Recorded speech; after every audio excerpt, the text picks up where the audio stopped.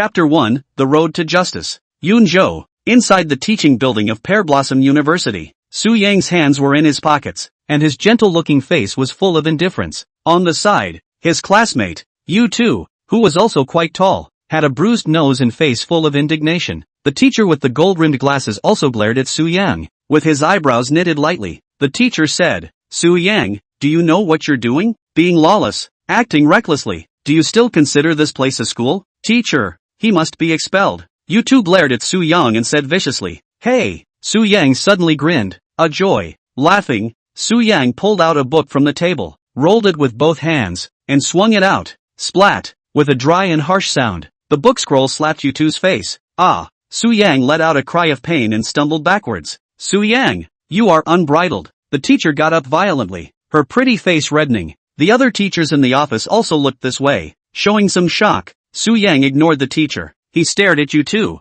the corners of his mouth curling slightly as he said, "This little punk molested a female classmate in class. What's wrong with me beating him up? Doesn't it make sense and is natural? What's the matter? Just because his father is a school board member, he can run amok here? I'm sorry, that's your reasoning, not mine. That's the way I am. I don't care who he is. Today it's moving fists. Tomorrow, it's helping this trash cut down the grass and get rid of the roots." Yu Tu was sitting on the ground, still confused, and couldn't reply now. "Su Yang, wait, I'll call your father." The teacher pointed his finger at Su Yang, his voice trembling. "Don't bother calling, that guy is coming." Su Yang glanced towards the window and faintly said. At the sound of his voice, the teacher subconsciously turned his head and looked out the window as well. At the entrance of Yua University, a black and gray Grand Cherokee stopped at the entrance with a piercing thud. Then, a man with a height of 2 meters, a red lotus flower on top of his bare head, and a mighty and powerful body, with upright features, like a lion-like man came down. The person who came is not the other person.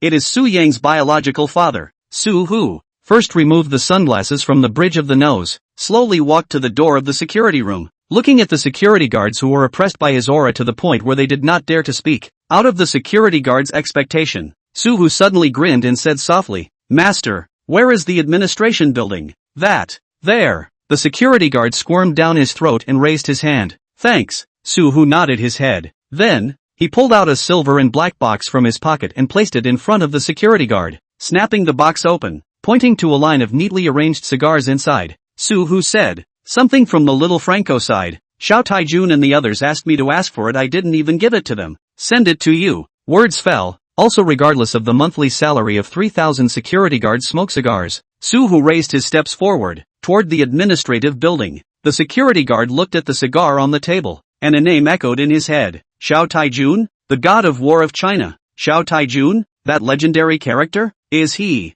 involved with a character like that? The security guard had the feeling of dreaming for a moment. Su Hu didn't care about the security guard and had already walked into the administration building. He looked robust, but his actions were sharp. In a few breaths of time, Su Hu went upstairs, stood at the classroom door, and saw his son Su Yang. "You are Su Yang's father?" The teacher looked at Su Hu, who stood in the doorway of an iron tower. His gaze trembled slightly. Yu Tu, who was sitting on the floor, and the other teachers in the office were also a little nervous at this moment. It wasn't his fault. Normal people were a little scared when they saw Su Hu. "Yo, who did my son hit again here?" Su Hu was happy, striding into the office. Seeing Su Hu walk in, the teacher gathered enough courage and stood in front of Yu Tu, facing Su Hu, biting her lower lip lightly. The teacher said, "You're the child's parent, right?" "I'm his father." Su Hu walked over to Su Yang and put his arm around Su Yang's shoulders. "Can you speak with a lower voice? Also, don't scare people as soon as you come in. Where do you think this is? This is a school. Don't bring your uncouth out." Su Yang glanced at Su Hu and said in a cold voice,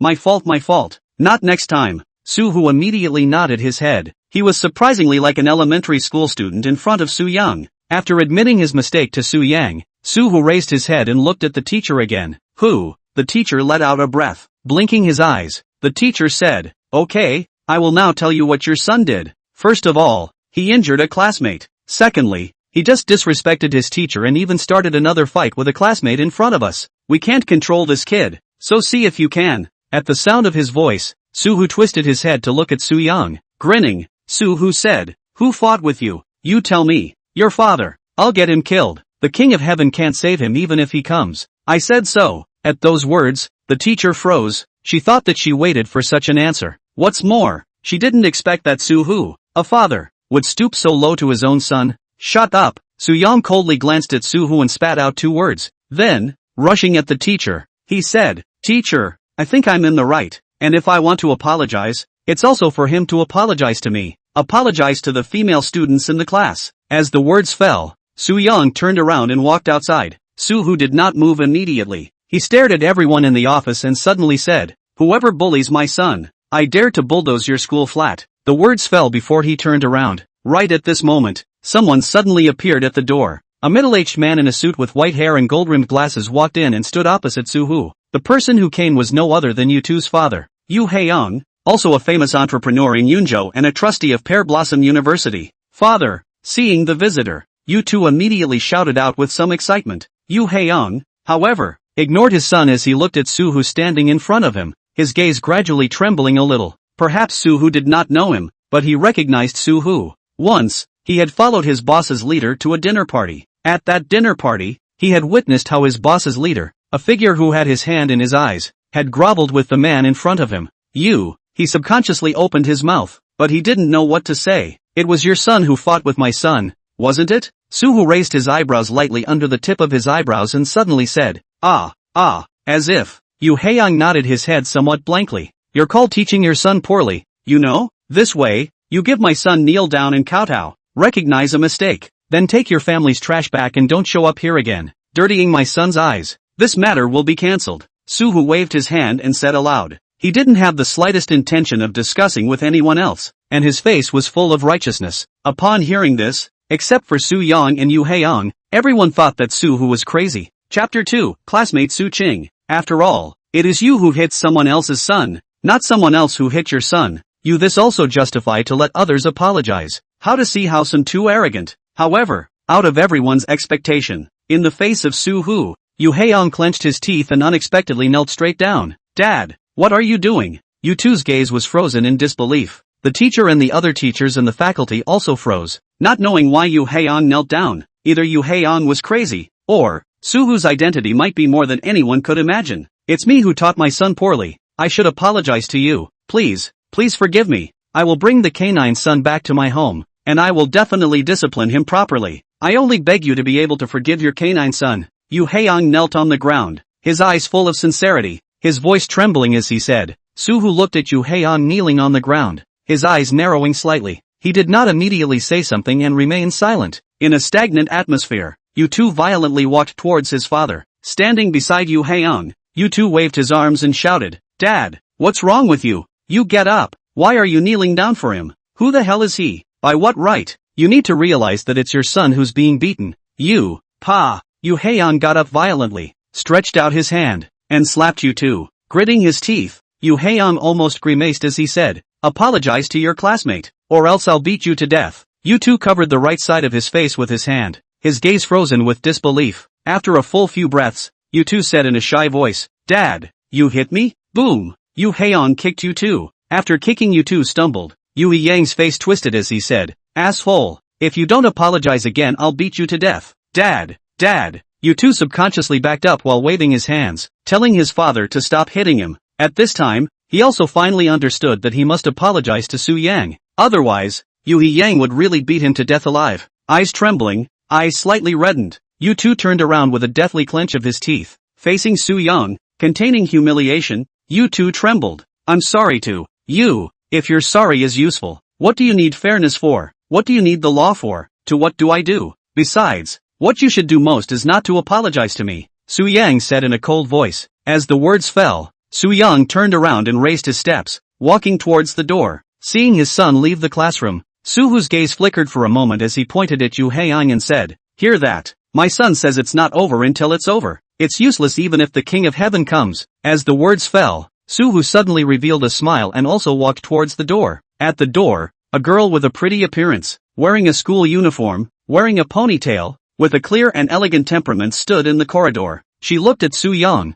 who had just walked out, with some anxious and worried emotions on her face. Seeing Su-young walk out, the girl subconsciously welcomed her. However, after Su-hoo also walked out of the classroom, because of Su-hoo's figure that was like a god or devil on earth, the girl suddenly stopped. "He's my dad. He doesn't bite." Su-young looked at the girls and said softly. He knew the girls, and even started a fight with you two because of the girls. Wow, who is this little doll? Do you recognize it? It can't be your girlfriend, right? Behind Su Yang, Su-Hu laughed when he saw the girl. At the sound of the voice, Su Yang's eyebrows knitted lightly, and he had the urge to turn back and give Su-Hu a punch. The girl's face swished red because she was shy. Don't mind him, he's just a mouthy guy. He can't speak normally, just take it as him farting. Su Yang rushed the girl. Of course the girl couldn't take her elder's words as a fart. She carefully looked at Su-Hu. After hesitating for a while, the girl softly said, "Hello uncle, my name is Su Ching." "Hello wow." Su-Hu nodded. Then he said, "It's a pretty doll, quite a match for my son. Come to the house for dinner sometime." At the sound of his voice, Su Yang finally got impatient and turned back to kick Su-Hu in the legs. Su-Hu's legs were like steel pillars, so naturally he didn't feel much. However, he still grimaced and showed a very painful look. Su Qing looked at Su Yang and Su-Hu with a feeling of being shocked. Growing up in an ordinary family, she had absolutely no way of understanding the way Su Yang and Su-Hu got along. "There's nothing wrong with me, you don't have to worry. Also, go back and tell your classmate that that guy shouldn't appear in front of her anymore," Su Yang said softly. As the words fell, he lifted his steps forward, passing Su Qing and heading directly down the teaching building. Seeing Su Yang walking forward, Su-Hu did not care about pretending. Straightening up, while walking forward, he rushed Su Qing and said, "Uncle didn't joke with you. Come to the house for dinner when you are free. Also, my son this person knife mouth bean curd heart. Speak without thinking when you don't take offense." After crackling his words, Su-Hu waved his hand at Su Qing in her somewhat dumbfounded gaze. Su Yang, who had already walked to the stairway, let out a roar. He, coming. Su-Hu responded to Su Yang without changing his face, almost as if he was bumbling along, completely lacking the domineering and peerless look he had in the classroom only moments ago. Su Qing stood in place, looking at Su Yang and Su-Hu's back, for a long time, before collecting her gaze in a trance. On the way home from school, Su-Hu drove the car and from time to time looked through the rearview mirror at his son sitting in the back seat. However, seeing that Su Yang did not have the intention to speak, he also did not dare to speak first, and could only keep quiet and silently drive the car to his home. In theory, with Su-Hu's connections and financial strength, it would be easy to get a single house in Shanghai. However, because Su Yang did not want to leave the place where he used to live, so he still lived with Su Yang in an ordinary flat. Stopping the car in the underground garage, Su-Hu followed Su Yang and went upstairs with his son. Open the door of the room. See Su Yang to walk into the room. Su-Hu cannot help but open his mouth. "Son, that, in 2 days is, I know, no need for you to tell me." Su Yang,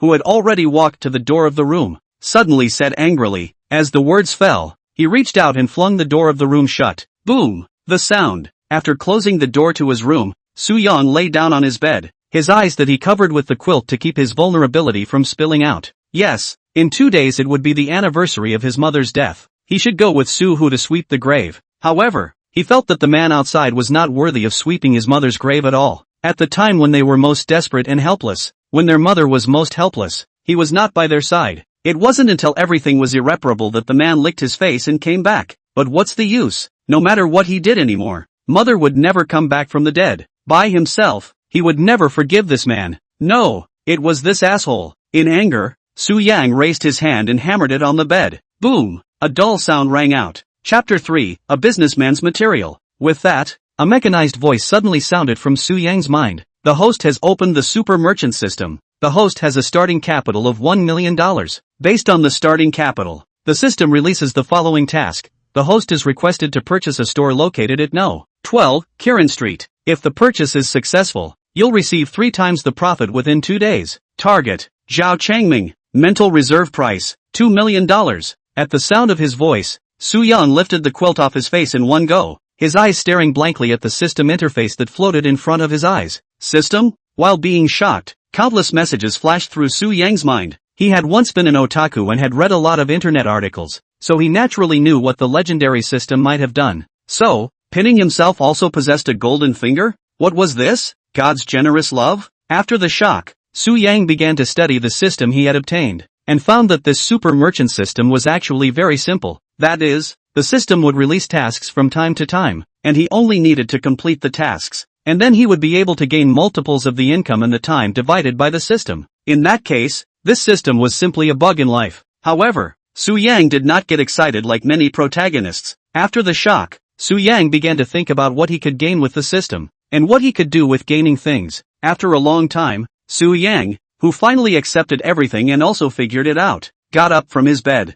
accepting the quest first. Then, opening the door to his room, he headed out. This just came back. Where are you going? Su, who sat on the sofa and was reading a fragrant magazine, seeing him walking towards the door, he subconsciously asked, I remember you said a while ago that you wanted to buy a villa in the neighborhood, right? Su Yang, who walked to the door to change his shoes, said in a cold voice, yes, because I have a few brothers who are coming over, and I sought to get them a place to live. However, are you caring about me? So you care about your dad too? Su, who subconsciously nodded his head, his eyes flickering as he said, can you not say these meaty words? Su Yang gave Su Hu a cold look. Then he said, if you're short of money, I might be able to help you think of something, but you'll have to pay me back. As the words fell, Su Yang, who had already changed his thanks, directly closed the door and left the room. Su Hu sat on the sofa, and when he heard the words, he subconsciously opened his mouth. Because Su Yang left too quickly, he did not have time to speak. Looking at the closed door of the room, somewhat helplessly rubbing his nose, Su Hu muttered to himself, what money am I lacking?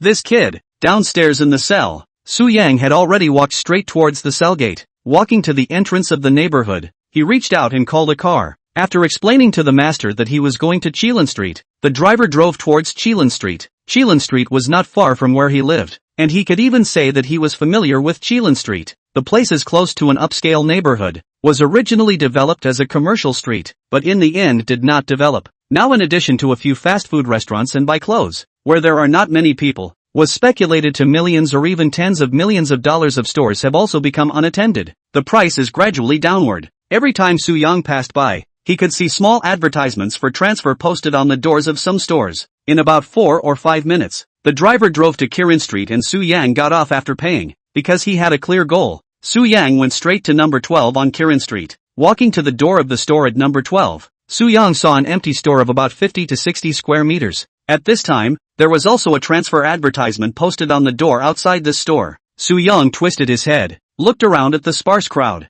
then took out his cell phone and dialed the other party's number according to the cell phone number on it. Hey! The call was quickly answered and Su Yang opened his mouth to greet the other party. You are? A male voice rang out from the other side. I'm here to see the facade. I want to ask if you're selling this store? If you want to sell, let's meet and talk, and sign the contract if the price is right. Su Yang said. I'll be right there. The person on the other side was very attentive. The words fell and hung up the phone. Su Yang stood still, did not wait for much time. A middle-aged man wearing a leather jacket, clamped bag, sunglasses, big gold chain came this way. Seeing that Su Yang was a student, the middle-aged man froze for a moment, but soon, a smile piled up on his face again. Smiling and stretching out his hand at Su Yang, the middle-aged man said aloud, you are here to buy a store, right? My name is Zhao Changming. Just call me Old Wang. Su Yang raised his head and shook hands with Zhao Changming after glancing at him. Then, softly, he said, it's me. My surname is Su. Su Yang, you can just call me Xiao Su. Let's find a place to sit. Zhao Changming raised his hand and smiled. Sitting is not a good idea. Talking business should be quite simple. I'll say a price. You feel it's suitable and then it's a deal. Su Yang said. Zhao Changming sniffed and froze, but did not expect Su Yang to say the words so readily, even with a child playing house. With his eyes flickering, Zhao Changming revealed a smile again and said aloud, okay, then what price did you say? When I came here, I also understood the price of stores on this side of Chilin Street, roughly around $2 million, but in the past few months, I've only managed to get one single. This store of yours isn't considered a prime location, but I'm interested in it. I can give it up to $2 million. Su Yang flatly and directly said, brother, you're joking, $2 million? This store was $1,800,000 when I first took it. You're looking down on me by giving me $2 million now. This money is more than that even if I buy some financial products. Zhao Changming shook his head as if what Su Yang said was really a joke. $2 million? I can give it to you now, as long as you sign the contract. Su Yang said in a cold voice. $2.5 million. If you're willing, let's talk about it in detail. If you're not, let's not talk about it. Zhao Changming waved his hand with a somewhat impatient look. Mr. Wang, I'm not in a hurry. I bought this facade as an investment, but you've been holding this facade in your hands for 2 or 3 years now, right? You should know its value best. Su Yang said indifferently. As the words fell, Su Yang turned around and headed straight for the road. Zhao Changming stared at Su Yang's back, his eyes flashing madly. Su Yang was right, even hitting him squarely on his dead center. In the facade in his hands for 2 or 3 years did not move. Rent cannot be rented out. Sell cannot be sold at a reasonable price. is equal to 1,800,000 lying here for 2 years in vain. As a businessman, his heart is dripping blood every day. Even on the current situation, the facade has the possibility of further price reduction. However, selling this facade just like this, Zhao Changming felt a bit unwilling. Wait. After a few breaths of time, Zhao Changming finally spoke. At the sound of his voice, the corner of Su Yang's mouth, who had already walked to the side of the road, curled up slightly, revealing a smile like that of a small fox. Turning around in a dashing manner, he walked back in front of Zhao Changming. That, I said. Zhao Changming tried to say something, but didn't wait to finish his words. Su Yang raised his hand and a bank card was placed in front of Zhao Changming. Still smiling, Su Yang said, $2 million, take it. Zhao Changming looked at the bank card placed in front of him and froze for a moment. A moment later, he raised his head and locked eyes with Su Yang. After a long time, Zhao Changming extended his hand and took the bank card. The corner of his mouth curled up slightly. Zhao Changming sighed. Young man, a business material. Chapter 4, a movie ticket. You're welcome, it's just a matter of getting what you need. Su Yang smiled. Su Yang still signed the contract with Zhao Changming and got the 12th store on Shilin Street. However, it would take some time to verify the authenticity of the system. Within 2 days, if the stores on Shilin Street could really increase in price, it would prove that the system had not lied to him. The next day, Su Yang went to school as normal. It looked no different from the usual days. However, Su Yang still noticed some subtle changes. For example, the number of people who greeted them with a big smile became less, but the number of gazes they attracted became more, and many of them openly and secretly sized themselves up as if they had seen some fresh species. Su Yang did not care about the eyes of the onlookers. He was used to doing what he wanted, and he did not have many friends. Just as if the people around him did not exist, Su Yang honestly went to class and got out of class. Around 6 o'clock in the afternoon, Su Yang walked out of the classroom with his backpack, ready to go home, followed the flow of people forward, down the stairs and headed for the school entrance. Su Yang? A subtle voice suddenly rang out from behind Su Yang. Upon hearing the voice, Su Yang turned his head, and saw Su Qing standing behind himself, his hand clutching his skirt,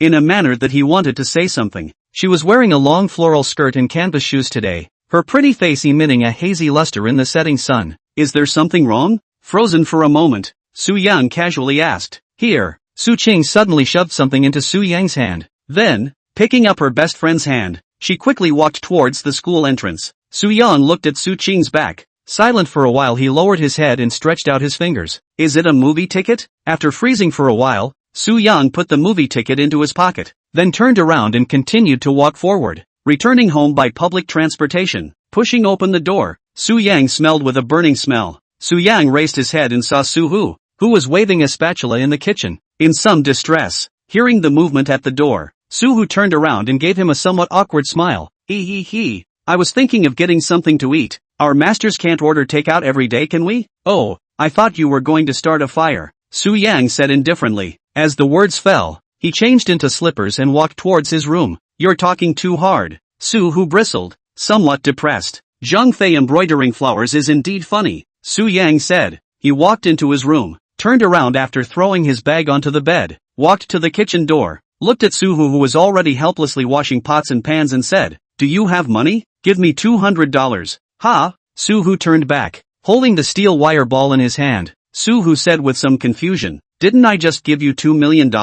Spent it all? Aha! Su Yang nodded his head. What did you do to spend it all? This is too much, Su Hu couldn't help but say. He thought that he had spent a lot of money, but even when his own brothers were together, they hadn't spent $2 million in a few days. Su Yang's spending speed was really beyond his expectations. Just say you give or not. Su Yang's eyebrows knitted lightly, too lazy to talk nonsense with Su Hu. Give. Su Hu subconsciously nodded his head. He didn't dare to piss off Su Yang again. Don't let this kid ignore himself for another week. Where would he go to cry? Throwing the steel wire ball into the sink, untying his ill-fitting apron, and wiping his hands clean, Su Hu pulled out his wallet. Picking at his wallet, Su Hu pulled out a card and handed it to Su Yang. There is $100,000 in the card. You can use it first, Su Hu said. Su Yang took the card and put it in his pocket before walking towards the living room. Su Hu followed behind Su Yang, hesitated for a while, but still couldn't help but say, Can you say where the money was spent? Su Yang was sitting on the sofa,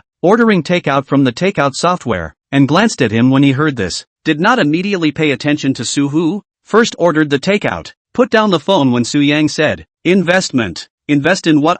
What can you invest in at this young age? Besides, I don't need you to make money. You just go to school properly, make money, and the life of the matter are I to deal with it. After Suhu froze, he nagged and said, he did not ask Su-yang to invest in what. Also do not care about the 2 million cannot be recovered. For him Su-yang's future is the most important. He does not want Su-yang to put too much energy on the things he should not do now. You don't believe me? Su-yang raised his head and glanced at Su-hu. Of course I believe in you. I support you in whatever you do. I'm just saying that. Just, don't think it's necessary. Su-hu immediately shook his head and stumbled. Then not on the line? When I make money from my investment, I'll share it with you. Su-yang said. That doesn't matter. As long as you're happy. Even if you lose money, it doesn't matter. At least, accumulate some experience? Su-hu smiled and said. Seeing Su-yang's resolute attitude, he had already given up the idea of convincing Su-yang. Anyway, he didn't intend to let Su-yang make money, so it didn't matter if he lost a few $1,000,000.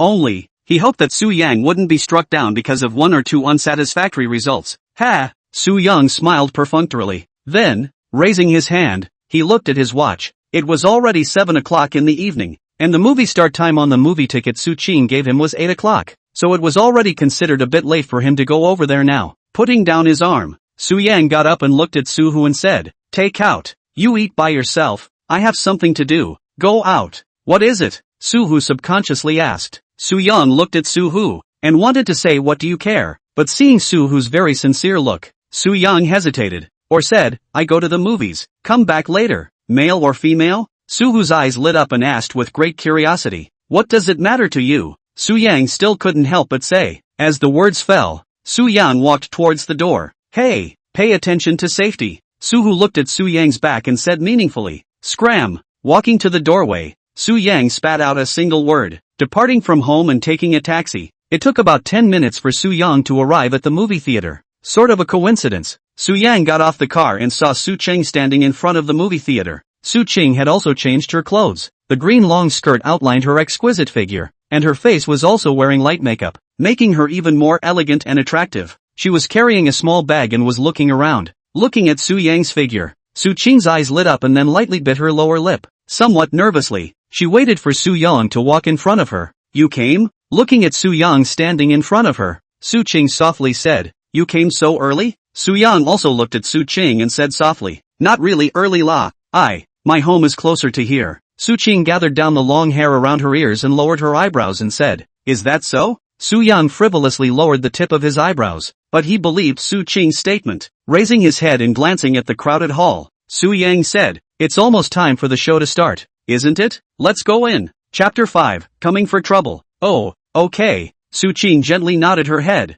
her voice softly saying. Seeing Su-yang raising his steps, she followed behind him and walked towards the movie theater together. Walking into the movie theater, Su-yang went to buy a bucket of popcorn and Coke, walked back to Su-ching's side, and went to line up for tickets with her. Probably because there were a lot of people around, Su-ching remained silent. Walking into the theater, Su-yang and Su-ching naturally sat together and began to watch a youth-themed movie whose quality was not really good. After watching the movie, Su-yang and Su-ching walked out of the movie theater together. Following the crowd, Su-ching finally spoke. Su-yang, yesterday, the movie was good. Perhaps it was a coincidence that Su-yang also spoke, interrupting Su-ching's words. At those words, Su-ching froze for a moment. A moment later, Su-ching smiled and said in a soft tone, No matter what. Thank you. Thank me for what? It's you who invited me to watch a movie. Su-yang said indifferently. At this time, the two had already walked to the entrance of the movie theater. Su-ching stopped walking, turned around, and looked at Su-yang. After pondering for a while, Su-ching said, You're a good person. Su-yang, this is the good guy card, right? Su-yang said in a joking tone. Ha ha. Su-ching laughed with a smile like a flower. She covered her mouth and her curved eyes seemed to have stars in them. Su-yang looked at Su-ching and also curled the corners of his mouth and smiled. Brother, you've made me search a lot. Suddenly, an icy voice rang out from the side, causing Su-yang's expression to slightly freeze. Upon hearing the voice, Su-yang turned around, and saw Zhao Changming standing not far away, as well as several strong men standing behind him. Su-ching also raised her head and looked towards Zhao Changming. Under a slight tremor in her gaze, Su-ching subconsciously grabbed Su-yang's arm. It's alright. Su-yang reached out and patted Su-ching's arm. Raising his head, Su-yang looked at Zhao Changming again. Eyes flickering, Su-yang, who had already realized something, said, It seems like Zhao is here to find trouble with me? Ha! Zhao Changming class grinned and laughed. He twisted his head and looked at the crowd that was gradually dispersing. Raising his hand, he lit a cigarette, slowly taking a mouthful of smoke at the same time. Zhao Changming slowly said, I, Zhao Changming, also did not expect that I also have a humane time. What is this called? The goose is pecked by the wild goose? Business is like this. There are winners and losers. There are back and forth is called business. No one can always make money. Su Yang smiled and said, however, he added in his heart, maybe besides me? This morning's news, a subway line is going to be opened near Kirin Street. If it is confirmed, the stores on Kirin Street will go up at least 3 times. This is not a matter of come and go, lose and win. This is empty gloves. It's drinking my blood. However, I'm curious. How did you know in advance that a subway line would be opened near Kirin Street? Zhao Changming narrowed his eyes and asked with some confusion. Su Yang did not respond to Zhao Changming immediately. He looked towards Su Qing and rushed to her first. You go back first and give me a call at home. When Su Qing heard this, her gaze flickered down. After hesitating for a moment, Su Qing gently nodded her head. However, before she turned around, the several strong men standing behind Zhao Changming suddenly surrounded them and blocked the way. Seeing this, a touch of coldness grew in Su Yang's eyes. He turned his head to look at Zhao Changming, his tone gradually turning cold as he said, what do you mean? What do you want? Nothing much, it's just that I want to invite the two of you to have a meal together, and I hope that the two of you will honor me with your presence. Zhao Changming smiled and said, she is my friend and has nothing to do with this matter, Su Yang said in a cold voice. Zhao Changming did not look at Su Yang and suddenly fell silent. After a few seconds, he raised his chin at a burly man. Seeing this, the burly man raised his steps forward, walked to Su Yang's side, and stretched out his hand. Give me the stuff and you guys can leave. We don't owe each other anything. Zhao Changming smiled. Su Yang knew what Zhao Changming was talking about. The contract. He wanted to break the contract, wanted to take back his store, and anger arose in his heart. However, Su Yang did not show it. Maintaining a calm demeanor, Su Yang said, what if I don't give it to you? In broad daylight, with a clear sky, what can you do to me?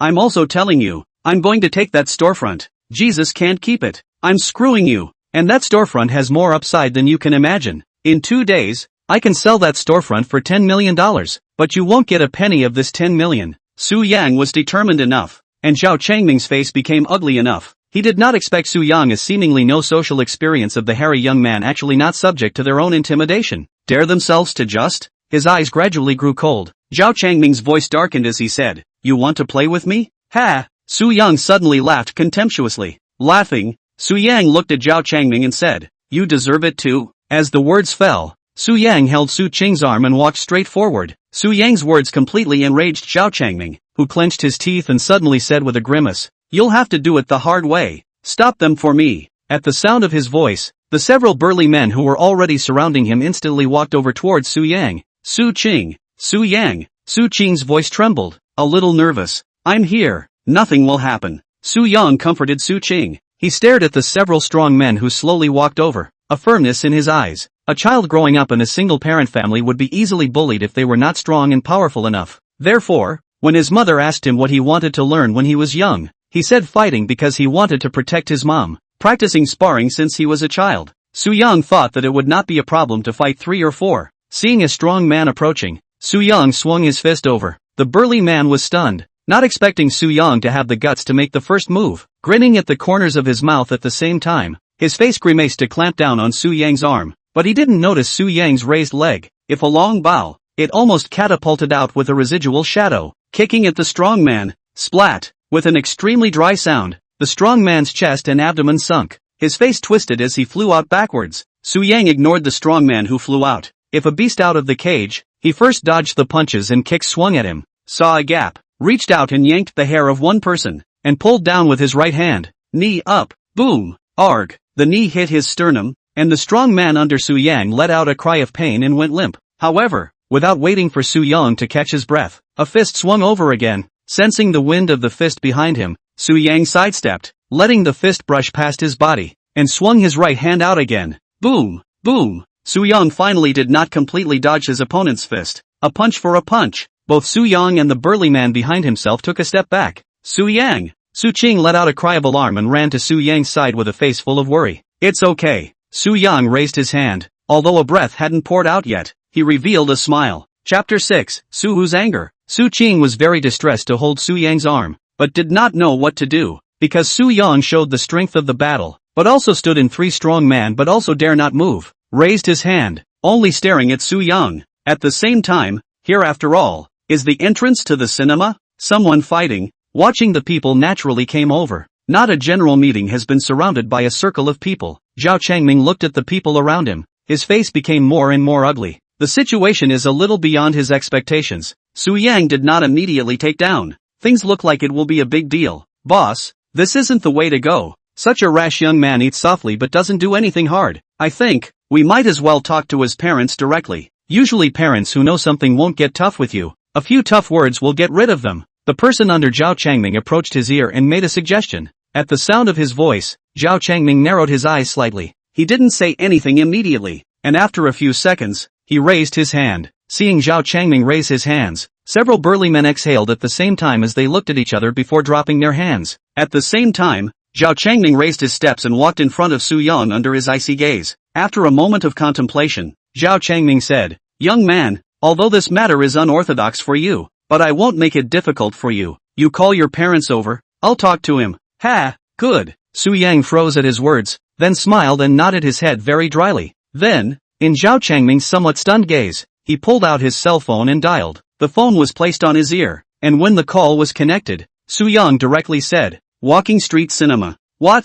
On the opposite side, Su Hu, who was eating takeout, was a bit bewildered. "Your son was bullied," Su Yang faintly said. As the words fell, Su Yang hung up the phone and smiled at Zhao Changming, who was still a bit stunned. "Your father is a little bit of a head? Suspicious?" Zhao Changming asked tentatively. "Not much, more than enough to kill you," Su Yang said with a smile. Su Yang's home just hung up. The Su Hu violently got up. Close to 2 meters tall, stands in the room as a god and devil. At this time, this god devil's body was steaming with a ferocious aura. A moment later, Su Hu slid his cell phone screen and dialed out a call. While walking towards the door, Su Hu yanked his voice and roared at the people across the street. The movie theater on Pedestrian Street. "Bring people to the old man surrounded. Run out an ant. I'll chop you into stuffing." At the end of the sentence, Su Hu, who had already walked to the side of the car, threw his cell phone into the car. Raising his foot on the car, he started the car, kicked the gas pedal, and the specially modified Grand Cherokee let out a roar like a lion's roar.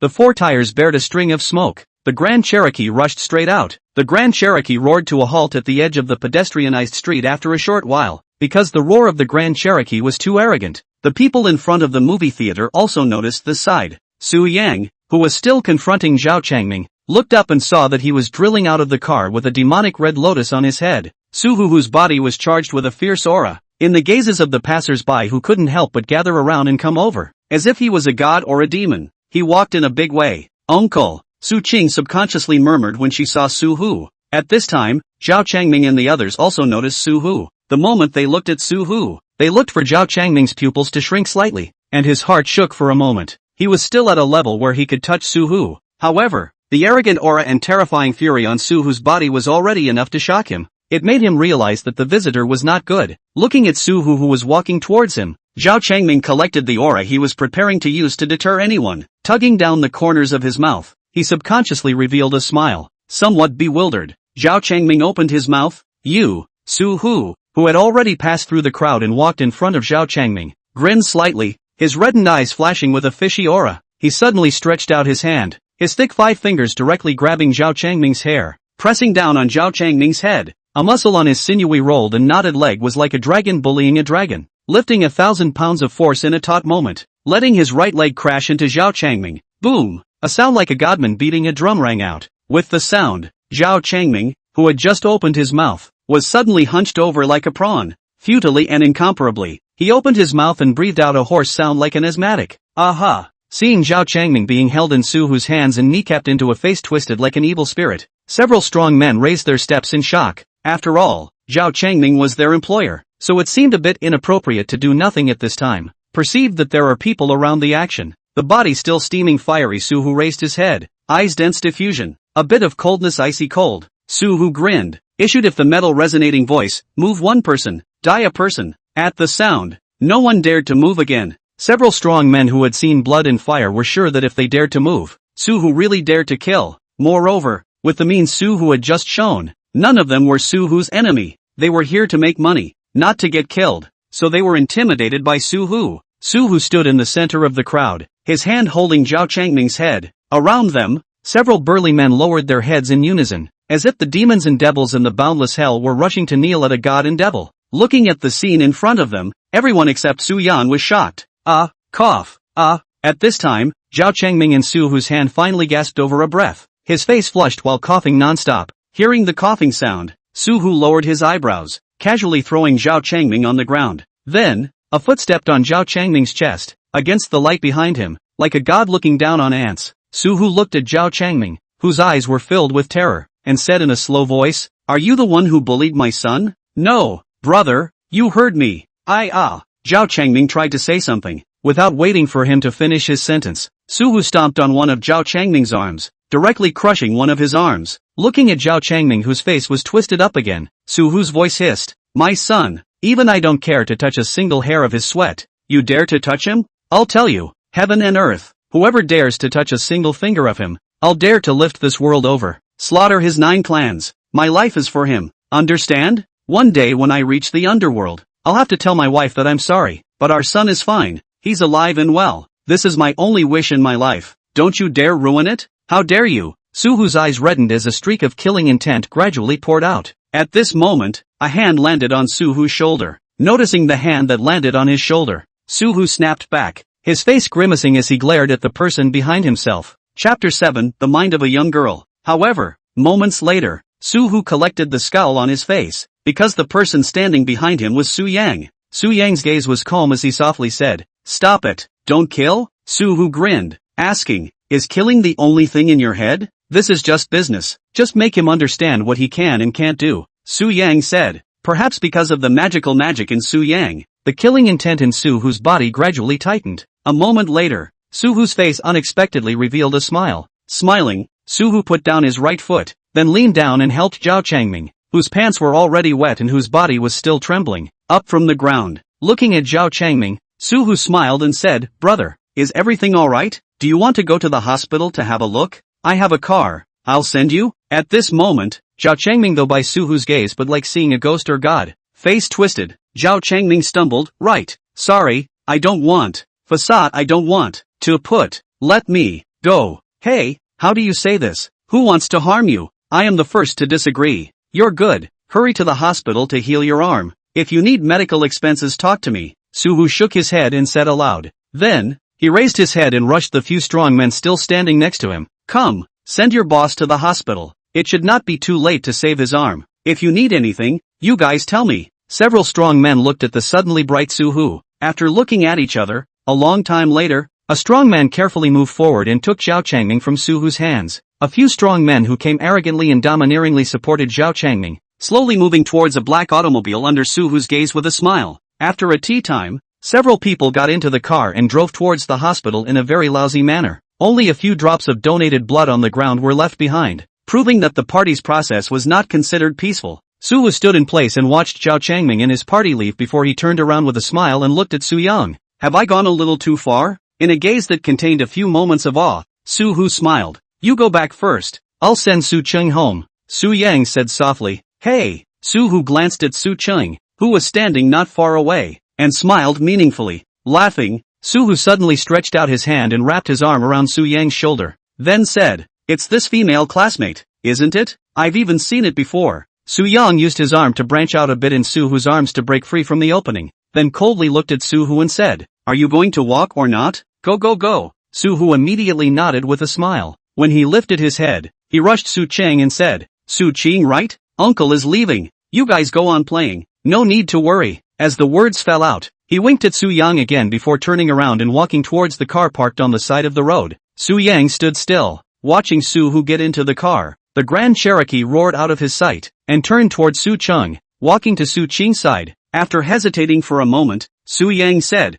"I'm sorry, my matter has dragged you into this, letting you be frightened. It's fine." Su Cheng shook her head, revealing a smile. "That's good. Let's go. I'll send you home." Su Yang said, "Good." Su Cheng gently nodded her head. The duo walked forward together, passing by some people who still couldn't help but look at them. Walking to the side of the road, they called a cab, and Su Yang got into the car with Su Cheng. In the car, Su Cheng looked at Su Yang with a desire to speak. "Uncle Fong just." Moments later, Su Cheng hesitantly opened her mouth. "He's a bit mentally abnormal. Just treat him as a lunatic. don't care about him, Su Yang faintly said. Actually, Uncle is quite good. I can feel out that he really cares, Su Qing said with a serious face. You go back and have a good rest. Say hello to Uncle and Aunt for me. Su Yang didn't intend to dwell too much with Su Qing on the matter regarding Su Hu, and immediately digressed. Aha! Su Qing gently nodded her head and gave a very well-behaved him. Next, after a period of silence, Su Qing opened her mouth again. By the way, a few of my classmates still asked me to thank you for standing up for them in yesterday's matter. Su Yang pressed down the car window,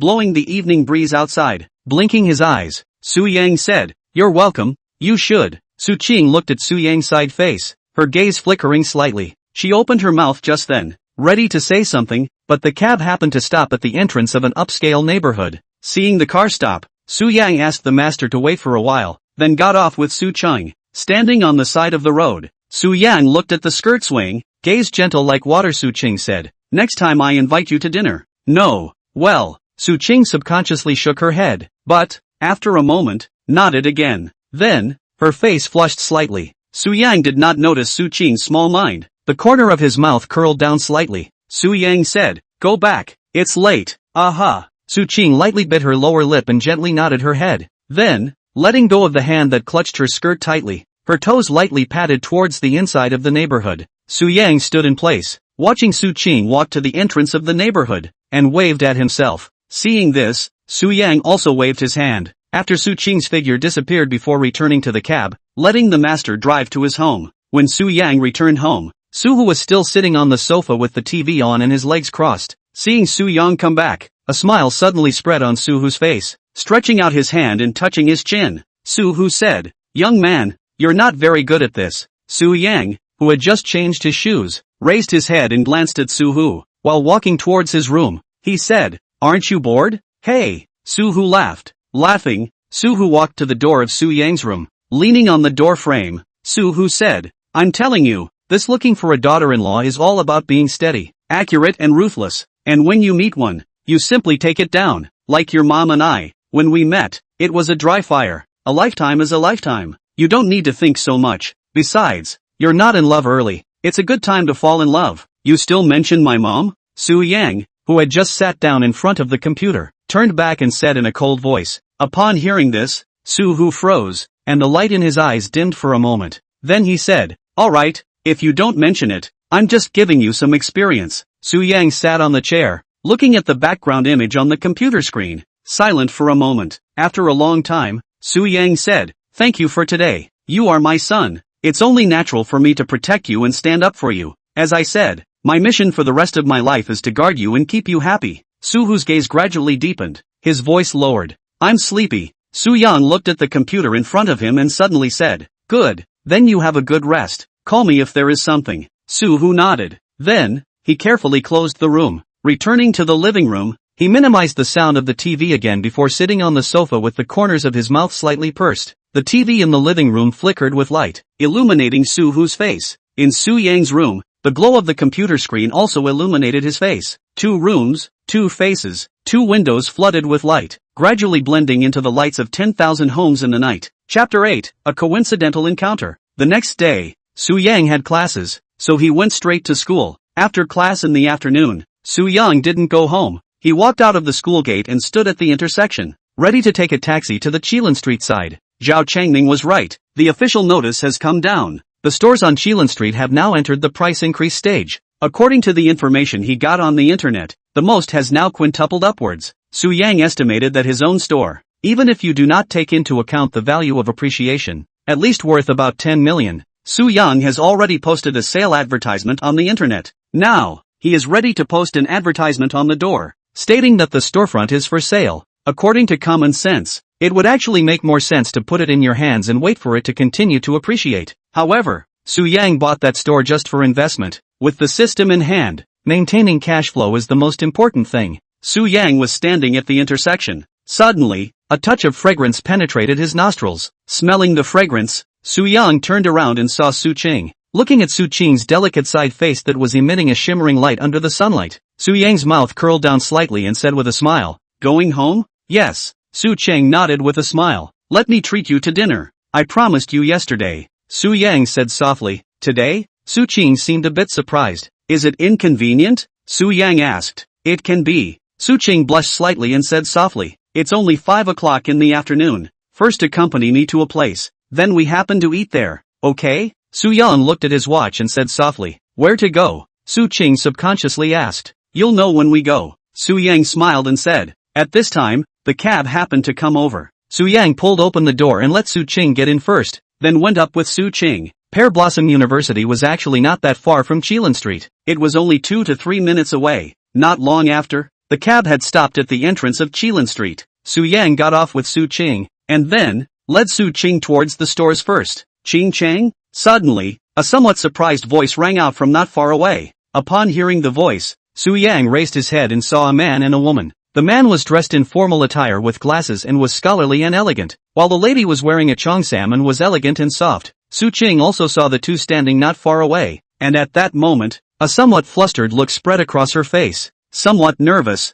Su Qing subconsciously said, Dad? Mom? How are you guys? Here? That's right. The duo that appeared here were none other than Su Qing's parents, Su He and Fang Yun. At the sound of their voices, Su Yang froze, a somewhat surprised look spreading across his face. He also did not expect to run into Su Qing's parents here. At this moment, Su Qing's parents, however, did not pay any more attention to their daughter. Their gazes all fell on Su Yang, looking him up and down. Dad, Mom, this is my classmate. We just happened to run into each other on the road. Su Qing looked at her parents and explained somewhat nervously. Good uncle, good aunt. Su Yang was also a little nervous, but he didn't reveal it, only gently nodding his head, respectfully greeting Su Qing's parents. Oh, hello. Su He also nodded at Su Yang. Hello. Fang Yun smiled faintly. The duo still sized up Su Yang. A moment later, Su He said softly, we came here to see if there are any suitable storefronts we can rent. What are you guys doing here? I thought you had already gone home. Su Qing momentarily did not know how to explain to her parents. She had been a good girl since she was a child, and had never thought that she would one day be with a boy and be bumped into by her own parents. I'm the one who brought Su Qing here. Before, Su Qing did me a favor. I wanted to treat her to a meal. Su Yang stood out and looked at Su Qing's parents and said. Upon hearing this, Su He and Fang Yun both froze. Neither of them had thought that Su Yan looked so calm and, moreover, dared to take the initiative to stand out and take responsibility. The corner of his mouth curled down slightly. Su He said, 2 people having a meal together is not a big deal. Your mom and I often ate together when we were young. Dad, it's not what you think. Su Qing subconsciously shook her head. Then how was it? Su He asked with a nonchalant smile. Su Qing, however, did not know how to explain. No need to explain. You guys go eat. When I finish my business and call you, you can just come home with us. Su He looked at Su Qing and said. As the words fell, he waved his hand, signaling that Su Yang and Su Qing could leave. Then, he pulled out his cell phone and began to make a call. Seeing this, Su Yang twisted his head and looked at Su Qing. Hesitating for a moment, Su Yang said, why don't I invite you to dinner another day? It's okay, they just don't know I'm coming this way. Su Qing lightly bit her lower lip and whispered. As the words fell, she quietly glanced at her own mother again before turning around. Su Yang raised his head and looked at Su He. Seeing that he had already picked up his cell phone, he turned around as well. Just as he turned around, the cell phone in Su Yang's pocket suddenly rang. Slightly stunned, Su Yang lifted out his own cell phone and answered the call while walking forward. Hello? Hello? He and the person on the other side opened their mouths almost simultaneously. And then, Su Yang froze. Su He and Fang Yun, who were standing behind Su Yang, also froze. Su Yang held his cell phone and used a few seconds to determine that the voice came from behind. So he slowly turned back and looked at Su He and Fang Yun who were still standing in the same place. At this moment, Su Qing also sensed something and turned her head to look at Su Yang. I hit the wrong person? Su He still thought it was a coincidence. He looked at his cell phone, trying to make sure that the number he called out was correct. Su Yang looked at Su He. The corners of his mouth pursed down slightly as Su Yang said, Uncle, may I ask if you are here to rent a storefront? Su Yang's words caused Su He and Fang Yun to freeze again. Since Su Yang mentioned the storefront, they were certain that the call was correct and that the storefront really had something to do with Su Yang. The duo looked at Su Yang together. Under a light frown on his brows, Su He opened his mouth and slowly said, Is that facade I saw on the internet yours? Or, did your parents leave your phone number behind? Facade? What facade? Su Qing still didn't know what had happened. She subconsciously looked at Su Yang and asked, Ha! Su Yang laughed. Laughing, Su Yang rushed at Su Qing. It's like this. I have a facade here. Maybe uncle and aunt just happened to see it to rent it. That's why the coincidence of the party happened. Through Su Yang's explanation, Su Qing finally realized that it happened. However, she did not realize what it meant for Su Yang to own a storefront here. After thinking for a while, Su Qing said, "So, you want to talk to my parents and my mom and them? Business matters? No need." Su Yang gently shook his head. Then, he rushed Su Qing's parents and said, "The facade is mine. If you want to rent that facade then just talk to me." Chapter 9, Just talk to me. The facade is yours?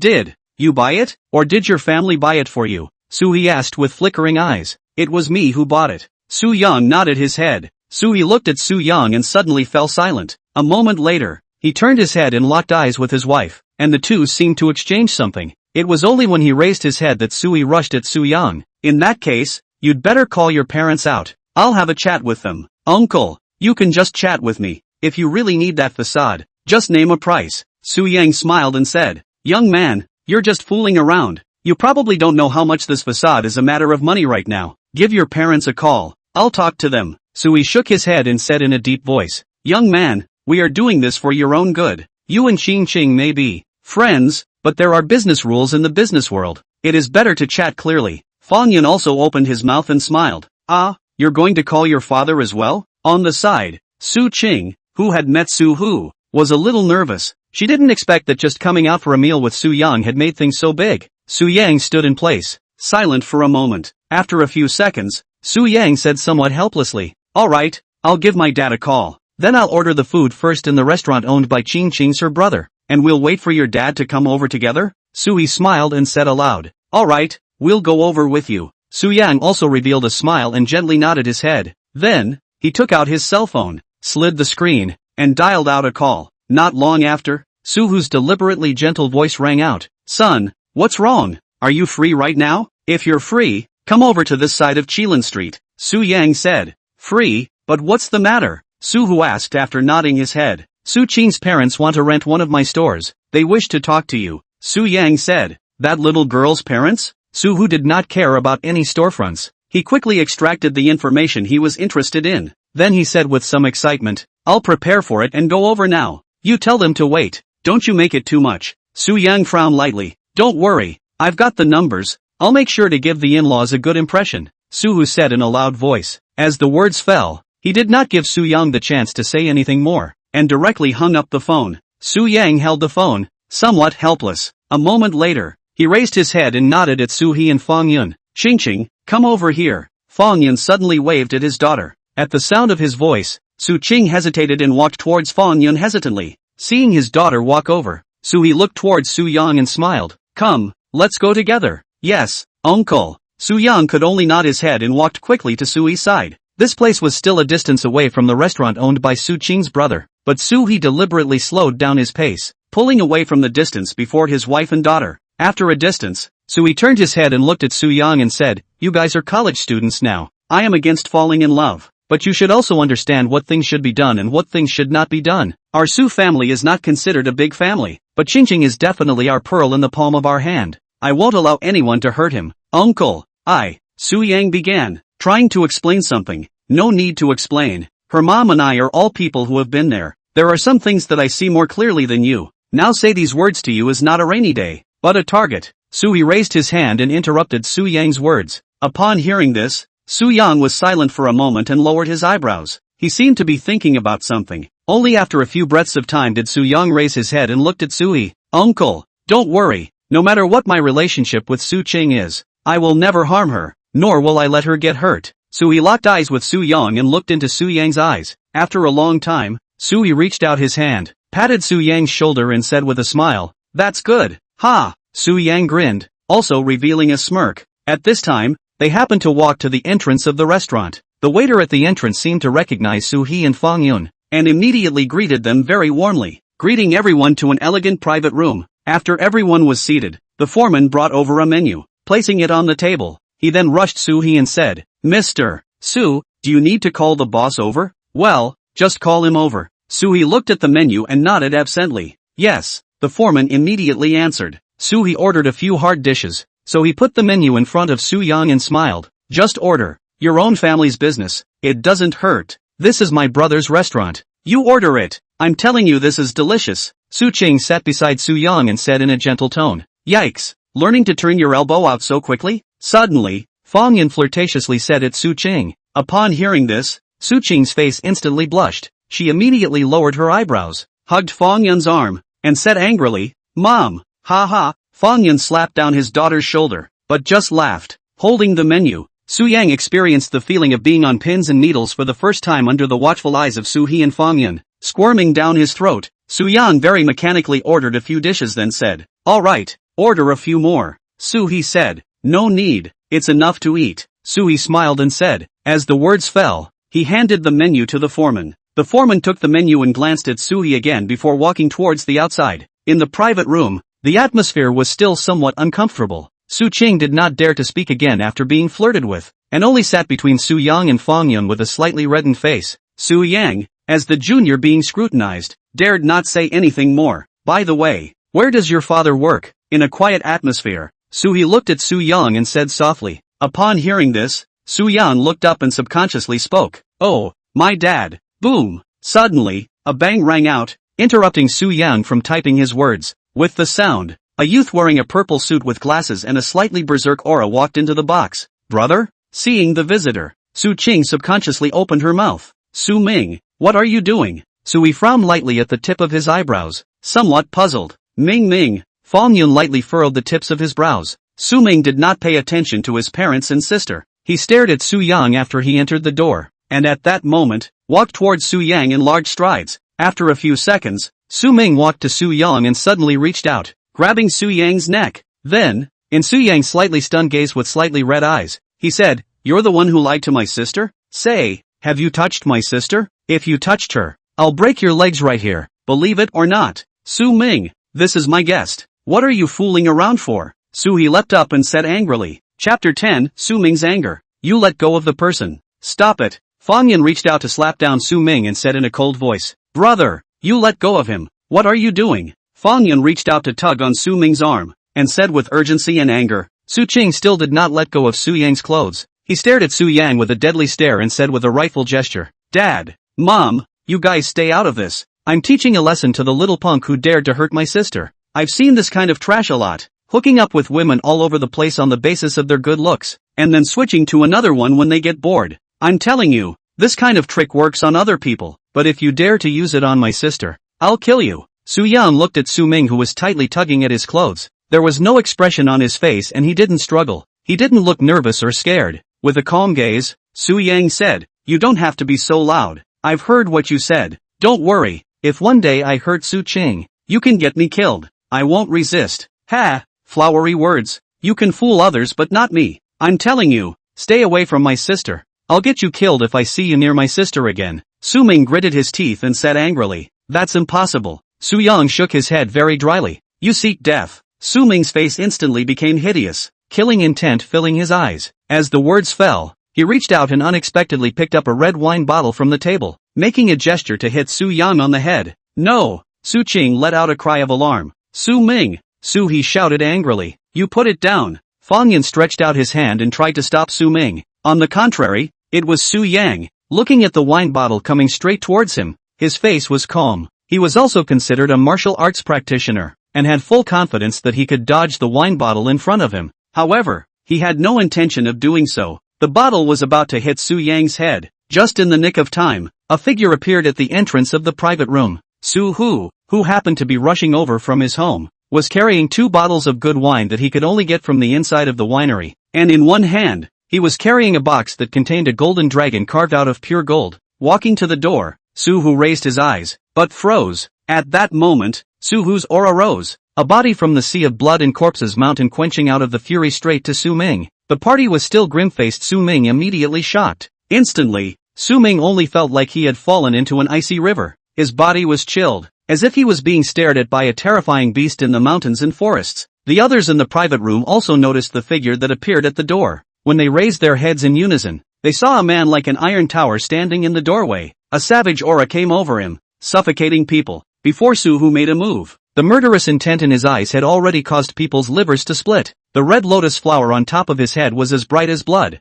Surprisingly, it was vaguely exposed to red light. Pa! Su Hu directly threw away the good wine and golden weapon in his hand. Immediately after, he went up, like a falcon pouncing on a lamb. As he rushed towards Su Ming, he roared, looking for death? Being hit by Su Hu's vaporized aura. In an instant, Su Ming's liver and guts cracked. Both stalks trembled. At this moment, he was like a mole cricket facing a bloodthirsty beast. The moment he was targeted by Su Hu, he would die without a chance of survival. Wait! He opened his mouth and let out a sharp voice, trying to say something. Su Hu did not pay any attention to Su Ming. In his opinion, the moment Su Ming dared to touch Su Yang, he was already a dead man. Gripping Su Ming's neck with his right hand, he slammed Su Ming, whose face instantly turned red, against the wall. Boom! With a thud, Su Hu's right hand exerted force and was about to strangle Su Ming. No! Reacting, Sui suddenly got up and let out a trembling voice. No dash! Fang Yun subconsciously reached out his hand at his son, his voice filled with panic. Uncle!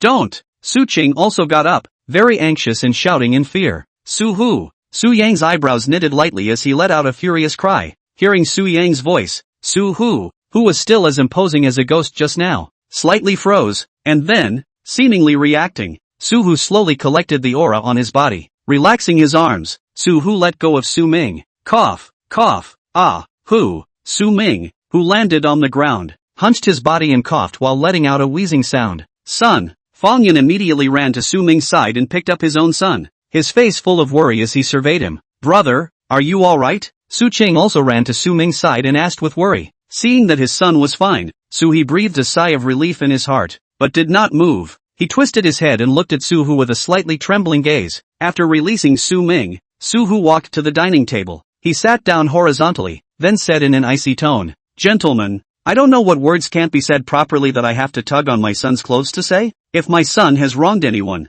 I will put my life here today and compensate you all. But if he's treated like this for doing nothing, he can't live with me. I'm a man of honor. I recognize Su Qing as my daughter-in-law.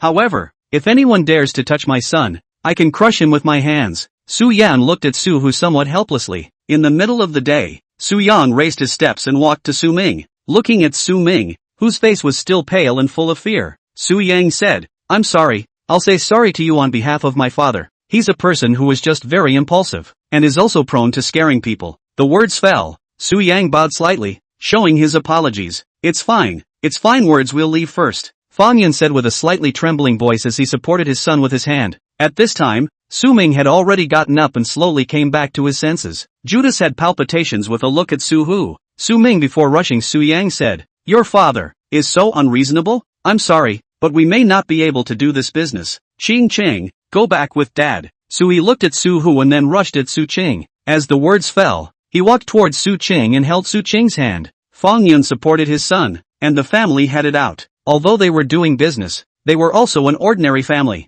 They didn't dare to mess with, and wanted to mess with people like Su Hu. Right now, Su He and Fang Yun only wanted to get as far away from Su Hu as possible.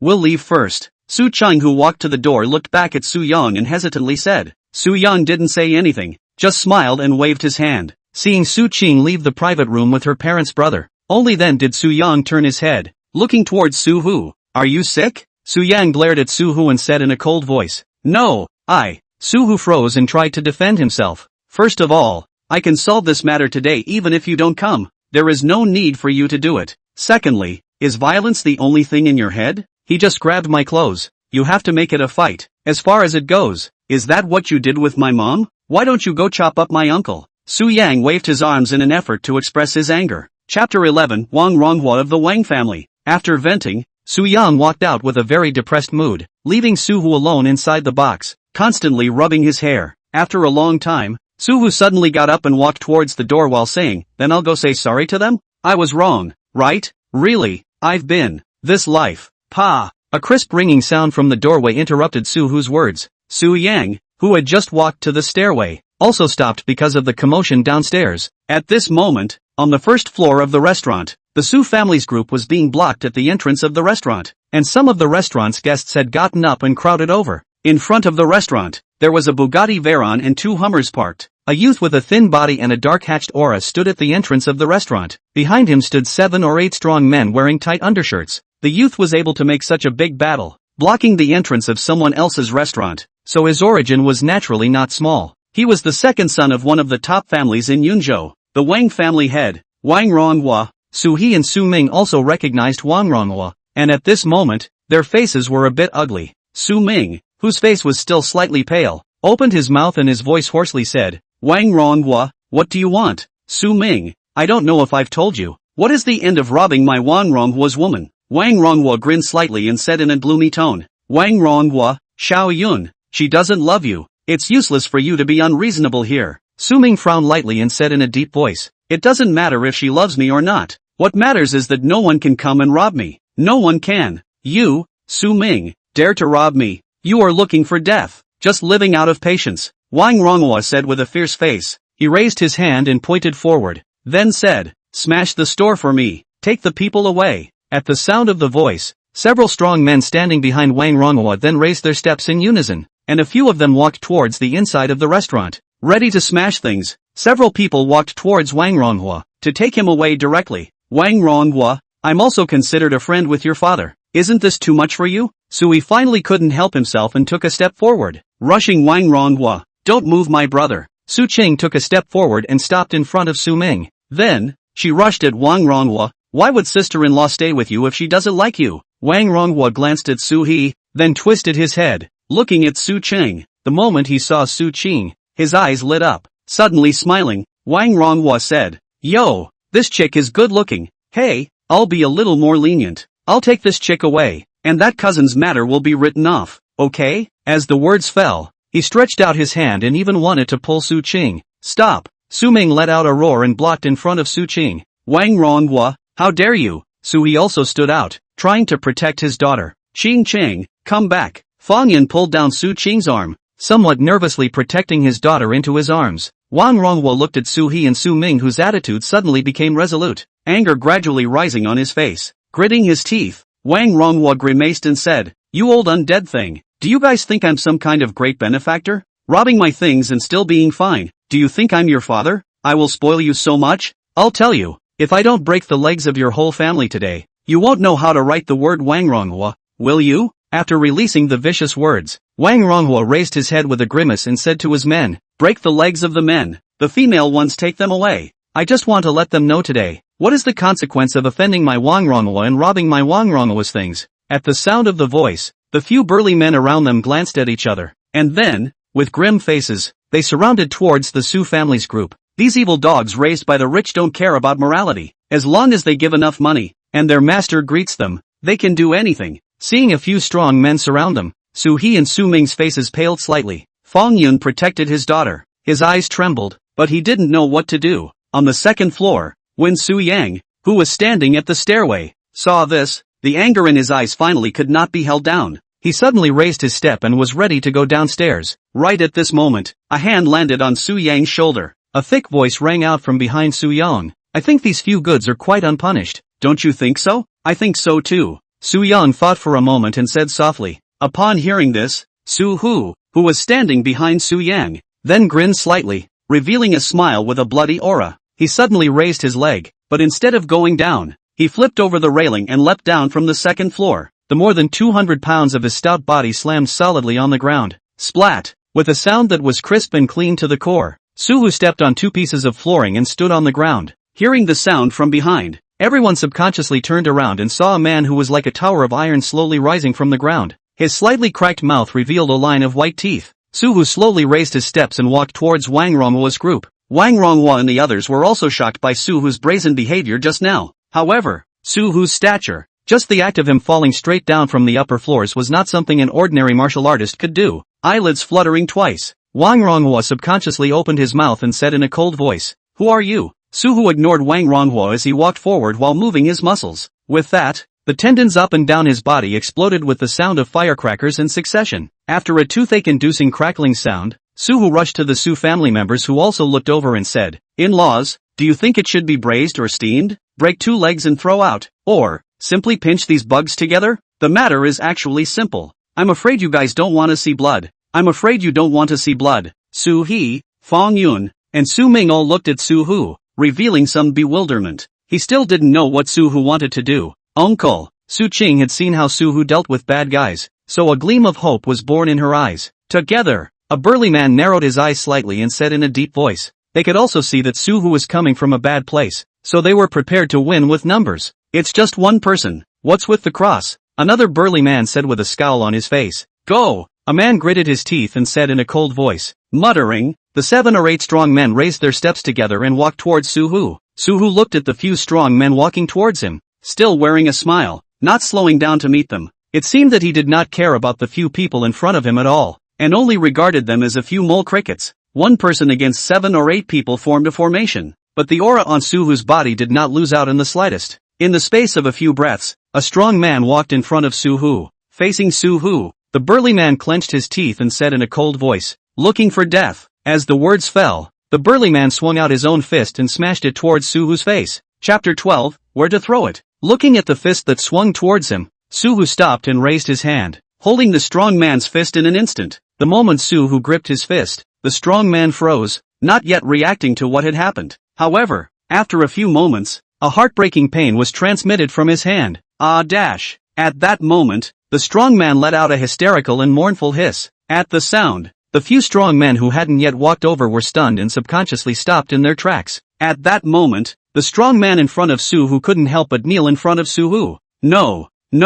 Because of the unbearable severe pain, the strong man subconsciously shook his head, trying to beg for mercy. Suhu did not pay any attention to the strong man. In an instant, Suhu's 5 fingers suddenly closed. With that, it was as if he was holding a ball of soft mud. Suhu unexpectedly crushed the strong man's right hand alive, only to see blood spraying. Flesh and mud flowed out from Suhu's fingers. In an instant, everyone was shocked by the brutal scene in front of them. At this point, Suhu slowly loosened his hand, with a bloody atmosphere that permeated the 9 specters and continued to walk forward. Suhu in front of a few strong men. But, see Suhu forward. They subconsciously backward. One person forward. Several people back. Unknowingly, a few strong men retreated to the entrance of the restaurant. Standing around Wangrongwa, in front of Suhu, the Su family line also stepped aside. At this moment, their expressions were all a little complicated. After all, it was only in the private room that something unpleasant had happened, but now Suhu had come out to save them. Eyes flashing,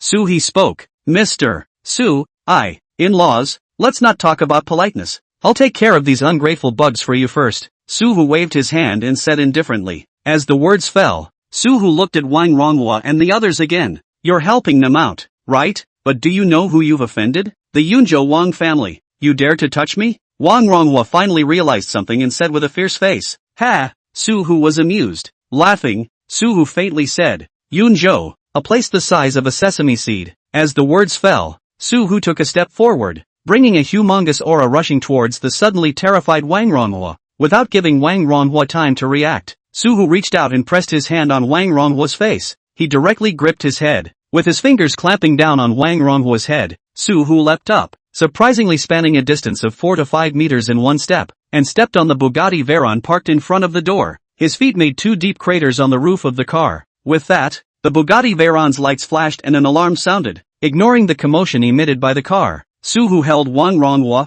who was shouting at the top of his voice. With one hand, and with one hand outstretched, he unexpectedly tore the body of the Bugatti Veyron directly. Hiss! Amidst Wangrongwa's screams, Suhu tore a gash out of the Bugatti's roof. Then, with a wave of his hand, Suhu threw Wangrongwa into the car like a piece of trash, and reached out to press down the torn-up roof again. With his eyes slightly narrowed and an even more terrifying aura, Suhu leapt out of the car, standing beside the Bugatti Veyron, looking at Wangrongwa who was scrambling, snotting and trying to escape. Suhu stomped on the body of the car. Then, twisting his head to look at Su Yang who happened to walk to the door, his hands in his pockets. Grinning, Suhu said, where to throw it? The farther the better. Su Yang faintly said, good. Suhu nodded his head. When the words fell, he kicked out in Wangrongwa's horrified gaze. Suhu's foot was more than 1,000 pounds of huge force. Instantly, the Bugatti Veyron tumbled into the sky like a soccer ball. It just so happened that the entrance to the restaurant was a large river. The already broken Bugatti Veyron tumbled in the night sky for a few seconds before dropping into the river. Plop! Instantly, the sound of water rose. The waves splashed, seeing their master being kicked into the river. The few strong men who were still frozen in the restaurant came back to their senses, not daring to hesitate, including the strong man whose face was twisted and holding his arm. Several people raised their steps in unison and rushed towards the moat. Suhu stood still, clapping his hands, patting away the blood and dust. Only after watching several strong men plunge into the water and disappear into the night, did Suhu turn around and walk back with a smile. Standing at the entrance of the restaurant, facing the dumbfounded Su family line of people, Suhu converged his aura, and softly said, I'm a person who is more impatient, and can't bear to see my son being wronged. So, there's something that I've done wrong. I have to apologize to you guys, and I hope you guys can tolerate me. The words fell. Soo-hoo bowed slightly, surprisingly a humble gesture. Seeing this, the Soo clan's group, who had only just regained their senses, froze again. They didn't expect Soo-hoo, who was no different from a god or a demon, to be able to speak to them like this for his son, so it seemed that Su Ming was already lucky that he hadn't died when he dared to grab Su Yang's clothes and speak. We have done something wrong too. Seeing that Su-hoo had already stooped so low, Su-hee subconsciously said, "Thank you for being merciful just now." Su Ming, who had seen Su-hoo's methods, lowered his head and said, "Uncle, thank you." Su Qing lightly bit her lower lip and softly said, "Thank you." Fong Yun, whose face was slightly pale, also nodded at Su-hoo. "No need to be so polite. All are friends." Su-hoo waved his hand. Then he said, "Right, Fong Yun still has business to talk about. Su Yang, come over and talk to your uncle."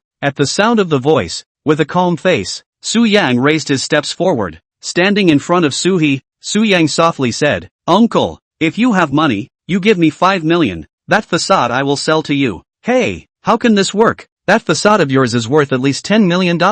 I can't do business like this." Su-hee immediately shook his head. "Uncle, don't worry. Even if I sell it to you for $5 million, I've made a lot of money. Besides, this amount of money is nothing. It's most important that you use it." Su Yang smiled and said, Su-hee still somewhat hesitated. Hesitating, Su-hee looked at his daughter and then at Su Yang. "Brother, young people have young people's paths. Their world. I think it's good that we don't interfere or get involved. Let them make their own choices and live on their own. The most important thing is happiness." Su-hoo suddenly opened his mouth and rushed Su-hee. At the sound of his voice, Su-hee's gaze flickered for a moment, as if he had figured something out. He lifted up and rushed at Su-hoo first. "You're right. Their own choice is the best choice." Then, Su-hee looked at Su Yang and said, "I'll take your facade, but I have to give you at least $7 million.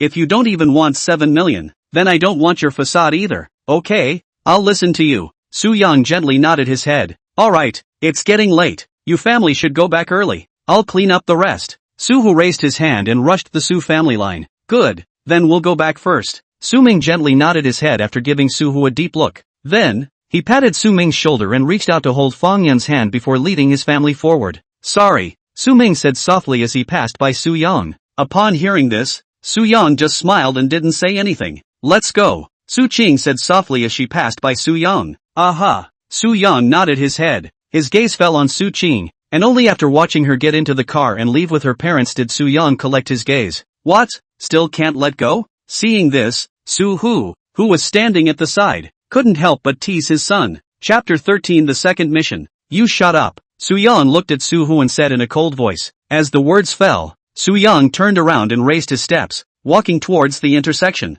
Su-hoo stood in place, watching as Su Yang get into a cab before the corner of his mouth curled slightly as he pulled out his cell phone and dialed out a call. With the tip of his eyebrows lightly raised, Su-hoo said, "Do you know what to clean up?" "Don't worry, it won't trouble you." The person on the opposite side smiled and said, "HM." Su-hoo gently nodded. After putting down his cell phone, Su-hoo twisted his head and looked at the people who were still gathered here not far away. Grinning at all of them, Su-hoo took large strides towards his car. After Su-hoo left, a few black Hummers drove into the neighborhood, and the people from the cars directly blocked the neighborhood, and then, began to help Su-hoo to finish clearing all the video data, and explaining the confidentiality regulations to every witness. The facade was sold. However, the proceeds did not reach the system's goal. Fortunately, Su Yang didn't care. For him, making a few million more or a few million less didn't make a difference. The days went on as usual. The relationship between Su Yang and Su Qing has become more and more intimate during this period of time, but there is still no substantial progress. On this day, after class, Su Yang and Su Qing said goodbye at the school gate. Then,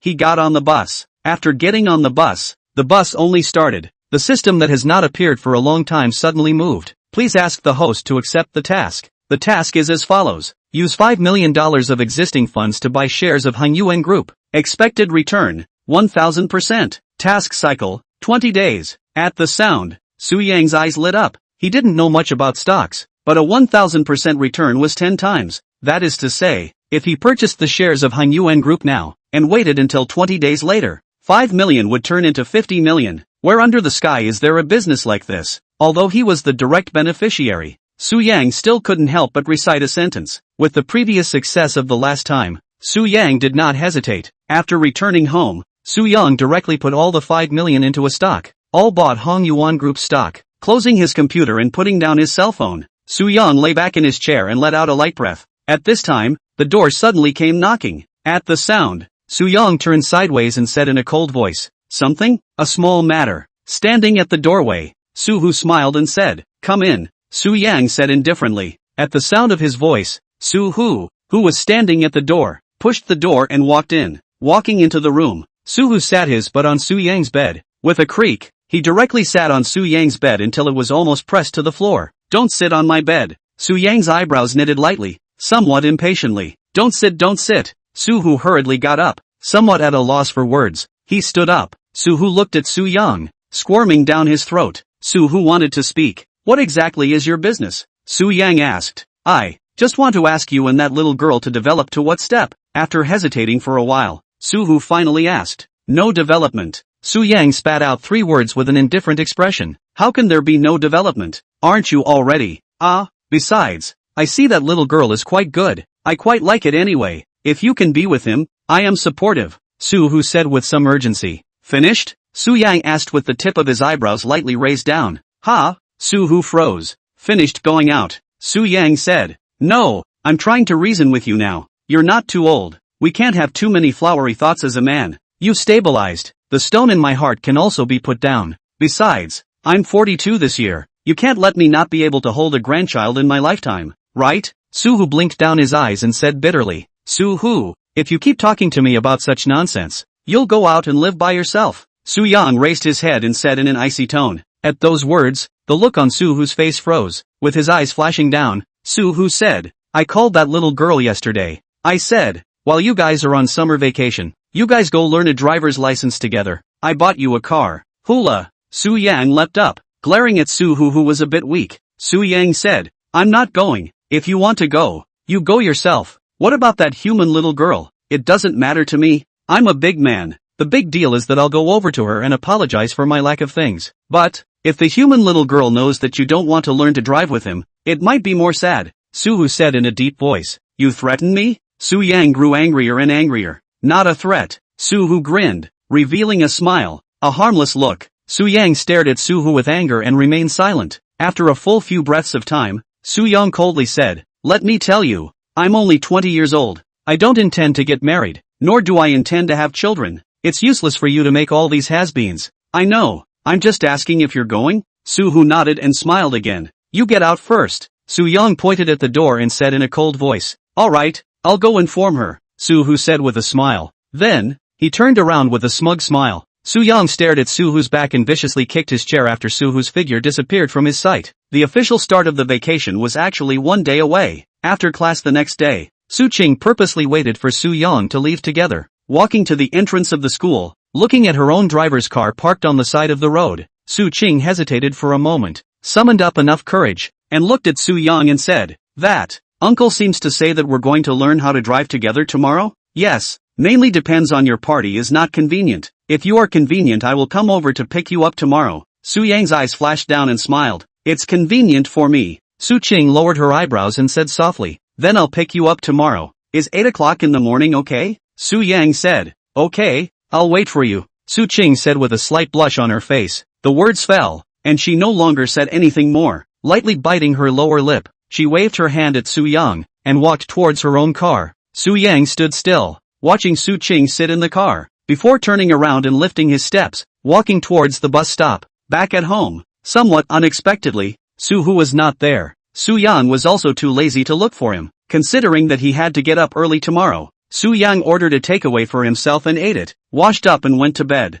After a night without words, the next morning at 6 or 7 o'clock, Su Yang's alarm clock rang. Reaching out to press off the alarm clock, Su Yang sleepily opened his eyes and walked towards the door. Fong just pushed open the door. Su Yang looked at Su Hu who was wearing a flirty suit and a pair of glasses sitting in the living room. Startled by Su Hu, Su Yang's sleepiness immediately disappeared. Rubbing his eyes, Su Yang glared at Su Hu and said, "What are you doing early in the morning?" "I'm accompanying you to pick up Su Qing today," Su Hu smiled and said. Chapter 14, Learning to Drive Together. "Are you idle?" Su Yang's eyebrows knitted lightly, somewhat speechless. "Not quite idle, but seeing my own daughter-in-law is the most important thing. Suhu straightened down his suit and said in a deep voice, "You hurry up and change your suit. Tie your eyes no?" Su Yang said somewhat breathlessly. As the words fell, he walked towards the bathroom. "Ah, doesn't it look good?" Suhu froze and asked with some doubt. "Good looking. You're just like a big bear in a skirt now. It's even better looking than a peacock." Su Yang, who walked into the bathroom, exclaimed, "You brat, would it kill you not to be sarcastic about your father for a day?" Suhu glared and said with some shame and anger. Su Yang, who was already in the bathroom washing up, didn't pay any more attention to him. In the living room, Suhu rubbed his nose and got up from the sofa, walking to the floor mirror and sizing it up. Looking left and right, Suhu recited, "Is too handsome." As the words fell, Suhu walked into his room and prepared to change into a slightly more modest set of clothes. After an incense stick of time, Su Yang went downstairs with Suhu, who had changed into a black suit. Getting into the car, he headed to Su Qing's home. A word without words. 10 minutes later, Suhu parked the car in front of Su Qing's house. At this time, Su Qing was already waiting in front of her house. Seeing them come over, Su Qing, who was wearing a long green dress, quite a little fresh style, came over with a slightly red face. "Uncle." Su Qing's voice was like a mosquito as she greeted Suhu. "Aya, girl, get on the car, let's go." Suhu immediately revealed a very gentle smile on his face. Then, he even opened the car door for Su Qing. Su Yang stood at the door of the car and sat next to Su Qing after she got in. In front, after sitting in the driver's seat and driving the car, he glanced back and smiled. "You guys chat about yourselves, don't mind me." "Ah, you drive," Su Yang said somewhat helplessly. On the road, it seemed that because Suhu's words had backfired, there wasn't much communication between Su Yang and Su Qing. 20 minutes later, Suhu brought Su Yang and Su Qing to a place. The outside of this place was surrounded by a barbed wire fence, and inside was a silver and black building. At the entrance stood two tough men in black uniforms. Seeing Suhu leading people over, the two Hans instantly raised their hands to pound their chests and, at the same time, bowed slightly. "Uncle, is this a driving school?" Su Qing looked at the nearby scene and was a bit puzzled. "How inconvenient to go to a driving school. The place Uncle found for you is definitely a good place to practice driving," Suhu said with a smile. As the words fell, he walked into the square. At this time, there are thousands of square meters of the square. In addition to some of the white lines drawn for the subject to training, there is a huge black cloth to cover something. There were also two people standing on either side of the black cloth, seemingly waiting for something. After Suhu stopped walking, he crossed his arms. Looking at the black cloth in front of him, Suhu said with some complacency, "Guess what it is? It looks big?" Su Qing did not know what was inside the black cloth, just subconsciously guessed. "Don't bull asterisk asterisk asterisk asterisk." Su Yang raised his foot and kicked Suhu's calf. "Hey!" Suhu twisted his head and rushed at Su Yang and Su Qing. Then, he raised his hand and waved at the two tough, strong men on either side of the black cloth. Seeing this, the two burly men then extended their arms and carted the black cloth downwards. Clatter dash! Accompanied by a clattering sound, the black cloth slid down, and with that, what was underneath the black cloth was revealed in front of everyone. Mercedes SUV, silver grey Lamborghini, Rolls-Royce Phantom, Ferrari that was prostrate on the ground like a cheetah, and even a heavy truck that was exactly the same as Optimus Prime before his transformation. Looking at the luxury cars in front of him that made people's eyes dazzled and hearts tremble, Su Yang slightly narrowed his eyes. On the side, Su Qing slightly opened her mouth, clearly shaken, although she also grew up in a rich family. But, so many luxury cars worth millions, or even tens of millions of dollars put together was still an image that she had not seen, or even imagined. "Uncle, so many cars." Froze for a while, Su Qing only looked to Suhu, some bewildered to open. "Feel free to use, feel free to practice, don't be afraid of breaking it. You guys are happy." Suhu waved his hand and said very cheerfully, "Don't you think it's pompous?" Su Yang couldn't help but open his mouth and rushed at Suhu, although he was also surprised for a moment. However, he wasn't very shocked. He knew very well that with Suhu's behavioral habits, it would be strange if he didn't do something out of the ordinary. "This is also pompous? Am I not doing this for your convenience? Practice all of them, and it's fine to drive the ones you like home. Anyway, those guys can't wait to pile up all the cars at home in front of me." Suhu grinned, laughing. "You go back." A somewhat helpless Su Yang said indifferently, "Then you guys practice well. It's best to practice in a car. Also, exchange learning experiences if you have nothing to do. It might be useful." Suhu smiled and said, "Okay, uncle." Su Qing, who was standing at the side, subconsciously nodded her head. "When did you become so motherly?" Su Yang gradually became a little impatient. "Gotta go. I'll leave now. I won't bother you too," Suhu said with a meaningful face. At the end of his words, he turned around and walked outside in large strides. Su Yang stood in place, somewhat helplessly watching Su Hu leave. Only after seeing Su Hu get on the car, did Su Yang turn around and look at Su Cheng. At this moment, Su Cheng's face was slightly red, seemingly a little nervous. Then, the two spoke almost simultaneously. You say it first. Su Yang immediately said. We practice together? Su Cheng said softly. I'll accompany you. Su Yang gently nodded his head. The words fell. He raised his steps first and walked towards a car. Su Cheng looked at Su Yang's back with a slightly reddened face, her eyes slightly moist. A moment later, the corner of Su Cheng's mouth slightly curled as she lifted her steps and followed him up. After all, learning to drive is not a flashy car. Su Yang and Su Cheng still chose a black car close to the coach. At this time, a burly man happened to come over and rushed to the two of them. Two of you, I'm your coach. From today onwards, I'm responsible for teaching the two of you to learn how to drive. Okay. Su Yang nodded his head. Well, thanks. Su Cheng also nodded gently. Learning to drive was originally a boring thing. However, because it was two people together, so, whether it was Su Yang or Su Cheng, neither of them felt boring anymore. Just in this square, the two of them learned to drive together, exchanging ideas from time to time. When they were tired, they rested under the tree for a while, occasionally chatting. In this way, without realizing it, the afternoon passed. Seeing that it was getting late, Su Yang offered to send Su Cheng home. On the way, the coach who taught them drove the car. Su Yang and Su Cheng sat in the back seat. Without a word, after the driver drove the car to the door of Su Cheng's neighborhood, Su Yang and Su Cheng got off together. Standing in the setting sun, Su Yang and Su Cheng looked at each other. Go back and rest. Su Yang said softly. You also rest well. Su Cheng said. Aha. Su Yang nodded his head. Chapter 15, The Wrong Man. As the words fell, he turned around, ready to leave. Right at the moment Su Yang turned around, a pair of hands suddenly landed on Su Yang's waist. A piece of warmth and softness stuck up. However, before Su Yang could react, when he turned back Su Cheng had already let go of his hand and walked quickly towards the neighborhood. Su Yang stood beside the car, still recalling the touch of the party, and sat down in the car. Boom! Su Yang closed the car door. Young master, will you be sent home? The strong man sitting in the driver's seat saw Su Yang getting into the car then softly said, Young master? Su Yang was stunned. There were outsiders in the party, so I am not in a position to call you that. But between us brothers you are the young master, the strong man said. Su Yang looked at the strong man in front of him. After freezing for a while, Su Yang said, No need, just call me Little Su.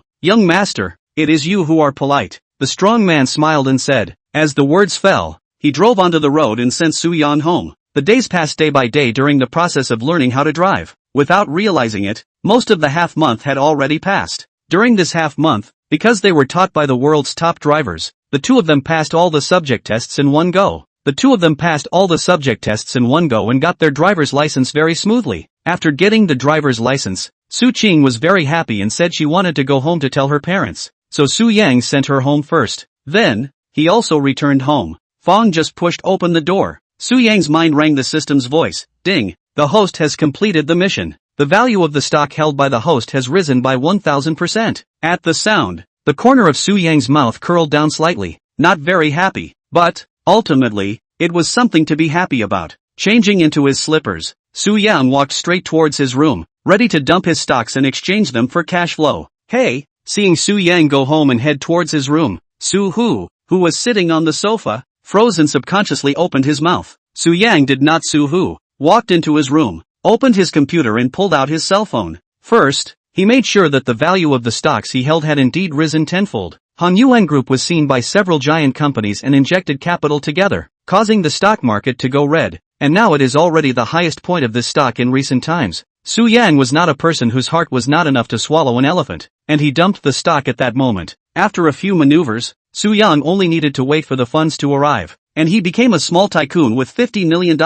Thinking that he was only 20 years old and was able to be wealthy and free, Su Yang still couldn't help but smile a little. However, without being happy for long, a figure appeared at the door. Walking into the room, Su Hu rushed at Su Yang and said, The car is finished learning. There has to be progress, right? No progress. Knowing what Su Hu said, Su Yang very simply shook his head. Determined relationship? No? This is the 21st century. You young people to talk about a relationship is not so ink? Su Hu waved his arms down, somewhat depressed. Can you not worry about me? Just mind your own business, okay? Su Yang rubbed his nose and said in a deep voice, Then you have to have a plan, right? We are neither short of money nor short of a house. You don't need to have any worries. Tell me, when do you plan to fall in love? When will you start a family? And what do you want to do in the future? Tell me so I can plan for you. Soo-hoo said bitterly. Is there a plan for love? Did you and my mom plan for love? Soo-yang raised his head and looked at Soo-hoo and said, I'm with your mom. Can you not talk about your mom whenever you chat? Soo-hoo's gaze flickered down, somewhat helpless. What? You have a weak heart? Soo-yang asked. I'm vain. Soo-hoo nodded his head and said in a deep voice, if you rush me into love again, don't blame me for rushing you into marriage. Soo-yang said indifferently. As the words fell, he got up, pushed Soo-hoo, and directly pushed Soo-hoo out of the room, then closed the door of the room with a bang. Soo-hoo stood in the doorway, growing more and more helpless, an otherwise majestic face bitter into a ball. In the middle of the day, Soo-hoo rushed to the door in front of him. You finished your driver's license. Do you want me to send you a car? No, I'll buy it myself. Soo-yang in the room said. Do you have money? Soo-hoo froze. Yes. In the room, Soo-yang, who was looking at the string of numbers in his account, spat out a single word. The matter of buying a car was in Soo-yang's plan. Moreover, he planned to buy a good car. Soo-yang was not a person who liked high profile and luxury. However, he was also very clear that in the future, he would inevitably talk business with people, and to talk business, a good car was essential, and even the starting point for everything. The next day,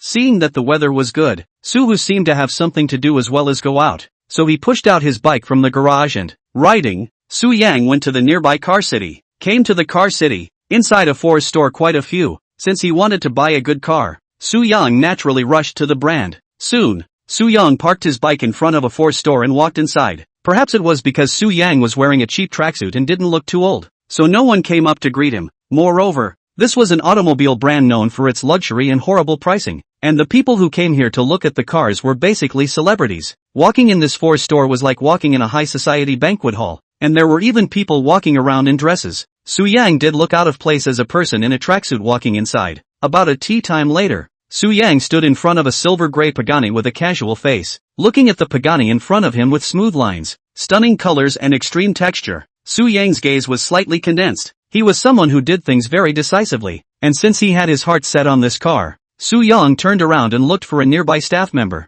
Hello, may I ask if you are the salesperson here? Eyeing a person wearing overalls and combing his greasy hair as he walked over, Soo-yang opened his mouth to speak. At the sound of the voice, the oilhead looked up at Soo-yang, a somewhat impatient look spreading across his face. Having lost an order just now, the oilhead was not in a good mood at this moment. Taking a look at Soo-yang up and down, oilhead faintly said, Friend, you're in the wrong place, right? Soo-yang was stunned at his words, not knowing why the oilhead made this statement. A moment later, Soo-yang said, No wrong place, I'm here to buy a car. Buy a car? Are you sure? Oilhead grinned like he heard a joke. Laughing, Oilhead said, You probably don't understand our brand. In this case, I'll show you the way. Turn right out of the question. There's a jetty store there. Of course Soo-yang knew that there was a jet set store here, because that was where he bought his bike from. However, he also finally understood why Oilhead asked if he had gone to the wrong place. To put it bluntly, Oilhead just didn't think he was someone who could come here to buy a bike. After thinking about it, Soo-yang grinned slightly, revealing a smile. Smiling, Soo-yang said, I think it might not be that I'm in the wrong place, but that I'm looking for the wrong person. Chapter 16, A Drink and a Peck. As the words fell, Soo-yang turned around and headed straight for a little girl standing at the door in Oilhead's slightly stunned gaze. The little girl should have just joined the company not long ago, and was a bit nervous standing at the door. Seeing Soo-yang walking over, the little girl froze slightly.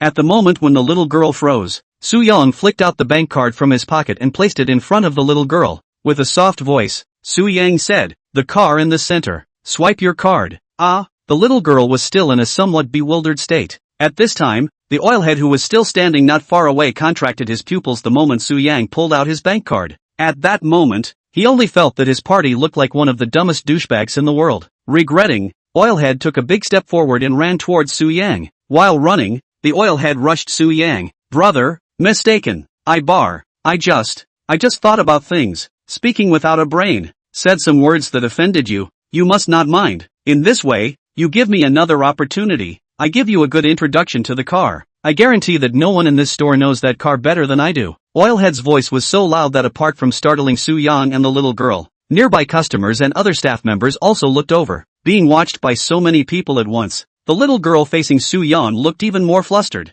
not knowing what to do. At this time, Oilhead had already run to the side of Soo-yang, panting but piling up a smile. waiting for Su Yang's answer. Feeling Oilhead's gaze, Su Yang twisted his head and looked at the expectant Oilhead. With an indifferent tone, Su Yang said, "I'm a person who doesn't care about the performance of buying a car, and I don't care about the price. I only care about whether it suits my eyes or not. If I like it, I'll buy it." "No, you listen to me.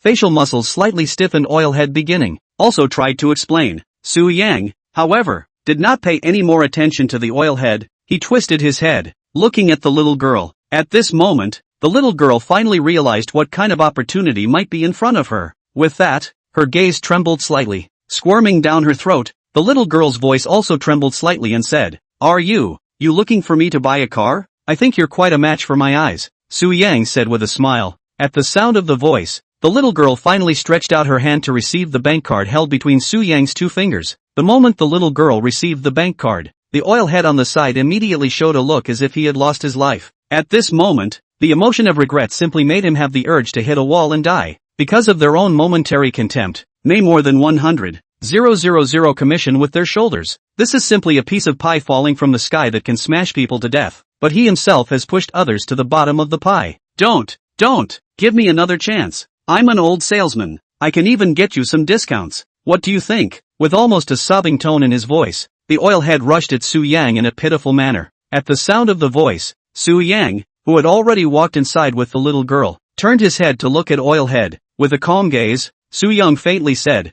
I don't care about the price when I buy a car." As the words fell, he continued to walk forward with the excited and nervous little girl. Oilhead stood in the doorway, looking at Su Yang and the little girl's fading back. After a long time, Oilhead clenched his teeth and slammed his fist on his head. Then he squatted on the ground and covered his head. Inside the Force store, as Su Yang led the little girl inside, almost all the customers, including the staff, looked at them. The people here are either celebrities or have seen celebrities. But a young man who looks like he's only 20 years old directly carrying a car that costs more than $20 million is still an uncommon sight for them. The gazes that looked at Su Yang included sizing up, curiosity, and amazement. There were also some staff members who looked at the young girl. However, after all, they were different from the Oilheads. For one, most of them were not that snobbish, and secondly, they had not experienced their own brushes with more than $100,000. So at best, there was some envy. In a gaze, Su Yang and the little girl came directly to the payment place. The two little girls in charge of the cashier were also a little nervous at this time. A little girl stretched out her hand and said softly, "Guest, in order to protect your privacy, you can go to the VIP room for formalities. A car, how big a deal? Not worth wasting time." Su Yang smiled and shook his head. Then, rushing the little girl next to him, he said, "Full payment, swipe your card." "Do you pay in full?" The little girl was still a bit hesitant. "Sir, the selling price of that car is $23,221,000. The little girl in charge of the cashier carefully reminded Su Yang. "What? Is it $23,211,000 that you can't collect?" Su Yang raised his eyebrows lightly. "That's not true." The little girl in charge of the cashier subconsciously shook her head. Seeing Su Yang if he was certain, she no longer hesitated and took the card handed over by the little girl, ready to swipe it and collect the money. After all, it involved more than $20 million. The cashier's little girl's fingers were slightly trembling as she operated. After some operation, the slightly nervous little girl watched as the numbers on the account suddenly changed, and there was really an extra $23,221,000. Brushed. Looking at the numbers on the screen, the cashier's mouth couldn't help but stumble a bit. The little girl standing beside Su Yang's eyes flickered, and while a stone was put down in her heart, there was already a luster flickering in her gaze towards Su Yang. At the same time, the customers in the Force store, all the staff also showed a look of amazement. Su Yang's face still did not have much expression. After paying the money and completing the formalities, Su Yang turned around and walked directly towards the Pagani parked in the center of the store. "Sir." Seeing this, the little girl subconsciously opened her mouth. At the sound, Su Yang stopped walking and looked at the little girl. Thank you.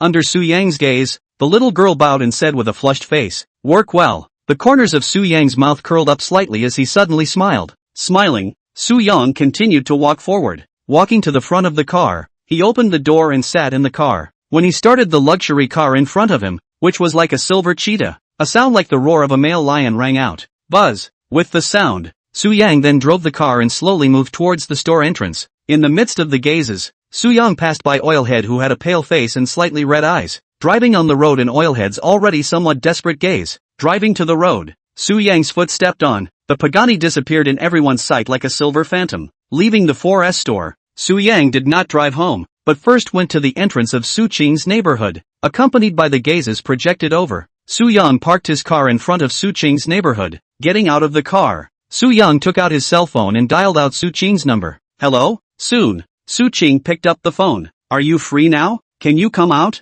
Su Yang opened the door and directly said. Chapter 17, Teenage Girls in the City. Ha, you came to find me? Su Qing subconsciously said. In front of your neighborhood. Su Yang smiled and said. I'm going down now. Su Qing immediately said. Then, she hung up the phone first. Su Yang held his cell phone, looked at the neighborhood in front of him, and waited quietly. In about a tea's time, Su Qing, who was wearing hot pants and a loose t-shirt, walked out of the neighborhood. Seeing Su Yang standing not far away, Su Qing's eyes lit up, and then, she took big steps towards Su Yang. Nearby, Su Qing finally noticed the car parked behind Su Yang. After a slight freeze, Su Qing looked at Su Yang again. Go, take you for a ride. Su Yang smiled and said. You bought this? Su Qing was a bit surprised. She didn't know how much this car was worth. However, she could also tell that it was worth a lot. She did not expect Su Yang to be able to buy such an expensive car. However, then thinking about Su Yang's father's behavior, she was not that surprised again. Su Yang looked at Su Qing,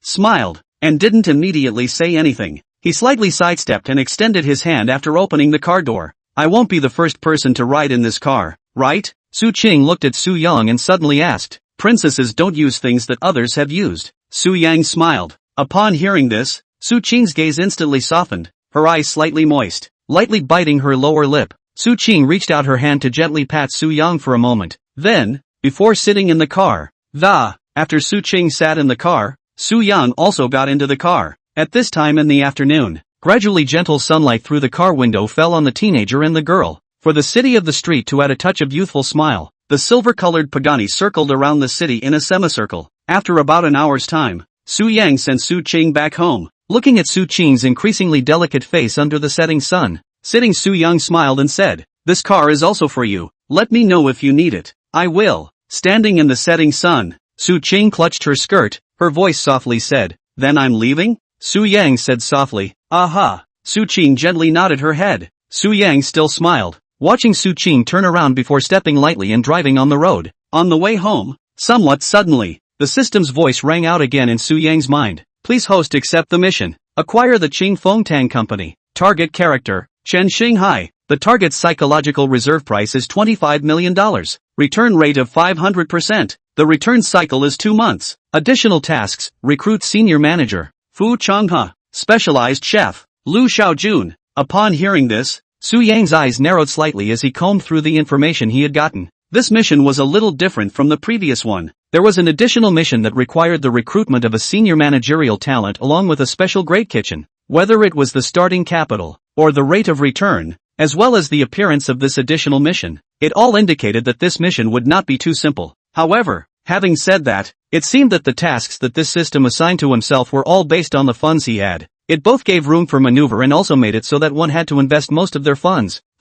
After thinking for a while, Su Yang let out a light breath. The task was already on his body. It definitely needed to be accomplished. However, before where one had to be completely prepared and then take a good rest. Thoughts flashing, Su Yang drove his car into his own garage. Getting out of the car, Su Yang went upstairs and went home. When he opened the door, Su Yang saw Su Hu busy in the kitchen. Seeing Su Yang home, Su Hu poked his head out and said with a smile, son, I learned to make a dish today, and I'm sure it will be a success. You can try it later. Told you, you don't have the talent for it. Su Yang said somewhat helplessly. You have to learn even if you don't have the talent. You can't eat takeout every day. Su Hu exclaimed. Su Yang twitched the corners of his mouth and didn't bother to pay attention to him anymore. After throwing the bag into his room, Su Yang sat on the sofa in the living room and turned on the TV. Accompanied by the sound from the TV, Su Hu continued to be busy in the kitchen. After a tea time, Su Hu walked out with a sweaty face carrying a rice cooker. After opening the pot and serving out a bowl of pan soup and placing it on the table, Su Hu rushed at Su Yang and said, you taste it. Su Yang looked at Su Hu. After a moment of silence, Su Yang turned around, walked to the front of the dining table and picked up the bowl. Blow on it. Su Hu was still worried that Su Yang had scalded it. Su Yang was silent and blew on the mouth of the bowl, followed by a slight sip of the hot soup. As the soup entered his mouth, a look of surprise appeared in Su Yang's eyes. It was no longer the dark cuisine from before. This bowl of soup could not talk about how delicious it was, but at least it was a normal flavor. With some complex emotions, Su Yang slowly sat down and put down the soup bowl. Well, still not working? Su-hu looked at Su Yang and asked somewhat nervously. Su Yang raised his head and looked at Su-hu. As he lowered his eyebrows, Su Yang's voice was slightly astringent as he said, "It's good. Then, you drink more." Su-hu was delighted, revealing a somewhat naive smile. "Oh, good." Su Yang only nodded gently. He picked up the soup spoon and continued to drink the soup. Su-hu also stopped saying anything. He slowly sat down and looked at Su Yang, who was drinking the soup, his gaze gradually becoming gentle. After a long time, Su-hu softly said, "Son, in the future, you can do whatever you want. I won't say you again, as long as you are happy." "I'm quite happy." Su Yang raised his head and said with a serious face, "Drink soup." Su-hu resumed his smile. Hate was still hate, and love was also love. However, for Su Yang, he no longer wanted to distinguish between these love and hate. There was nothing wrong with just continuing to live like this. Gradually relaxing, Su Yang had a good night's sleep. When he woke up the next day, Su Yang went straight to the head office of Qingfeng Hall. As he parked his car at the intersection, Su Yang looked at the large mouth in front of him. The office of Qingfeng Hall was right in front of him. However, the current Qingfeng Hall was no longer the same as before. Because of a few health accidents, coupled with the owner Chen Xinghai's own investment failure, Qingfeng Hall had been reduced to the point where it needed to be sold off at a low price. Although the name of Qingfeng Hall is still there, and a dozen branches are still open, however, it is already deserted, and even if optimistically estimated, it will not last more than 2 months. Inside the building, in the head office of Qingfeng Tang, a meeting was being held at this time. The content of the meeting is also very simple, is how to sell Qingfeng Hall. Chen Xinghai, who had a somewhat ugly face, sat at the top, facing all the shareholders. "Mr. Chen, you should say something. It's all come to this. You have to give us the money." "That's right. At first, we said we would make money together, but now we are losing money together. Whether the company is sold or not, I must get my share of the money back." Several shareholders spoke up and rushed Chen Xinghai. Upon hearing this, Chen Xinghai's face became even more ugly. Gritting his teeth, Chen Xinghai said, "I'll give you guys what you said. When you were making money, each one of you couldn't wait to shove money into my hands. Now that you're losing money, you want to push me to my death?" Chapter 18 Acquisition of Qingfeng Hall. Chen Xinghai's words caused the atmosphere in the conference room to become even more gloomy. A shareholder couldn't help but get up and said in a cold voice, "Then what do you mean? You're not going to return the money to us? You have to be clear. You are the one who is managing the company, and as a result, there are so many scandals. Who's responsible if you're not?" Another shareholder said, "We gave you the money because we believed in you, and you ended up blaming us instead?" Another shareholder said. Upon hearing this, Chen Xinghai wiped his face with his hand. He knew that he wouldn't be able to talk to these people, and that these people would definitely keep pushing themselves. With some despair, Chen Xinghai raised his head and looked forward again. Right at this moment, a knock suddenly sounded at the door. Knock knock. At the sound, everyone in the conference room froze, and then, subconsciously looked towards the conference room's door. "Who?" a person subconsciously asked. The person who came would not be a bystander. Naturally, it was Su Yang. The corner of his mouth curled slightly as he pushed the door and walked in, softly saying in a slightly stunned gaze, "I saw that there was no one outside, so I took the liberty of coming in. Who are you?" At the top, Chen Xinghai was still a bit puzzled. He was certain that he didn't recognize Su Yang, not to mention that he didn't know what Su Yang was here for. "I'm here to acquire this company." Su Yang opened the door and said directly. At those words, everyone froze. They thought that Su Yang was a student who had gone astray, but they didn't realize that he was here to acquire the company. After freezing for a while, Chen Xinghai narrowed his eyes and said in a slow voice, "Do you know where this place is? Do you know how much it costs to acquire a company?" At this time, the other shareholders also spoke somewhat breathlessly. "Wrong place, right? What is this for? Talking crazy? Young man, hurry up and get out, or I'll call security up. 25 million. If you guys are willing, you can sign the contract now," Su Yang said indifferently. As the words fell, he directly took out his bank card and placed it on the table, then pulled over a chair and slowly sat on it. Looking at the bank card placed on the table, Chen Xinghai and the shareholders present exchanged glances. They still didn't believe that Su Yang was really here to acquire the company. However, seeing that Su Yang had placed the bank card on the table, they were a bit bewildered again. Snap! With a lift of his hand, Su Yang threw the car keys onto the table again. Seeing the car keys on the table, very quickly, some people recognized that these were the keys of a Pagani. There weren't many Paganis in the entire Yunzhou, Could it be that this young man in front of him really drove a Pagani over? Everyone was puzzled again. In the slightly stagnant atmosphere, one of the shareholders opened his mouth, his eyes flickering as he said, "Young man, what are you doing? Scaring us with these two things? If you're satisfied with this price, we'll sign the contract. If not, I'll leave now," Su Yang said indifferently. He didn't intend to talk nonsense with these people, and was even too lazy to go through the extra trouble. Still no one responded to Su Yang. After a few breaths of time, one shareholder gave another a wink, and with that, someone got up. With a seemingly casual gesture, he walked over to the window and looked down into the parking lot below. Soon, the shareholder standing by the window found Su Yang's Pagani that had been parked downstairs, and so, his gaze flickered slightly. Turning around, he walked back to the conference table. The conference room was full of old foxes, so they naturally knew what he was going for. In the face of a look over the eyes, the party walked to the window next to the shareholders with a slight undetectable arc gently nodded his head. Seeing that the shareholder who went to check the situation nodded his head, everyone's eyes flickered again, and when they looked at Su Yang again, the emotions in their gaze changed somewhat, becoming serious. The corners of the mouth pursed down slightly. Chen Xinghai said in a deep voice, "2.5 million is impossible. I am not a charity. I have a dozen chain restaurants in Yunzhou. The market value is estimated to be several $100 million. That's right, Qingfeng Hall was indeed worth a few $100 million when it was at its peak, but is it still worth it now? If I remember correctly, Qingfeng Hall's customer traffic has fallen to less than 1% of its peak. Every day you're open is a day of loss. Utility bills, rental fees, staff wages, daily loss of ingredients. So you're not far from bankruptcy, are you?" The corner of Su Yang's mouth pursed slightly, and he said aloud, "Su Yang's words are right. These things are also known to everyone. If not, they wouldn't be sitting here discussing how to sell Qingfeng Hall." However, $25 million was still a price that most shareholders found hard to accept. The nearly tenfold drop put them at a somewhat hesitant stage. $37 million, I can sell it to you. After a long period of silence, Chen Xinghai opened his mouth and said in a deep voice. Upon hearing this, without saying a word, Su Yang picked up his bank card and car keys and directly walked towards the door. Seeing Su Yang directly get up, Chen Xinghai's face changed slightly. However, he still did not say anything. Compared to Chen Xinghai, a few shareholders were somewhat unable to sit still. In fact, the highest price offered to them in recent months was only $23 million,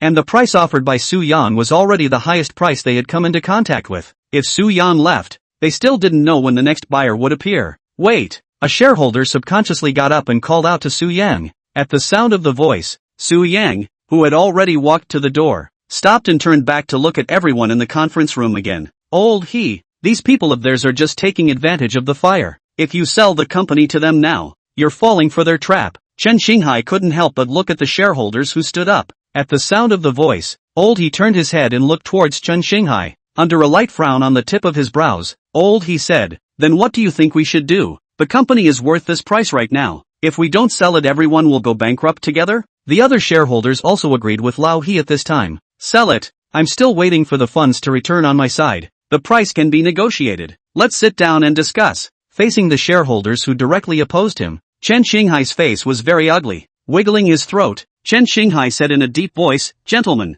it's not that we don't have a chance. In fact, as long as we do a good job of crisis public relations, it is still possible for the company to rise from the dead. We are just an opportunity. As long as the company's reputation can be restored, Qingfeng Hall will still be the catering company with the highest market capitalization in Yunzhou. It's really short-sighted of you to sell the company in such a hurry now." Chen Xinghai's words made a lot of sense. However, no one paid any attention to him. Su Yang stood in the doorway. The corner of his mouth curled down slightly as he smiled and said, "Mr. Chen said it's simple. The question is the Qingfeng Hall matter just something that can be solved by crisis public relations? Once the ingredient safety issue arises and the credibility collapses, Qingfeng Tang's next step is the process of chronic death. The longer you guys drag your feet, the more money you'll lose. So you should know better than me who should be in a hurry, right?" Chapter 19, Meeting Fu Channa. Let's sign. Don't waste time. I lose my hair every day over this. The sooner we sell, the better. Young man, as long as you can get the money out, Qingfeng Hall will be yours. Several shareholders spoke up and rushed Su Yang.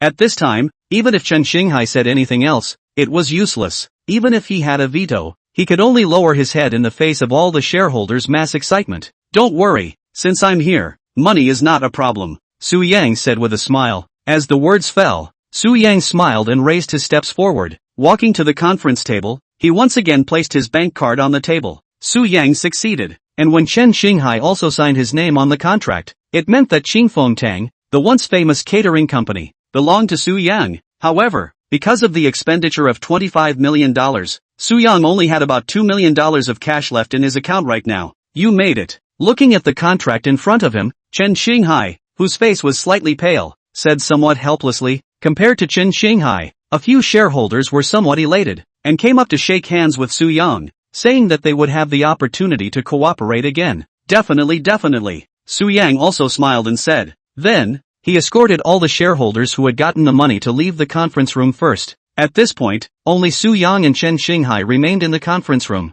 Looking at Chen Xinghai, Su Yang said, Mr. Chen, goodbye? As the words fell, Su Yang turned around. Alas, I built this company with my own hands. It's like my child. Even if it gets into someone else's hands, I still want it to be good. Chen Xinghai looked at Su Yang's back and suddenly opened his mouth, saying in a deep voice. Su Yang, who was heading out, stopped at the sound. Looking at Chen Xinghai, Su Yang said, Since I bought it, I was aiming to make money. Can you tell me what you have in mind? Chen Xinghai still couldn't hold back and asked. Of course, he knew that the actual value of Qingfeng Hall was more than $25 million, which was why he had been dragging his feet in not selling Qingfeng Hall. However, he still couldn't think of how Su Yang could turn rottenness into magic. You'll know. Su Yang smiled. Without saying anything more, Su Yang turned around, continued on his way and left the conference room. Walking downstairs and sitting in his car, Su Yang knew that he wasn't done with what he had to do. On the contrary, buying the Qingfeng Hall was just the first step. Next, he still had a lot of things to do. First of all, he had to go find the two people that the system had told him to recruit in the additional quest. Wait. Senior Manager, Fu Changhe. Extraordinary Chef, Lu Xiaojun. With his eyes flashing, Su Yang was ready to go to Fu Changhe first. Su Yang had already looked up some information about Fu Changhe on the internet before, and knew that he had just resigned from a financial company now, and was still in a jobless state. However, even if such a person was looking for a job, his vision must be very high. Eyes flickering, after a moment of silence, Su Yang still decided to go squatting near Fu Changhe's house first, to see if he could have a chance encounter. So, he drove directly to the south of the city. In the south of Yunzhou City, under a high-grade apartment building, in a cafe, dressed in formal attire, wearing gold glasses, slightly thin lips, hawkish nose, temperament high cold Fu Changhe is holding a coffee cup in one hand. His eyes fell on an English newspaper. After a long time, Fu Changhe put down the newspaper after browsing through a page, and then picked up his coffee cup.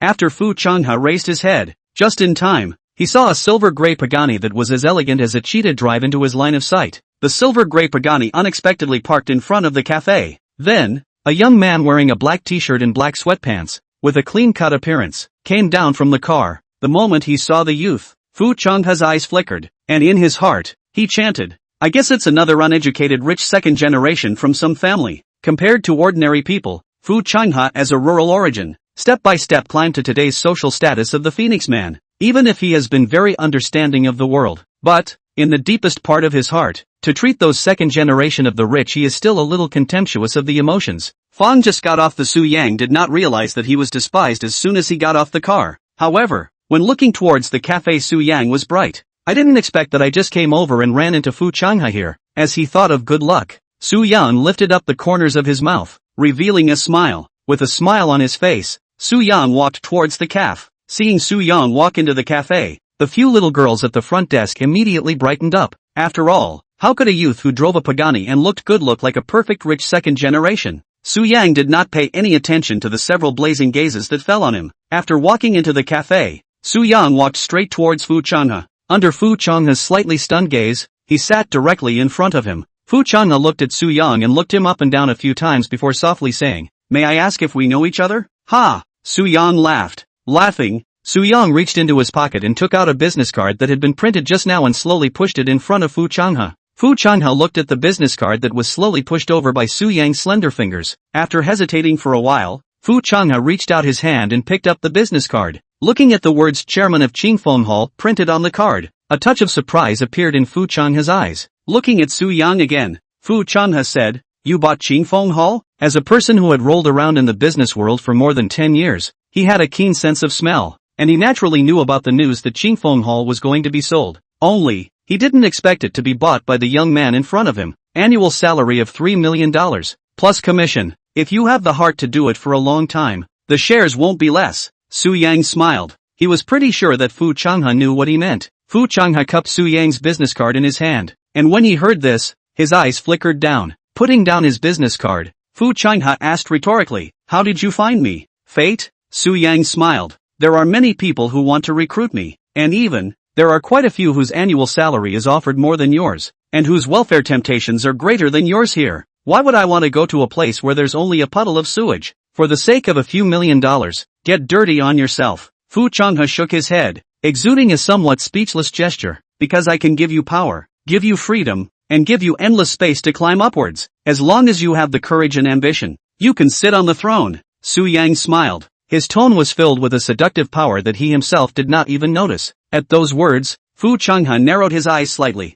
After a few full breaths, Fu Changhe said, "I don't like people who paint cakes. You give me an annual salary of $6 million, and I'll take office immediately. Otherwise, no negotiation." "Ha!" Su Yang laughed. Laughing, Su Yang said, "As far as I know, you have already sat in the position of vice president in that previous company. You even made it to the board of directors, and I'm afraid that your annual salary is already more than $6 million. However, you still chose to leave your job and come to Yunzhou. I don't think money is the only reason for that, right?" Chapter 20, A Bottle of Wine. Of course it's not only the reason of money. However, money is a very important reason. Fu Changhe said indifferently, "As long as you come to Qingfeng Hall, personnel rights, management rights, all rights are yours. You can do whatever you want." Su Yang said, $3 million, a puddle of sewage. What's the use of me wanting rights? Fu Changhe shook his head. "You only see that Qingfeng Hall has problems now, but you don't think that as long as you can find the opportunity to turn around Qingfeng Hall, it can instantly turn into a company worth hundreds of millions of dollars. By then, you'll be the person in charge of a large catering company." Su Yang said. Upon hearing this, Fu Changhe's gaze flickered, finally shaking a little. Being able to take charge of a catering company worth hundreds of millions of dollars was no small temptation for him. "What can I get?" With his eyes flickering, Fu Changhe asked. "Like I said, shares, rights, and a big enough platform. As long as you want, I will fully support you, no matter where you take this company." "Qingfeng Hall, too," Su Yang said. Fu Changhe was silent once again. He had to admit that his heart was moved. He knew very well that this was a challenge and an opportunity. It was only after a full tea time that Fu Changhe raised his head. Looking at Su Yang, he slowly said, "I need some time, as long as it takes." Su Yang immediately nodded his head. "Then let's do this first," Fu Changhe said. "I'll wait for your call." Su Yang smiled and said. As the words fell, he very simply got up and walked out in Fu Changhe's emotionally complicated gaze. Walking to the door of the cafe and getting into the car, Su Yang drove on the road once again. This time, he was also going to find someone. 10 minutes later, Su Yang parked his car under a somewhat old residential building. Yunzhou's current development and renovation has been done well. This kind of old residential building has become less and less, except for some young people who came to Yunzhou to work. Most of them are old people. Here, a Pagani naturally attracted the attention of many people. Su Yang got out of the car and looked at a few old men and women shaking their fans downstairs, smiling and nodding at these people. Su Yang lifted his steps forward and walked towards the upper floor. Just before walking to the second floor,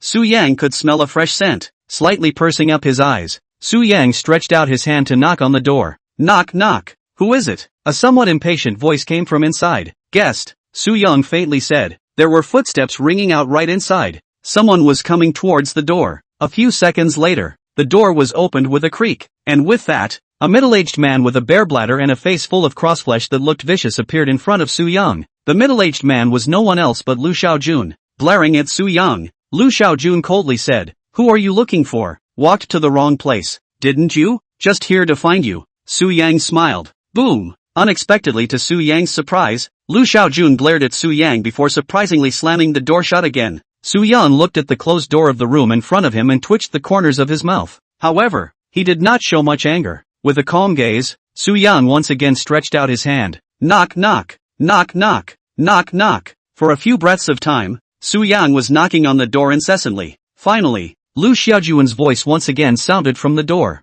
"I'll beat you up, believe it or not," Lu Xiaojun said in a cold voice through the cat's eye. "I would like to ask you to be the executive chef of my restaurant, with an annual salary of $2 million, okay?" Su Yang smiled through the door. "Not interested, no need to waste your time here with me," Lu Xiaojun said with some impatience. "I won't leave until you promise me." Su Yang smiled and said, with a stance of being stalkerish. Upon hearing this, anger rose in Lu Xiaojun's eyes. He glared at Su Yang, and after a few seconds, he suddenly opened the door and gritted his teeth. Fine, it's fine for me to promise you. However, you also have to promise me a request. Okay? Okay. Su Yang gently nodded his head. Alright, then you come in, Lu Xiaojun said. As the words fell, he sidestepped. Seeing this, Su Yang's eyes flickered down and naturally walked inside. Unlike what Su Yang had imagined, the room in front of him was not considered dirty and messy. It was even cleaned up neatly. The sunlight outside spilled in, haloing a bright yellowish color. A pot of soup that was still steaming was placed on the dining table, and next to it was a bottle of white wine. Lu Xiaojun walked over to the table and picked up the white wine, lashing it to the side before saying,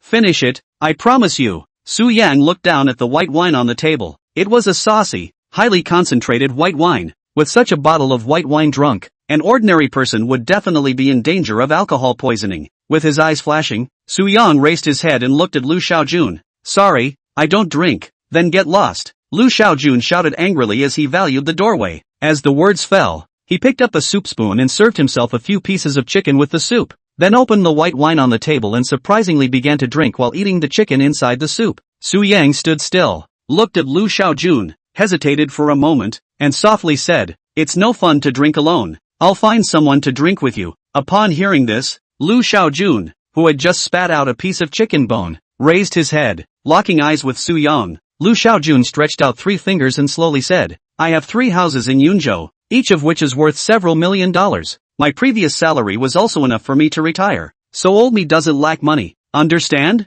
I just want to enjoy my life now. I'm too lazy to mess around with you people. With you businessmen, I can't afford to play. I don't want to play either." "Ha!" Su Yang suddenly laughed. Laughing, Su Yang pulled over a chair and actually slowly sat down. Speaking in Lu Xiaojun's somewhat impatient gaze, he said, "I appreciate your attitude towards life. There is nothing wrong with enjoying life. So, I'm not forcing myself. However, drinking alone really isn't much fun. I know someone who has a very good drinking capacity and can drink 2 pounds of wine in one meal." "Kid, joking with me?" Lu Xiaojun lightly raised the tip of his eyebrows and said with some anger. "Not joking. Not only can he drink, he has good wine," Su Yang said with a smile. As the words fell, he pulled out a business card from his pocket. After placing it in front of Lu Xiaojun, Su Yang said, "If I lied to you, I'll be struck by the heavens right now." Lu Xiaojun stared at Su Yang and was silent for a moment. After a few breaths of time, Lu Xiaojun got up and said in a hoarse voice, "Good, I'll go and take a look at that person who drinks 2 pounds of wine in one meal. If he can't drink,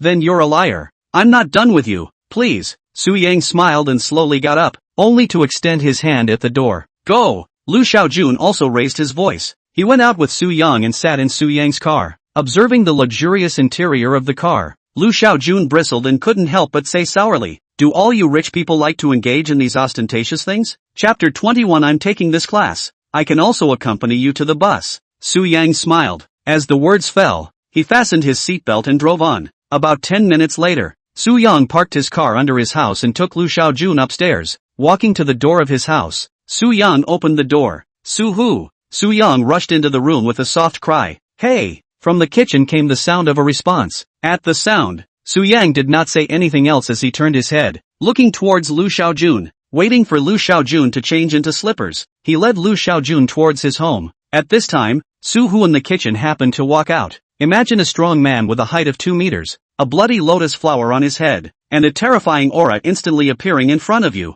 Everyone would be startled. The pupils of Lu Xiaojun, who had just walked into the living room, then contracted slightly, and some fear passed over his face. "Your friend?" Seeing Lu Xiaojun, Su-hoo raised his eyebrows lightly. "It's a talent I want to hire to my company," Su Yang said indifferently. "When did you get another company?" Su-hoo, who was holding a spatula in his hand, said with some suspicion. Then, he rushed Lu Xiaojun and said, "You sit, I'll fry the dishes and we'll have a drink." "Hey, hey!" Lu Xiaojun, who was still arrogant, faced Su-hoo and subconsciously nodded his head. Then, slowly sat down towards the sofa. Su Yang put down his bag and also slowly sat on the sofa. Su-hoo walked back to the kitchen with a spatula, and in a short while, Su-hoo returned to the living room with 2 plates, placing them in front of Su Yang and Lu Xiaojun. Su Yang looked at the slightly charred fried potato cubes in front of him, as well as the chicken soaked in oil, twitching the corners of his mouth. Su Yang said, "Can you not enter the kitchen next time? I'm still improving.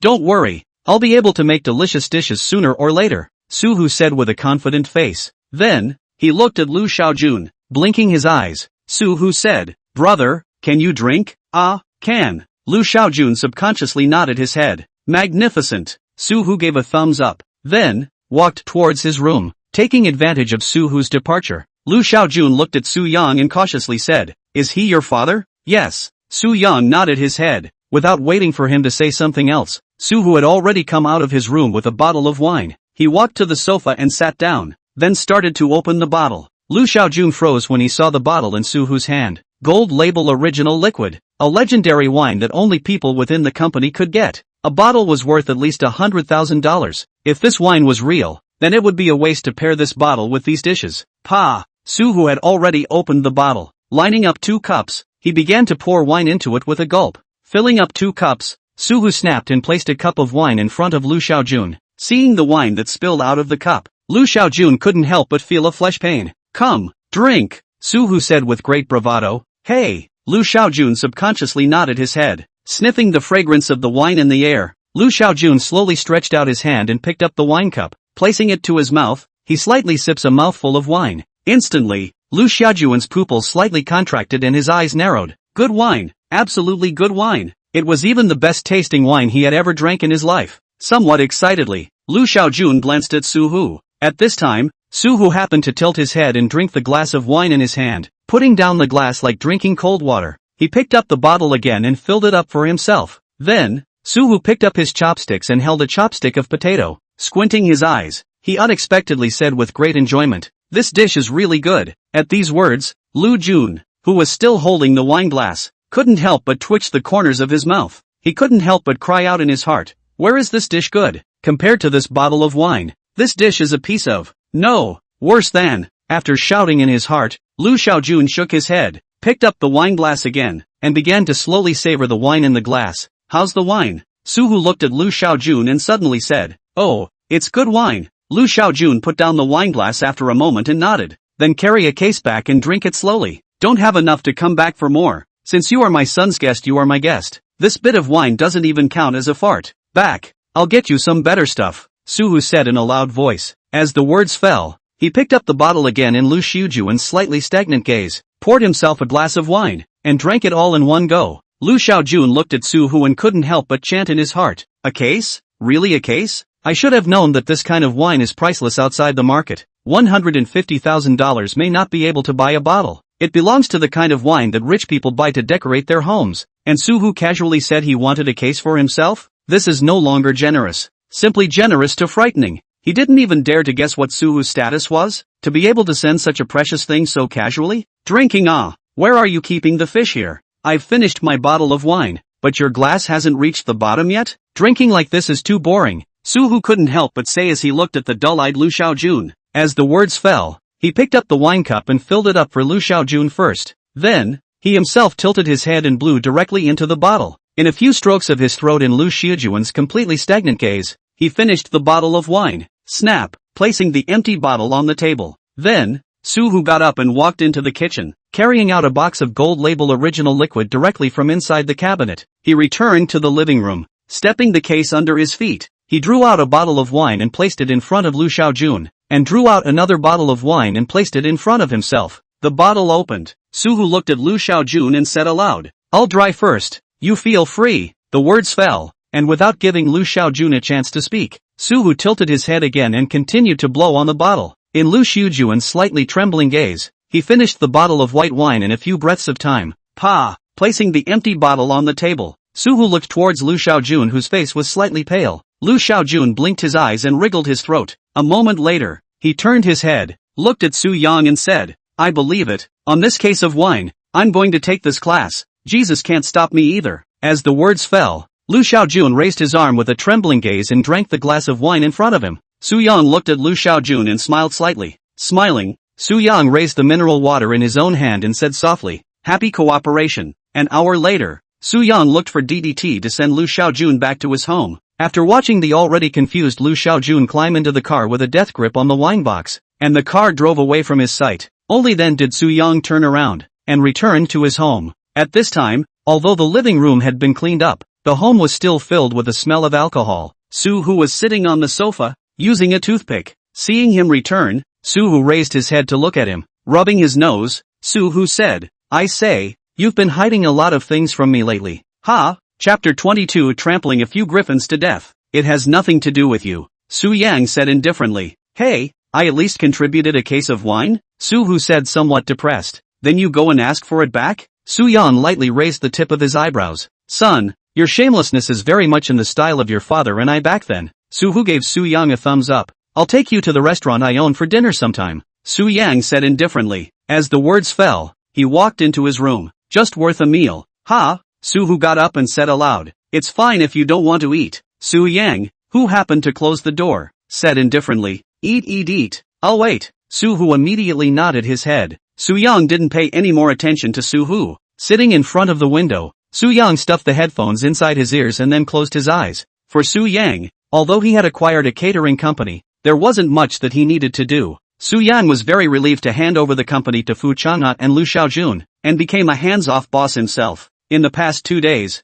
Su Yang had nothing to do and stayed at home. On this day, Su Yang was sitting on the sofa, waiting for Suhu to do something in the kitchen. Suddenly, Su Yang's cell phone rang. At the sound, Su Yang picked up his cell phone and answered the call. With that, Lu Xiaojun's voice rang out. Boss, there's something you need to come and take care of? What's the matter? You say. Su Yang nodded his head. It's like this. I went to inspect the dozen or so restaurants under our company, and then, I realized that there are problems in the back kitchen of a few restaurants. Some of the chefs are holding together, grinding and not doing anything every day, which is also the reason why the business is getting worse and worse. They didn't listen even after I said so on my side, saying that they should find the boss if they have the ability. Lu Xiaojun told Su Yang the problems he encountered one by one. Upon hearing this, Su Yang's eyebrows knitted lightly and a touch of coldness flowed out of his eyes. He did not immediately say something. After a moment of silence, Su Yang said, Where are you now? I'm going over there now. I'm at the branch on Luoyang Street right now.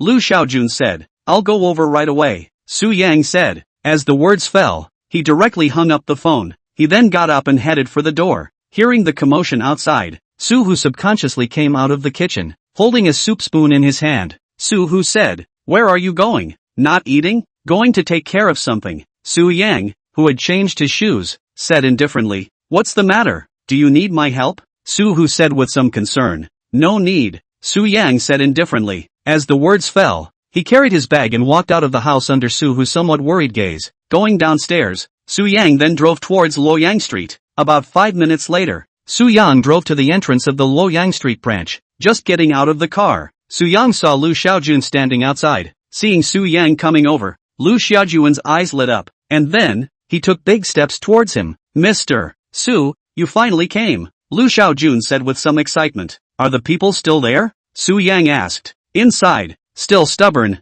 a group of people are all talking somewhere, saying that they will quit if there are more regulations, and they will resign together, and they're also going to bring other people from other stores to quit, Lu Xiaojun said with some anger. Su Yang nodded gently and did not say anything more. In silence, Su Yang walked inside. At this time, the restaurant manager finally realized that Su Yang had come over and hurriedly greeted him with a smile. Su Yang did not pay any attention to him at all and walked straight towards the back kitchen. Walking into the back kitchen with Lu Xiaojun, Su Yang saw 7 or 8 chefs who were lazily standing in the back kitchen, either leaning on a box or half lying on sundries. Seeing Su Yang coming over, these people were stunned, not yet reacting to who was coming. This is Mr. Su from our Qingfeng Hall. It's your boss. Lu Xiaojun took a step forward and shouted. Upon hearing this, a few kitchen gazes flickered down and looked at each other before they lazily got up. One of them, a fat head with a chef's license plate, looked at Su Yang and said, Mr. Su, how are you? Su Yang coldly looked at everyone in the kitchen. After a few seconds, Su Yang said, Can you guys tell us why you don't obey Chef Lu's management? Mr. Su, this is how we used to work and we didn't see any problems. When this Chef Lu came here, he was always setting rules here and there, so we're really not used to it, the head chef who spoke earlier said. At those words, Su Yang's eyes narrowed slightly. A moment later, Su Yang turned his head and looked at Lu Xiaojun and said, Chef Lu, you bring your rules over for me to take a look. Okay. Lu Xiaojun nodded his head. Then, he pulled out 2 pieces of paper from his own bag and handed them to Su Yang. Su Yang took the papers, lowered his eyebrows, and began to read the contents on them. After about a tea time, Su Yang raised his head and looked at the head chef in front of him. I don't think there's anything wrong with the regulations. It's what a standardized kitchen must have, but we used to The head chef subconsciously spoke. The past is the past. It was because of the problematic work attitude in the past that led to the frequent food hygiene problems. Step by step, we dragged Qingfeng Hall inside the abyss. Now, if we want to pull Qingfeng Hall up, we have to use greater force and stricter requirements in order to do so. Whoever is unwilling to abide by these rules and accompany us in our endeavors, I can only ask him to leave. The present Qingfeng Hall needs rules. The future Qingfeng Hall also needs rules. This is a battleship that will ride the waves. It can't tolerate soldiers who just want to rest on their laurels. Su Yang interrupted the head chef's words, his eyebrows knitting lightly. At the sound, everyone froze. Everyone did not expect Su Yang to be so determined. If they didn't follow the rules, Su Yang would really dare to fire them? One must know that they were the old employees of Qingfeng Hall, or the chefs. If they resigned together, at least it would be difficult for the store to open its doors for half a month. Lu Xiaojun looked at Su Yang. He also froze for a moment. He also did not expect. Look at this, still looks like a student. Su Yang actually do things so decisive and resolute. For the first time, Lu Xiaojun had the idea that he hadn't followed the wrong boss. Mr. Lu, have you ever thought about what the consequences of firing us would be? The head chef can't help but ask as his gaze flickers down. If we were to leave, there would be more than a dozen of us left. A chef opened his mouth and spoke in a conspiratorial manner. Just leave. I'm afraid you'll beg us to come back. Another chef said. Su Yang stood still, not having any emotional changes from the yin and yang of these people in front of him. With the corners of his mouth pursed down slightly, Su Yang said in a tone of indifference, embracing laziness, not doing things in accordance with the rules, and threatening the boss. Each of these is a big taboo in the industry. You can threaten me, but, to really set up a position to play, I have 1,000 ways to let you in. The entire Yunzhou territory cannot mix. I don't want to mess with you craftsmen, but don't push me. I don't know how many ants will die when I step on them. Chapter 23, Going to the Bar. It was rare for Su Yang to speak in such a domineering manner, directly shocking everyone. Only then did these people react to who they were talking to. Su Yang was a rich man, and he wouldn't be able to buy Qingfeng Hall with ease. It did seem a bit unwise to lash out at a rich man. Facing Su Yang, the few chefs had already shrunk a bit. No, we don't mean that either. Squirming down his throat, the head chef hesitantly said, what you mean has nothing to do with me. You only need to know that here,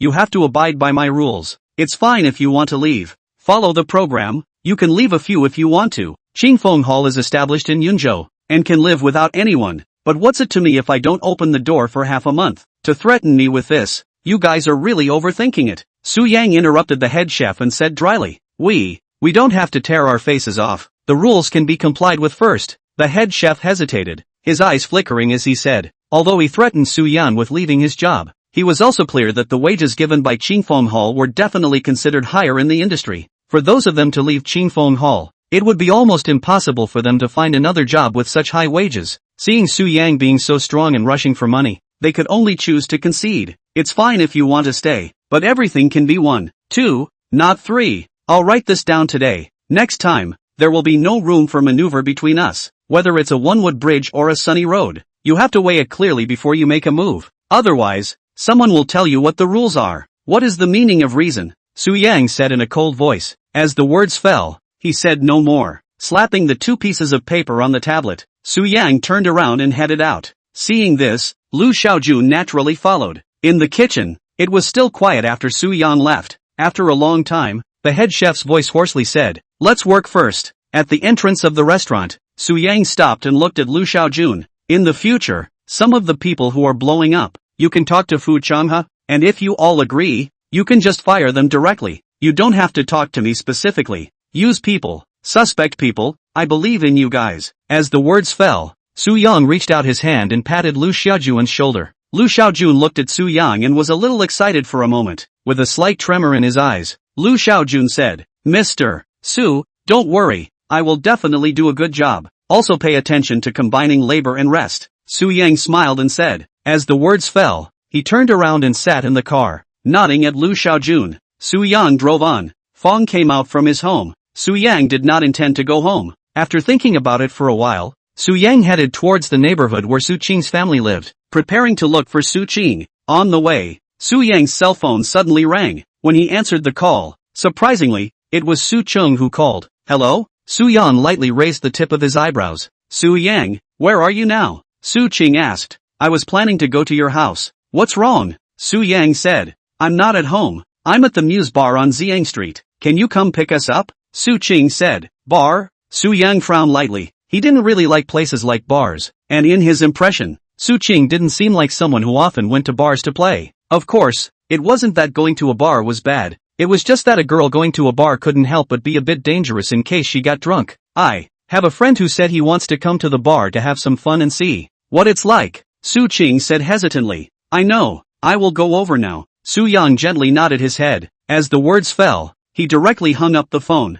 With that, he turned the steering wheel at an intersection in front of him and drove towards Xiang Street. After about a tea time, Su Yang parked his car in front of the Muse bar. Getting out of the car, Su Yang walked straight to the inside of the bar. Perhaps because Su Yang was driving a luxury car, the big and thick security guards at the entrance did not stop him. Walking into the bar, he was greeted by restless music. Through the corridor, men and women swayed in the dim light inside. Su Yang endeavored to look inside, trying to find Su Qing. Fortunately, his eyesight was good, and after a few breaths of time, Su Yang found Su Qing and her friend Jiang Lily in one of the booths. However, opposite the two of them, there was even a youth sitting there. The youth had a tinfoil perm and was wearing a hipster brand, with a cigarette in his right hand and a cell phone in his left hand. He was cheerfully saying something to Su Qing. However, Su Qing seemed to be a bit impatient and just waved her hand at him, and then tried to help up the already drunk Jiang Lily. Hey, I say if you guys don't want to stay here, just take my car and go home. I'm driving a BMW,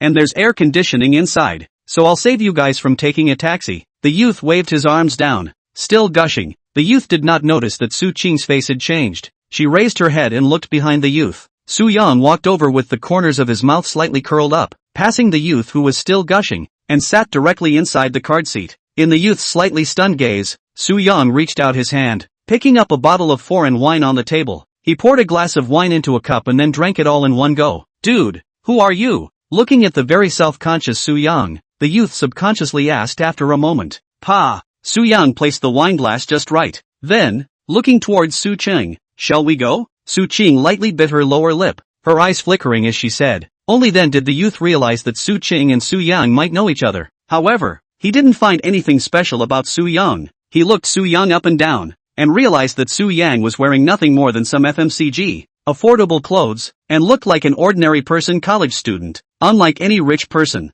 his eyes flashed. The youth got up, and rushed Su Yang. Brother, do you have a car? How are you going to take people away? Girls, listen to me, take my car, I'll send you home. On the way, we can still chat and develop a relationship. Please stop pestering us. Su Qing opened her mouth and said with some boredom. Anchor right? Su Yang glanced at the youth's cell phone and realized that on the screen was the interface of a live broadcasting software. Ha! Broadcasting for fun. The youth laughed. Su Yang knew what the anchors on some platforms did. Some people specialized in coming to bars to pick up women and do eye-catching things. He did not expect that he would run into such a person today. Under the tip of his eyebrows, Su Yang stretched out his hand, and with lightning speed, Su Yang snatched the youth's cell phone. Then, in the youth's stunned gaze for a moment, he threw it forward. Snap, plop, with a very dry sound. The cell phone was thrown into a beer mug by Su Yang. Then, Su Yang got up, reached out to pick up the still dazed Jiang Lily, and led Su Qing outside. The youth looked at his cell phone that had been thrown into a beer mug. After a moment, he subconsciously burst out a foul mouth. Asterisk asterisk asterisk asterisk me. Then, he stretched out his hand and fished out the cell phone from the beer glass first. Chapter 24. Don't touch people you shouldn't. Then, he glared at Su Yang and said angrily, are you damn sick? Looking for death? As the words fell, the youth raised his steps, and was about to stop Su Yang. Hearing the footsteps behind him, Su Yang turned his head and first rushed Su Qing. You hold him. Then, Su Yang turned back to face the youth who was aggressively walking towards him. With the tip of his eyebrows lightly raised down, Su Yang glanced to his right. Reaching out, he grasped a wine bottle and slammed it onto the table. Splat! There was a dry, harsh sound. With the sound, Su Yang raised his hand, pointing at the youth with half of the wine bottle covered in glass ballast in his hand. Facing the wine bottle pointed over by Su Yang, the youth stopped in his tracks. With the corners of his mouth twitching, the youth said, what? Scare people? Ah. A place like a bar is a mix of fish and dragons. It's fine if you want to find the kind of woman who can accompany you in a play.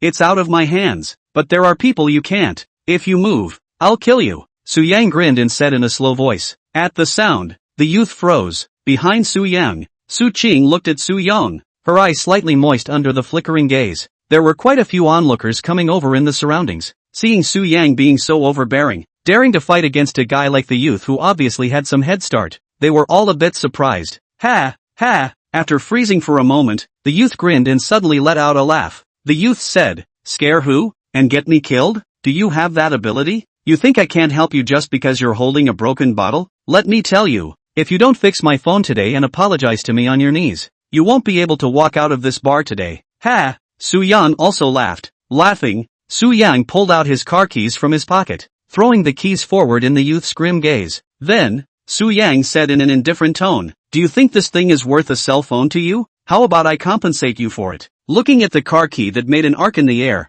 the youth subconsciously reached out his hand to take the key. Then, he lowered his head and looked at the key in his hand. Using a few breaths of time, the youth finally determined that this was the key to a Pagani. With that, the youth froze. He knew very well that the person who could afford to drive a Pagani could not afford to offend himself. Holding the key in his hand, the youth gradually raised his head with some nervousness and looked at Su-yang again. At this time, some of the surrounding onlookers also recognized the key, so the gaze towards Su-yang changed. "Is this your car?" Squirming down his throat, the youth spoke. "It's my car, that's why I can pay you back." Su-yang nodded his head. The youth squirmed down his throat again. A moment later, the youth raised his step and walked to Su-yang. Stretching out his hand, the youth handed out the keys and then said, "Friend, can I take a look at the car?" He still didn't disbelieve that a person wearing a few $100s of clothes could drive a Pagani. "What? Don't dare to take it." Su-yang looked at the car key in the youth's hand and asked with a smile. The youth's face became a bit ugly. After a moment of silence,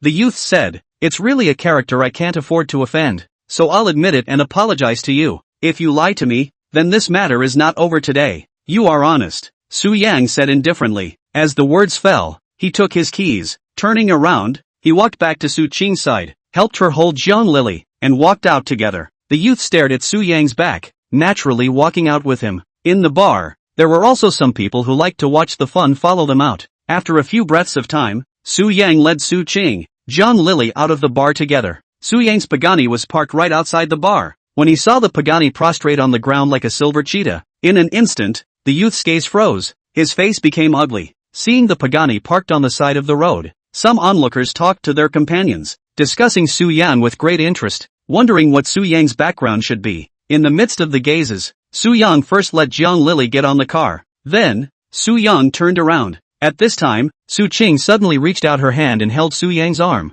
looking at him with some concern. Turning his head to look at Su-ching, Su-yang smiled and said, "Don't worry, I won't do anything." Su-yang moved away from Su-ching's hand and continued to walk forward. Walking up to the youth, Su-yang looked at the youth. The corners of his mouth curled up slightly. Su-yang said, "Be careful going forward, or else, when I run into my bad temper, I can drive this car and run you over." As the words fell, Su-yang turned around and walked towards his car in the youth's slightly trembling gaze. The youth looked at Su-yang's back. Because of the killing intent that Su-yang had shown just now, the youth's double strands trembled slightly. For the first time, he felt that for the sake of his own life, it would be better to fish less at the bar. In the car, Su-yang held his hands on the steering wheel, branding the traffic in front of him and keeping calm. Su-ching looked at Su-yang's side face, wanting to speak. Only after a long time, Su-ching opened her mouth and whispered, "I'm sorry." "Sorry for what?" Su-yang lightly raised the tip of his eyebrows. "I shouldn't have come to a place like this. I promise, I won't come again next time." Su-ching lowered her eyebrows and said softly, "It doesn't matter what place you go to. The important thing is to pay attention to your own safety." Su-yang said indifferently, "I know." Su-ching gently nodded her head. Su-yang said nothing more and looked at the road ahead. 10 minutes later, Su-yang together with Su-ching first sent Jiang Lily home. Then, Su-yang sent Su-ching to the entrance of her neighborhood. Getting off the car with Su-ching and standing at the entrance of the neighborhood, Su-yang said, "Go back, rest early." Su-ching looked at Su-yang and did not turn around immediately. After hesitating for a while, Su-ching suddenly reached out her hand and hugged Su-yang. Feeling a piece of warmth and softness at his chest, Su-yang was slightly stunned. A moment later, Su-yang extended his hand and also hugged Su-ching. The corner of his mouth pursed down slightly. Su-yang said, "All right, it's all right." Su-ching hugged Su-yang and did not say anything. After a full few breaths of time, Su-ching let go of her hand and softly said, "Then I'm going back?" "Aha." Su-yang nodded his head. Right at the moment Su-yang nodded, Su-ching suddenly stood on her tiptoes. A piece of wetness fell on Su-yang's face. Without giving Su-yang time to react, Su-ching turned around with a slightly reddened face and ran towards the neighborhood under Su-yang's somewhat bewildered gaze. Su-yang stood still. frozen for a while before reaching out his hand and touching the left side of his face. Then, smiling, he turned around and sat back in the car. 5 minutes later, Su Yang drove home. When he opened the door of his home, Su Yang saw Su-hoo sitting in the sofa, watching TV. Seeing him coming home, Su-hoo raised his head and said with some curiosity, "Are you done with things?" "Aha." Su Yang gently nodded his head. After changing his shoes, Su Yang walked into the living room. Taking out a bottle of water from the refrigerator, Su Yang began to drink. Looking at Su Yang who was drinking water, Su-hoo's gaze flickered down and added, "I have an idea. In a couple days, how about we invite Su Qing's parents for a meal?" Chapter 25, Dinner. Cough cough. At those words, Su Yang, who was still drinking water, almost choked. Putting down the mineral water in some panic, Su Yang looked at Su-hoo and said, "Why do you want to invite people for dinner? What's your reason?" "We have to interact more often. Just like this. If you live your life and I live mine, the next time we meet, won't it be awkward as usual?" Su-hoo skimmed his lips and said in a deep voice, "No need." Su Yang frowned lightly and shook his head. "This way, you tell me, do you have any idea about Su Qing, that little girl, or not? If you want to say that you have no thoughts, I promise not to mention anything anymore, nor will I rush you to get a girlfriend. But if you have an idea, both of us will have to face it. Bridge to bridge, road to road. There are some things that need to be made clear." Su-hoo suddenly squared himself and rushed at Su Yang. At those words, Su Yang's eyes flickered. After a moment of silence, Su Yang sat down on the sofa. He picked up an apple, then a fruit knife, and suddenly started peeling the apple. A minute later, Su Yang handed an apple to Su-hoo. When Su-hoo took the apple, his mouth opened and he ate half of the apple.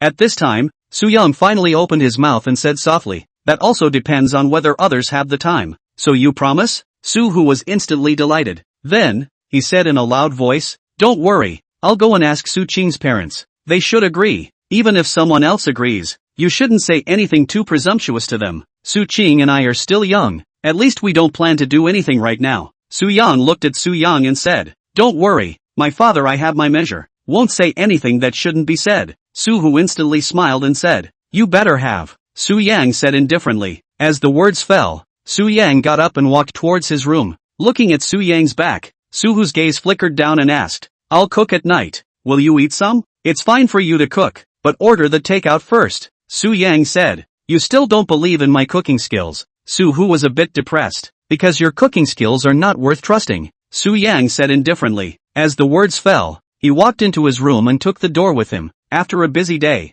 Su Yang, who was a bit tired, directly laid down on his bed and closed his eyes. Outside the door, Su-hoo walked into the kitchen with renewed vigor and began to get busy. Since he had already talked about treating Su Yang to dinner, Su-hoo would not give Su Yang the time to back out. Early the next morning, Su-hoo called to make an appointment with Su Qing's parents. Receiving Su-hoo's call, although Su Qing's parents were a bit surprised, they still responded to Su-hoo's request and agreed to have a meal together. However, after hanging up the phone, the couple came to the second floor of the villa together. Directly blocking their daughter in the room, they both revealed serious looks. Sui glanced at his wife, and then when he looked at Su Qing, he said in a deep voice, "Qing Qing, tell Dad the truth. How far have you progressed with that kid?" "Qing Qing, I'm telling you, you're still young. There are some things you can't do that just can't be done. Also, that lad is good, but he's not so good that you can't have him, right?" Fong Yin held his daughter's hand. He also spoke in a serious tone. Su Qing looked at her parents, momentarily a little confused. After a moment,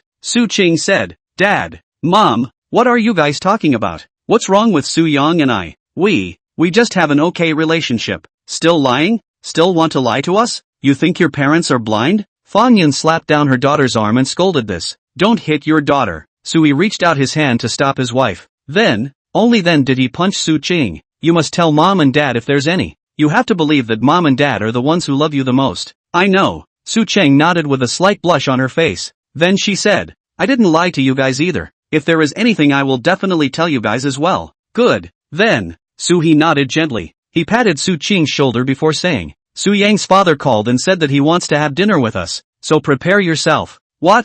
Su Qing was a little surprised. Of course she didn't know about this matter. "It's just a meal," Fong Yun said. At this moment, Fong Yun, who had finally reacted, got up somewhat nervously. Looking at himself in the glasses, Fong Yun suddenly stretched out his hand and pushed his parents out while saying, "I'm going to change my clothes." What a daughter! Su-hee, who knew that little bit of his daughter's mind, shook his head helplessly. Then, he went out together with Fong Yun. Boom! In the room, Su Qing closed the door in one go. Following that, she hurriedly walked to the closet and began to pick the clothes she was going to wear next. Meanwhile, Su Yang had already driven Su Hu to the entrance of the flagship store of Qingfeng Hall. Su Hu got out of the car and looked at Su Yang's car again. Then he raised his head and looked at the elegantly decorated, three-story restaurant in front of him. Blinking his eyes, Su Hu suddenly sighed and said, "Son, you're not small in this. Such a restaurant was bought by you? That means you don't understand me," Su Yang said indifferently. As the words fell, he led Su Hu inside.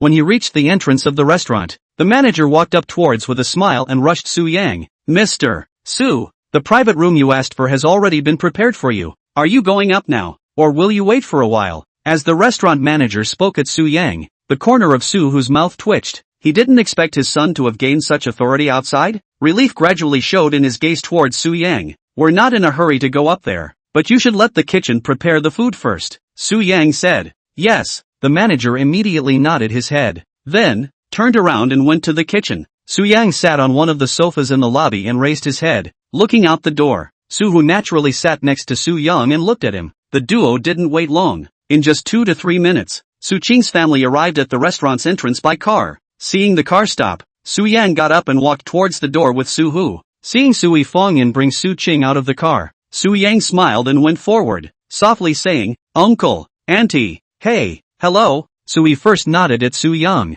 Then, he shook hands with Su Hu who walked out. "Hello." Fong-yun also smiled and responded to Su Yang. Behind the duo, Su Qing, who was wearing a long white dress, with a slight blush on her stunning face and slightly moist eyes, only looked at Su Yang. "By the way, you still don't know, right? This restaurant is opened by my son." Su Hu couldn't hold back his bragging mood and rushed Sui. Upon hearing this, Su Qing's family all froze and looked at Su Yang. Sui's gaze flickered down and said softly, "Really young and promising. You're welcome." Su Yang bent down slightly. When he raised his head, Su Yang glared at Su Hu, scolding him for not having a mouth on him. Su Hu didn't care about Su Yang's glare. He let the people inside while reaching out to take Sui's shoulders, and rushed him again. "To be honest, I did give my son $2 million, but it's only $2 million.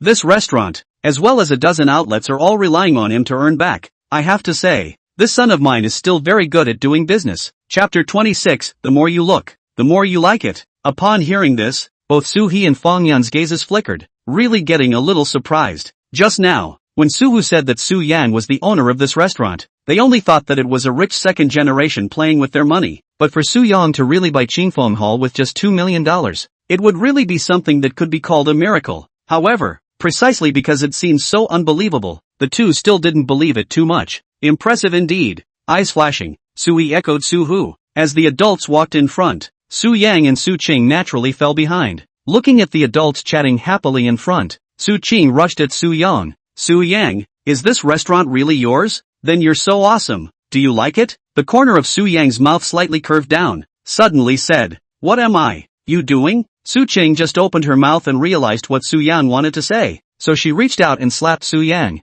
She knew that if she said "you like," Su Yang would definitely tease herself. "Hey!" Su Yang was a happy man. After collecting his smile, Su Yang lowered his voice and rushed Su Qing. "You say, do we count this as meeting our parents?" "Not at all." Su Qing shook her head with a slight blush on her face. "Doesn't count?" Su Yang asked again. "We're not together yet." Su Qing lowered her head and whispered, "We will be together." Su Yang reached out and held Su Qing's hand. Only when he walked with Su Qing to the entrance of the private room did Su Yang let go of Su Qing's hand. The two big men, Su Hu and Su He, did not notice Su Yang and Su Qing's small movements. However, Fong Yan saw Su Yang and Su Qing holding hands. With his eyes flickering, Fong Yan grasped his daughter's arm without moving and made her sit next to him. At this time, Su Hu had already greeted the service to serve the food and let Sui sit down. When the wine and food came up, Su Hu poured himself a glass of wine and said to Sui, "Whether the two kids make it or not, we are all friends, right?" "Ah, yes." Sui still didn't like Su Hu's straightforward way of speaking and only nodded perfunctorily.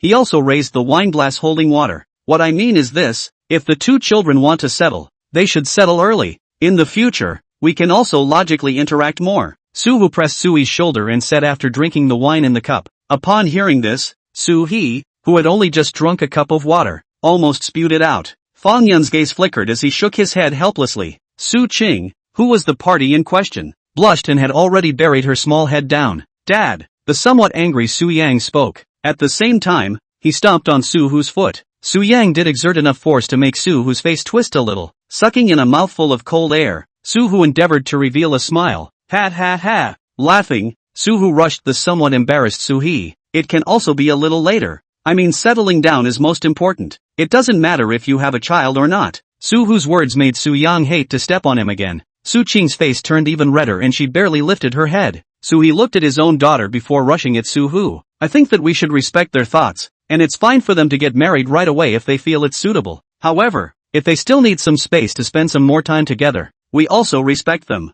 Yes.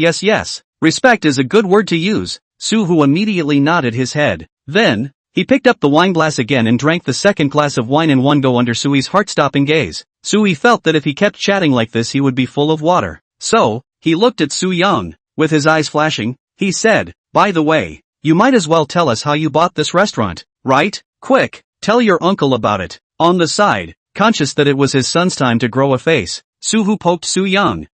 Su Yang was a bit hesitant. It wasn't that he couldn't say it, just that, he didn't know what to say. What's inconvenient? Su He asked with a smile. No. Su Yang subconsciously shook his head. When the words came here, Su Yang couldn't hide it anymore, and could only say what he had done one by one. It's like this. With a minute's time, Su Yang finished everything very briefly. How to buy and sell stores, stocks, how to acquire Qingfeng Hall, how to recruit talents. In addition to the existence of the system, all of them were said one by one. In the end, Su Yang also said that he was lucky and had gotten to this point by mistake. There is luck, but there is also strength. Right. Sui slowly nodded his head inside. Su Yang had made his words so clear, and he had to believe everything Su Yang had done. Up to this point, he had also gradually changed his opinion of Su Yang. Fang Yun also looked at Su Yang, his gaze changing as well. As the saying goes, when a mother-in-law looks at her son-in-law, the more she looks, the more delighted she is. The things that Su Yang has done at such a young age simply add to his infinite points. Fang Yun, who was still a bit hesitant before, now felt that it was his own daughter who had to grasp Su Yang. Come, eat your food. Smiling, Fang Yun gave Su Yang a chopstick of food. Thank you, auntie. Su Yang hurriedly thanked her. Worthy of being my son. Just outstanding. Su Hu slapped Su Yang with a smile. Su Yang ignored Su Hu and put the dish Fang Yun chucked over into his mouth. Then, raised his head to look at Su Qing. At this moment, Su Qing's gaze towards him also contained some admiration. Seeing him look over, Su Qing immediately lowered her head with a slight blush on her face. The subtle atmosphere between the two was immediately detected by Fang Yun and Su He. Glancing at each other, Su He suddenly said, you young people should be quite uncomfortable with us. Why don't you go out for a walk and let us old guys talk by ourselves? Yes, young people should be with young people. It's comfortable to watch. Su Hu also nodded his head. He also rushed at Su Yang and said, son, you take Su Qing out for a walk. The two of you have a good chat. Then, Su Yang subconsciously got up, but was a little hesitant. After all, it was a bit impolite to leave the table early for dinner with elders. However, without waiting for him to finish his words, Su Qing suddenly got up. Lowering her eyebrows, Su Qing said, then we'll leave first. As the words fell, Su Qing headed for the door. Seeing this, Su Yang's gaze flickered down, nodded at Su Qing's parents, and chased after them. Walking out of the restaurant, Su Qing first let out a light breath. Only when she turned around did she look at Su Yang. Su Yang also looked at Su Qing. The corner of his mouth slightly curled down. Su Yang said, what? Not used to it? Are you used to it? Su Qing asked back. We have to go through this anyway. If you're not used to it, you have to get used to it. Su Yang smiled. I think it should be easy for two people to be together. Su Qing murmured. How is it two people together? Did I promise you? Su Yang smiled. What did you say? Su Qing immediately glared at Su Yang. She took a step forward and closed in on Su Yang, looking like she was threatening him. Seeing this, Su Yang hurriedly raised his hand. While laughing and shaking his head, he said, you're really becoming less and less ladylike now. Chapter 27 Zhang Li is arrested. I'm not a lady. Su Qing wrinkled her nose and whispered. Alright, let's find a place to sit down and wait for them to come out. Su Yang said with a smile. As the words fell, he stretched out his hand and took Su Qing's hand. Aha! Su Qing gently nodded her head. Just in time. Next to it was a cafe. So the two of them walked towards the cafe. Only, as they were walking forward, Su Qing's cell phone suddenly rang. Su Yang stopped walking and waited for Su Qing to answer the phone.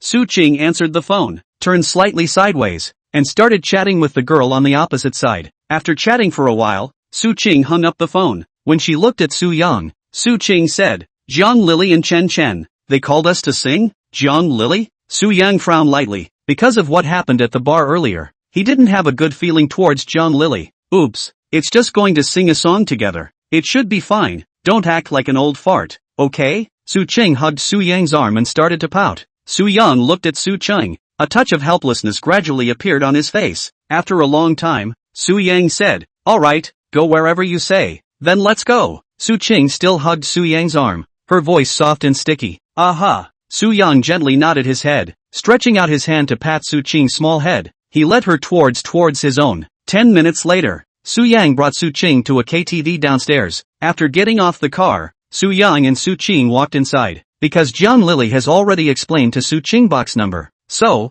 they let the waiter lead the way, walked directly to the door of the box. Pushing the door in, Su Yang saw 5 people together with John Lily and Chen Chen. There were 2 women and 3 men in total. Chen Chen was John Lily's boyfriend. There was also a girl named Zhu Yan and 2 boys. These people Su Yang recognized. They were their classmates. "Ah, you came." Seeing Su Ching, John Lily immediately walked over with some excitement. Zhu Yan also walked over to Su Ching and greeted her. "Hi, hi." A few boys looked at Su Yang, but they were a bit nervous. There was no way. What Su Yang had done before was too famous, and it was hard for them to be normal when facing Su Yang. "You guys sing? Don't mind me." Su Yang revealed a smile and said softly. Then, he walked to the edge of the sofa and sat down. "There are fruits. You can order whatever you want to eat. I'll treat you today," Chen Chen said with a smile. "Aha." Su Yang nodded his head. Seeing that Su Yang had no intention of interacting with them more, the few boys also did not say anything more. Glancing at each other, the few returned to the center of the venue and continued to talk, laugh and sing. Su Ching was good friends with John Lily and Zhu Yan, and the 3 of them were also talking and laughing together. Comparatively speaking, Su Yang was at the very edge. However, he didn't care. On the way to the group singing, Zhu Yan and John Lily got up to go to the bathroom outside. At this time, Su Ching finally had the time to come over. Sitting beside Su Yang, Su Ching said, "Why don't you sing with everyone?" "I don't sing well." Su Yang smiled and said, "Don't you think you're usually quite out of place?" Su Ching couldn't help but say, "Ha!" Su Yang laughed. Laughing, Su Yang said, "I think that it's enough for a person to have 1 or 2 people they care about in their lifetime. Besides, don't you think that most of a person's communication is meaningless? Then what is meaningful?" Su Ching subconsciously asked. "I think." Su Yang spoke. "Pa!" The sound that rang out when the door was suddenly slammed open interrupted Su Yang's words. With the sound, Zhu Yan, who had just gone out with John Lily, stumbled in. Somewhat flustered, John Lily rushed at Chen Chen. "Chen Chen." John Lily was taken to another box. "You quickly go and take a look." At the sound of the voice, Chen Chen was first stunned, followed by a glance from a few of the boys as they looked at each other. After the treat, Chen Chen gritted his teeth and angrily said, "F***ck." As the words fell, Chen Chen reached out and picked up the bottle. Towards the door. The remaining 2 boys naturally followed. Seeing this, Su Yang and Su Ching also got up. Su Ching's face had a somewhat worried and flustered look. John Lily was her friend, so of course she did not want to see something happen to John Lily. She also raised her steps and headed outside. "Don't worry, it's fine." Su Yang followed Su Ching and said softly. Su Ching's eyes were red and her gaze trembled. She did not say anything and only walked forward quickly. After about a few breaths of time, a few people came down to the entrance of the box under Zhu Yan's guidance. At this time, the few people happened to hear a cry of alarm coming from inside. "Ah!" Upon hearing the sound, Chen Chen's face immediately blazed with veins. Then, he kicked open the door of the box. With that, they saw the scene in the box. A few big, burly men were surrounding John Lily in the corner, and the wine glass had already been handed to John Lily, who was struggling. Seeing the scene in front of him, Chen Chen's gaze trembled slightly. At that moment, with a roar, "Bastard, stop!" As the words fell, Chen Chen took large steps forward. At the sound, several burly men raised their heads together. John Lily also raised her head and saw Chen Chen. With that, John Lily then said while shedding tears, "Save me, save me." Then, she struggled and ran towards the side. However, a burly man standing next to her didn't let her run away, and reached out to pull her back. Another strong man took a step forward and also reached out to stop Chen Chen. "You guys let go of him, you bunch of assholes. You guys are breaking the law, know that?" Chen Chen waved his arms and roared, "Let go of her, let go of Lily." The 2 boys, Zhu Yan and Su Ching also spoke up, telling them to let go of the person. A few burly men looked at the few student-looking men and women in front of them with smiles on their faces. "Ha!" With a sardonic smile, a burly man with a tattooed flower arm opened his mouth and said in a cold voice, "First of all, it's this S parents who owes us money, we're the ones who found her. I advise you not to mind your own business. Otherwise, don't blame me for breaking the legs of your male. The female stays. At the sound of the voice, Chen Chen and the others' gazes trembled slightly. Squirming down his throat, Chen Chen only gathered enough courage and said loudly, "You let go of the people first. Lily's parents owe money, you find her parents." As the words fell, he stretched out his hand and attempted to grab Jiang Lily's arm. Boom! Flower Arm suddenly raised his leg and kicked Chen Chen. With that, Chen Chen flew out backwards in one fell swoop, his body smashing into the sofa. Ah! Zhu Yan let out a scream. Chen Chen! Chen Chen! The two boys ran towards Chen Chen in some panic. What gives you guys the right to hit someone? Su Qing's eyes were slightly red as she angrily said, I've already told you guys not to mind your own business. If you guys have to be nosy, then I'll have no choice but to leave you guys behind. Flower Arm said with a fierce face. As the words fell, he stretched out his hand and then touched Su Qing with a lecherous face. Su Qing had Flower Arm in front of her, her eyes slightly red, but she did not back down. Seeing that the strong man's hand was about to touch Su Qing, suddenly, a hand held Su Qing's arm, pulling her behind herself. In a slightly stunned gaze, Su Yang looked at the burly man and smiled. Touch her and you die. Chapter 28 Trampling. Who the hell are you? The burly man froze for a moment before glaring at Su Yang. He didn't recognize Su Yang and didn't see that Su Yang had anything to be afraid of. Thinking that Su Yang was merely bluffing and colorful, gritting his teeth, the burly man reached out to grab Su Yang again. Facing the aggressive strong man, Su Yang slightly narrowed his eyes, a coldness in his pupils. He did not have confidence that he could fight against the few burly men in front of him, but things had come to this. For Su Qing's safety he had to act. With the corners of his mouth pursed slightly, Su Yang clenched his right hand into a fist and raised his right arm. He was ready to wrestle with the strong man. Seeing that the strong man's right hand was about to land on Su Yang, suddenly, splat, a dry and harsh sound rang out. With the sound, a silver needle with the thickness of a finger pierced through the door of the room, passed through Flower Arm's arm, and took him flying backwards. In an instant, Flower Arm's body smashed onto the sofa. Splat! Wow! Flower Arm surprisingly collapsed the sofa behind him. Ah dash! Collapsing onto the sofa, Flower Arm clutched his arm. His face suddenly distorted while letting out a cry of pain. At the sound, everyone's faces changed slightly. Su Yang also did not expect what happened in front of him. In the slightly stagnant atmosphere, the door of the box was smashed open. Then, two figures scurried into the box like swimming dragons. They were two tough-looking youths in black uniforms. One was holding a machete. One held a silver needle between his fingers. After entering the box, the two were like tigers entering a herd. They pounced on several strong men at once. Their strength is far beyond anyone's imagination. They were like beasts of prey. Instantly shocked everyone. With one punch and one kick, they flew out. They hit the wall hard. Then, the two of them will escape the two strong men to catch back. Press the two of their skulls will be smashed on the ground, letting them pass out alive. Pa pa pa. Boom boom. After a dry and harsh sound, the two of them clamped down on the Flower Arm that was still covering the arm and crying out in pain, and walked over to Su Yang. In the stupefied gazes of Chen Chen, Jiang Lily and the others, the duo bent their heads and softly said, Young master, is this person to be killed? At the sound of their voices, Chen Chen, Jiang Lily, including Su Qing froze for a moment. Young master? So, Su Yang was actually their master? They were to do Su Yang's bidding? In that case, who was Su Yang? The usually unassuming Su Yang in school actually had a terrifying background. Ha! Su Yang tugged down the corner of his mouth. He had already guessed that the two people in front of him were most likely sent by Su Hu to protect him. He did not say anything immediately. Lowering his eyebrows, Su Yang looked towards Flower Arm, who was sitting on his knees on the ground. At this moment, Flower Arm had already struggled out of the pain and regained some sanity. He looked at Su Yang, his eyes slightly red, and said, Brother, the person under your hand is so powerful, you should have said it earlier. I don't want this money. You just let me off the hook. We're leaving now. Su Yang looked at Flower Arm without any expression on his face. A moment later, Su Yang raised his foot and stepped on Flower Arm's face with his right foot. With a slight force, he stomped Flower Arm to the ground. Brothers, there is no need for you to kill me. Give me a chance. I can be one of your dogs. Bro! Flower Arm was horrified, making ear-piercing noises under Su Yang's soul. Ha! Su Yang laughed. Laughing, Su Yang said in a slow voice, There are rules in the Jianghu. Woe is not as bad as family members. Sin is not as bad as wives and daughters. A group of big old men, having a hard time with a little girl. Do you think it's appropriate? Not appropriate. Not appropriate. At Su Yang's feet, Flower Arm subconsciously shook his head. If it's not appropriate, why do it? Su Yang asked. As the words fell, Su Yang's right foot lifted and fell. Splat! With a crisp sound, Su Yang's right foot landed on Flower Arm's left arm. It directly stepped on Flower Arm's bones, in a sound that made one's teeth sink. Flower Arm's face twisted once again.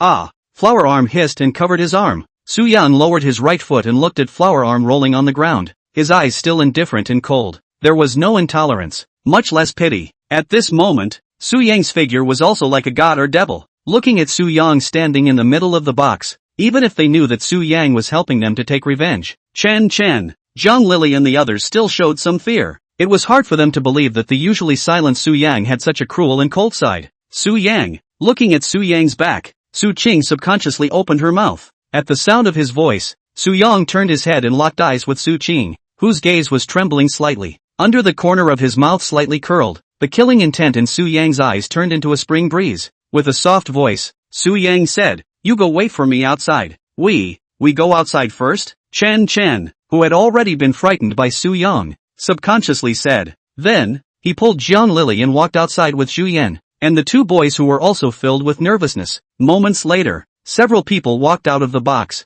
Zhang Lily and Zhu Yan pulled down Su-ching as they passed by, wanting her to go with them. However, Su-ching did not move, still standing in place, looking at Su-yang. The corners of Su-yang's mouth pursed slightly, his eyes filled with indifference as he looked at Flower Arm, who was curled up next to the sofa. In the face of the horrified Flower Arm, Su-yang raised his foot and stepped on Flower Arm's face again, slightly leaning down. Su-yang's eyes boiled with murderous intent as he said, "Pray that you're lucky enough. If you run into me again, you won't be able to keep your dog's life. Today, what I stepped on was your arm. Next time, what I'll step on is your dog's head." As the words fell, Su-yang turned around, looking towards the two youths standing aside. Respectfully, Su-yang said, "Tell him that I'm fine. There's no need to protect me like this." Yes. The two looked at each other and nodded in unison. Su-yang did not say anything else. He raised his steps and walked over to Su-ching's side, facing the somewhat bewildered Su-ching. Su-yang said, "What? Scared of me?" Su-ching looked at him. After a moment of silence, Su-ching suddenly reached out her hand and directly hugged him. Feeling the warmth and softness in his arms, Su-yang also stretched out his hand and hugged Su-ching. After a long time, the corner of Su-yang's mouth curled slightly as he said, "Alright, let's go back." Aha! Su-ching, who stayed in Su-yang's arms, gently nodded her head, allowing Su-yang to hold her hand. The two of them then headed outside. At this time, the two youths had already quietly left. Walking out of the messy box, the duo went downstairs. Downstairs, Chen, Zhang Lily hadn't left yet. Seeing Su-yang and Su-ching walk out, a few people subconsciously raised their steps and walked towards them. Near the front, Zhang Lily and Chen wanted to say something. "Thank you," voice slightly trembling. Zhang Lily said, "Thank you." Chen also rushed at Su-yang. "You guys are Su-ching's friends. Naturally you are also my friends. No need to be polite," Su-yang said indifferently. As the words fell, he pulled out his car keys and walked towards his car. "Lily, Zhu Yan, we're leaving first? I'll call you guys when we get back," Su-ching said. Chapter 29, Su-hu leaves home. Then, he also turned around and walked towards the roadside with Su-yang. Chen, Zhang Lily and the others stood still, watching Su-yang and Su-ching walk to a Pagani. A few people froze for a moment again, not expecting them to come in such a luxury car. So it seemed that Su-yang's background was really unfathomable. Eyes flickering, several people looked at Su-yang with awe and curiosity appearing in their gazes. 10 minutes later, Su-yang sent Su-ching back to his home. Then, he headed for home as well. When he returned home and opened the door to his room, Su-yang saw Su-hu who was already at home. However, he was surprisingly wearing a black uniform and carrying a bag. Seeing Su-yang enter, Su-hu grinned, smiled and said, "Son, I have something to go out for a while, but don't worry, I'll try to come back soon." Su-yang froze at his words. A moment later, Su-yang said, "Take care, don't see me off." "Ha!" Su-hu laughed. He was already used to Su-yang's attitude towards himself. Rubbing his nose, Su-hu said, "By the way, I had a good chat with Su-ching her parents, and they have a pretty good impression of you. You should also move around with them more during my absence. You don't have to worry about that. I know what to do myself." Su-yang's eyebrows knitted down lightly and said indifferently, "Then I'm leaving?" Su-hu smiled. With his eyes flashing down, Su-yang nodded his head. Su-hu looked at Su-yang and suddenly fell silent. After a few seconds, Su-hu raised his steps and walked to him in front of Su-yang's slightly stunned gaze. Suddenly, he reached out his hand to hug Su-yang. Patting Su-yang's back, Su-hu said, "Son, I will miss you." Only after the words fell, Su-hu, whose eyes were slightly reddened, let go of Su-yang. Then, he walked out of the door with big strides. Walking out of the room, he went straight to the rooftop. At this time, there was already a helicopter rumbling past on the roof. Suhu leaped up and jumped directly onto the helicopter. With that, the helicopter tilted its fuselage and slowly moved away. Su Yang stood in the room, listening to the sound of the helicopter on the roof of the building. Half a long time, with a deep gaze, Su Yang walked to the sofa and sat down. In the sunlight, Su Yang slowly closed his eyes. After Suhu left, Su Yang's life calmed down. Not having someone tossing around the kitchen every day made Su Yang feel uncomfortable. During this period of time,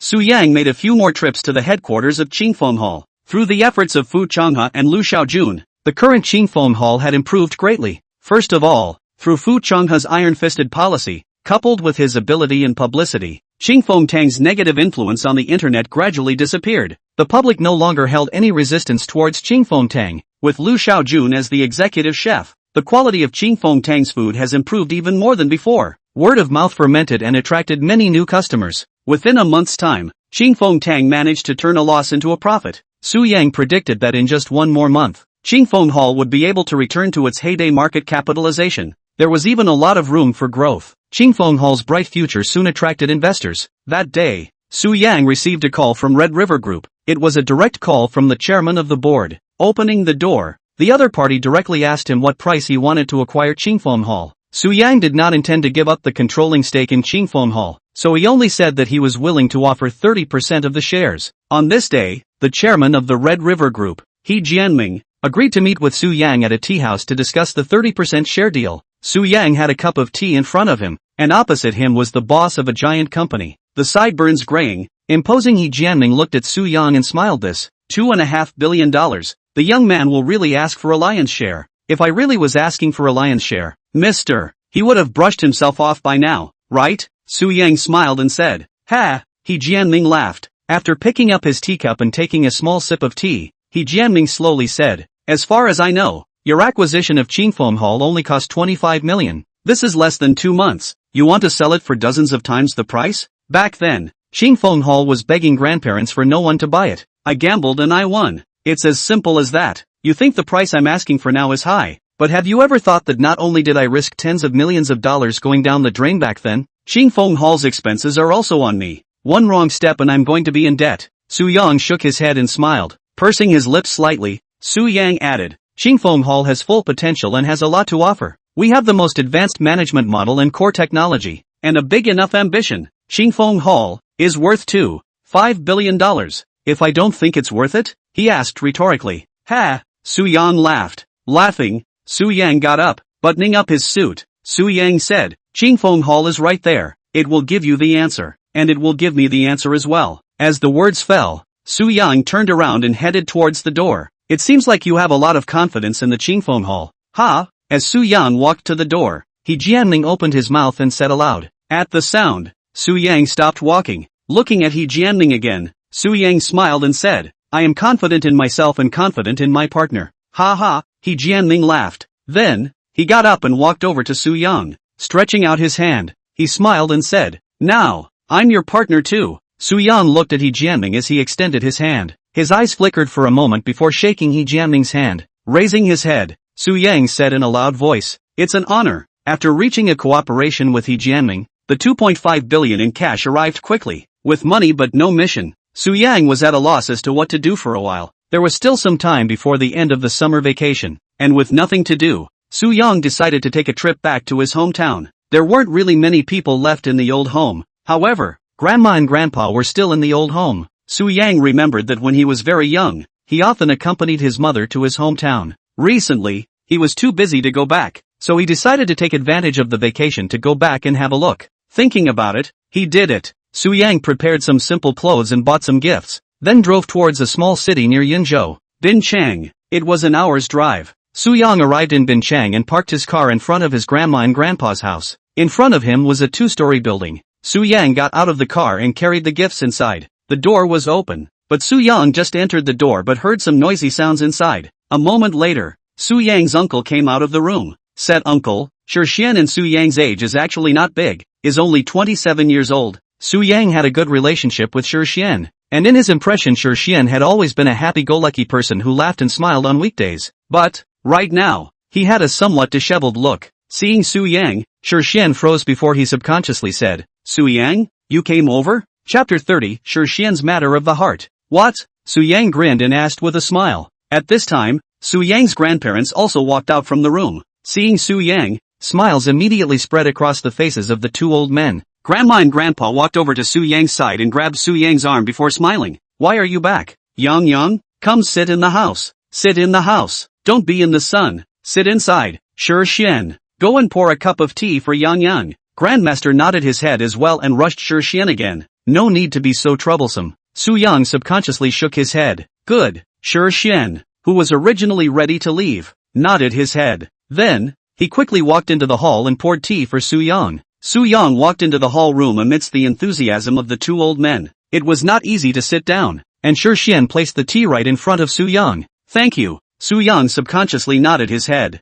You're welcome. Shi Xian shook his head. Then, he picked up a chair and sat himself on the side. The two old men, on the other hand, sat next to Su Yang and kept asking about Su Yang's recent situation, shushing him. In the face of the old men's questions, Su Yang couldn't ignore them and could only answer with discretion. Only after a long time did Su Yang take the time to try and say, by the way, when I came in just now, I heard you guys seem to be talking about something? Did something happen? Upon hearing this, the faces of the two old men who were still elated just a moment ago suddenly stagnated, glancing at each other. They did not say anything. On the side, Shi Xian hesitated and said with a bitter smile, Su Yang, don't ask. Since you're back, have fun. I'll accompany you wherever you want to go later. Shi Xian, we are both relatives and friends. If you really have something to say to me, Su Yang said with a smile, it's just a no good one. Why do you care about him? Grandpa Su Yang suddenly opened his mouth and said with some anger. Grandma Su Yang reached out her hand and slapped Grandpa, but her face showed some sadness. What's going on? Su Yang raised his eyebrows lightly, somewhat worried as he followed up. Shi Xian opened his mouth, but he wanted to speak. I'll say it. Grandmaster opened his mouth and spoke in a deep voice, glaring at Shi Xian. Grandmaster said with some anger, it's this indisputable one who made a girlfriend. Originally, we were quite satisfied with that girl, but when it was about to be time to talk about marriage, the other party suddenly wanted a $1 million bride price. $1 million. How many families in Bingcheng can afford that? Isn't that selling your daughter? Even if I could afford it, I wouldn't give it to him. What's wrong with marrying a woman like this? Dad, Yang Shui isn't the kind of person you're talking about. She doesn't want a bride price either. It's just that her parents. Shi Xian opened his mouth and tried to explain. You don't need to explain. Anyway, $1 million is not available. If their family doesn't want to let her find someone else. Grandmaster waved his hand and said in a cold voice. Upon hearing this, some despair immediately spread across Shi Xian's face. He was clear that if his family had this attitude, then it was really over between him and Yang Shui. Su Yang looked at his grandpa and then at Shi Xian. Through his grandpa's words, he already knew what was going on. Reaching out his hand first and patting his grandpa's back, Su Yang softly said, Grandpa, don't be angry for now. Your body is the most important thing. Then, Su Yang turned his head, looking toward Shi Xian. The corner of his mouth curled up slightly. Su Yang said, if it's a problem that money can solve, then it's not a big problem.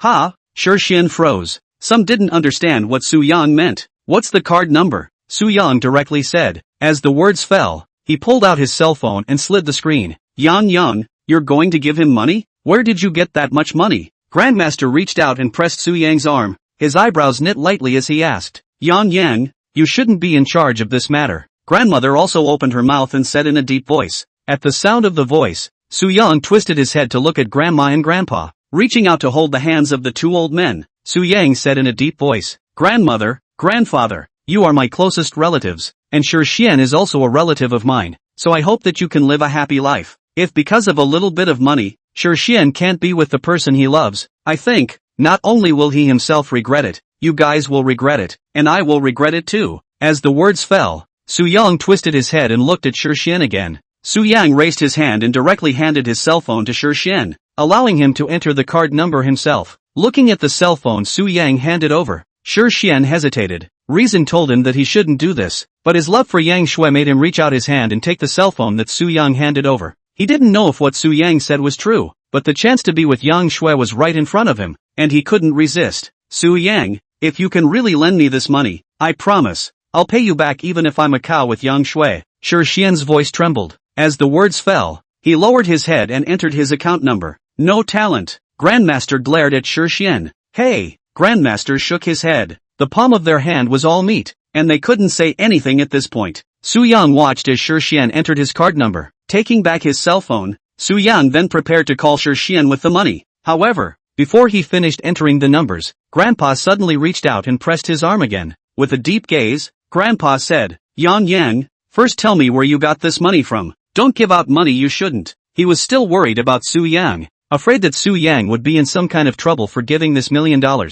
Grandpa, don't worry, the money is all earned from my own investments. It's all legitimate money. You taught me from a young age to finish being honorable. I won't forget it, Su Yang said, looking at Su Yang's eyes, confirming that Su Yang did not lie to himself. Grandpa slowly raised his hand. Then, glaring at Shi Xian, he said, why don't you thank Yang? He is now your benefactor. It's also our family's benefactor. Yes, you have to thank Yang. Grandmother also opened her mouth and said with some excitement, thank you, thank you. Shi Xian's voice trembled as he rushed at Su Yang. Family, don't say that. Su Yang shook his head. As the words fell, he had already finished entering the numbers and entered the password, so he transferred the money to Shi Xian. Very quickly, but in a few seconds, the beep of money arriving on Shi Xian's side rang out. Shi Xian subconsciously picked up his cell phone. When he looked at the screen, he froze. Eyes trembling, Shi Xian rubbed his eyes and rubbed his eyes again. At the same time, his mouth began to chant, 1, 10, 100, 1,000, 10,000, 100,000. What? Seeing this, Grandma and Grandpa were both a bit puzzled. Shi Xian did not immediately respond to his parents. He raised his head and looked at Su Yang. Only after licking his lower lips did Shi Xian's voice darken. $5 million? At those words, Grandpa and Grandma both froze. Then, the two looked at Su Yang together. In the eyes of the three, Su Yang pressed his hand on Shi Xian's shoulder and smiled. Uncle, you're my mom's younger brother. If you're doing well, I'm doing well. You tell Yang Shui's parents that no one can stop my aunt from marrying over. Otherwise, the Su family's money can smash him to death. Chapter 31 Chungchoyu. You brat. Shi Xian couldn't help but shake his head. Then, he hesitantly said, I can't ask you for so much money. 1 million is enough. Yang, why are you giving him so much money? It's not appropriate. Grandmaster opened his mouth and said in a deep voice, 5 million is also too much. Yang, you have to save this money and use it yourself. Grandma looked at him and said, Grandma, Grandpa, don't worry, this amount of money is nothing to me. A lift of the hand. Su Yang smiled and shook his head. Then, he got up and said with a smile, Grandma, Grandpa, I'm hungry. Why don't you guys cook for me? Hungry? Ha? Then I'll go cook. Upon hearing this, Grandma immediately got up. I'll cut the vegetables for you. Grandmaster hurriedly got up. Thank you Grandma. Thank you Grandpa. Su Yang was very sweet-talking. Seeing Grandma and Grandpa walk into the kitchen, Su Yang turned around and looked at Shi Xian. Yang, you've grown up. Shi Xian sighed. Of course I've grown up. I'm taller than you now. Su Yang smiled. You brat. Shi Xian laughed and shook his head. Right, let me take you to a place after dinner. Shi Xian suddenly said. What place? Su Yang subconsciously asked. Do you remember Chang Qiuyu? Shi Xian asked. Sister Qiuyu? Su Yang froze before saying with some surprise. He recalled a hazy and soft figure. He still remembered that when he was young, he was the one who played behind Chang Qiuyu as well as Shi Xian's but, well, she recently came back and said she wanted to stay at home for a few days. Shi Xian nodded and said softly, alright, then let's go find her after dinner. Su Yang nodded. After having dinner at Grandpa and Grandma's house, Su Yang went out with Shi Xian and went to look for Chang Qiuyu. After walking through the streets for 2 days, the duo arrived in front of a building. Because Chang Qiuyu had already called, the iron gate under the building happened to be opened when they came over. With that, a figure appeared in front of Su Yang and Shi Xian. Chang Qiuyu was wearing a pair of black jeans with marten boots, trimming her long legs. On top of that, she was wearing a very loose black shirt, her delicate eyebrows and eyes revealing her style, and a pair of black-framed glasses resting on her slightly curved nose. Hair pulled up, plain face, but it did not hinder her stunning charm. When she saw Su Yang, Chang Qiuyu also lit up. Immediately, she raised her steps and walked in front of him, looking Su Yang up and down. Chang Qiuyu sighed. Yang, you've really grown up. Sister Qiuyu. The corner of Su Yang's mouth curled up slightly as he softly said, come in. I'll make you guys a cup of tea. Chang Qiuyu slightly sidestepped and softly said, trouble. Su Yang nodded gently. Then, he walked with Shi Xian. Precisely because they hadn't seen each other for a long time, it was inevitable that there was a feeling of rustiness when they met again. Fortunately, the memories of the past were deep enough, so the three of them quickly regained their old feelings and began to talk and laugh. Although Chang Qiuyu was 7 years older than Su Yang, she was able to pick up on the topics that Su Yang was talking about. During the conversation, Su Yang learned that Chang Qiuyu was now opening an independent cafe in Zhanghai City, and now the business was good, and it was enough for Chang Qiuyu to gain a foothold in one of the biggest cities like Zhanghai. By the way, you're free to come to Zhanghai to play, right? I'll take care of all the accommodations. I'll take you to dinner if you want to go somewhere. Chatting, Chang Qiuyu suddenly said, "Are you serious? Then it's a deal?" Su Yang smiled and said, "I can still lie to you," Chang Qiuyu said with a slight anger. She reached out her hand and naturally slapped down Su Yang's arm. Coincidentally, Yang Shui, she also works in Zhanghai. I think we can go and have fun together. Shi Xian suddenly said, "Okay, you go to Zhanghai and give your aunt a call. Let's have a meal together." Su Yang looked at Shi Xian and said, "Then it's a deal. Let me know when you guys are leaving. I'll book the tickets." Chang Qiuyu said, "I'll do it," Su Yang said. Chang Qiuyu looked towards Su Yang. With her eyes flickering, Chang Qiuyu said, "Good, then let Yang Yang come. Don't call me Yang Yang, call me Su Yang." Su Yang said somewhat shyly. After all, it was a nickname, and it had been a long time since anyone had called him that. "What? Shy?" The corner of Chang Qiuyu's mouth curled slightly as she said, "Then is it okay if I call you Wen? Su Yang also called Chang Qiuyu by her nickname, begging for a beating. Chang Qiuyu's face turned slightly red and immediately stretched out her hand, making a gesture to hit Su Yang. Seeing this, Su Yang immediately got up and dodged Chang Qiuyu's hand. Standing at the door, Su Yang said, "Sister Qiuyu, we'll go back first. I'll talk to you when we book the tickets." "Going back now, ah?" Chang Qiuyu was obviously a little reluctant. "It's quite late. I'll come find you tomorrow." Su Yang smiled and said, "Who cares about you coming to find?" Chang Qiuyu lightly bit her lower lip and arrogantly said, "Let's go." Su Yang smiled and waved his hand. "Let's go." Slow down on the road. Chang Qiuyu nodded her head. Shi Xian also got up and followed Chang Qiuyu. Then the two of them left Chang Qiuyu's house together. For Su Yang, Zhanghai City was also a place he hadn't been to for a long time. After saying goodbye to Chang Qiuyu, Su Yang started booking tickets. The three of them were all young people, so there was no hesitation when they decided to go. However, Grandma and Grandpa were a bit reluctant to let go of Su Yang. They had only been home for a short time, and then they had to leave again. It was not easy to say goodbye to Grandma and Grandpa. Su Yang and Chang Qiuyu, Shi Xian set off together. Take the plane to Zhanghai. After getting off the plane, Shi Xian naturally went to find Yang Shui, while Su Yang went to the hotel first. Chang Qiuyu sent Shi Xian to a hotel near her cafe. Standing in front of the hotel, Chang Qiuyu said, "You rest for a while. I'll come over to pick you up later." "No need. I know where your cafe is. Just go over and find you yourself." Su Yang smiled and said, "Okay, then I'll wait for you." After hesitating for a while, Chang Qiuyu gently nodded her head. "Well, you go back first," Su Yang said. Standing in place, watching Chang Qiuyu leave, Su Yang turned around, walking towards the hotel, walking into his room, putting down his suitcase and bag, and going to the bathroom to wash up and change into new clothes. Su Yang went downstairs, ready to go to Chang Qiuyu's cafe. The cafe was not far from here, only 500 or 600 meters away. Su Yang directly walked over. After about a tea time, Su Yang saw Chang Qiuyu's cafe from afar. However, at this moment, something seemed to have happened in front of the cafe. A youth was standing in front of a car, and was emotionally talking to Chang Qiuyu about something. Behind Chang Qiuyu also stood a young girl of 17 or 18 years old from the university. The youth wearing black leather jacket waved his arm, full of anger and said, "Are you guys not long eyes? Didn't you see my car parked here? Now she scratched my car. What do you say? I just picked up my car. Can you poor bastards afford to pay for it? Show some respect. She didn't do it on purpose either. We'll pay you how much you deserve. But you can't insult people." Chang Qiuyu said with a light frown at the tip of her eyebrows. Chapter 32, I'll pay for her. Insult you? How about I insult you? I was born to be more noble than you people. Why can't I insult you? And you'll pay for it? What are you going to pay for? With yourself? I said this is a new car. A brake is worth a few $1,000,000. You can't even afford to pay for it. The leather-clothed youth said with a fierce face. When the leather-clad youth spoke of millions, Chang Qiuyu's face changed slightly. She did not expect this car in front of her to be so expensive, and the leather-clothed youth opened his mouth to ask for millions. "How did you?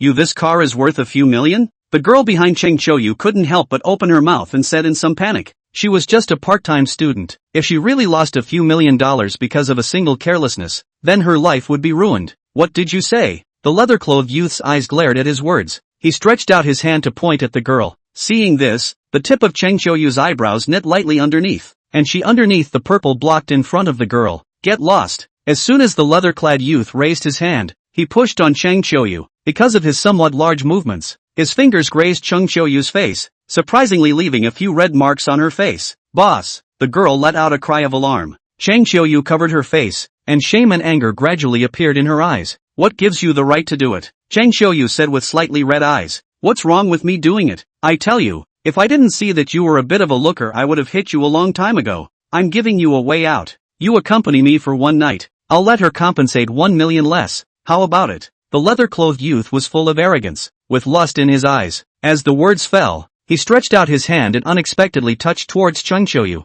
Seeing that the youth's hand was about to touch Chang Qiuyu, a hand reached over from the side and grabbed the youth's hand. At the same time, it stood in front of Chang Qiuyu. The moment she saw the visitor, Chang Qiuyu was first stunned, and then, with some surprise, she said, Su Yang? That's right, it was precisely Su Yang who had arrived. Standing in front of Chang Qiuyu, facing the leather-clad youth, the corner of Su Yang's mouth curled slightly as he said, How much? Su Yang, you don't have to care about this, Chang Qiuyu subconsciously said. Su Yang did not respond to Chang Qiuyu, only raising his hand, signaling that she did not need to speak. Still looking at the leather-clad youth, he waited for his answer. Who are you? What's the relationship with her? The leather-clothed youth asked with a hard look on his face. What relationship I have with her has nothing to do with you. You can't ask. Your car is broken. I'll pay you for them, Su Yang said in a deep voice. Ha! The leather-clad youth pulled down the corner of his mouth and let out a cold laugh. Then, pointing his finger at Su Yang, he said, Do you know how much this car of mine costs?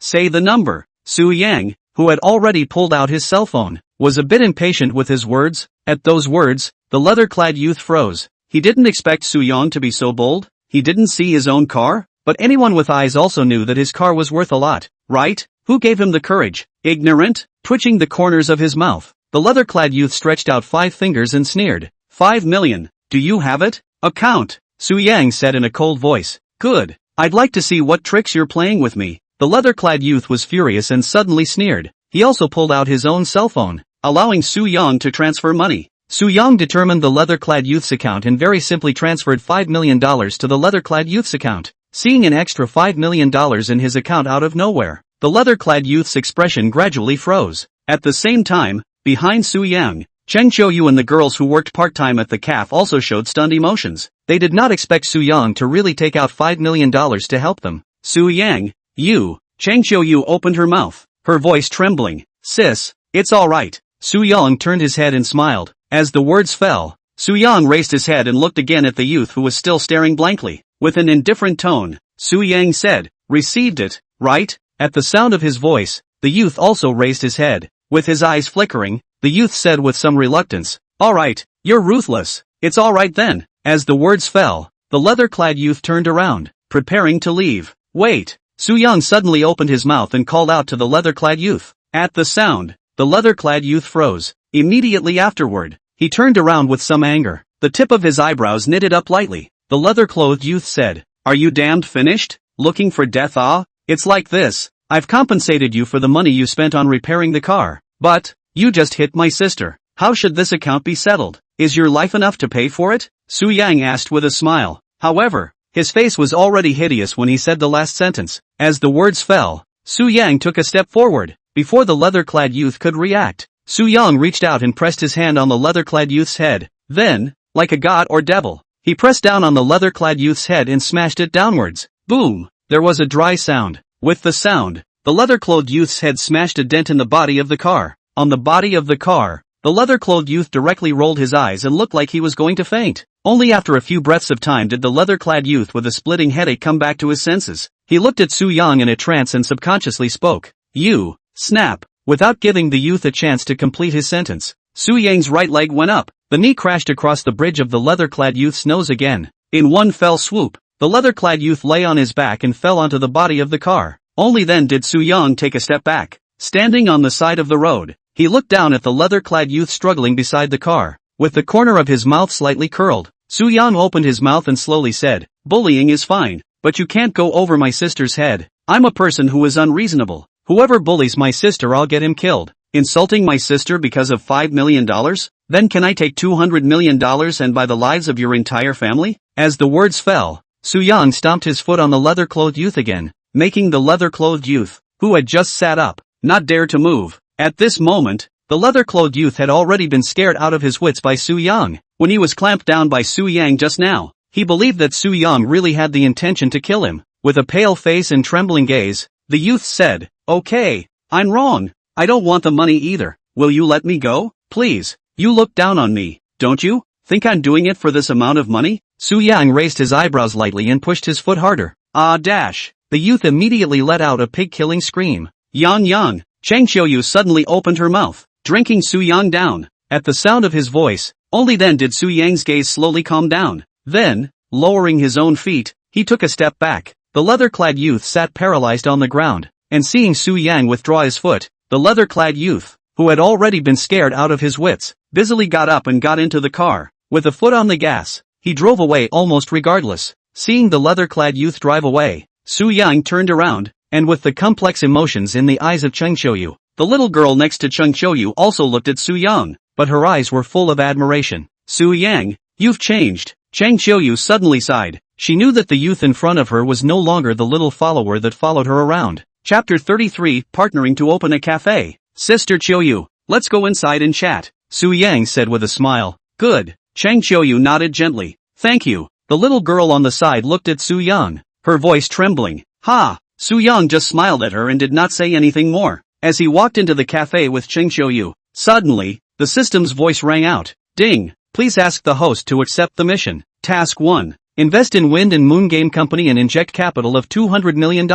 Revenue cycle 6 months. Yield rate of 6,000%. Task 2. Invest in Maple Leaf Cafe. Inject $10 million. The income cycle is sustainable. Annual yield of 600%. Hearing the voice from the system in his mind, Su Yang, who had just walked into the cafe, was slightly stunned. Noticing Su Yang's abnormality, Chang Xiuyu subconsciously looked towards him. With her eyes flashing, Chang Xiuyu said, "What's wrong?" "Nothing." Su Yang immediately shook his head. Then, a smile flowed out again, the corners of his mouth curling slightly as he walked inside. With Chang Xiuyu, he came to the second floor and sat down in front of a transparent glass table. At this time, Chang Xiuyu had already asked the clerk to make 2 cups of coffee over for them. Sitting on the gray sofa, Chang Xiuyu looked at Su Yang. With his eyes flickering, Chang Xiuyu said, "5 million isn't a small amount for you, right? I will pay you back this money as soon as possible." "Sister, it's my fault. I should return this money." "Don't worry. I will work hard to earn money and give you all my salary,"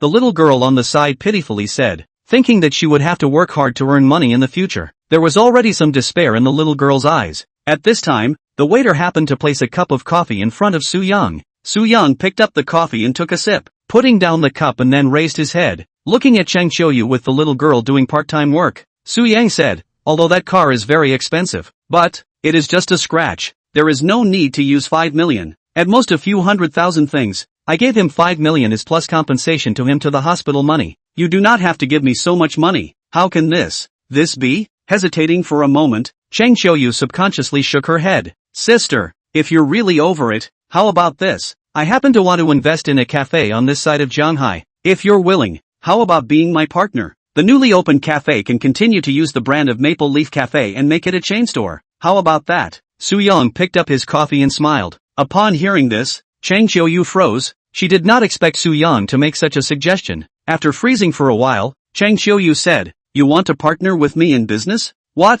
Not welcome?" Su Yang raised his eyebrows lightly. "When? Of course I welcome it." Chang Xiuyu subconsciously nodded her head. She didn't even have a reason to refuse. Opening a branch had always been one of her dreams. It was only that, suffering from a lack of capital turnover, it had never taken shape. If Su Yang was willing to invest in her, this was simply a good thing that could kill 2 birds with 1 stone. However, in this way, it seemed like she had become a beneficiary again. "Let's do it this way then. This 5 million will be the capital you put in. I'll figure out the rest." After hesitating for a moment, Chang Xiuyu said, "As I said, I'm here to invest, not to ask for debts." Su Yang smiled and shook his head. As the words fell, he pulled out his wallet and placed a bank card in front of Chang Xiuyu. The corner of his mouth curled down slightly. Su Yang said, "Inside here is $10 million, plus the several 100,000 you guys owe me. It'll be used as the capital for me to enter the stock." $10 million? Chang Xiuyu froze again. "Boss, we. The little girl tugged on Chang Xiuyu's arm, somewhat excited. After a few breaths of time, Chang Xiuyu calmed down. After hesitating for a moment, Cheng Xiuyu pushed the bank card back in front of Su Yang, then said, Su Yang, even if you want to invest, you don't need to use so much money. I only use 3 million to open this cafe. Besides, there are definitely losses and gains in investing in this kind of thing. You can't take $10 million out to gamble. Sis, I believe you. Su Yang reached out and pressed on Cheng Xiuyu's hand. Raising his head, Su Yang looked at Cheng Xiuyu and said, this 10 million is nothing to me. Loss or profit or I don't care. I just hope you can do what you really want to do. Cheng Xiuyu looked at Su Yang. His gaze trembled slightly. A touch of moisture filled his eyes. A moment later, Cheng Xiuyu said, Su Yang, you don't owe me anything, and I'm not worth it. I think it's worth it. Su Yang nodded with a smile. Cheng Xiuyu was silent once again. After a few breaths of time, Cheng Xiuyu picked up the bank card. Then, looking at Su Yang, he said, then you take up 100% of the shares, and I'll work for you, okay? It's all on you if you make any money. If you work for me, is it still called a partnership? Sister, the $5 million you owe me is counted as your shares. You take up at least 30%. How about it? Su Yang smiled and said, I owe you money. Why do you still want to give me shares? Cheng Xiuyu said with some tears and laughter. That way, sis, you will work well. When you make money, the money shared proportionally will be counted as you paying me back. Su Yang said with a smile. Cheng Xiuyu looked at Su Yang somewhat helplessly. She was pretty sure that no matter how much she demanded, Su Yang wouldn't let herself really lose $5 million to him. Therefore, she seemed to have no choice. Shaking her head, Cheng Xiuyu pulled her hand out of Su Yang's hand with a slight blush on her face. Taking the bank card, Cheng Xiuyu said, in Shanghai Open Cafe is not so simple thing. First of all, to choose the location. A good location sometimes decide everything. Also, in order to ensure the stability of the products and services, there is also staff training. I'm afraid it's not a 1 day or 2 days thing. It doesn't matter if it's a 1 or 2 year thing. I'm not in a hurry. Su Yang said. You are not in a hurry. Cheng Xiuyu blankly glanced at Su Yang. Then, she rushed at the little girl next to her. Chen Ning, I'm afraid this part-time job you'll have to keep doing. Help me prepare for the newly opened store. You can only quit after we earn enough money for him to make $5 million. Boss, I'm willing to keep doing it. The little girl named Chen Ning said with slightly red eyes. She was already prepared to spend the rest of her life paying off her debts. But now, she was turned into a long-term job by Su Yang and Cheng Xiuyu in a few words, which could be said to be a great favor. Alright, there's nothing more. You go down and get busy. I'll call you when needed. Cheng Xiuyu raised her hand and patted Chen Ning's arm, softly saying, aha. Chen Ning nodded with slightly reddened eyes. Nodding her head at Su Yang again, Chen Ning slowly got up and walked downstairs as if she was relieved. Seeing Chen Ning go downstairs, Su Yang collected his gaze and looked at Cheng Xiuyu again. With a calm gaze, Su Yang said, Sister, I want to work under your hand now. Come on you, I'll pay you double wages. The corner of Cheng Xiuyu's mouth curled slightly as she said, I don't even want the wages, as long as you're at the store every day. Sis, Su Yang smiled and said, Chapter 34, a meal. You're the only one who can talk. Cheng Xiuyu blankly glanced at Su Yang. Then, she raised her hand and glanced at her watch. Getting up, Cheng Xiuyu rushed at Su Yang.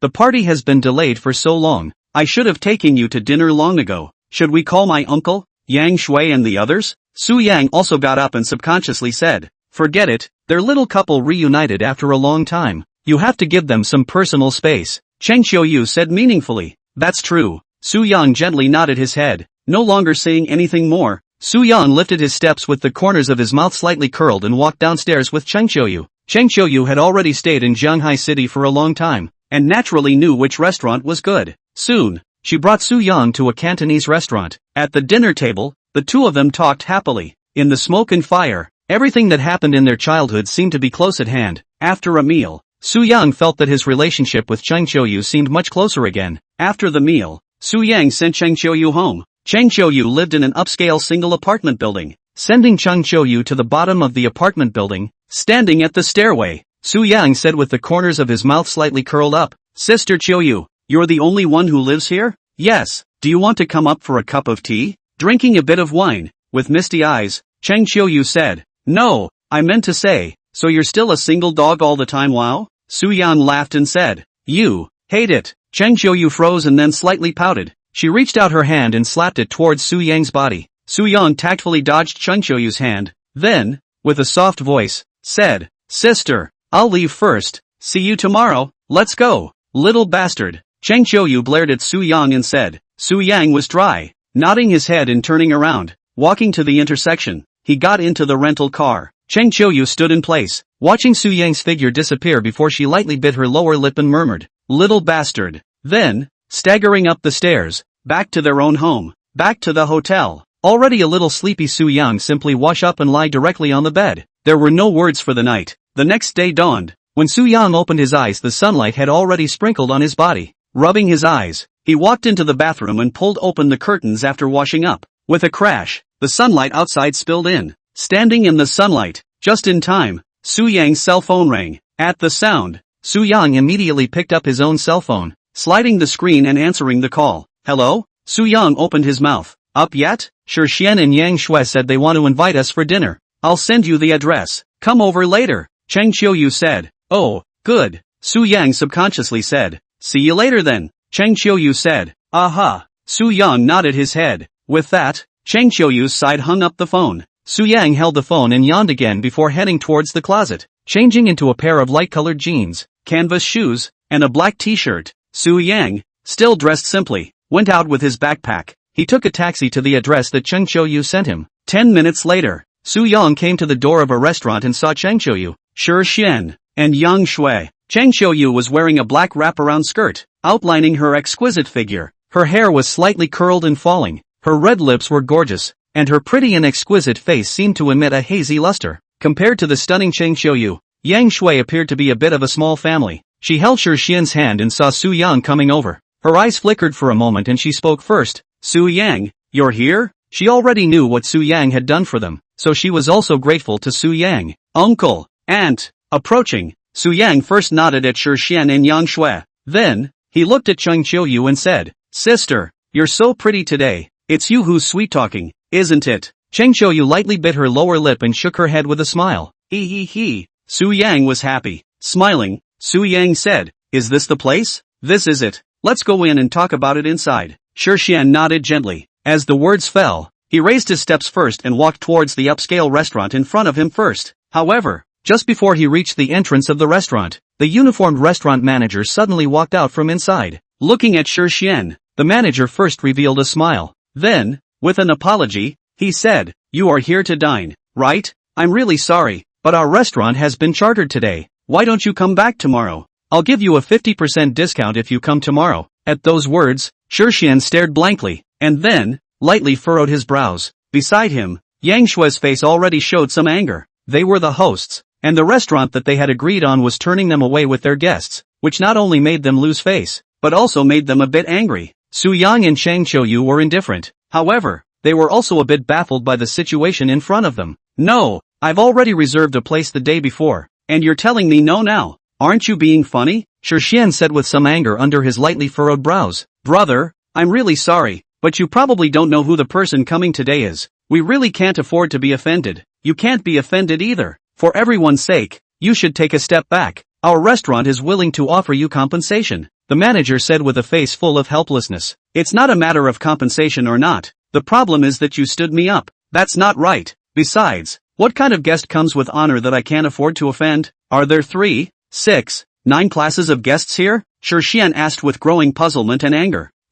You wait a moment." The manager was about to explain something else to Shi Xian, but suddenly saw a car traveling over, so he raised his hand. Then, he raised his steps somewhat nervously and walked quickly to the front of the 2 cars. Noticing a car coming, Su Yang, Cheng Qiuyu, Shi Xian, and Yang Shui also looked over. In Su Yang's gaze, the doors of the 2 cars opened after they stopped, and immediately, 2 youths dressed in formal attire with an arrogant aura came down from the cars. One of the 2 was wearing glasses and combing his greasy hair, and one of them was holding a string of beads in his hand and was playing with it. "Young He, Young Wang, you're here." Walking up to the 2 youths, the manager immediately nodded and said. The 2 who were addressed by the manager as He Xiao Wang Xiao only looked down at the manager. Then, He Xiao, who wore a greasy hair, slowly and methodically said, "Did my dad and the others come?" Back to He Xiao. "They're all here, just waiting for you." The manager nodded gently. "Well, let's go." He Xiao also nodded his head. Then, he walked forward with Wang Xiao who was standing beside him, ready to enter the restaurant. Only, when they reached the entrance of the restaurant, they noticed Su Yang's group. He Xiao stopped walking and turned to look at Su Yang's group. What are these people doing? What are they doing blocking the entrance of the restaurant? What if our honored guest comes over later and disturbs him? I said, what are you doing? Get rid of these irrelevant people. Don't let them dirty the guest's eyes here. Wang Xiao also opened his mouth and said in a cold voice. Chapter 35 Worms in the Sewer? Upon hearing this, Shi Xian, who already had a stomach full of anger, was instantly enraged. Without waiting for the restaurant manager to say anything, Shi Xian took a step forward and then pointed at the two young masters. What did you say? Calling who a dirty thing? Take back what you said. Shi Xian, don't. Feeling that young master He and young master Wang were not people who seemed to be with, Yang Shui stopped Shi Xian with some concern. Su Yang had one hand in his pocket, and there was no expression on his face. Seeing that Cheng Qiuyu was about to go forward, he stretched out his hand and stopped Cheng Qiuyu, only coldly looking at He Xiao and Wang Xiao. Under Su Yang's gaze, Wang Xiao tugged at the corner of his mouth,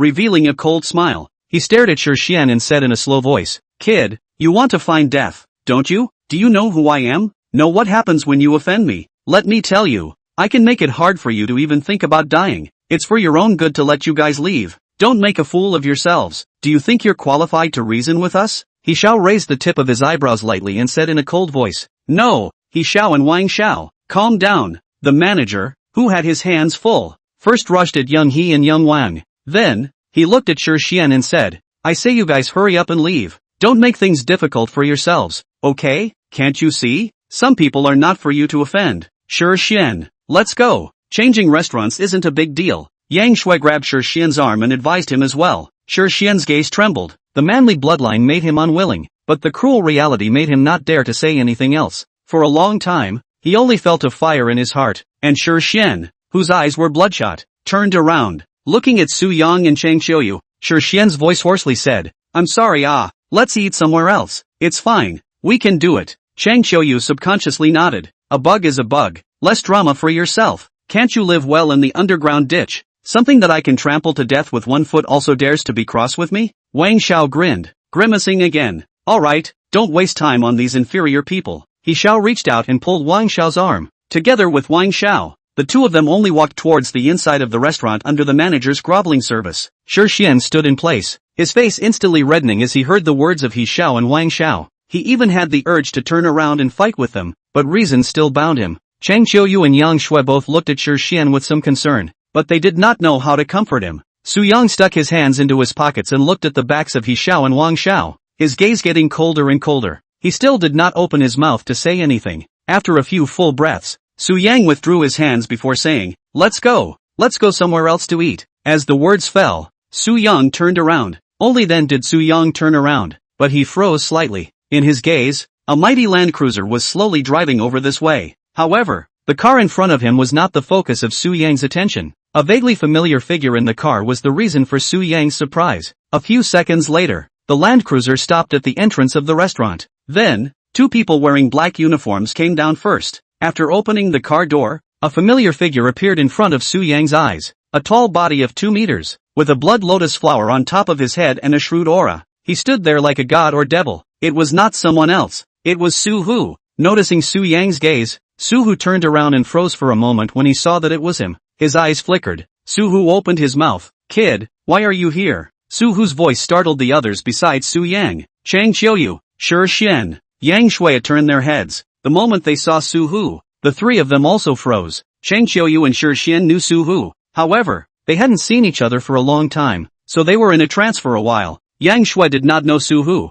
so she was startled at the sight of Su Hu. Shi Xian's gaze became somewhat complicated. He recalled at once how much he worshipped Su Hu when he first saw him when he was a child, following her ass every day. However, from a certain day, Su Hu unexpectedly disappeared for more than 10 years without any reason, which indirectly led to his sister's early death, which gradually made him hate the negative Su Hu. Even though he knew that Su Hu had returned to Yunzhou, he and Su Yang's grandma and grandpa did not see Su Hu again. After more than 10 years, this was the first time he had seen Su Hu. Little Xian? Su Hu also saw Shi Xian, and so, lightly raised the tip of his eyebrows. A moment later, he raised his steps and led two uniformed youths towards Shi Xian. Looking at Shi Xian and glancing him up and down, Su Hu tugged at the corner of his mouth and smiled. Do you still remember me? Little Xian, sister, brother-in-law. His eyes flickered for a moment before Shi Xian spat out 2 words with some difficulty. Big brother Su is good. Cheng Qiuyu, who knew Su Hu, nodded gently at Su Hu. Hello big brother. Yang Shui also greeted Su Hu.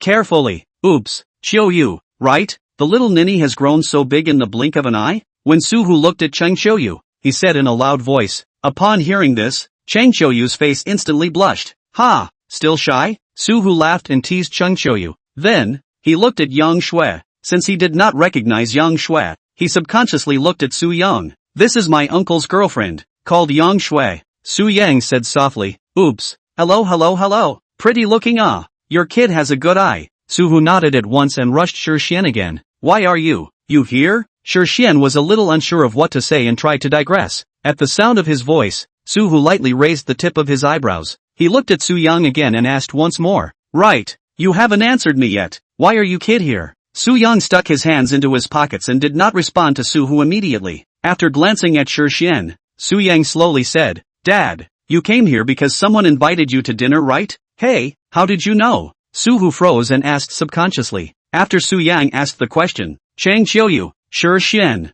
Yang Shui seemed to have thought of something, so they all revealed shocked emotions. When they looked at Su-hu again, their gazes all changed. Su-hu did not notice the change in Shi and the others' gazes and still looked at Su Yang, waiting for his answer. It's like this. I just came to Jianghai with my uncle. Originally, my uncle said that he wanted to treat me to a meal at this restaurant. Su Yang raised his hand and pointed at the restaurant in front of him. So it's a coincidence? Su-hu froze. Then he said, it just so happens that we bumped into each other. So let's eat together. No, we can't get in. Just now, the person who invited you to dinner said that we are inferior people. Worms in the gutter. Unworthy of entering this restaurant. I think it would be better for you to dine with those honorable people. People like me, my uncle, my aunt, and sister Qiuyu don't deserve to go in. They're not qualified to dine with you and those honorable people. Su Yang spoke in an icy tone, slowly and methodically. Chapter 36 Dare to bully my brother-in-law? Upon hearing this, Su-hu, who was still all smiles, gradually turned ugly. When Su Yang's words fell,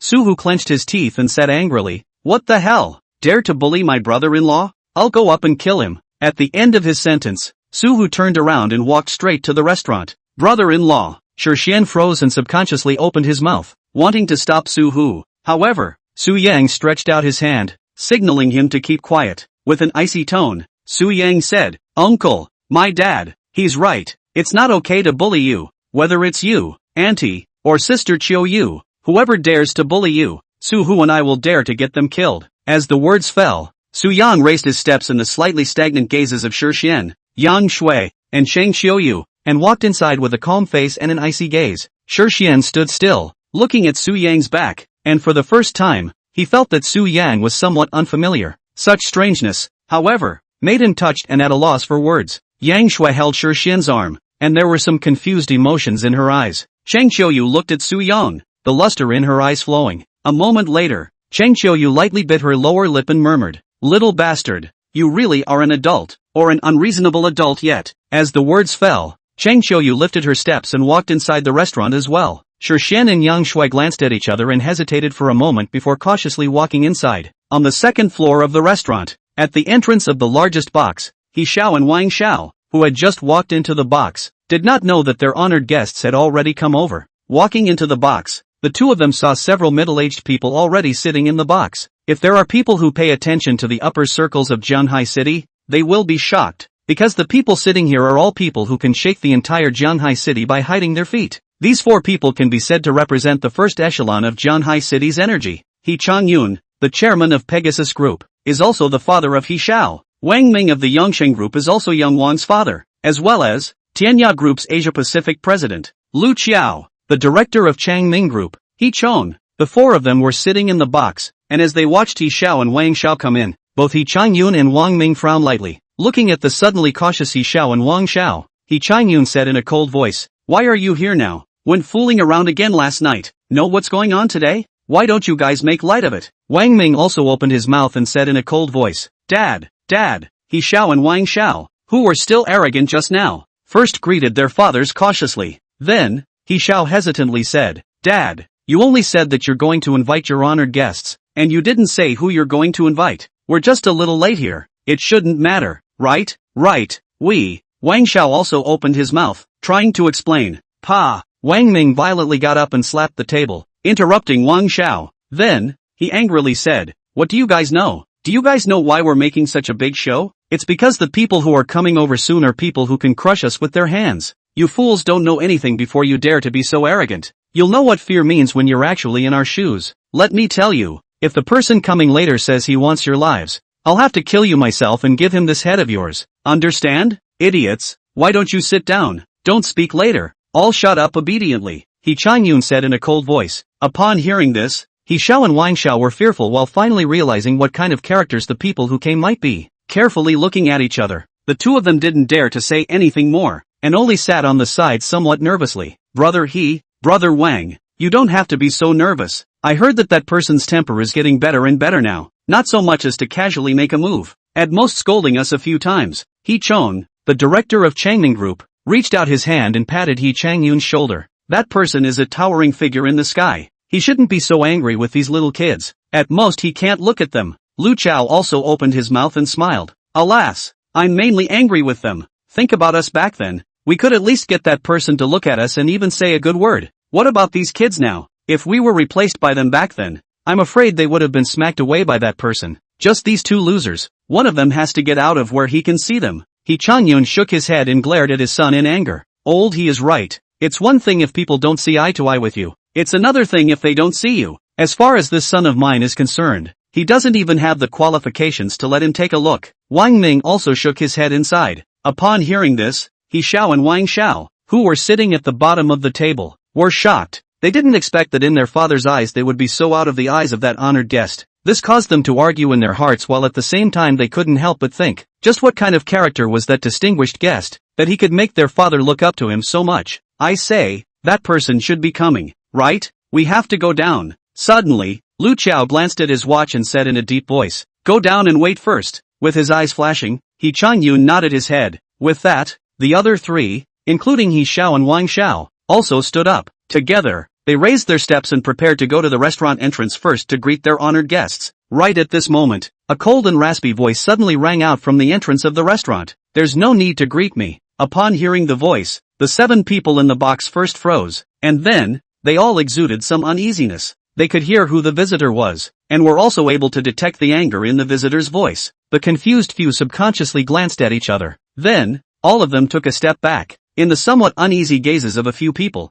an aura rushed to the sky. A figure that was filled with a fierce aura, like a divine devil, stepped into their line of sight. Behind them, 2 youths with refined temperament directly guarded the door of the room. After entering the door, facing the several people in the room who were instantly shivering, Su-hu angrily said, kneel down for me. Kneel, quickly kneel down. Frozen for a moment, although unknown, He Chang-yoon still subconsciously nodded his head. Without him saying it, Wang Ming, He Chong, and Lu Qiao would go down almost in unison. Seeing this, He Xiao and Wang Xiao, under the slight trembling of their gazes, also subconsciously knelt down. After a total of 6 people in the room kneeled down, just in time, Su Yang and Chang Qiuyu, Shi Xian, Yang Shui walked to the door of the private room. Seeing the scene in the room, apart from Su Yang, everyone froze. They didn't expect that the 2 people who had been so high and mighty and arrogant just a moment ago would kneel in front of Su-hu. So, what kind of status did Su-hu have? Surprisingly, he was able to shock these people. The footsteps of Su Yang and the others as they walked over startled the several people kneeling on the ground.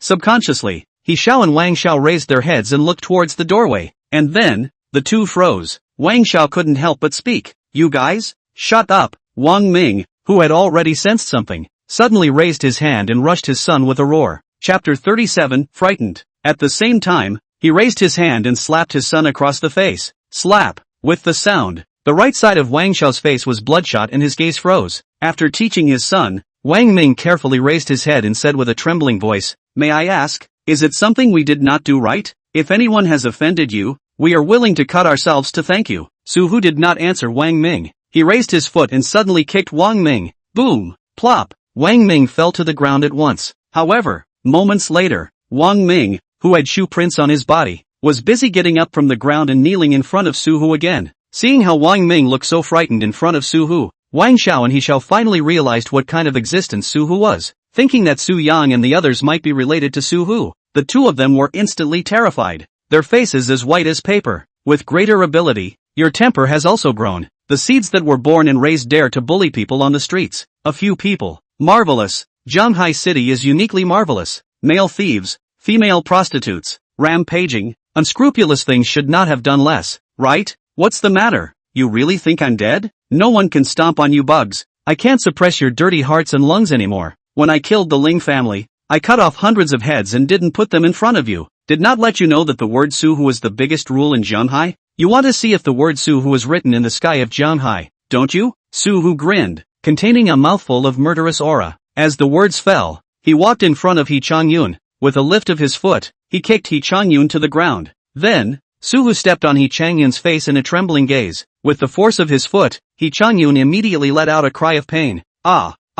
Suhu ignored He Changyun. With his foot on ahead, Suhu, who stood in the room like a god or devil, looked around. A moment later, he added, "Do you think that you can't forbid my Suhu to take a breath?" There was no response to Suhu. The room was silent. In a silence, Suhu finally asked, "Speak up, who said that my son, my brother-in-law, my son's friend, my brother-in-law's woman, said that they are inferior people? Is the lower gutter of the worm? We don't dare think so. I ask to always be honored by you. Please give us a chance." At Suhu's feet, He Changyun's eyes were bloodshot and his voice trembled. "I asked wrongly. We are willing to be punished. Please give us a chance." Wang Ming grabbed the ground with his head and also begged for mercy from Suhu. "We were wrong. The other two also kowtowed at Suhu, their voices trembling. Wang Xiao and He Xiao cowered at the side, already scared out of their wits by Suhu, not daring to say anything. At the door, Su Yang and the others looked at the scene in the private room. Except for Su Yang, Shi Xian,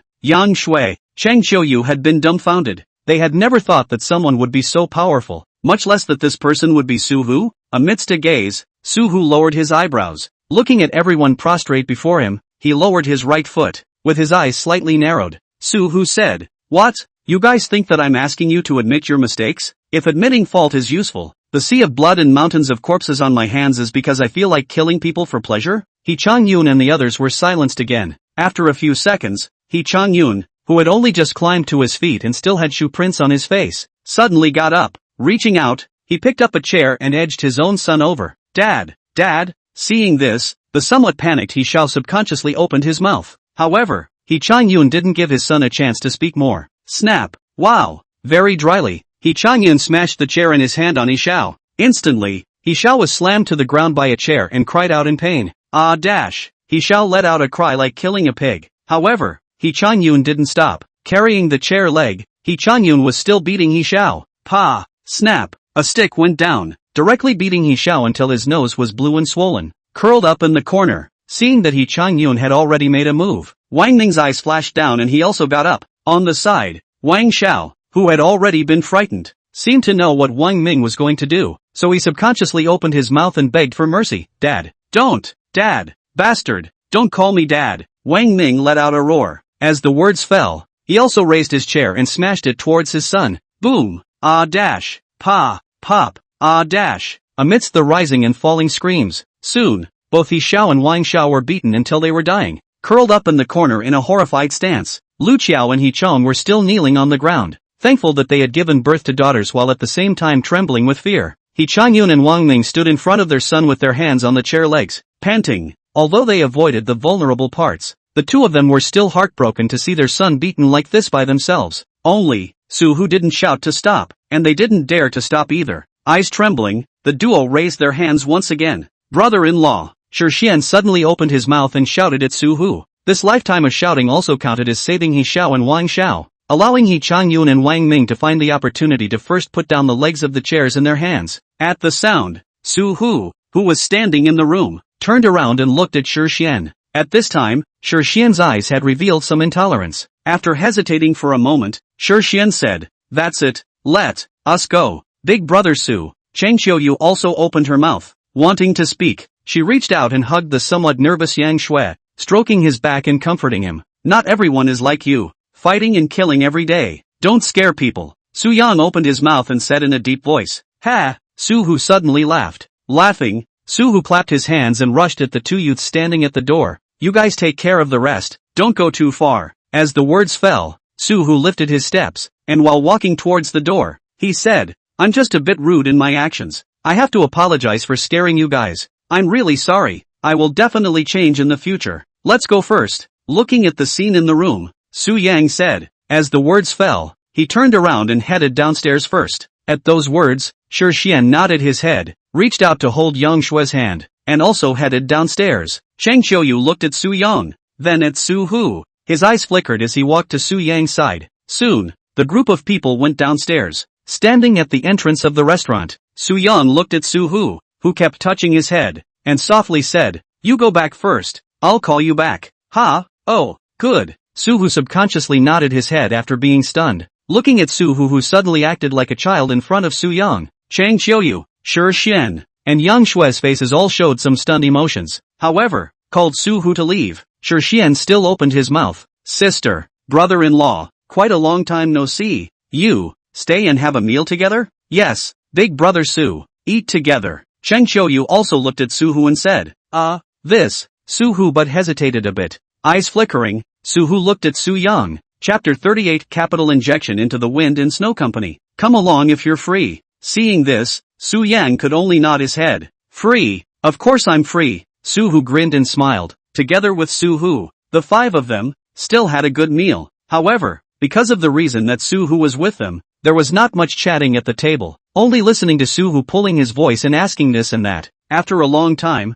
Soo-young couldn't help but give Soo-hoo a kick, let him temporarily quiet down. After dinner, Soo-hoo said he had something to do and wanted to leave first. Naturally, Soo-young didn't leave him behind, so he went wherever he wanted. After chatting for a while more in front of the restaurant, Shi Xian and Yang Shui also left. With that, only Soo-young and Chang Xiuyu were left. Soo-young sent Chang Xiuyu home first, and the two of them took a cab together. After a tea time, the cab drove to the upscale apartment building where Chang Xiuyu lived. Standing at the stairway, Soo-young raised his hand and said softly, "Sister, you go back and rest. You have a good rest as well." Chang Xiuyu looked at Soo-young and gently nodded her head. "Aha." Soo-young nodded his head. Then, he turned around. "Wait." Chang Xiuyu suddenly opened her mouth and called out to Soo-young. In Soo-young's slightly stunned gaze, Chang Xiuyu raised her steps and walked to Soo-young's side. Reaching out her hand, she helped Soo-young straighten his somewhat wrinkled collar. Taking a step back, the corner of Chang Xiuyu's mouth curled slightly as she said, "All right,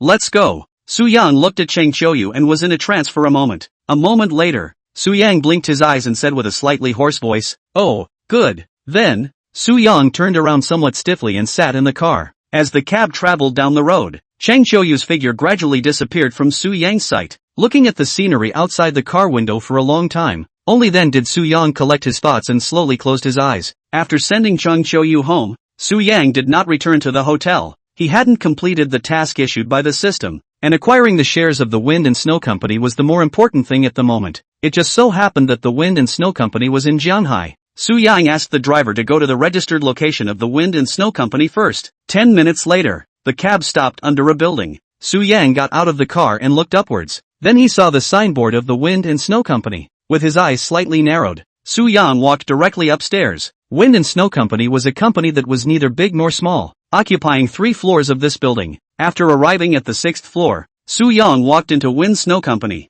Facing him was the front desk of Wind Snow Game Company. Seeing Soo-young, the two of them were first stunned. Immediately, one of them got up and hesitantly asked, "Sir, who are you looking for?" The corner of Soo-young's mouth curled slightly as he walked to the front desk. Placing a business card on the front desk, he then said in a soft voice, "I'm looking for your boss?" "Boss?" The receptionist froze. Then, somewhat confused, she asked, "May I ask if you have an appointment?" "I have money." Soo-young smiled. The two receptionists looked at each other. They didn't see Soo-young as someone with a sick brain. However, they couldn't quite understand Soo-young's words. After hesitating for a moment, one said, "I'll go ask the manager first, okay?" As the words fell out, she turned around with the business card on the table and walked towards the office area. Soo-young stood at the receptionist's desk, his hands inserted into his pockets, a faint smile still hanging on his face. Watching the receptionist walk into the manager's office, Soo-young quietly waited. After about a tea time, the door of the manager's office was opened, and a man with black-framed glasses led by the receptionist walked towards Soo-young.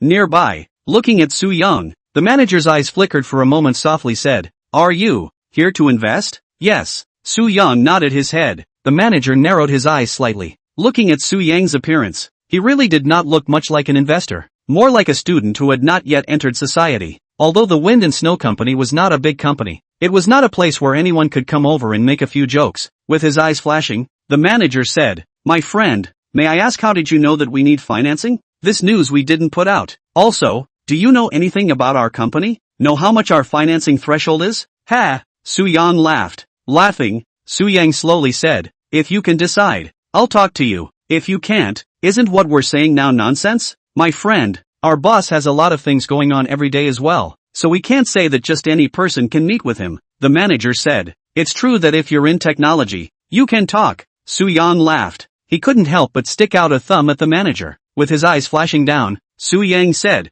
I can only answer 2 points. 1. I have enough money with me. At least I can meet your immediate needs. 2. I won't interfere in your development process. I just need to see the final product. The manager looked at Su Yang and was silent for a moment. After a few seconds, the manager said, How much money did you bring? Enough of a shaft. Su Yang was somewhat speechless as he shook his head. Then, he stretched out a finger and said at the manager, 200 million. Upon hearing this, the manager froze for a moment. He did not expect the unassuming youth in front of him to open his mouth for 200 million. If what he said was true, then, this youth in front of him could be said to be the biggest gold master that Wind and Snow Company had met so far. Thinking about the 200 million, and the optimization they might do on the game after this capital injection, the manager couldn't help but breathe a little sharply. Squirming down his throat, the manager said in an astringent voice, Alright, then you come with me. As the words fell, the manager turned around. Su Yang looked at the manager, sniffed, and raised his steps forward.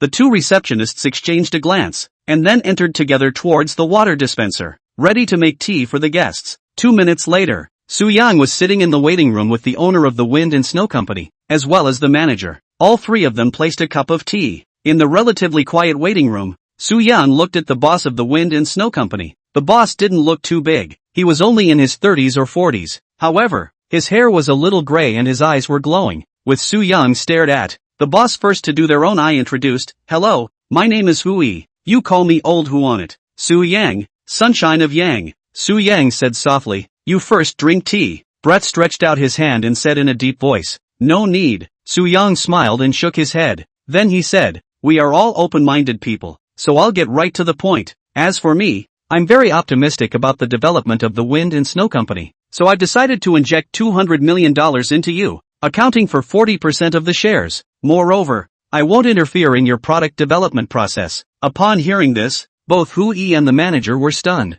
Hui did not expect Su Yang to speak so directly. Looking at Su Yang, after a moment of silence, Hui said in a deep voice, You are indeed very sincere. The money given to the attitude are very impressive to us. Just what? Su Yang asked. Chapter 39, Factory Buildings. We are currently developing a large-scale game that requires a large amount of capital, and probably, there will be no capital return to generate revenue for the next half a year. Do you accept this? Hui's eyes flashed as he asked. No problem. Su Yang nodded his head very dryly, perhaps because Su Yang was too dry. Hui and the manager froze again. After the two looked at each other, Hui cautiously said, Can I ask why you are so confident in us? Early on, I knew that the industry didn't look favorably on this game we developed, and some investors didn't like the conditions we offered. So, Su Yang laughed. Of course he had no way to say that this was a task given to him by the system. If he were to say right now that the market value of Wind and Snow would rise dozens of times once this game was developed, I'm afraid that no one in Wind and Snow would believe it, and outsiders would even treat him as a madman.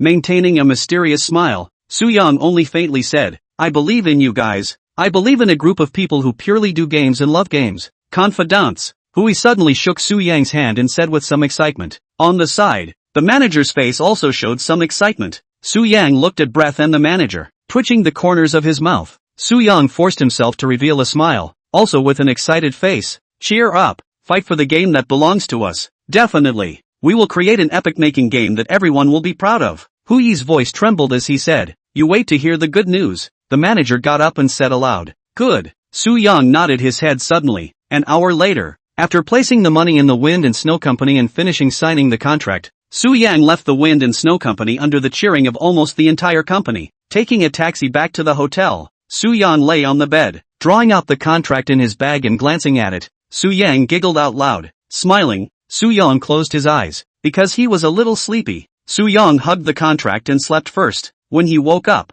it was already night. Going to the bathroom to wash up, Su Yang went back to bed and recuperated. There were no words for the night. The next morning, Su Yang woke up again and found a missed call and a message. The missed call and the message were both from Cheng Qiuyu. Sliding the screen, Su Yang looked at the message. In the message, Cheng Qiuyu said that she had found a suitable place for a cafe and asked him if he was free in the afternoon to take a look. Okay. Su Yang immediately resumed Cheng Qiuyu. Then, Su Yang got up from the bed, grabbing a bottle of mineral water from the refrigerator now and taking a sip. Su Yang left the hotel with his bag on his back. On the road, Su Yang's rang again. Sitting in the cab, looking at the unfamiliar number displayed on the screen of his cell phone, Su Yang raised his eyebrows lightly. A moment later, Su Yang slid the screen and answered the call. Hello? Su Yang opened his mouth. Hello, is this Mr. Su? The person on the opposite side asked cautiously. At the sound, Su Yang froze for a moment. However, a moment later, Su Yang seemed to have thought of something suspicious. Su Yang said, Are you? That's right. It was yesterday that there was some misunderstanding between us. I wonder if we can find a chance to clear up this misunderstanding? Like you are so adult and generous, I think, can we be friends? He Xiao's voice trembled slightly as he said. Su Yang held his cell phone. His eyes finally had some helpless emotions. He knew why these people were looking for him, and he also knew what they wanted to do. However, he didn't want to be wishy-washy with these people. The tip of his eyebrows knitted up lightly. Su Yang said, No need, just pretend that we have never met before. Moving forward while water is. No, I think we can still have a chat. Can you give a chance? Let's just have a meal together. Just one meal. On the opposite side, He Xiao said with some urgency. Su Yang was somewhat helpless. He didn't like being pestered. However, looking at the other party, even if he rejected him again, presumably, he would still find a way to find himself. With his eyes flashing down, Su Yang coldly said, In this case, you guys come to Tianqing Street, just say anything here. As the words fell,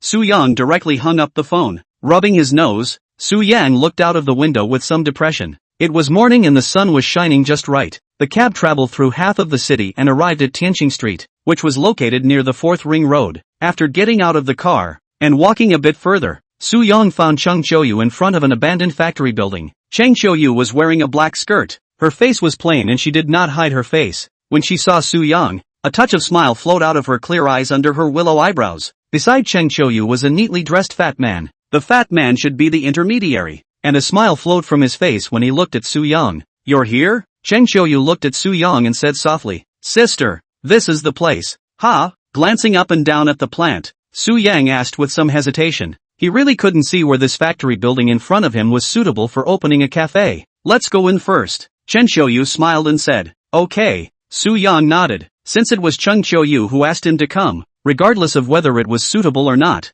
he couldn't brush off Cheng Qiuyu's face and at least go in to have a look. After joining Cheng Qiuyu, as well as the intermediary in the plant, Su Yang began to survey the plant in front of him. The plant is divided into 2 floors. The main body of the building is solid, and there are still some steel structures that have not been transported out. Following the iron staircase, the duo was led by the agent to the upper floor again. There were several pieces of colored glass above that formed the windows, and sunlight was cast down from outside. Opening the windows, there was an unobstructed view of the blue sky and white clouds outside. I'm telling you guys, this is definitely a good place. You guys can totally redecorate it again if you're doing business. There are quite a few neighborhoods around here, and they're all upscale, so as long as you do it right, there's no worries about business. The agent wiped the sweat from his face as he enthusiastically said. Listening to the agent's somewhat rambling words, Su Yang stretched out his hand, signaling that he did not need to say anything more. Then, Su Yang turned his head and looked at Cheng Qiuyu again. In Su Yang's gaze, the corner of Cheng Qiuyu's mouth curled up slightly as she said, I'm now making this cafe into a more design-oriented cafe,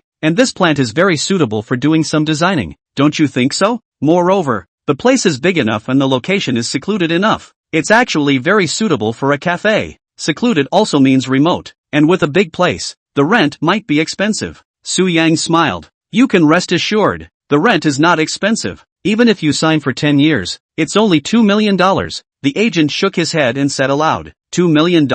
Su Yang raised his eyebrows lightly. This price was not expensive, although this was not the city center, nor was it a lively place. But, after all, it was in Jianhai, a place where renting a random single room in the inner ring was several $1,000s. Chapter 40, Meeting an Old Friend. There are advantages and disadvantages to everything. Looking on the bright side is an advantage, Cheng Qiuyu said softly. Su Yang propped his hand on the railing, still thinking. After a while, Su Yang said, Sister, I'll listen to you. So well-behaved? Cheng Qiuyu froze, a little surprised. I've always been well-behaved. Su Yang smiled and said. Then, he turned around and rushed to the agent. Call the landlord. We can sign the contract. Success. I'll call the landlord now. The agent's face was joyful, and he immediately nodded his head. Then, turning around, he took his cell phone to the side to call the landlord. Su Yang went downstairs with Cheng Qiuyu and walked down to wait for the landlord to come over. After the agent made the call, about 10 minutes later, a black car drove over, followed by a youth in a leather jacket getting out of the car. Seeing the person, Su-young and Chang Xiuyu both froze for a moment, their expressions slightly stagnant. In Zhanghai City, there were not many people who liked to wear leather clothes and had a history with Su-yang. Just one. The person who came was the leather-clad youth who had asked Chang Xiuyu for $5 million and had been taught a lesson by Su-yang. Looking at the leather-clad youth, Su-young twitched the corners of his mouth and couldn't help but chant in his heart, "Is Zhanghai City that small?" Getting out of the car with a strong man, the leather-clad youth also froze for a moment when he saw Su-young and Chang Xiuyu. Immediately, he subconsciously took a step back. However, upon seeing the strong man beside him, the leather-clad youth gave birth to courage. Gritting his teeth, he took a big step forward. At this moment, the leather-clad youth glared at Su-young, his face gradually becoming fierce as he said, "You still dare to come over? What? You're here to look for trouble, aren't you?" He didn't know that the matter at hand was a coincidence, and thought that Su-young and Chang Xiuyu had specifically come over to find trouble with him.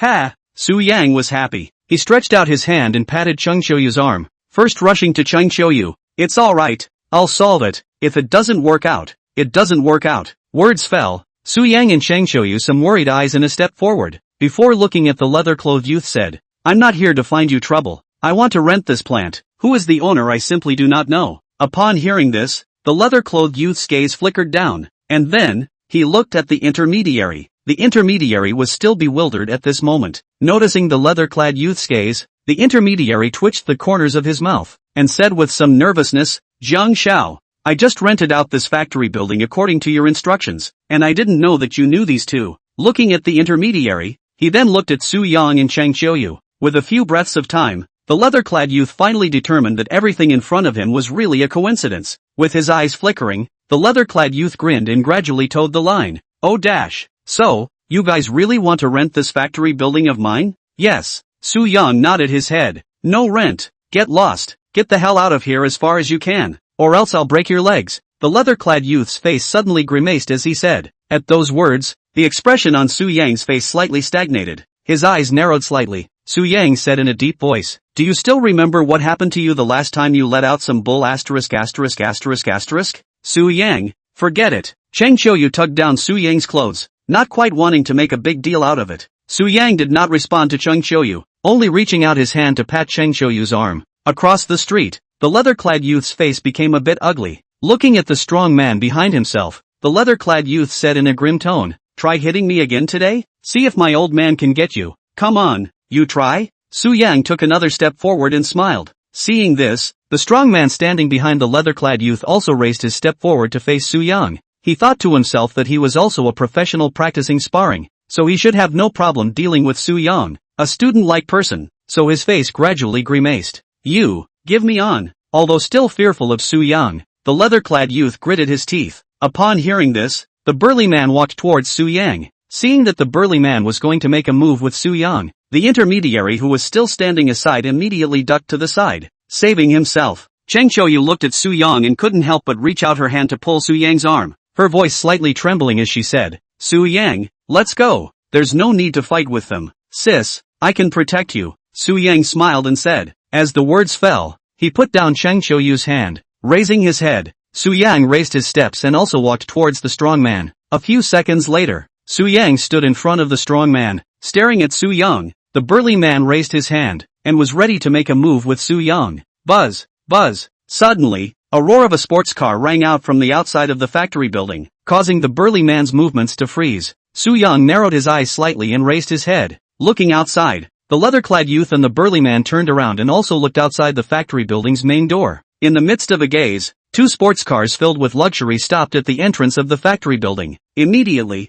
He Xiao and Wang Xiao got out of the car and walked towards the inside of the factory building. The moment he saw He Xiao and Wang Xiao, the leather-clothed youth froze, revealing a somewhat dazed emotion. He recognized He Xiao and Wang Xiao, and knew that the two in front of him were second generation that were at least 2 levels higher than him. It was an existence that he couldn't even speak to on a regular basis. Just how did these two honorable figures come here? Confused, the leather-clothed youth subconsciously raised his steps, greeting them. Revealing a smile, the leather-clothed youth said, He Xiao, Wang Xiao, why did you guys come over? You didn't say anything to me. If you two had said in advance, I would have prepared something to greet you two properly. At the sound of the voice, He Xiao and Wang Xiao twisted their heads to look at the leather-clad youth. they didn't have much of an impression of the leather-clothed youth. However, considering that this person in front of them might have something to do with Su Yang, they didn't speak out of turn, and only said indifferently, "We're not here to look for you." As the words fell, the duo passed by the leather-clad youth. In the gradually dull gaze of the leather-clad youth, the duo directly walked over to Su Yang. Walking to Su Yang's side, the duo bowed, their faces full of humility as they said, Young Su, I'm disturbing you." Su Yang looked at the two people who stood bent over in front of him, no expression on his face. Silently, Su Yang raised his head and looked towards the burly man standing in front of him, and then towards the leather-clad youth not far away. At this moment, the faces of the two could be said to be very wonderful. Almost instantly, both of their gazes trembled slightly, their faces as white as paper, thinking with their brains, an existence that could make even their master grovel yet grovel to Su Yang. What kind of character should Su Yang be? But, one's party actually wanted to make a move against Su Yang? The leather-clothed youth was of the same thought. Two rich second-generation people who were considered top-notch in Zhanhai were so humble in front of Su Yang? Then what is Su Yang's background? Just by thinking about it, a cold sweat broke out on the back of the leather-clothed youth, and at this moment, the leather-clothed youth even had the urge to run headlong into death. Young Su, do you have any complaints about us coming over? Seeing Su Yang's delay in opening his mouth, He Xiao said somewhat nervously. Chapter 41, Unreasonable. At the sound of his voice, only then did Su Yang drop his gaze and looked at the nervous He Xiao and Wang Xiao again. Tugging down the corner of his mouth, Su Yang faintly said, "My name is Su Yang. My only identity is a student, not some young." As the words fell, Su Yang took Cheng Qiuyu's hand and led the somewhat overwhelmed Cheng Qiuyu forward.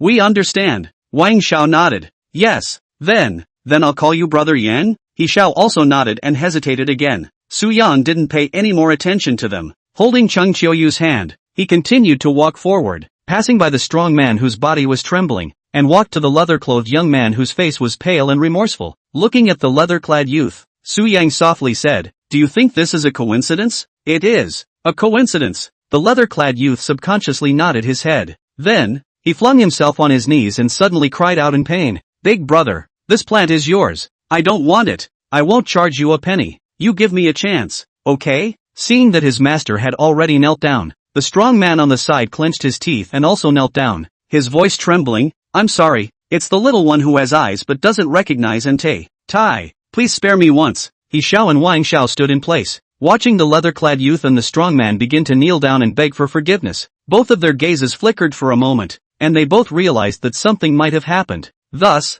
raising their steps unexpectedly, they walked over towards Su Yang. Walking over to Su Yang's side, looking at the leather-clad youth kneeling on the ground, Wang Xiao said with a grimace on his face, "Brother Yang, he offended you, didn't he? You leave it to me. I'll give 100 ways to get him killed." "Brother Yang, it's not necessary for you to take action. We'll do it for you. We'll make sure he knows what happens when he offends you. I have to make her realize that you are the most unoffendable person under the sky." He Xiao raised a finger, his voice hoarse. At that sound, before Su Yang could say anything, the leather-clad youth kneeling on the ground was already trembling like a sieve with both stalks and was about to pee in fear. "Did I tell you guys to mind your own business?" Su Yang lightly raised his eyebrows under and faintly said, "Understood. Sorry." He Xiao and Wang Xiao immediately bowed their heads. Then, the duo raised their hands and directly slapped themselves. Su Yang only glanced at the duo and did not pay them any more attention. Looking at the leather-clad youth again, Su Yang said in a slow voice, "My mother has told me since I was young that one must be reasonable. Yes, I will definitely be reasonable from today onwards." The leather-clad youth subconsciously nodded his head, his voice trembling. "Ha!" Su Yang smiled, with the corners of his mouth slightly curled. Su Yang squatted down, raised his hand, and landed his right hand on the leather-clad youth's head. In the leather-clad youth's trembling gaze, Su Yang said, "I've already reasoned with you once. Today is the second time. It was me who was wrong. I was wrong. You give me another chance." The leather-clad youth kowtowed as if he were pounding garlic. Su Yang looked at him, seeing that he had stoned his forehead out of a piece of redness. Su Yang grinned, smiling, "It's not a big deal. It's actually just a plant. It doesn't matter if you rent it to me or not. But, you can't be a man and bully others with your power. It's obvious that it's your own fault, but you still want to find other people's trouble. It's not appropriate. If I were your parents, I could spoil you, but I'm not. You came to me for trouble, and I reached out to remove one of your legs. It's reasonable, right?" As the words fell, Su Yang got up. Then, he raised his foot in front of the leather-clad youth's horrified gaze and stepped on his right leg. The moment Su Yang landed on his foot, the leather-clad youth's face suddenly distorted. He opened his mouth and let out a hysterical voice. No dash. Ah, ah, ah. In the midst of the continuous, ear-piercing, incomparable screams, the leather-clad youth's body shook, and a wave of fishy stench flowed out. Smelling the disgusting flavor in the air, Su Yang's brows knitted lightly. He looked at the leather-clad youth until he stopped screaming miserably and regained his senses. Realizing that Su Yang did not step down, the leather-clad youth gradually relaxed. Then, with bloodshot eyes, he looked at Su Yang. One leg, in exchange for a factory building? How's this business? Su Yang put down his foot and said lightly. Hop. Reasonable. The leather-clad youth who had already been scared out of his wits subconsciously nodded his head and hissed. Su Yang did not say anything else. He turned his head and faced Chang Qiuyu, who had a complicated expression, somewhat domineeringly holding up Chang Qiuyu's hand. Su Yang lifted his steps and walked towards the outside of the factory building. When he passed the agent who was cowering in the corner, Su Yang stopped. In the agent's uneasy gaze, Su Yang turned around, and his hand landed on the agent's shoulder. Ah, I understand. I understand. I will definitely do it for you as fast as I can. The agent let out a scream, and then nodded his head like garlic. Su Yang looked at the intermediary, silent for a while, tugging down the corner of his mouth. Ha! Laughing, Su Yang lowered his hand, raised his head, and continued to walk forward. Standing at the entrance of the plant, Su Yang faced Chang Qiuyu, gradually tenderizing his gaze. Su Yang said, Sister, this plant is even bought. Things are done. I'll send you back first. Su Yang, there are some things that can be said properly. There is no need for you to. Chang Qiuyu looked at Su Yang, her eyes containing some worried emotions. Sister, you don't understand. There are times when reason is useless. Just like today's matter. I can only use my way I solve it. I know that it might not be your favorite way, so you don't have to do that. I'll do it. I'll guard you. Su Yang smiled and said. At those words, Chang Qiuyu's eyes gradually moistened. After a full few breaths of time, Chang Qiuyu lowered her eyebrows, took in a deep breath and exhaled it again. When she raised her head, Chang Qiuyu said in a deep voice, Fool, I'm your sister. Sister won't let you be alone. As the words fell, Chang Qiuyu reached out her hand and gently patted down Su Yang's head. Then, the corner of her mouth curled slightly as she turned around and walked towards her car. Su Yang looked at Chang Qiuyu's back and grinned. Smiling, Su Yang walked to Chang Qiuyu's side. In the factory building, He Xiao and Wang Xiao looked at the leather-clad youth who was still sitting paralyzed on the ground. Looking at them in fear, the two looked at each other, and Wang Xiao said, What should we do? Don't be nosy. With his eyes flickering, He Xiao said. When he raised his head, He Xiao was in a trance. Seemingly thinking of something, He Xiao raised his hand and said breathlessly, Right, we forgot to tell Brother Yang about the banquet. Yeah, oh, what then? Wang Xiao froze and subconsciously asked, Go after them.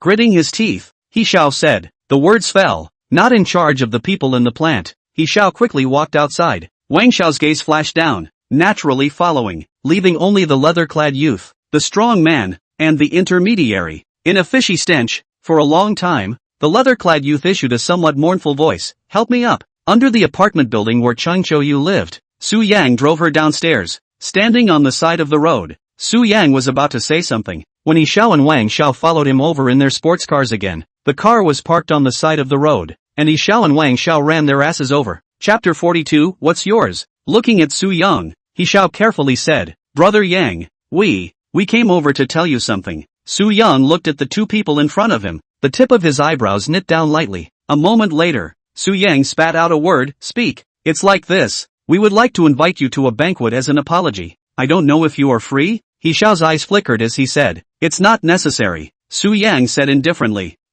We have been preparing for quite a long time, just to apologize to you, and then, we want to make friends with you. He Xiao froze and hesitantly said, Brother Yang, you just give us a chance. Let us properly apologize to you. Otherwise, I'll always feel relieved in my heart. Wang Xiao grinned. Smiling, Su Yang pursed down the corners of his mouth slightly, growing more and more impatient. After a few breaths of time, Su Yang coldly said, Say the time, the place, just a meal, right? Hey, 6 o'clock in the afternoon, Pujiang Pier, you can come over, and this lady, you can also come over. He Xiao immediately nodded and smiled. Okay, got it, you guys go. Su Yang waved his hand. Yes, then we'll go first. He Xiao and Wang Xiao nodded their heads together. Then, the two turned around with smiles on their faces and drove away. Seeing the two people leave, Su Yang turned around and looked at Chang Qiuyu again. With his eyes flashing, Su Yang said, Sister, why don't you go up? You come up and sit for a while. Chang Qiuyu looked at Su Yang,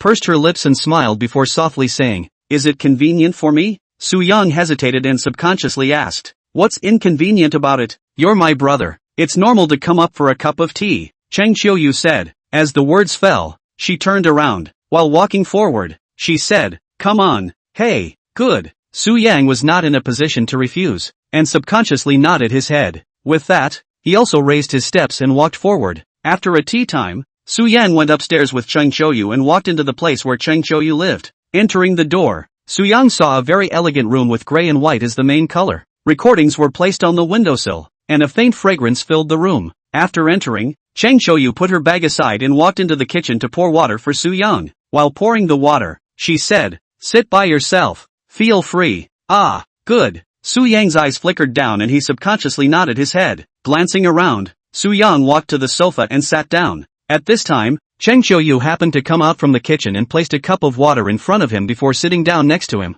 Su-young picked up the cup of water and took a slight sip of tea, then looked at Chang Qiuyu again. "What are you looking at me for?" The corner of Chang Qiuyu's mouth curled slightly, her voice softly saying, "Didn't look at anything." Su-young blushed slightly and subconsciously shook his head. You're still the same as when you were a child. You're still essentially a shy little boy." Chang Qiuyu smiled and said softly. She suddenly reached out her hand and helped Su-young pat open a bit of dust that had gotten on his hair and his slightly stagnant gaze. Su-young somewhat unnaturally inclined his head and looked at the table in front of him. "Su-young, have you made a girlfriend yet?" Chang Qiuyu lowered her arm and suddenly asked with a smile. Cough. Su-young let out a light cough. He picked up the water cup again and took a sip of water. Only when he put down the water cup did Su-young blush slightly in Chang Qiuyu's gaze with some urgency and said, "Sis, good. I won't ask you anymore. So we have to talk about something else, right?" Chang Qiuyu nodded her head and said with the corners of her mouth slightly curled, "As long as you don't tease me." Su-young muttered under his breath, "What am I teasing you for?" Chang Qiuyu blankly glanced at Su-young.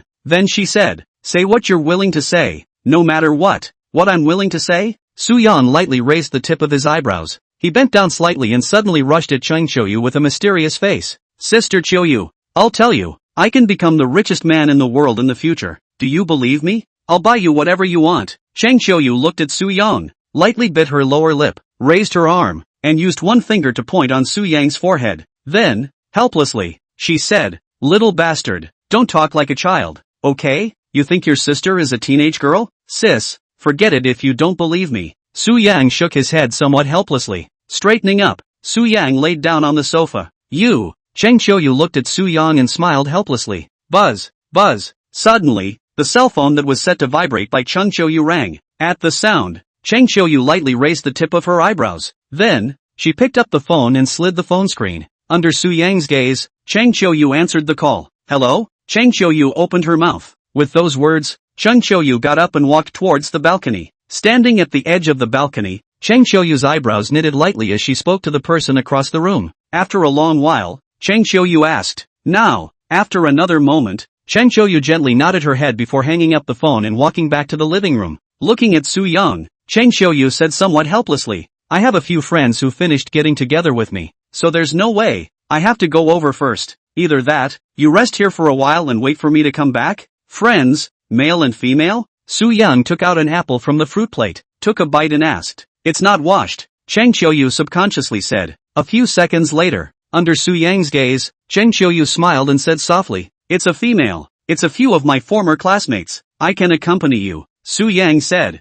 "All female." Chang Qiuyu said, "It doesn't matter, just say that I'm your." Su-young subconsciously opened his mouth, but, halfway through his words, he didn't think of how to say it. "My boyfriend?" Chang Qiuyu raised her eyebrows lightly. "It's not impossible." Su-young bristled. "You think so?" Chang Qiuyu reached out her hand and slapped him. Then, she picked up her own bag and walked towards the door while saying, "Let's go. Don't delay." "Alright." Su-young immediately smiled. Finishing the apple in 3 tries, Su-young followed behind Chang Qiuyu with a bump. The place that Chang Qiuyu's classmates had set was a very stylish tea house. 5 minutes later, Su-young got off the bus with Chang Qiuyu and walked towards the inside of the tea house. Walking into the relatively quiet tea house, Su-young saw 3 women sitting not far away. One of the women was wearing a gown and heavy makeup, looking like she was going to walk the red carpet. The other 2 women were dressed normally and were talking and laughing around the woman in the gown. Noticing that Chang Qiuyu walked in, the woman in the gown raised her head first, looking at Chang Qiuyu, and then at Su-young standing beside Chang Qiuyu.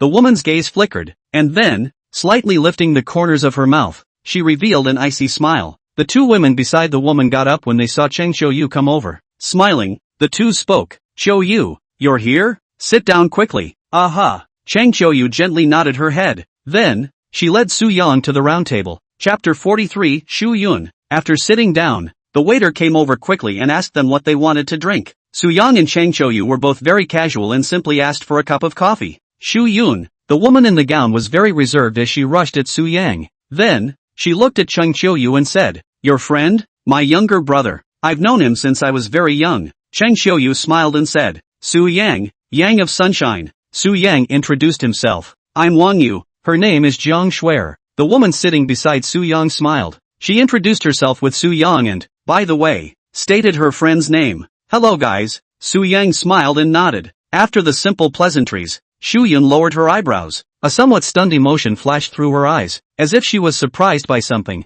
Taking a slight sip of coffee, when she raised her head, Shu Yun said, "Xiuyu, I called you guys here because I want to invite you to a banquet. There are all high-class people there. It's good for you to get to know more people." "Thank you, but," Chen Xiuyu nodded gently, and her words changed. "Can I go?" Su Yang interrupted Cheng Xiuyu's words and suddenly looked at Shu Yun, asking. At those words, Shu Yun was slightly stunned, lightly knitting down the tip of her eyebrows. Shu Yun said, "I can only invite the lady to go in. You should still study well." "Understood." Su Yang gently nodded his head, with a smile still on his face. He was not very disappointed. "Xiuyu, what did you want to say just now?" Shu Yun looked at Cheng Xiuyu and asked. "I won't go. I've been a bit busy lately as I have more things going on as well." Cheng Xiuyu smiled. At those words, Shu Yun's gaze was slightly cold. She was self-conscious that she was doing this for the good of her friend, but she didn't expect that Cheng Xiuyu would be so ungrateful. Seeing Shu Yun's face change, Wang Yu, who was sitting on the side, hurriedly opened her mouth and said with a smile, "Xiuyu, now that Shu Yun is a big star, it's a blessing for us that she can still think of us. I say, what is it that you can't put down first? Let's all go have some fun together." "That's right. I heard that there are a lot of rich people at this banquet, and a lot of rich second-generation people, so getting to know just anyone is an opportunity." Jiang Shuer also opened her mouth and smiled. Chang Xiuyu's face did not have any expression. She lowered her eyebrows and looked at the coffee in front of her. Although he and Shu Yun, Jiang Shuer, and Wang Yu were university classmates, however, when she entered society, she gradually realized that everyone's values were a bit different, often unable to chat. For her, life is very simple. It is enough to be able to feed herself and do what she likes. Therefore, she didn't have any ambitions. "There's really no need. I have things," Chang Xiuyu said indifferently. After Chang Xiuyu's words, the atmosphere became stagnant for a moment. Wang Yu and Jiang Shuer glanced at each other, and the two of them subconsciously looked at Shu Yun. Shu Yun's gaze was cold and did not immediately say anything. Only after a few breaths of time did Shu Yun raise her gaze and looked at Cheng Xiuyu. "Xiuyu, do you know how much this dress of mine is worth?" "How much is it worth?" Su Yang asked for Cheng Xiuyu. Shu Yun twisted her head and looked at Su Yang, who had a curious face. The corner of her mouth curled down slightly as Shu Yun said, $1 million. Moreover, this is a relatively cheap gown I've worn. Also, I use cosmetics that are thousands of dollars, imported from foreign countries. My house is in the south of Shanghai, and all I have to do every day is to take care of myself. And look at you. Is yours, say, a woman's hand? Driving around in a car every day. Is it a woman's life? You think I'm here to show off to you? I'm doing you a favor, okay?" Su Yang knew about Shanghai Southland, where a house there cost at least $30 million or more. For Shu Yun to be able to live there, even if the house wasn't bought by her, said life was quite luxurious for her. "Awesome." Su Yang raised his hand and gave a thumbs up. Cheng Xiuyu reached out and pressed Su Yang's arm. Looking at Shu Yun, with a light sigh, Cheng Xiuyu said, "Everyone has everyone's values. Everyone has everyone's choices. I respect you, and I hope you respect me too, okay? How am I not respecting you? I'm trying to do what's best for you. Do you think your current life is what you want? How long can you keep that cafe open? Even if you can open it for the rest of your life, you'll have to marry someone. Who can you marry? Find a so-called true love and live with him in poverty for the rest of your life?" Shu Yun frowned lightly with the tip of her eyebrows, somewhat speechless. "Shu Yun, I thought that we were just getting together casually, and we could just chat together." Cheng Xiuyu's eyebrows knitted lightly, and his tone gradually turned cold as he said, "Cheng Xiuyu, just say if you're going or not." Shu Yun asked Cheng Xiuyu, "Alright, the coffee is getting cold. Have some coffee." Seeing that the atmosphere was a bit stiff, Wang Yu opened her mouth and said with a smile. No one paid any attention to her. Cheng Xiuyu was silent, looking at Shu Yun. After a few seconds, Chang Qiuyu got up. Then, in a cold voice, she said, Shu Yun, did you buy your current house? Is something that you exchanged by selling yourself really valuable? Someone else can give it to you, and one day, he can take it back. You think you're grasping for happiness, but you don't know that it's a mirror after all. Your dress is very expensive. I can't afford to wear it, and I don't want to wear it either. As the words fell, Chang Qiuyu turned around in Shu Yun's gradually angry gaze and headed for the door. Seeing this, Su Yang rubbed his nose and got up as well, revealing a smile that contained an apology. Su Yang turned around, following behind Chang Qiuyu. Chang Qiuyu, you really do look down on me, don't you? Shu Yun leapt up, her eyes slightly red as she said. Chang Qiuyu, who had already walked to the entrance of the restaurant, stopped in his tracks, turning his head, looking at Shu Yun. Chang Qiuyu said, I didn't look down on you, it's you who looked down on yourself. As the words fell, Chang Qiuyu continued to walk forward. Sitting in the car, Chang Qiuyu drove on the road, looking at the changing scenery outside the car window. The corner of Su Yang's mouth curled up slightly, seemingly smiling. Chang Qiuyu twisted her head, glanced at him, and suddenly said, she is also a poor person. Don't mock her. I didn't laugh at her. I just think that it's not easy for someone like Sister Qiuyu to be able to persevere. Su Yang smiled. Nothing is not easy. Everyone lives. I'm already very lucky. Chang Qiuyu faintly said, Sister, you will be happy. Su Yang said with a soft voice, you don't need to worry for your sister. Live your own life. Chang Qiuyu faintly said. Su Yang slightly curled the corners of his mouth, his smile becoming more and more gentle. Buzz, buzz. Suddenly, Su Yang's cell phone rang. At the sound, Su Yang pulled out his cell phone, sliding the screen and connecting the call. He Xiao's voice rang out. Brother Yang, when are you coming? What's your hurry? Su Yang frowned lightly, somewhat speechless. No, the main thing is that our side is ready, just waiting for you to come over. If you can't come over to play, everyone can't play either. He Xiao smiled and said, alright, I know, Su Yang said with some impatience. Chapter 44, A Banquet on a Cruise Ship. The words fell out of his mouth and he hung up. I'll send you there. Chang Qiuyu looked at Su Yang and said softly. She knew who had called Su Yang. Sis, you're accompanying me. Su Yang narrowed his eyes and smiled. Alright. Chang Qiuyu nodded somewhat helplessly. Sis. Su Yang looked at Chang Qiuyu's side face and murmured again. 10 minutes later, Chang Qiuyu parked her car near the pier. The two of them got out of the car and just as they walked up to the pier, they saw a cruise ship lying in front of the pier.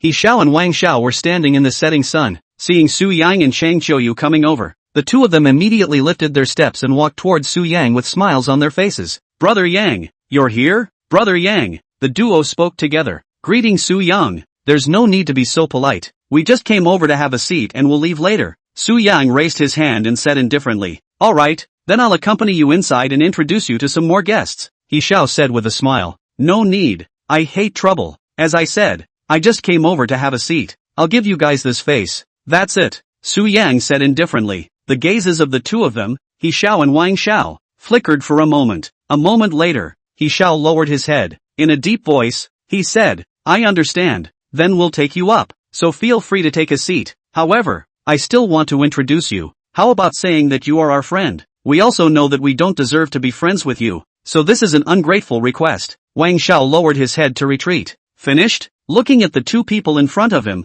Su Yang suddenly said, Ha? He Xiao froze. A somewhat bewildered look also passed over Wang Xiao's face. Say one more word and I'll turn around and leave. Su Yang said in a cold voice. As the words fell, Su Yang took Chang Qiuyu's hand and lifted his steps forward, leaving the duo of He Xiao and Wang Xiao in place. The two froze for a while before turning around together. Looking at Su Yang and Chang Qiuyu, after hesitating for a while, Wang Xiao said, What should we do? Should we follow them? Follow what? Don't make Brother Yang angry. Let's leave it at that. We can't get too far ahead of ourselves. He Xiao shook his head and said in a deep voice. Alright. Wang Xiao could only nod his head. However, you keep an eye on Brother Yang at all times, and if we run into someone who is not long for us, that's our chance. He Xiao suddenly grinned and smiled again. Understood. Wang Xiao reacted after being stunned, and a smile appeared on his face as well. Then, the two of them deliberately kept a distance and walked back as well. The interior of the cruise ship was even more luxurious than Su Yang had imagined. The cruise ship had 3 floors. The banquet hall was on the 2nd floor, and above it was the viewing area. After Su Yang and Chang Qiuyu walked into the banquet hall, because He Xiao and Wang Xiao were not with them, so not many people noticed them. At most, there were a few people who cast a strange look at them because they were simply dressed. Su Yang and Chang Qiuyu naturally didn't care about other people's opinions. Picking up a glass of champagne from the tray in the waiter's hand, Su-yang and Chang Xiuyu walked to a sofa and sat down. Sitting on the sofa, Su-yang raised his hand and took a small sip of wine. Looking at the exquisitely dressed, well-groomed men and women in front of him, the corner of Su-yang's mouth curled slightly as he said, "Su-yang, your friend comes from a big place?" Chang Xiuyu looked at Su-yang and said softly, "They are not considered friends with me, so, they have nothing to do with us." Su-yang smiled and said. Chang Xiuyu looked at Su-yang, her gaze gradually deepening, but she did not say anything else. At the entrance of the banquet hall, soon, He Xiao and Wang Xiao also walked in. The duo attracted quite a few gazes as soon as they came in. Firstly, they were the hosts of this banquet, and secondly,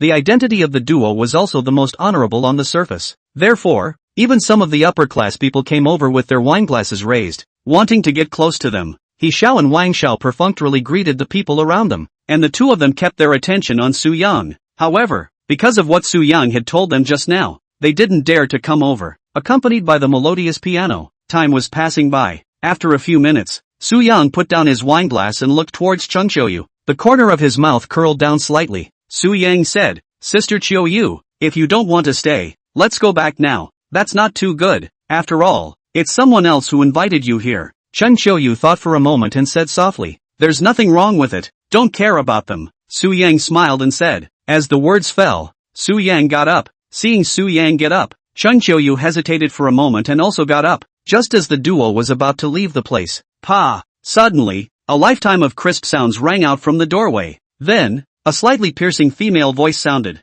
"You don't watch the road? Is it a disease?" At the sound, Su Yang and Chang Xiuyu subconsciously raised their heads and looked over. Immediately, the duo froze slightly. Surprisingly, it was Xu Yun, Wang Yu, and Jiang Shuier. Beside the three of them, there stood a man with a beard who looked somewhat like an artist. At this moment, they were a bit nervous and at a loss for words as they faced a somewhat obese woman. The woman's long pink dress was stained with liquor, which made her angry. Pointing her finger at the man with a beard, "The artist paradigm," the woman added, "Julian, right? I know you. Why do you bring everything here? What's the matter? After making a few movies to fool foreigners, you don't want to invest anymore? How dare you bring in these lowlives who only know how to serve men?" At the sound of the voice, the director named Julian immediately showed an apologetic smile. He knew this woman in front of him, and knew that she was a famous bigwig in the industry. No one in the Shanghai circle dared to offend her. He immediately groveled and said, I don't dare. I don't dare." Beside him, the three women's faces were all a bit ugly. However, for someone who could make Julian grovel so much, they naturally didn't dare to offend, and could only bear the humiliation, their eyes slightly red in silence. "You don't dare? You don't dare you bring these people in? A bunch of women who think that they can fly up the branch and become phoenixes by climbing up the high branch. I'm too dirty to see them," the fat woman still said unforgivingly. Then, with a hand pointing at her skirt, she rushed at Xu Yun. "Get this skirt clean for me, otherwise, you won't be able to leave today." Xu Yun looked at the gaze of the fat woman's finger and bit her lower lip, her eyes reddening. A moment later, she twisted her head and subconsciously looked at her man. At this moment, the man in front of her who used to speak sweetly every day acted as if he didn't recognize himself, and even turned his head away. For a moment, Xu Yun was a bit desperate. "No, how can we get it clean immediately? This way, how much is this dress? We'll just compensate you." Wang Yu's gaze trembled as she tried. "And where did you fly over as a bird of prey? You are also worthy of talking to me?" "Shut up." The fat woman coldly looked at Wang Yu and coldly said, Chapter 45 Where are the finches? At the sound of the voice, both Wang Yu and Jiang Shui's faces paled slightly. They certainly felt humiliated, but, again, they were intimidated by the fat woman. "What?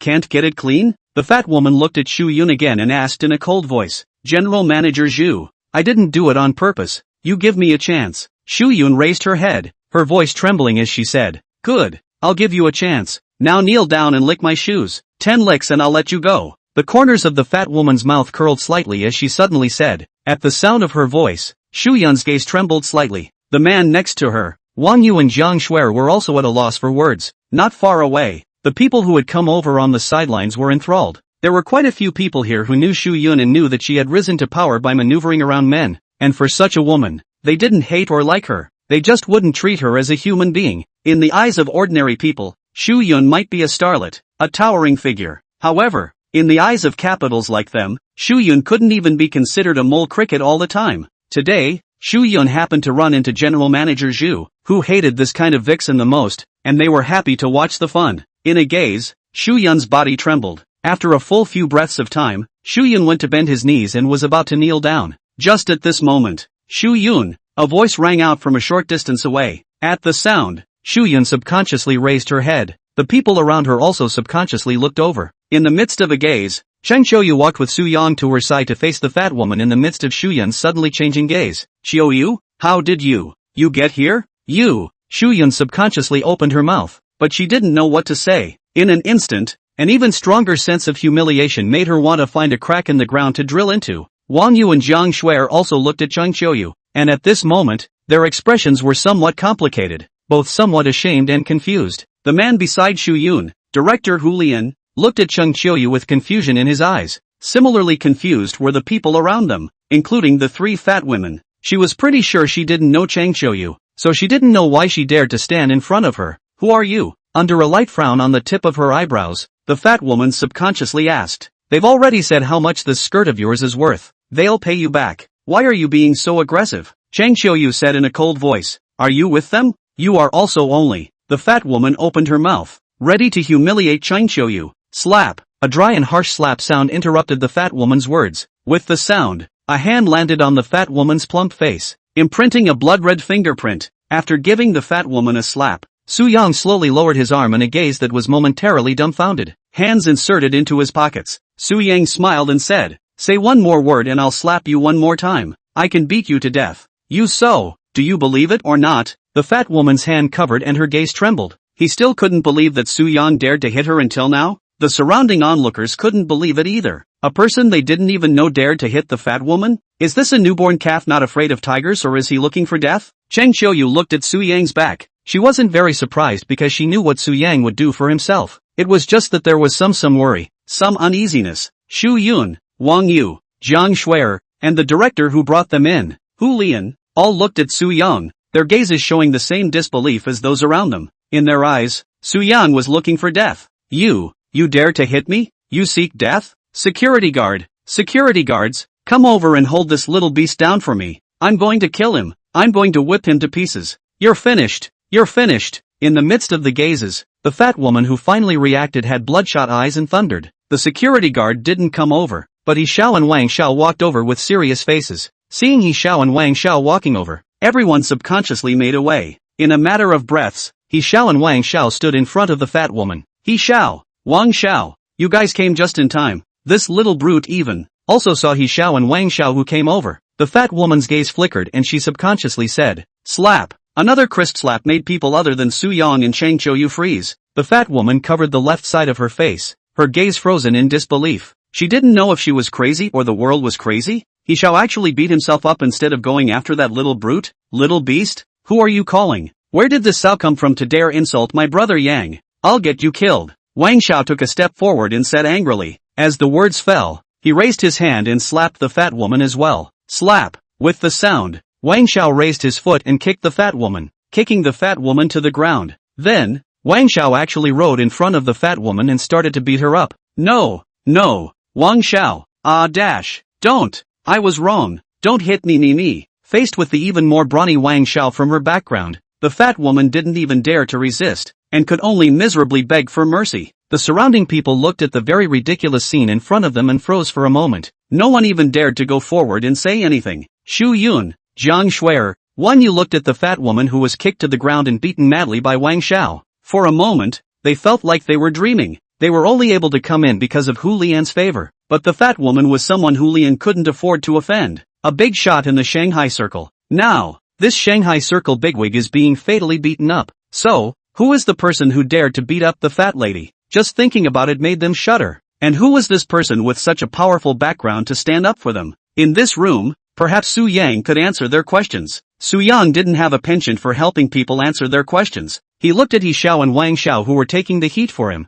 No expression on his face. Brother Yang, it's our poor hospitality that caused this today. We let you and your friend be frightened. Don't worry, we will definitely dispose of this woman properly. Let you be satisfied. He Xiao walked to Su Yang, bowed, and said in a deep voice. Seeing that He Xiao actually spoke to Su Yang in this manner, everyone was shocked and completely shocked again. People like Shu Yun, Wang Yu, Jiang Shuer who could only glimpse of Young He and Young Wang were still shocked. And there were some people present who truly understood Young He and Young Wang's backgrounds. so they were even more shocked. They couldn't imagine what kind of existence could make He Xiao and Wang Xiao grovel. For a moment, many people had already looked up to Su Yang, and even felt fear. Su Yang was able to sense the change in the mood of the people around him. However, he didn't care. Coldly looking at He Xiao, the corners of his mouth pursed down slightly. Su Yang said, "Enough, didn't let you guys beat people to death." Chapter 46. At the sound, Wang Xiao, who was still pounding the fat woman with his fist, stagnated, and then,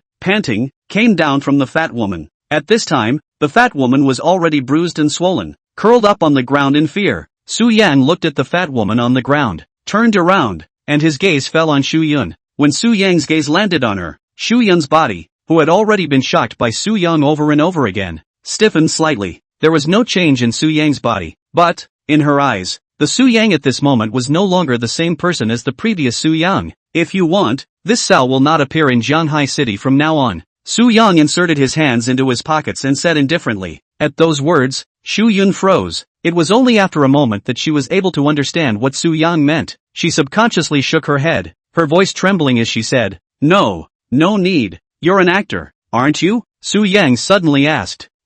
Yes, yes." Shu Yun froze again before subconsciously nodding his head. "Bro, I'm the director." "Me too. This girl you want to act in a movie? I happen to be short of a female lead here. Hello, this is my business card." At once, the surrounding directors quickly crowded over. These directors even squeezed Hulian to the point of falling over. However, Hulian didn't dare to say anything more. These directors were basically famous directors, and there were even directors who had taken the golden oak tree. In the past, each and every one of them was in existence that Shu Yun wouldn't dare to imagine being able to speak. Now, these people were enthusiastically inviting themselves to act in their movies. Shu Yun was about to be overwhelmed by happiness. She tried to calm herself down and looked at Su Yang again. She knew that everything that happened in front of her was because of Su Yang. Because of his words, these people were fervently pursuing themselves. But why did Su Yang do this? Eyes flickering, Shu Yun looked towards Chun Qiuyu. At this moment, she had never realized so deeply that her previous self was the clown. Qiuyu. Shu Yun subconsciously opened her mouth, but she didn't know what to say.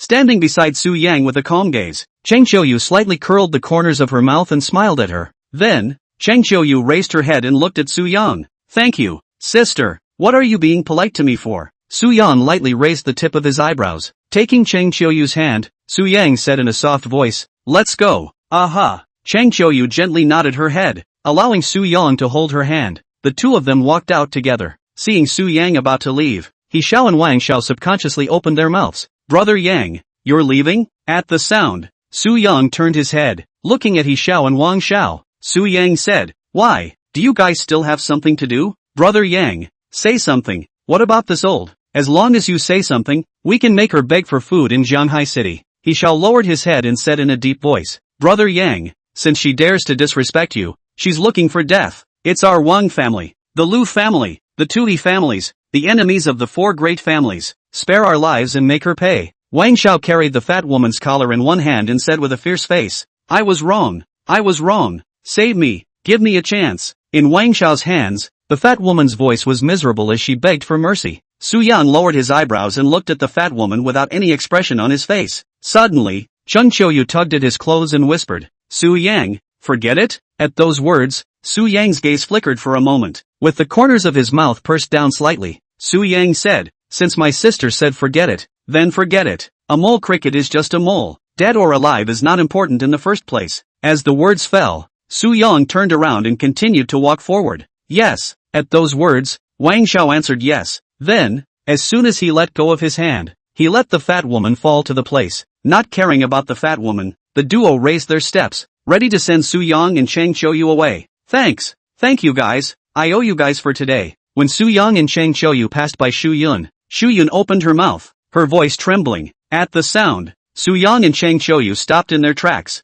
looking at Shu Yun, Wang Yu, and Jiang Shuer. His eyes flickered as Cheng Qiuyu said, "Shu Yun, goodbye." Seemingly hearing the implication in Cheng Qiuyu's words, Shu Yun, Wang Yu, and Jiang Shuer's gazes all trembled slightly. "Qiuyu." Shu Yun subconsciously opened her mouth. However, Cheng Qiuyu had already ignored them. Cheng Qiuyu turned around and left the banquet hall with Su Yang. "You take your time. Brother Yang, you take care." Standing at the entrance of the banquet hall, Wang Xiao and He Xiao groveled and rushed at Su Yang. However, Su Yang, who had already walked away, did not pay any attention to them. Only after seeing Su Yang get into the car with Cheng Qiuyu did the two of them turn around. Returning to the banquet hall, they walked to Shu Yun in front of a group of gazes. Looking at the three women in front of him, the corners of his mouth curled down slightly. He said, as long as that person says one word, I can give you all the glory and wealth, the gold and silver mountains. You can pick these directors at will, and you can also tell me if you don't have enough money. The face of that person is the face of Jianghai City. If you can get involved with that person, you'll be rich. From now on, you'll be a phoenix in the sky. Wang Xiao inserted his hands into his pockets and smiled. Shu Yun looked at everything in front of her. Her gaze was very complicated. There was remorse and there was also celebration. After a long time, Shu Yun opened her mouth and said in a hoarse voice, thank you all, but, no need. No need? Wang Xiao froze. Like you said, what he can give me, he can take back with a word. No? Shu Yun said in a slow voice. As the words fell, Shu Yun turned around and headed out. Shu Yun! Shu Yun! Wang Yu and Jiang Shuer subconsciously opened their mouths, wanting to call out to Shu Yun. Shu Yun! Hulian also opened his mouth and shouted at Shu Yun. He ran to Shu Yun's side, pulled Shu Yun, and suddenly said with a pleading face, Shu Yun, now is a once-in-a-lifetime opportunity. You talk to that person and get someone to invest in me. That way I can make commercial movies. Don't worry, when the project is finalized, I'll definitely make you the female lead. Hulian, let go of me. Shu Yun looked at Hulian and said in a cold voice. Ha! Hulian froze. I'm not as lowly as you think. Shu Yun shook off Hulian and almost hissed. With the sound, she suddenly shed tears. Shedding tears, Shu Yun walked out in a pathway. As she walked, Shu Yun murmured, Cheng Qiuyu, I'm not as lucky as you. I envy you, but, I also know that I don't deserve it. Oh, woo woo, crying and laughing, Shu Yun walked away. Wang Yu and Jiang Shuer looked at Shu Yun's figure and froze for a while before they walked out of the banquet hall and chased after Shu Yun. Cheng Qiuyu drove back to her home, getting out of the car with Su Yang. Cheng Qiuyu looked at Su Yang, with her eyes flickering down slightly. Cheng Qiuyu said, thank you for today, you've already told me. Su Yang smiled and said, Chapter 47 Opening of the Calf. Chen Qiuyu was silent for a moment. After a few seconds, Chen Qiuyu softly said, I know you're very powerful, but I hope you can be safe and sound. I will. Su Yang nodded his head. He knew that Chen Qiuyu was worried about himself. Although he looked powerful, the more dazzling people tended to attract more shadowy things to peer at them. Do you want to come up and sit for a while? Chen Qiuyu asked as his gaze flickered down. No, I'll go back first. See you tomorrow. Su Yang gently shook his head and smiled. Cheng Qiuyu looked at Su Yang and suddenly raised her steps, embracing Su Yang in his slightly stunned gaze. Feeling the warmth and softness in his arms, Su Yang's body stiffened slightly. He did not dare to move until Cheng Qiuyu got up. See you tomorrow. The corner of Chen Qiuyu's mouth curled slightly as she said. As the words fell, Cheng Qiuyu turned around with a slightly reddened face. Su Yang stood in place, looking at Cheng Qiuyu's back, watching Cheng Qiuyu's silhouette disappear at the entrance of the building. Su Yang squirmed down his throat. Then, only then did he turn around in a trance and walk towards the road, taking a cab back to the hotel. Pushing open the door of the hotel room, Su Yang lay on the bed in a trance. For the next few days, Su Yang had been busy with Cheng Qiuyu about the cafe. After spending about half a month, the two construction teams hired by Su Yang and Cheng Qiuyu decorated the cafe with the fastest speed possible. On this day, Su Yang also returned to the hotel with a sweaty body after a busy day. The cafe had already been renovated according to Cheng Qiuyu's expectations, and the two of them had booked tomorrow as a trial operation, so they had properly prepared for it today. Considering the fact that he still had a busy day tomorrow, Su Yang returned to the hotel and started to wash up, lying down on the bed, ready to take a nap. However, before he could close his eyes, Su Yang's cell phone suddenly rang. Somewhat depressed, he picked up the phone, slid the screen and answered the call. Son, Su Hu's brash voice rang out. At the sound, Su Yang's eyebrows knit lightly, first placing the cell phone a little farther away from himself, before impatiently saying, What is it you say? I'm just telling you that I'll be arriving in Shanghai tomorrow. Where are you? I'll go find you, Su Hu exclaimed. Su Yang held his cell phone, his eyes flickering for a moment. A moment later, Su Yang said, You go to Tianqing Street. Tomorrow, I have a cafe opening over there. Ah, when did you organize another cafe? Su Hu froze and said with some surprise. Yeah, how busy you are. I reckon, you'll ask me the same thing when I tell you that I have a child. When did you have a child? Su Yang skimmed his mouth and said in a conspiratorial manner. Ha, you have a child? Su Hu only heard two words and immediately asked with some excitement. Scram!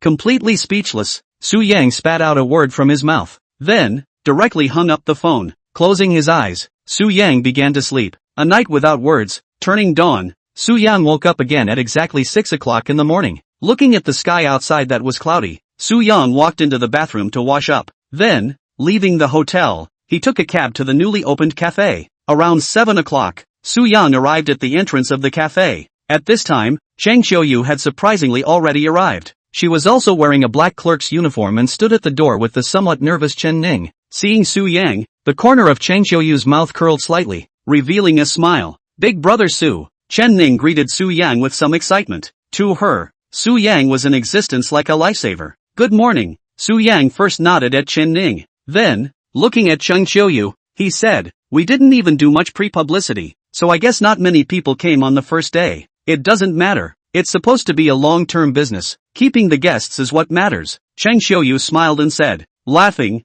she turned her head, and rushed Chen Ning again. There's no problem with the coffee, right? You go and talk to the others again. Make sure to guarantee the quality of the coffee. Even if only one person comes, you have to make the guests happy. Understood. Chen Ning nodded with a serious face. He stole another glance at Su Yang before turning around and walking back. When Chen Ning left, Chang Xiuyu raised her head and locked eyes with Su Yang, who had already walked in front of her. You're not nervous at all? Chang Xiuyu cocked her head slightly and suddenly asked. I'm nervous. It just doesn't show obviously? Su Yang shook his head and lightly raised the tip of his eyebrows. Still lying to me? Chang Xiuyu blankly glanced at Su Yang. Alright, I admit, I really am not very nervous. Su Yang raised his hand. There was no way around it. This cafe was indeed considered a small business to him, and if Wind and Snow was successfully acquired, he could become a rich man worth hundreds of thousands of dollars in the blink of an eye. Therefore, a cafe's loss or not really didn't matter much to him. However, because it was Chang Xiuyu's business,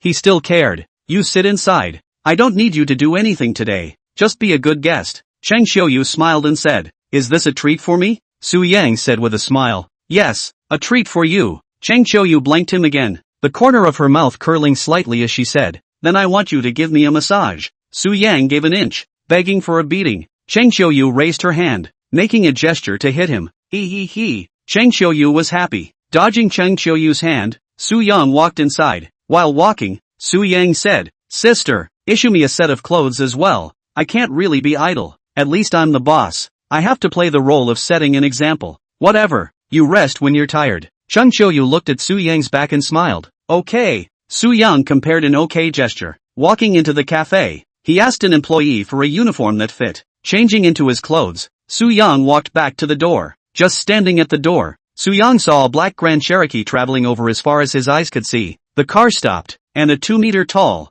imposingly strong man got out. Reaching out to take off his sunglasses, Suhu grinned and showed Su Yang and Chang Xiuyu a smile that he thought was very gentle. While walking forward, Suhu said in a loud voice, Son, Xiuyu, I just got off the plane and rushed here. I must show you guys a good time. This cafe is owned by you guys, right? It's really nice. It's so well opened. Su Yang paused at Suhu's obviously stiff compliment and couldn't help but twitch the corners of his mouth. Not bothering to pay attention to him, Su Yang turned his head, looking to the side. Uncle Su, you're here? You sit inside. Chang Xiuyu, however, was a bit surprised and said with a bright smile. As the words fell, she reached out her hand and guided Suhu inside. Son, look at others, the same boss. They are so polite to me. Walking to Su Yang's side, Suhu couldn't help but say, You say less words. The guests are scared away when they see you. Su Yang said in a cold voice. Where are the guests? You're just squeezing your dad. Suhu complained. You go sit on the second floor. Don't scare people. Su Yang pushed Suhu's back and said in a cold voice. Okay. I'll delay your business. However, you're my son. You said I look scary. How good can you be? Suhu laughed as he walked inside. Uncle Su, it's fine for you to sit there. You're so handsome. How could anyone be afraid of you? Chang Xiuyu said with a smile. You listen to this. Now that's aesthetic. Suhu rushed at Su Yang with some excitement. Sister Xiuyu, some old people don't need to be cared for. Su Yang twitched the corners of his mouth and rushed into Xiuyu. As the words fell, he had already pushed Suhu to the second floor. Chapter 48, Come with me. After letting Suhu go up to the second floor, Su Yang went back downstairs and busied himself behind the bar. Chang Xiuyu stood next to Su Yang, made Suhu a cup of coffee, and took out a few snacks and served them to Suhu. He can't eat that much. The corners of Su Yang's mouth pursed down slightly as he faintly said, Uncle Su is our guest. Chang Xiuyu smiled and shook her head. As the words fell, she raised her steps forward and served the things up. Su Yang stood behind the bar, wiping his hands clean after washing some cups and utensils. Then, walked to the coffee machine, ready to brew himself a cup of coffee. Boom boom. Suddenly, a somewhat piercing sound came from the doorway. At the sound, Su Yang, including the clerk inside the store, subconsciously raised his head and looked towards the doorway. There were 4 men standing at the doorway. One in the center was tall, bald, wearing a leather jacket, and playing with a handful of strings in his hand. After walking into the cafe, the visitor looked around. At this time, Cheng Xiuyu happened to come down from upstairs with a tray. With her eyes flashing, Cheng Xiuyu subconsciously said, "Are you?" She felt that the few that came over did not look like they came for coffee. These people really weren't here for coffee. Twisting his head to look at Cheng Xiuyu, the bald man in the center opened his mouth and said in a cold voice, "Are you the boss here?" "I am." Cheng Xiuyu subconsciously nodded his head. The bald head looked Cheng Xiuyu up and down again. Then, turning sideways, he sat on the chair next to him, eyes slightly narrowed. The bald man said, "Know the rules here?" "Rules? What rules?" Cheng Xiuyu froze and asked with some bewilderment. "Every realm has rules for every realm, and if you open a store here, you have to abide by our rules. This place is usually not too peaceful. To open a store properly, you definitely need someone to help out. However, we can't help you for nothing. We have to charge you a little bit for your hard work." The bald man grinned, smiling. As the words fell, the fingers of his right hand rubbed and pinched each other. Upon hearing this, Cheng Xiuyu immediately knew what they were here to do. Combined, they were here to collect protection money? However, Cheng Xiuyu's face did not show any nervousness or fear. She turned her head and looked towards Su Yang, who had already walked over. Su Yang was holding the coffee that he had just made in his hand as he looked at the bald man and his group. Blinking his eyes, Su Yang said in an indifferent tone, "Are you guys very short of money?" Upon hearing this, the bald and the others froze, not understanding what Su Yang meant by this statement. With his eyes flickering, the bald man narrowed his eyes and said in a dark voice, "We don't lack money. However, this doesn't conflict with us asking for money. You don't want money for working for someone else? The problem is, no one is making you do it. You're a forced buyer and seller, so why should others give you money?" Su Yang took a sip of coffee and said with the corners of his mouth slightly curled. The faces of the bald man and his 3 henchmen gradually became a bit ugly. He could already hear that Su Yang was flirting with him. With his eyes flickering, the bald man said in a cold tone, "I can hear it. You guys are not going to pay, right? I don't owe you, and I'm not your father, so why should I give you money?" Su Yang said with the corners of his mouth slightly curled. "What are you talking about? You're looking for death, aren't you?" The bald man suddenly got up, his face grimacing as he rushed at Su Yang. Behind him, 3 gangsters stepped forward and surrounded Su Yang. In the face of the few gangsters that surrounded him, Su Yang still had a faint smile on his face. He turned his head and rushed the somewhat uneasy few sales clerks. "It's all right, busy yourselves." Then, he looked at the bald head again. With the corner of his mouth slightly curled, Su Yang said, "I'll give you the chance to roll now. It's not too late. I'll roll your ass, I'll roll. I'm telling you, today I'm going to let you know how many eyes Master Ma has. If I don't break one of your legs, I won't be called king."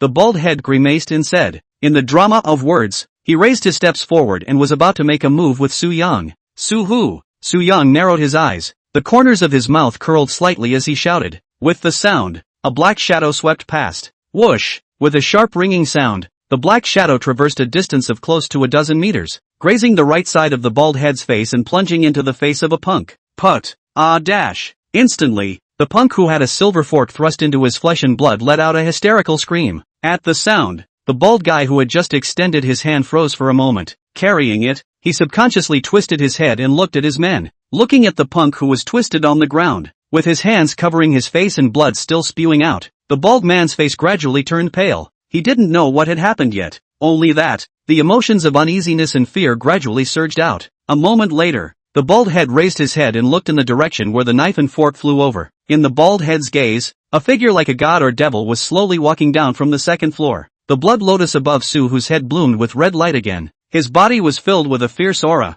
Against a gangster like Baldy, it was like a fierce tiger facing a housedog. At this moment, just by seeing Su-hu, Baldy lost his courage to confront Su-hu. Step by step, while his aura gradually crushed him, Su-hu stood in front of Baldhead, stretching out his hand. He pressed his head in the Baldhead's gradually dull gaze. "Big brother, I am wrong. It may be a misunderstanding." Voice trembling, Baldhead subconsciously said. Snap! Su-hu pressed down on the bald head, forced down his body, and smashed it on a table. Wow! The table was directly smashed and cracked. Ah dash! Ah dash! In a mess of broken wood, the bald head howled in agony. Looking at the bald head howling on the ground, The two punks still standing were silenced. Both stocks trembled. They didn't even dare to move a bit. A few shopkeepers not far away were also shocked by Suhu. They did not expect that not only is Suhu a fierce-looking man, but he also acts in such a domineering manner. Suhu looked at the bald man whose head was bleeding. After a few breaths of time, the bald head gradually calmed down. Suhu bent his knees and squatted in front of the bald head. Looking at the bald head full of terror, Suhu reached out and stepped on one of the bald head's hands.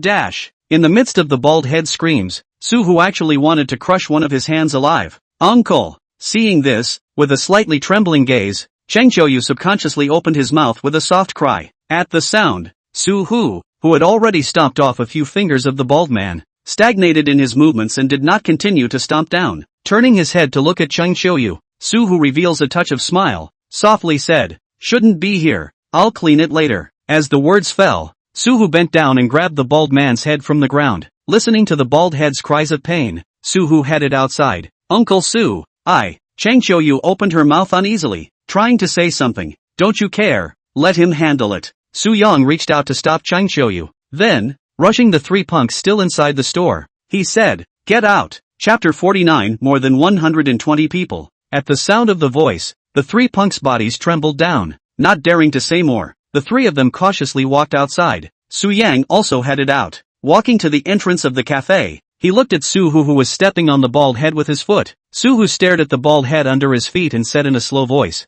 "There should be someone behind you guys, right? There should be more than just a few of you collecting protection money. I was wrong. You spare me. I promise. I will never come back again. You give a chance." The bald head trembled. "Big brother, you spare us. We're just trying to make a living. I'm sorry. We have eyes not recognize NT. Tai bumped into Yulu." Knowing that he could not escape, the three gangsters also knelt down and begged for their own forgiveness. Suhu stepped on the bald head. His face did not have any expression. The tip of his eyebrows lightly knit down. Suhu said, "If you do not say, I will now step on your head burst. I'll also crush these three men of yours to death with my hands. I say. The terrified bald head immediately nodded his head. Then, with a trembling voice, he said, I'll do the math.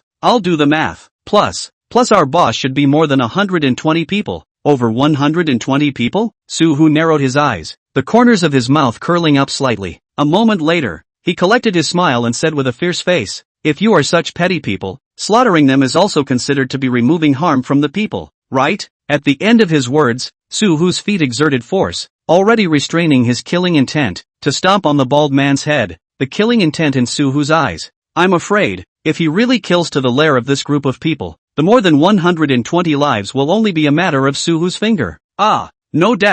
No. Feeling the killing intent raging down from Suhu's body, the bald head hissed in terror. The three punks kneeling on the ground were even more scared and pissed their pants in unison. Almost there, Su Yang frowned lightly under his eyebrows and finally opened his mouth. At the sound of his voice, Suhu's eyes slightly stagnated with murderous intent. After a long time, Suhu forcefully suppressed the killing intent in his heart, and then, slowly dropped his feet. Hoo. The bald man whose crotch was also a piece of fishy stench's gaze trembled as he gasped for breath. He didn't even dare to be glad that he was still alive. Su Yang looked at the few punks. Under the tip of his eyebrows lightly raised, Su Yang raised his steps forward. Walking up to a few people, Su Yang said in a slightly cold tone, "Don't do this business if you don't want to die. Come out to collect protection money again, and I'll stomp on you all to death." Over 120 people. How many times can you crunch when you die? Suhu grinned, slowly saying with an aura like a god or a demon. The bald head and the gangsters under him didn't dare to look at Suhu at all. Cowering on the ground, the four of them only dared to nod their heads. They had no doubt that if they dared to say a single word of no, Suhu would dare to stomp them to death here. Get lost if you understand. Don't dirty people's eyes here. Suhu said angrily. Yes.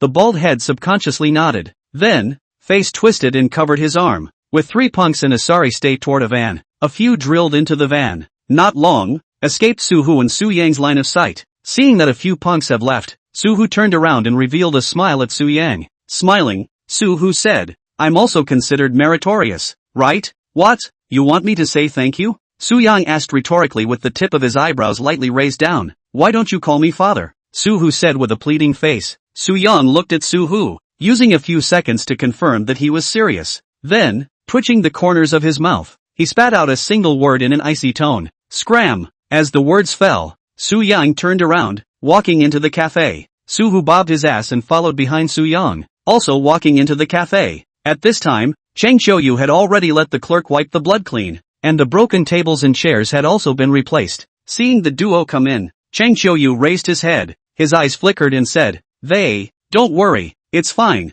just let them go." Su Yang smiled and said, "Right, I even exchanged contact information with them and said that we would have dinner together sometime," Suhu said with a smile. Naturally, Chang Xiuyu couldn't trust Suhu. However, she still nodded her head at Suhu and said in a soft voice, "Uncle Su, Fong thank you.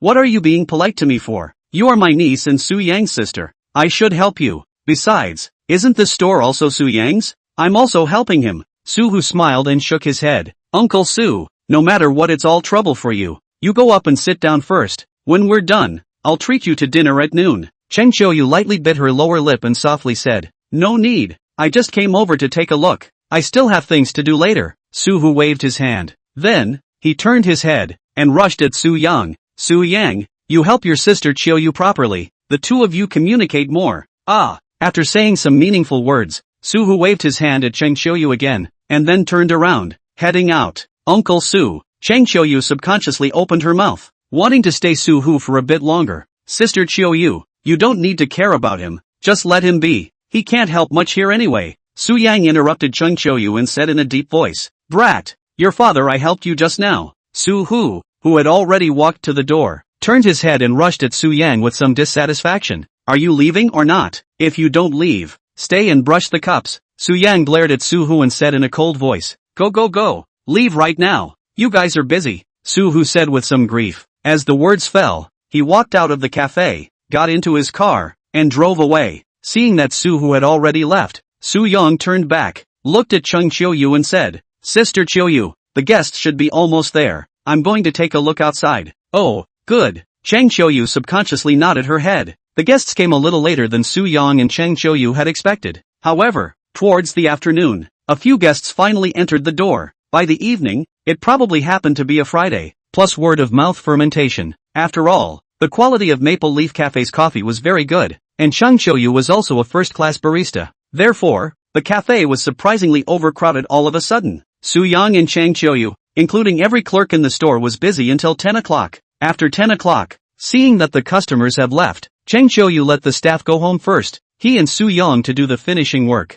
Until 10:30, Su Yang and Chang Xiuyu were busy. It was already 10 o'clock when he sent Chang Xiuyu home. Standing under the apartment building, Su Yang looked at Chang Xiuyu and said in a gentle voice, "Sister Xiuyu, go back and have a good rest." As the words fell, Su Yang turned around. "Su Yang!" Chang Xiuyu suddenly called out to Su Yang. At the sound, Su Yang stopped walking, turned his head, and looked at Chang Xiuyu again. In Su Yang's gaze, Chang Xiuyu's pupil depths haloed with a touch of deep emotion. A moment later, Chang Xiuyu said, "Su Yang, you're almost done with your vacation, right? Are you going back to Yunzhou? Tell me if you're going back. I'll give you a ride." Chapter 50 Stay in Shanghai. At the sound of the voice, Su Yang's gaze flickered for a moment. He was so busy these days that he had almost forgotten about his studies. However, he was already a junior in college. In fact, everything that should be learned, and going to school or not was just the same thing. Besides, he had to do business east and west, north and south, so it was unrealistic to continue attending school. Well,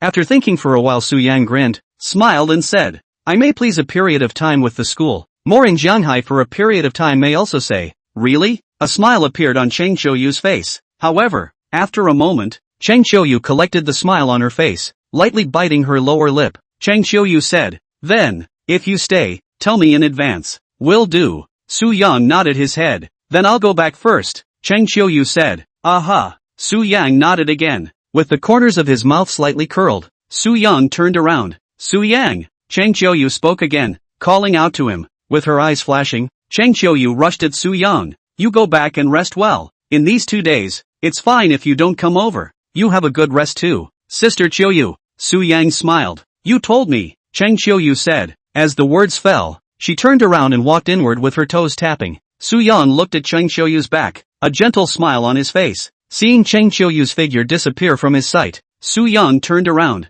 It was early the next morning, around 8 o'clock in the morning, that Su Yang got up from his bed. Yawning, Su Yang walked into the bathroom to wash up. After washing up, Su Yang picked up his cell phone and then prepared to go to the cafe. Just before he reached the door, Su Yang's cell phone rang. At the sound, Su Yang picked up his cell phone, slid the screen, and put it to his ear. Mr. Su, on the opposite side, Hui, the boss of Wind and Snow Company, seemed a little agitated. What's wrong? Su Yang subconsciously asked. I want to tell you a good news. A heavenly good news. You probably don't know yet, because this game we launched was a huge success. The South Sea Group is going to acquire our company. Moreover, the other party has offered the price to $5 billion, Hui said excitedly. Upon hearing this, Su Yang's gaze flickered for a moment, although he was also a little excited. However, he was not as excited as Hui. After all, everything that was happening right now was actually within his plan. I know, Su Yang said softly. It's like this. We actually have a choice now. We don't sell the company. We continue to make the products I asked for. And there's a lot of room for development down the road. However, in this way, we might be suppressed by big corporations like the South Sea Group. As you know, with their resources, if they want to suppress a small company like ours, it would be easy. So there are pros and cons to this option. The second option, we sell the company, but retain control. This way, we can still develop products, backed by a big company like South Sea Group. We can also go further. Hui spoke at length, explaining his views on the situation at hand. Upon hearing this, Su Yang narrowed his eyes slightly. After a moment of silence, Su Yang said, What do you think about it? I am not me either. The main thing is that everyone feels that selling is better. After all, as long as it's sold, everyone will be able to share a sizable amount of money at a time. The company's employees can get bonuses starting from $1 million. Me and some of the shareholders, including you, the money we get is even more than enough to spend in this lifetime. So, if we vote within the company, most of us are in favor of selling it. Hui hesitated and said in a deep voice. Su Yang could hear that there was excitement in Hui's voice, as well as some reluctance. After all, this was the company he had built up with his own hands. Holding the cell phone in his hand, his left hand tapped on the door frame. After a few seconds, Su Yang said, I agree to sell the company. But what? Hui subconsciously asked. It's not sold at this price. You reply to the South Sea Group. There is no need to talk about anything less than $8 billion. Let's find the next home, Su Yang said in a deep voice. He decided to ruthlessly slaughter the South Sea Group. $8 billion? Hui was startled. In his opinion, $5 billion was already quite a lot. $8 billion was simply heavenly. That's right, $8 billion. Su Yang nodded his head. Hui was a little hesitant. He didn't know if he should do what Su Yang said. Just tell the people on the South Sea Group side. If they don't agree, then forget it. The company continues to open. Su Yang smiled and said. On the opposite side, Hui did not immediately respond to Su Yang. After a few breaths of time, Hui clenched his teeth before saying, Alright, I'll go and say it. Well, call me again when you have news, Su Yang said. Good. Hui nodded his head. With that, hung up the phone. Su Yang also put down his cell phone, looked out the door, changed his shoes and headed downstairs. For the next few days, Su Yang had been helping out at the cafe. After a period of word-of-mouth fermentation, the cafe's business was getting better and better, and was considered to be on the right track. Cheng Qiuyu recruited a few more employees and left the cafe completely in Chen Ning's hands. With that, Su Yang and Cheng Qiuyu didn't have so many things to do. At this time, Su Yang's side got a good news. The Manhwa Group side still agreed to his request. After some formalities, Su Yang got a portion of the money that belonged to him. A full $2 billion entered Su Yang's account. With the money, Su Yang was at a loss as to what he should do. The system hadn't released any missions yet, and there was nothing to do right now. So Su Yang was a bit bored. Lying in the hotel, Su Yang began to think. After thinking very seriously for a while, Su Yang took out his cell phone and first asked someone to get his car from Yunzhou. With a car, Su Yang associated it with a house. In fact, he was only 20 years old. It was still a bit too early to buy a house. However, since he decided to develop in Shanghai, he couldn't live in a hotel every day, right? After thinking for a while, Su Yang made a decision. He was someone who did what he wanted to do, so he immediately took out his cell phone and made a call to Cheng Qiuyu. Hello? Su Yang opened his mouth. What's up? Looking for me for something? On the opposite side, Cheng Qiuyu asked. There's really something to find you. I don't know if you're free? Su Yang said. Go ahead. I'm free now. Cheng Qiuyu nodded. Accompany me to see the house, Su Yang said.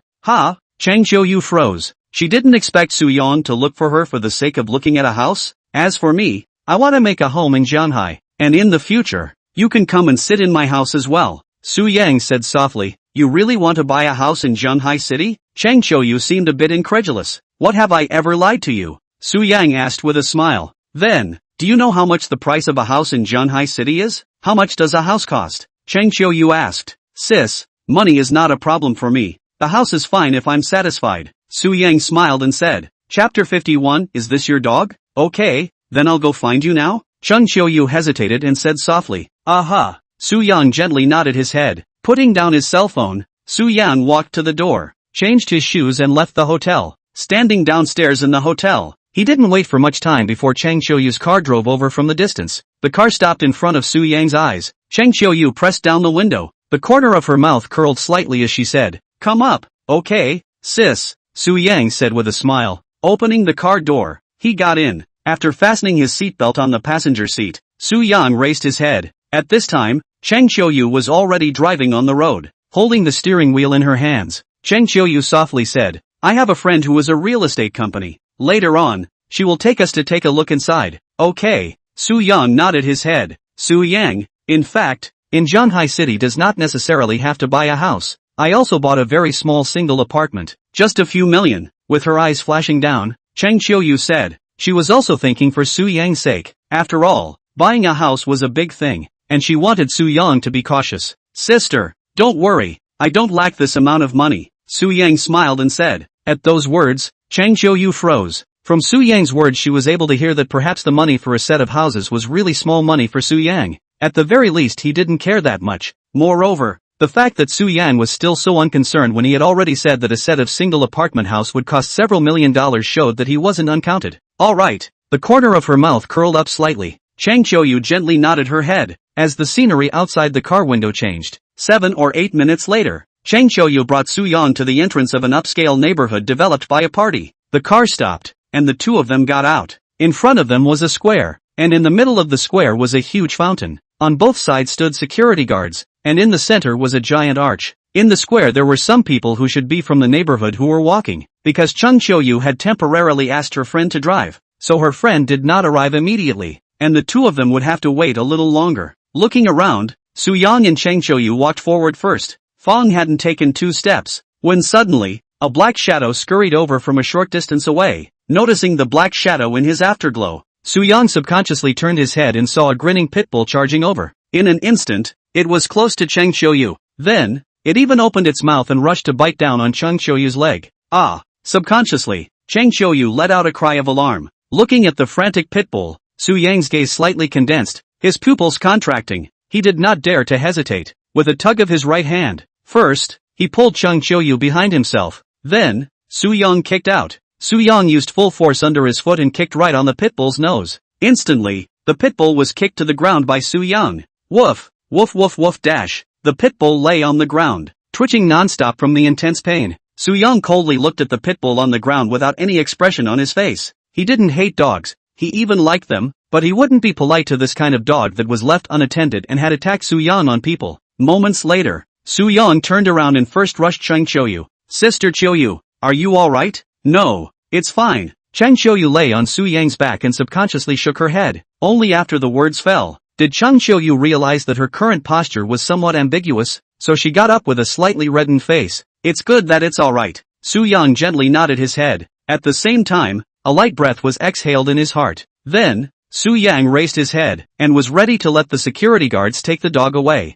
Only then did Su Yang raise his head, but he saw the strong man who was huffing and puffing his way over here. The strong man had a big belly, was bare-chested, and had a dragon tattooed on his arm. He came over aggressively, first glancing at his dog, which was still lying on the ground. When he looked at Su Yang again, the strong man raised his hand and pointed at Su Yang. What are you doing? Sick, aren't you? What gives you the right to kick my dog? I'm telling you, this is not over. Either you compensate me with an identical dog, or you can bring this dog back to life. Hey, why don't you? Chang Qiuyu frowned lightly and opened her mouth with some dissatisfaction. However, without waiting for her to finish her sentence, Su Yang suddenly raised his hand, signaling that she did not need to speak. Looking at the burly man in front of him, the corner of his mouth curled up slightly. Su Yang spoke. I'll also give you 2 choices. 1. Hug your own father and roll now. 2. Accompany it to die. At those words, the strong man froze. He did not expect Su Yang to speak to himself like this. After freezing for a while, the burly man's face suddenly turned livid. With slightly red eyes, the strong man said, Fine, then don't blame me for not being polite. I'll kill you. As the words fell, the strong man raised his steps forward, ready to fight with Su Yang. He had to get himself angry behind Su Yang. He had already thought about it. He definitely had to break Su Yang's leg today. Otherwise, he couldn't vent his anger. Gritting his teeth, the burly man raised his hand and grabbed it towards Su Yang. Su Yang, be careful. Chang Qiuyu worriedly opened her mouth and reminded Su Yang. Sis, don't worry, Su Yang said with a slight cock. He raised his head and looked at the burly man in front of him. He did not move or even dodge, only looking at the hand that gradually reached over. A moment later, the burly man's hand was already about to land on Su Yang. Just then, an extremely cold aura instantly enveloped the strong man's body. It caused his movements to stagnate. For some reason, the strong man had a premonition that if he dared to touch Su Yang, then he would definitely die here today. The stagnant man was silent for a moment before wriggling his throat. Then he subconsciously raised his head.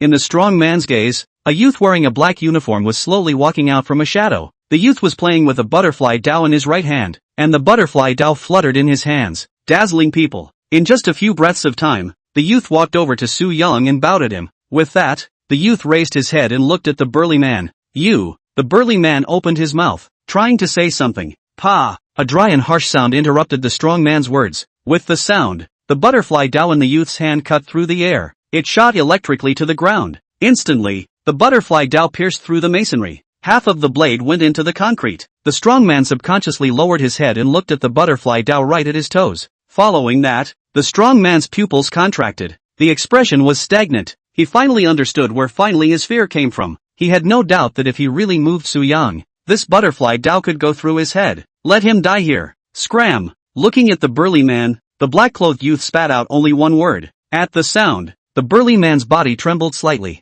He didn't even dare to say more, and only said with a trembling voice, Scram! Scram now! Chapter 52 Decisions. As the words fell, the strong man turned around, walked over to his dog, picked up the dog, and busied himself with walking into the distance. The youth watched the back of the burly man until the burly man's figure disappeared from his sight, and only then did the youth turn around. Bowing at Su Yang again, the black-clothed youth said in a deep voice, I've disturbed you, young master. Looking at the black-clothed youth, Chang Qiuyu slightly opened her mouth, revealing a somewhat stunned expression. However, she did not say anything more, and after hesitating for a moment, she remained silent. Su Yang's gaze also fell on the black-clothed youth. With the corners of his mouth pursed down slightly, Su Yang said, I said that I don't need you guys to follow me. I understand. I will stay further away from you, the youth said in a deep voice. Su Yang exuded a somewhat helpless emotion. He knew that he could not drive these people away unless he could convince Su Hu. Shaking his head, Su Yang said, It's all right, you can go. Yes, the youth nodded his head. With that, he turned around and raised his steps, and within a short while, he had disappeared from Su Yang's sight. After the youth left, Su Yang turned around and looked at Chang Qiuyu. With a gentle gaze, Su Yang said, I'm sorry for making you encounter so many things again so early in the morning. It's all right. Chang Qiuyu smiled and said. She naturally stretched out her arm and took Su Yang's arm, then said, Let's go look at the house. Su Yang glanced at Chang Qiuyu's hand on his arm, and the corner of his mouth curled up slightly. Smiling, Su Yang said, Good. The duo walked into the neighborhood, and at this time, Chang Qiuyu's friend happened to call her, saying that she had already arrived at the neighborhood. Soon, the trio converged. Chang Qiuyu's friend was the sales manager of this real estate company. Dressed ably, she shook hands with Su Yang, and then, introduced herself. Mao Yun Yun. You can call me Mao Mao. Su Yang, Sunny's line, you can just call me by my name. Su Yang gently nodded his head. Aha! Mao Yun Yun nodded her head. Then, she asked, Why don't you tell us what kind of house you need first? Is it a high-rise, or a neighborhood villa? If it's a high-rise, how much space do you want? What location? Preferably detached. After thinking for a while, Su Yang said, Detached? That's a villa? Mao Yun Yun was a bit surprised. She didn't expect Su Yang to come to buy a villa. One should know that a villa here would cost at least $30 million or more. Even the rich second generation in Jianhai didn't have many people who could casually afford it. That's right. I like places that are a bit secluded and have private space. Su Yang smiled. Actually, the upper floors are also private spaces that are not disturbed. Mao Yun Yun smiled. There's always some inconvenience. Moreover, there's a bit more space if it's detached, and it's more comfortable to live in. Su Yang said, Alright, then I'll first take you to see a villa that happens to be completed in construction. Mao Yun Yun nodded her head. As the words fell, she slightly sidestepped, signaling Su Yang and Chang Qiuyu to follow her. The three of them together. Soon, They arrived at the single villa that Mao Yunyun had mentioned. The villa was huge, even a little bigger than Su Yang had imagined. With an area of over 300 square meters, there were 3 floors up and down. The highest floor was the attic. The design of the entire villa went for a minimalist style, with black, white and gray as the main colors. In addition to the load-bearing walls, almost every wall has floor-to-ceiling glass. Su Yang joined Cheng Qiuyu in the room and started to look around. Right now, the villa had not been renovated and was still in a rough state. The main thing to look at was the layout and area. After looking up and down and walking out of the villa with Mao Yunyun, Su Yang said, "Sister Mao Mao, I'll take this villa, please help me with the formalities." Ah, Mao Yunyun froze, not reacting for a moment. "Su Yang, you're not looking at another place anymore?" Cheng Qiuyu asked subconsciously as her gaze flickered down. "No more looking, it's too much of a waste of time. I'm quite satisfied with this place. It's just this house." Su Yang smiled and said, "Line, this is not a problem. But, do you know the price of this house?" In the middle of the day, Mao Yunyun nodded her head and asked hesitantly. It wasn't that she didn't trust Su Yang, it was just that Su Yang's decision to be so dry and even somewhat casual made her subconsciously ask this. "I don't know. You say." Su Yang smiled. "This house, the selling price is going to be more than $70 million. Even if it's cheaper, it's still going to be $70 million whole dollars." Mao Yunyun said in a deep voice. "Yes, this price is no problem." Su Yang nodded his head. "Understood." With his eyes flashing down, Mao Yunyun nodded his head. "Trouble you. We'll communicate afterward if we need any formalities." Su Yang smiled. "All right, feel free to contact any time." Mao Yunyun nodded. Su Yang no longer said anything more. Glancing at Cheng Qiuyu, Su Yang turned around. "Then we'll leave first?" Cheng Qiuyu looked at Mao Yunyun and smiled. "I'll treat you to dinner sometime. This business is not small." Mao Yunyun also smiled. "Okay." Cheng Qiuyu nodded. With that, she headed out with Su Yang. After leaving the neighborhood, Su Yang came to the cafe with Cheng Qiuyu. The cafe that was already on track did not need Su Yang and Cheng Qiuyu to do anything else. The two of them sat on the window seat, waited for the staff to serve up 2 cups of coffee, and started chatting. "Su Yang, I won't ask you about your business, but I hope you can tell me that you didn't do anything bad." Cheng Qiuyu looked at Su Yang and said softly, "Sis." Su Yang reached out and held Cheng Qiuyu's hand. The corner of his mouth curled up slightly. Su Yang said, "Am I that kind of person? Don't worry, I haven't done anything bad. I believe you." Cheng Qiuyu's gaze was gentle as she gently nodded her head. "Right, sister. How old are you this year?" Su Yang's gaze flickered down and suddenly asked, "Why are you asking this?" Cheng Qiuyu blankly glanced at Su Yang, somewhat dissatisfied. "Sis, why don't you find a boyfriend? You say? That way, your life will be easier too." Su Yang chuckled. "Can't a woman live alone? I'm quite happy now. Why do I have to find a boyfriend?" Cheng Qiuyu bristled and said faintly, "You're right." Su Yang could only nod his head. "Since you want me to find a boyfriend so much, then help me find one." Cheng Qiuyu suddenly said. "Ha?" Su Yang froze, somewhat at a loss for words. "What? If you can't even do it, who are you to ask me to do it?" The corner of Cheng Qiuyu's mouth curled up slightly as she asked in a prodding manner. "Sister, you're not being reasonable when you talk like that." Su Yang was somewhat speechless. "How is it unreasonable? It was you who first asked me to find a boyfriend, wasn't it? Isn't it normal for me to ask for your help?" Cheng Qiuyu asked with a smile. "If it was me, I don't think there's anyone who's worthy." Su Yang said. "Wow, so you want your sister Qiuyu to die alone? You're too wicked." Cheng Qiuyu pretended to be surprised. "Don't worry, you won't end up alone. You at least have me." Su Yang smiled. "Are you my boyfriend?" Cheng Qiuyu blankly glanced at Su Yang. As the words fell, Cheng Qiuyu's face turned slightly red. Chapter 53, The Pursuer Peng Yi. "Ha!" Su Yang was happy, but did not say anything more. Cheng Qiuyu blushed slightly as she lightly bit her lower lip and fell silent. Buzz! Suddenly, the sound of a sports car roaring came from the entrance of the restaurant. At the sound, both Su Yang and Cheng Qiuyu froze. Su Yang raised his head and as far as the eye could see, a red sports car appeared in Su Yang's sight. With that, a person got out of the car. The person who got out of the car was wearing a silver-gray suit, back hair, sunglasses, and was holding a bouquet of flowers. After getting out of the car, the person removed his sunglasses and walked towards the inside of the cafe. Looking at the person who walked into the cafe, the tip of Cheng Qiuyu's eyebrows knit lightly, a touch of some annoyance flowing out of her eyes. "Sister Qiuyu, you know ah?" Noticing the change of mood in Cheng Qiuyu's eyes, Su Yang smiled. "Not really an acquaintance," Cheng Qiuyu faintly said. As the words fell, Cheng Qiuyu got up. After the visitor walked into the cafe, he found Cheng Qiuyu and walked towards Cheng Qiuyu. Standing in front of Cheng Qiuyu, the visitor smiled and said, Didn't say anything? When did you open a cafe here? If you had said so earlier, I could have brought a few friends to support the show. As the words fell, he stretched out his hand and passed the flowers to Cheng Xiuyu. Cheng Xiuyu did not take the words handed over by the visitor. With the tips of her eyebrows knitted lightly, Cheng Xiuyu said, Peng Yi, if you are here for coffee, I welcome it. If you are here for me, I don't think there is anything to talk about between us. At those words, the person named Peng Yi narrowed his eyes slightly. A moment later,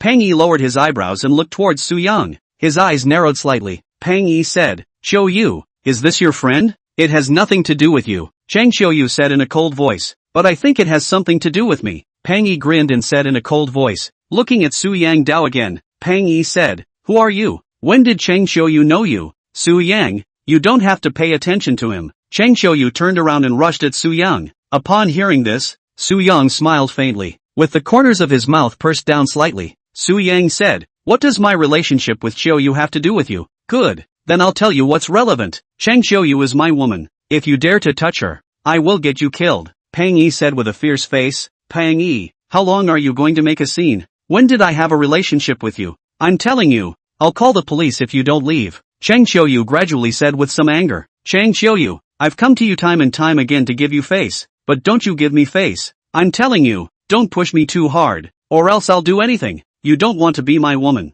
I can make you call no one. Peng Yi said with a fierce face. You asshole. You roll. Even if you kill me, there's no way I'll be with you. Cheng Xiuyu exclaimed. The noise of the argument quickly drew some attention. Some customers who were still in the cafe. The shopkeepers all looked over. Amidst a gaze, Su Yang got up. He reached out his hand and took Cheng Xiuyu's hand. Then, in Cheng Xiuyu's slightly dazed gaze, pulled her behind him. Peng Yi stared at Su Yang, his gaze gradually turning grim as he watched him hold Cheng Xiuyu. Kid, you seek death. Staring at Su Yang, Peng Yi said with bloodshot eyes. Su Yang faced Peng Yi, a faint smile still hanging on his face, slightly pursing down his lips. Su Yang said, you're ugly and have no qualities. It's normal for Sister Xiuyu to dislike you. You can't get annoyed and force others to like you just because they don't like you. It's disgusting and sickening. Xiuyu's sister does not like you. You should go back to reflect. Look in the mirror. Ask yourself why you look so ugly. The temperament is still so obscene and vile. Once you figure it out,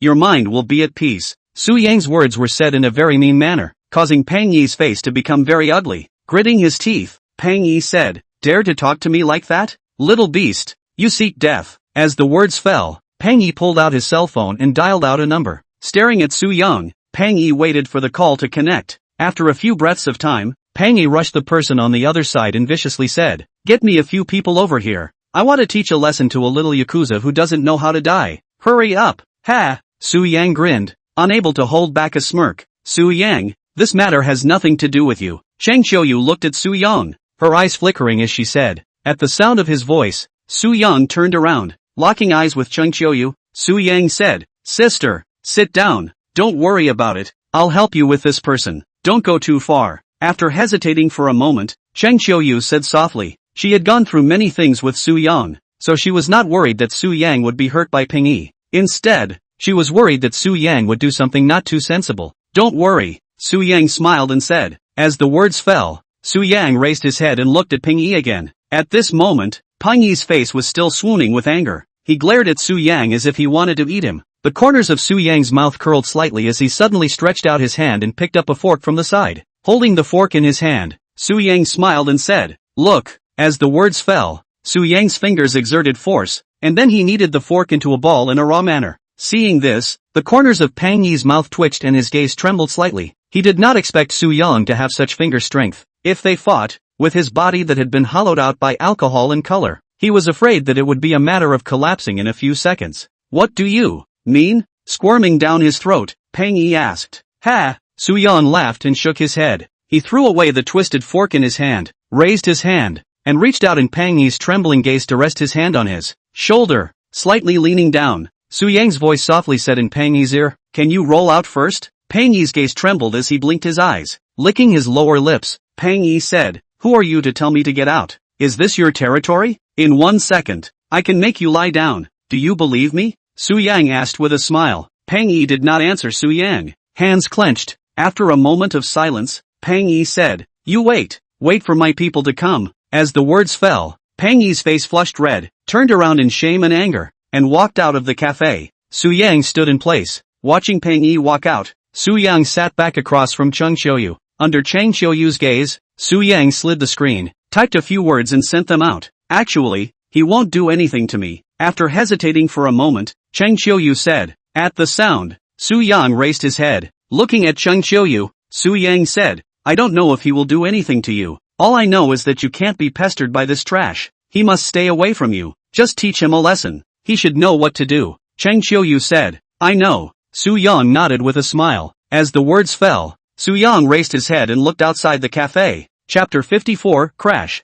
In Su Yang's gaze, a black van had driven over. Then, a total of 7 or 8 people carrying baseball bats came down from the vehicle, with a greeting from Peng Yi. These people came towards the inside of the cafe. However, before they could walk into the cafe, 2 vehicles turned in from the road. With a roar, they directly crashed towards the van. Boom! A loud noise startled everyone. At the sound, Peng Yi and the others standing at the entrance of the cafe subconsciously turned around. And with that, they saw a scene that they would never forget. The Hummer that had been explosively modified had directly smashed half of the van's body. Then, a 2-meter-tall strong man tore off the iron sheet that was fluttering in front of his eyes. He got out of the car with a heavenly power. Behind him, more than a dozen tough eyes convergence, full of momentum of the strong man also get off. Standing behind him, the person who came will not be the other person. It is Su Hu. Looking at the dozen people standing in front of the cafe, Su Hu grinned, smiled and said, It's you guys, ah? Who are you? Peng Yi's eyes flickered as he subconsciously asked. Su Hu did not respond to him. He suddenly lifted his steps,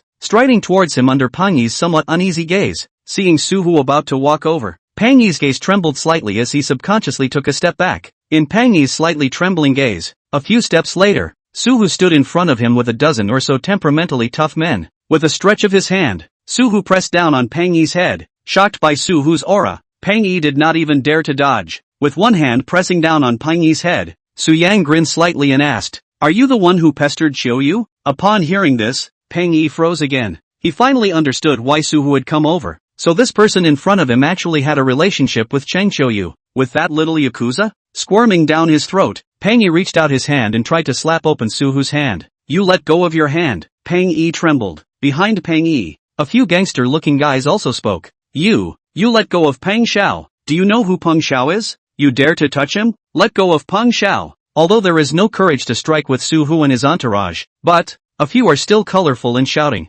Su Hu looked at the few brats in front of him with a faint smile on his face. He raised his left hand, did not let his men come up. Smiling, he pressed Peng Yi's head downwards. At the same time, the right knee went upwards. Splat! With a very dry sound, Peng Yi's nasal bone broke and his nosebleed nourished out. Both eyes rolled up. Peng Yi directly fainted. Su Hu let go of his hand and threw Peng Yi on the ground like a bag of trash. Boom! Peng Yi's body landed on the ground, and his nosebleed was dyed on the steps, coloring a blood red. Su Hu expressionlessly clapped his hands. With a cold gaze, Su Hu said, 10 seconds. If you don't roll, one person will break a leg. Throw them all out. The farther the better. As the words fell, Su Hu walked inside. At those words, a few punks froze for a moment, not yet reacting. A moment later, someone finally reacted, and the ones who knew better set Peng Yi up from the ground, busily running out. The people Su Hu brought over looked at the several punks who escaped in a mess. They did not immediately take action, but only recited 10 numbers in their hearts. 10 seconds later, a few punks with the still unconscious Peng Yi disappeared at the corner of the street. Seeing this, these people looked at each other and did not say much, turned around in an orderly manner and hid themselves in the surroundings, leaving a few people to clean up the scene, cleaning up the scrapped van and the bloodstains. Inside the cafe, Su Yang inserted his hands into his pockets and looked at Su Hu who was walking in. Cheng Qiuyu stood next to him, her gaze a little complicated. Just now, she had stopped Su Hu, but Su Yang stopped her. I say, why do you guys have picking fights here every day? Walking into the cafe, Su Hu grinned, smiling. It's other people who come to pick a fight, not us picking a fight with other people. You ask me, how do I know? Su Yang asked rhetorically. If you don't know, you don't know. Su Hu did not dare to argue with Su Yang. Looking at Cheng Qiuyu, Su Hu said, it just so happens that there are some people on my side who are idle. Why don't? I'll send a few people over to help you guys calm down the scene. No need. You don't wrap up the mess. Su Yang said, Uncle, why don't you sit down first and have a cup of coffee? Cheng Qiuyu looked at Su Hu and said softly, no need. Su Hu waved his hand and smiled. To be honest, I'm not used to drinking that coffee stuff at all. It's bitter and astringent. Besides, I still have some things to do. I'll leave first. Nodding at Su Yang again, Su-hu said, son, I'll leave first. I'll contact you when I'm free. As you wish. Su Yang bristled and said indifferently, it's true that I've been quite busy lately. Sensing Su Yang's dissatisfaction, Su-hu tried to explain. You don't need to explain to me. You cannot come back for 10 years. What are these few days? Su Yang said. Su Yang poked Su-hu's sore spot at once. Only after a few breaths of time, Su-hu said in a deep voice, after this period of time is busy, I will definitely stay at home for a longer period of time. As the words fell, Su-hu turned around and walked outside with heavy footsteps. Su Yang stood in place and watched Su-hu and his group leave. After their figures disappeared from his sight, Su Yang turned around and looked towards Chung Qiuyu. With his eyes flashing, Su Yang revealed a smile and softly said, Sister Qiuyu. Chang Qiuyu looked at Su Yang, a touch of some heartache flowing from her eyes. She was aware of Su Yang's experience. Knowing that he grew up with his mother, he had suffered a lot. Without waiting for the bitterness to end, or for Su-hu to return, his mother passed away. In a certain way, Su Yang's life was considered tragic. Su Yang, Chang Qiuyu spoke with a gentle voice. She suddenly reached out and hugged Su Yang, gently stroking the hair at the back of Su Yang's head. Being hugged into Chang Qiuyu's arms, Su Yang was a bit uncomfortable for a moment. After a few breaths of time, with a slightly red face, Su Yang raised his hand and also hugged Chung Qiuyu, and then got up from Chung Qiuyu's arms. Blinking his eyes, Su Yang said, Sister, I'm fine. Chang Qiuyu helped Su Yang straighten his clothes. The corner of her mouth curled up slightly. Chang Qiuyu said, You're protecting me. I have to protect you too. Sis, you don't need to mind me. I'll just be alone for a while. Su Yang said, Good, call me anytime. Chang Qiuyu said, Aha. Su Yang gently nodded his head. As the words fell, he turned around and headed out. His car had already been shipped over from Yunzhou, so he had driven here. Getting into the car under Chung Qiuyu's gaze, Su Yang drove on. Su Yang did want to be alone. However, he was an adult after all, so he was actually able to control his emotions and put himself in a calm state. Chapter 55, He Xiao's Invitation. Opening the car window, it wasn't long before the oncoming wind blew away Su Yang's disorganized thoughts. 10 minutes later, Su Yang turned the steering wheel. He was ready to go to the neighborhood where he bought the house to take a look at the construction progress. Although the designer he hired was an international first-class designer, he still had to personally go and take a look to see if it matched his own aesthetics. On the way, Su Yang's cell phone suddenly rang. Answering the call, He Xiao's voice came from the Bluetooth headset. Brother Yang, what are you doing? You have something to do? Su Yang asked with the tip of his eyebrows lightly raised down. It's like this. A few of our friends are playing at the bar. I think, if you're free, I'll send a car to pick you up, and we'll all have a drink together to improve our relationship. He Xiao smiled and said. Su Yang held his cell phone, and a somewhat helpless emotion gradually appeared on his face. However, last time on the cruise ship, he himself also counted as indirectly taking a favor from him. Moreover, Su-hu should still have some relationship with the four families at the top of Zhanghai. It was not appropriate for him to reject He Xiao too stiffly. After a few seconds of silence, Su Yang said, I know, you say the address. I'll go over there. Oops, that's great. I'll send a car to pick you up. Just say your address, He Xiao said with some excitement. No need, Su Yang said somewhat breathlessly. Alright, then I'll send you this side's address. Noticing that Su Yang was already a bit impatient, He Xiao immediately nodded his head. Aha! Su Yang nodded his head. Then, he directly hung up the phone. Not long after, He Xiao sent the address over. Su Yang looked at the address on his cell phone screen and drove over. 10 minutes later, Su Yang parked his car in front of a bar. This bar was definitely one of the top bars in Zhanghai City, with second and third tier singers coming over to perform all year round. He Xiao stood in front of the bar, and when he saw Su Yang's car coming over, he revealed a smile. Attentively stepping forward, after Su Yang got out of the car, He Xiao said, You follow me. Good. Su Yang nodded his head. Following He Xiao, the two of them walked into the bar, traversed the dance floor of writhing flesh, and finally, the two of them came to a box that was spaced out with glass doors all around. At this time, there were already 2 women and 3 men sitting inside the box. 5 people should belong to the number of rich second generation in Zhanghai.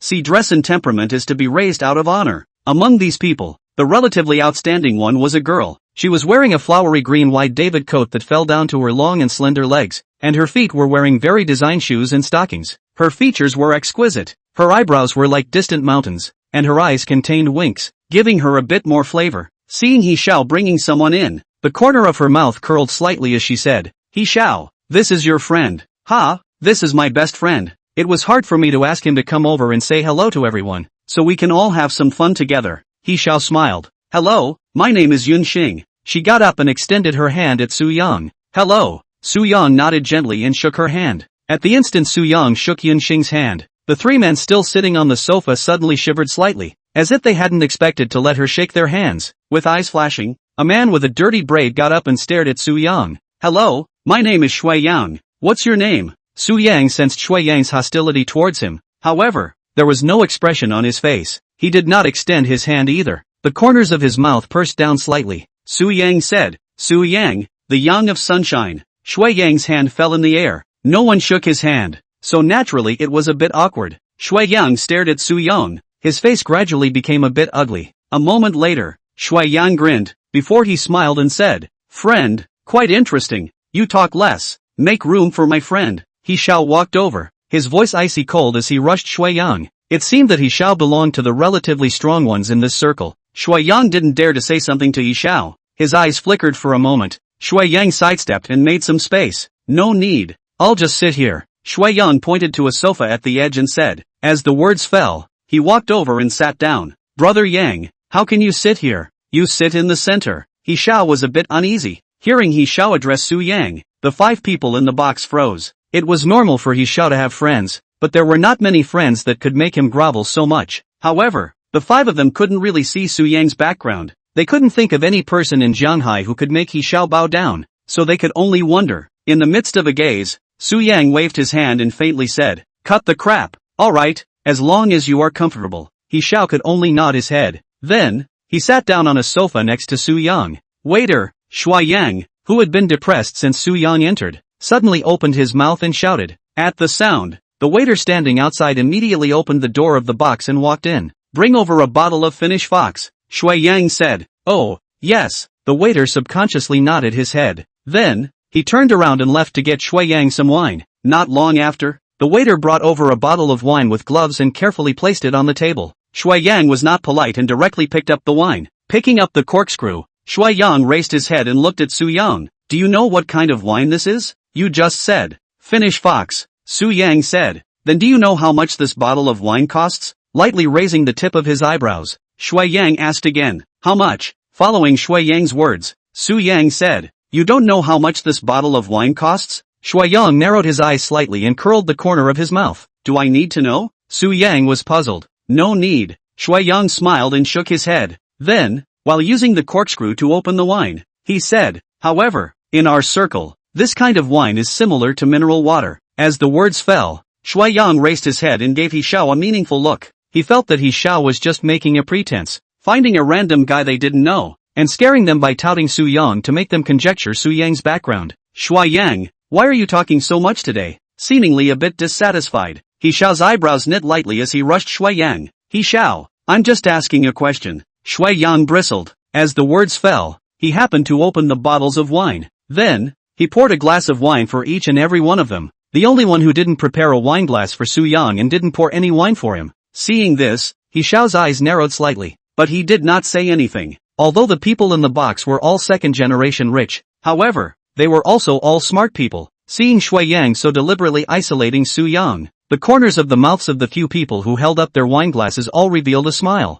Someone is willing to take the lead. They are happy to watch the fun. In the somewhat delicate atmosphere, suddenly, Yun Xing got up. In a slightly stunned gaze, Yun Xing held his wine cup and walked to Su Yang. In front of Su Yang, Yun Xing raised his wine cup and took a slight sip of wine. Chapter 56, The Play of the Pipsqueak. Then, placing the one he drank right in front of Su Yang, the corner of his mouth curled slightly as he said, The wine is good. You taste it? Yun Xing used the word taste. Su Yang lowered his eyebrows and looked at the mouth of the wine cup with a touch of lipstick red color. His eyes flickered down. However, didn't wait to say something. Wow! Shui Yang suddenly got up, staring at Yun Xing. Shui Yang said, Yun Xing, you can pour it out if you don't want to drink it. There's no need to give it to someone who doesn't even deserve to drink this bottle, right? Yun Xing ignored Shui Yang as she lightly bit her lower lip, still looking at Su Yang. Su Yang and Yun Xing stared at each other. The corners of his mouth curled up slightly. Su Yang took the wine cup, and in the midst of a slightly stagnant gaze, Su Yang lowered his head and took a sip of the wine at the place where Yun Xing had stained it earlier. Putting down the wine cup, Su Yang stretched out his hand, surprisingly going towards Yun Xing's waist. Yun Xing had frozen for a moment when Su Yang lifted the wine glass. She didn't expect Su Yang to dare to lift the glass of wine. Seeing that Su Yang's hand was about to fall behind her, Yunxing was finally unable to maintain her aggressive stance. With her eyes flickering, she rose suddenly and stomped away from Su Yang's hand. At the same time, Shui Yang's roar sounded. "Bastard! How dare you!" With that, Shui Yang took large strides forward, walking in front of Su Yang. His body was filled with fury, and his eyes were slightly red. Shui Yang said, "What are you doing with your hands? You're not being honest, are you? You are looking for death, do you know?" Ah! Su Yang leaned back slightly, dodging Shui Yang's breath. Blinking his eyes, Su Yang looked at He Xiao. At this moment, He Xiao also got up, taking a step forward. He Xiao pulled Shui Yang's hand and said in a deep voice, "What are you doing? This is my friend. I'm telling you, if you dare to touch him, I'll get you." "He Chi, you don't have to scare me. What kind of backstory can he have? Not even Fenland Fox. Do you see anything he's wearing that's worth $1,000? He's your friend, but, if he dares to touch Yunxing, I'll dare to chop him up." If he had touched Yunxing just now, this hand of his would be on the ground right now. Shui Yang turned back, his face grimacing. After arguing with He Xiao, Shui Yang lowered his head and charged Su Yang again. "I'm telling you, apologize to Yunxing, kneel down and kowtow to me again. This matter is considered finished. Otherwise, you'll have to leave something behind." Shui Yang did not say what it was. However, Su Yang could already imagine what it was. His eyes flickered. Su Yang twisted his head and looked at Yunxing. At this moment, a smile appeared on Yunxing's face, as if she felt that what was in front of her was interesting, exactly what she wanted to see. Smiling, Yunxing blinked at Su Yang. "Ha!" Su Yang also had a laugh. He could see that these rich second generation in front of him were not as if they were with. If he was really an ordinary person, I'm afraid that he would really be eaten without even spitting out the bones. When a leer, casually play dead. What are you laughing at? Brain problem? You think I'm joking with you, right? Shui Yang said with a scowl on his face. Su Yang still didn't respond to Shui Yang. The corners of his mouth were slightly curled. Su Yang slowly got up, looking towards He Chi. Su Yang said, "Kill someone with a borrowed knife? Brother Yang." He Xiao was a little nervous and tried to explain. "No need to explain. I don't like to listen to other people's explanations. It's a waste of time." Su Yang raised his hand, interrupting He Xiao's words. Raising his head, Su Yang looked towards Shui Yang, blinking his eyes. Su Yang said, "The woman you like is a green tea. She doesn't like you at all. With doesn't like you. Her party seduced me just to make you angry. And then, to make you fight with me. She enjoys this process and loves to watch such a scene. However, this scene is too dogmatic and too kitsch. I don't want to act." Su Yang slowly and methodically cut away something that smelled rotten. With that, Yunxing, who was still smiling just a moment ago, stared blankly and his gaze became icy cold. The gazes of the few people still sitting on the sofa flickered, revealing some stunned emotions. They didn't seem to have expected that Su Yang had gained insight into everything and, moreover, dared to say what he had seen. He Xiao narrowed his eyes slightly, still nervous and uneasy. As the person involved, Shui Yang's gaze also flickered a few times. A moment later, he twisted his head and looked at Yunxing. At this time, Yunxing had already changed her demeanor. She lightly bit her lower lip, her eyes slightly red, revealing a pitiful appearance. Seeing Yunxing, the suspicion that Shui Yang had just developed suddenly dispersed. A surge of anger went straight to the sky. Turning his head, he viciously rushed at Shui Yang. "You're still sophomoric? You think you can fool me? I'm telling you, if you don't kneel down and apologize, I'll remove this arm of yours." Pa! Without allowing Shui Yang to finish his sentence, Su Yang pressed Shui Yang's head with one hand, and his right knee pushed upwards with all 12 of his strength. The sound of a cracked nose bone contained a touch of murderous aura. In a gaze that was momentarily dumbfounded, looking at Shui Yang, who was staggering as his nose blood spurted out and the whites of his eyes rolled out. Before Shui Yang did not fall, Su Yang reached out and held a bottle of Finnish Fox. Swinging his right hand round, he violently and arrogantly smashed on Shui Yang's head. Splat! Another dry and harsh sound. With the sound, Shui Yang's scalp was lifted off a piece. Dripping with blood, Shui Yang's body smashed onto the ground. Boom! Amidst the nosebleed and glass shards on the ground, Shui Yang was unconscious, his body still twitching from time to time. Holding the broken bottle in one hand, Su Yang raised his head and glanced at He Xiao. "I was wrong. I was wrong." He Xiao did not explain and directly knelt down. He knew that it was useless for him to explain. He could only pray for Su Yang to show mercy and not let Su Hu lead his men to trample the Yi family down. The moment He Xiao knelt down, everyone was completely shocked, including Yunxing, who was already staring blankly. If Su Yang's move with Shui Yan was still just a matter of bravery, then having He Xiao directly kneel down was a bravado that transcended their perceptions. He Xiao couldn't have acted himself, and even if he was acting again, So Su Yang really was the over-river dragon with a heavenly background, able to crush everything in Shanghai? For a moment, everyone was silenced, not daring to speak. In a quiet atmosphere, Su Yang threw away the half-drawn bottle of wine in his own hand. Splat! Then, Su Yang took a step forward and stomped on Ishao's face, lowering his eyebrows, the corners of his mouth slightly curled. Su Yang's voice darkened. You people, you like to sing opera when you have nothing else to do. You're the general. She's dodgy. The question is, who's the people who are suffering from the rise and fall of all the people? What you sing is the beacon fire play the vassals, is waking up in charge of the world power, drunkenly lying on a beautiful woman's knee. What I sing is not. What I sing is that when a man is angry, he kills like a butcher's dog.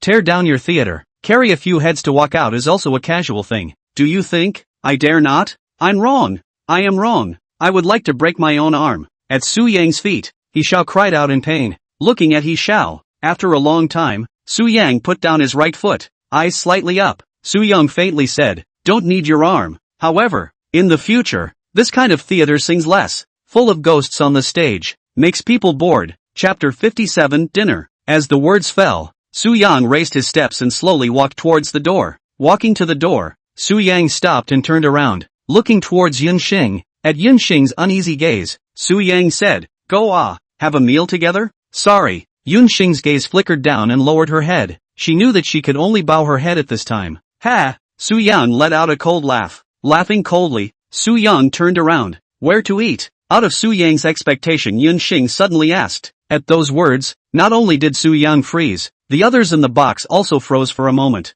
They did not expect Yunxing to be so bold that he dared to provoke Su Yang at this time. You can eat wherever you want. With his eyes flashing down, Su Yang said, let's go. Yunxing slipped her hands into her pockets and smiled. As the words fell, she raised her steps with a calm demeanor and walked to Su Yang's side in a line of gazes. Su Yang twitched the corners of his mouth and did not say anything else. Eyes narrowed slightly. Su Yang lifted his steps, walking towards the outside of the bar. Leaving the bar and standing on the side of the road, Su Yang pulled out his keys. Your car is nice. Looking at Su Yang's car, Yunxing smiled. Your car is not bad either, Su Yang said indifferently. Yunxing's car was indeed nice. A blue Lamborghini, at least $10 million upwards. However, this car did not quite look like a girl driving it. Drive my car or yours? Yunxing asked. Whatever you want, Su Yang said. Then take your car. Yunxing smiled and said. Su Yang looked at Yunxing and didn't say anything. Walking to his car, he opened the door and sat in first. Yunxing also sat in his car, fastened his seatbelt and looked ahead.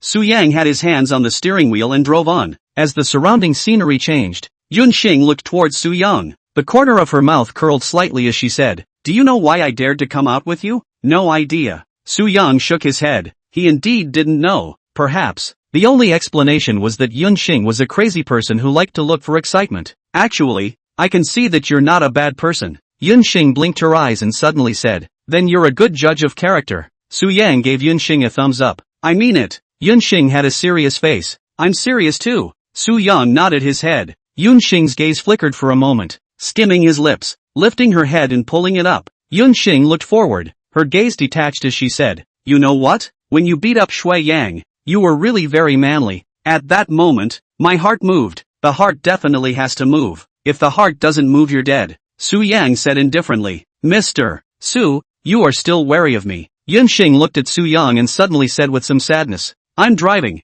I can't be distracted. You better be quiet. Su Yang said. But, people want to talk to you and communicate. Yunxing said pitifully, her eyes moist. If it was an ordinary person, it would definitely be difficult to resist her pampering. Unfortunately, Su Yang was not a very normal person. With an icy gaze, Su Yang remained silent. For the next period of time, no matter what Yunxing said, Su Yang did not answer. After a tea time, Su Yang drove his car to the entrance of a hot pot restaurant. This hot pot restaurant was a very civilian hot pot restaurant, but the flavors were good. Both the clear soup and the red oil pot base were delicious. I don't like hot pot. Looking at the hot pot store in front of him, Yunxing said, you cannot like to eat. Su Yang said. With words in his mouth, Su Yang walked inside the hot pot restaurant. Humph. Yunxing grunted. It stomped its foot again. However, she didn't turn away after all and followed behind Su Yang, walking into the hot pot restaurant with him. Passing through the crowd, the duo found a seat against the window. Then, they asked the waiter for a mandarin duck hot pot base, some hot dishes and meat. After the waiter left, Su Yang raised his head and locked eyes with Yunxing, who had been watching him. Yunxing didn't say anything, and neither did he. After a few breaths of time, Yunxing couldn't help herself and spoke first. Where are we going after dinner? How about going to your house? Go to my house for what? Su Yang asked. What do you want to do? Yunxing asked rhetorically with the corners of her mouth slightly curled. Do you like watching fear movies? Su Yang suddenly said. What?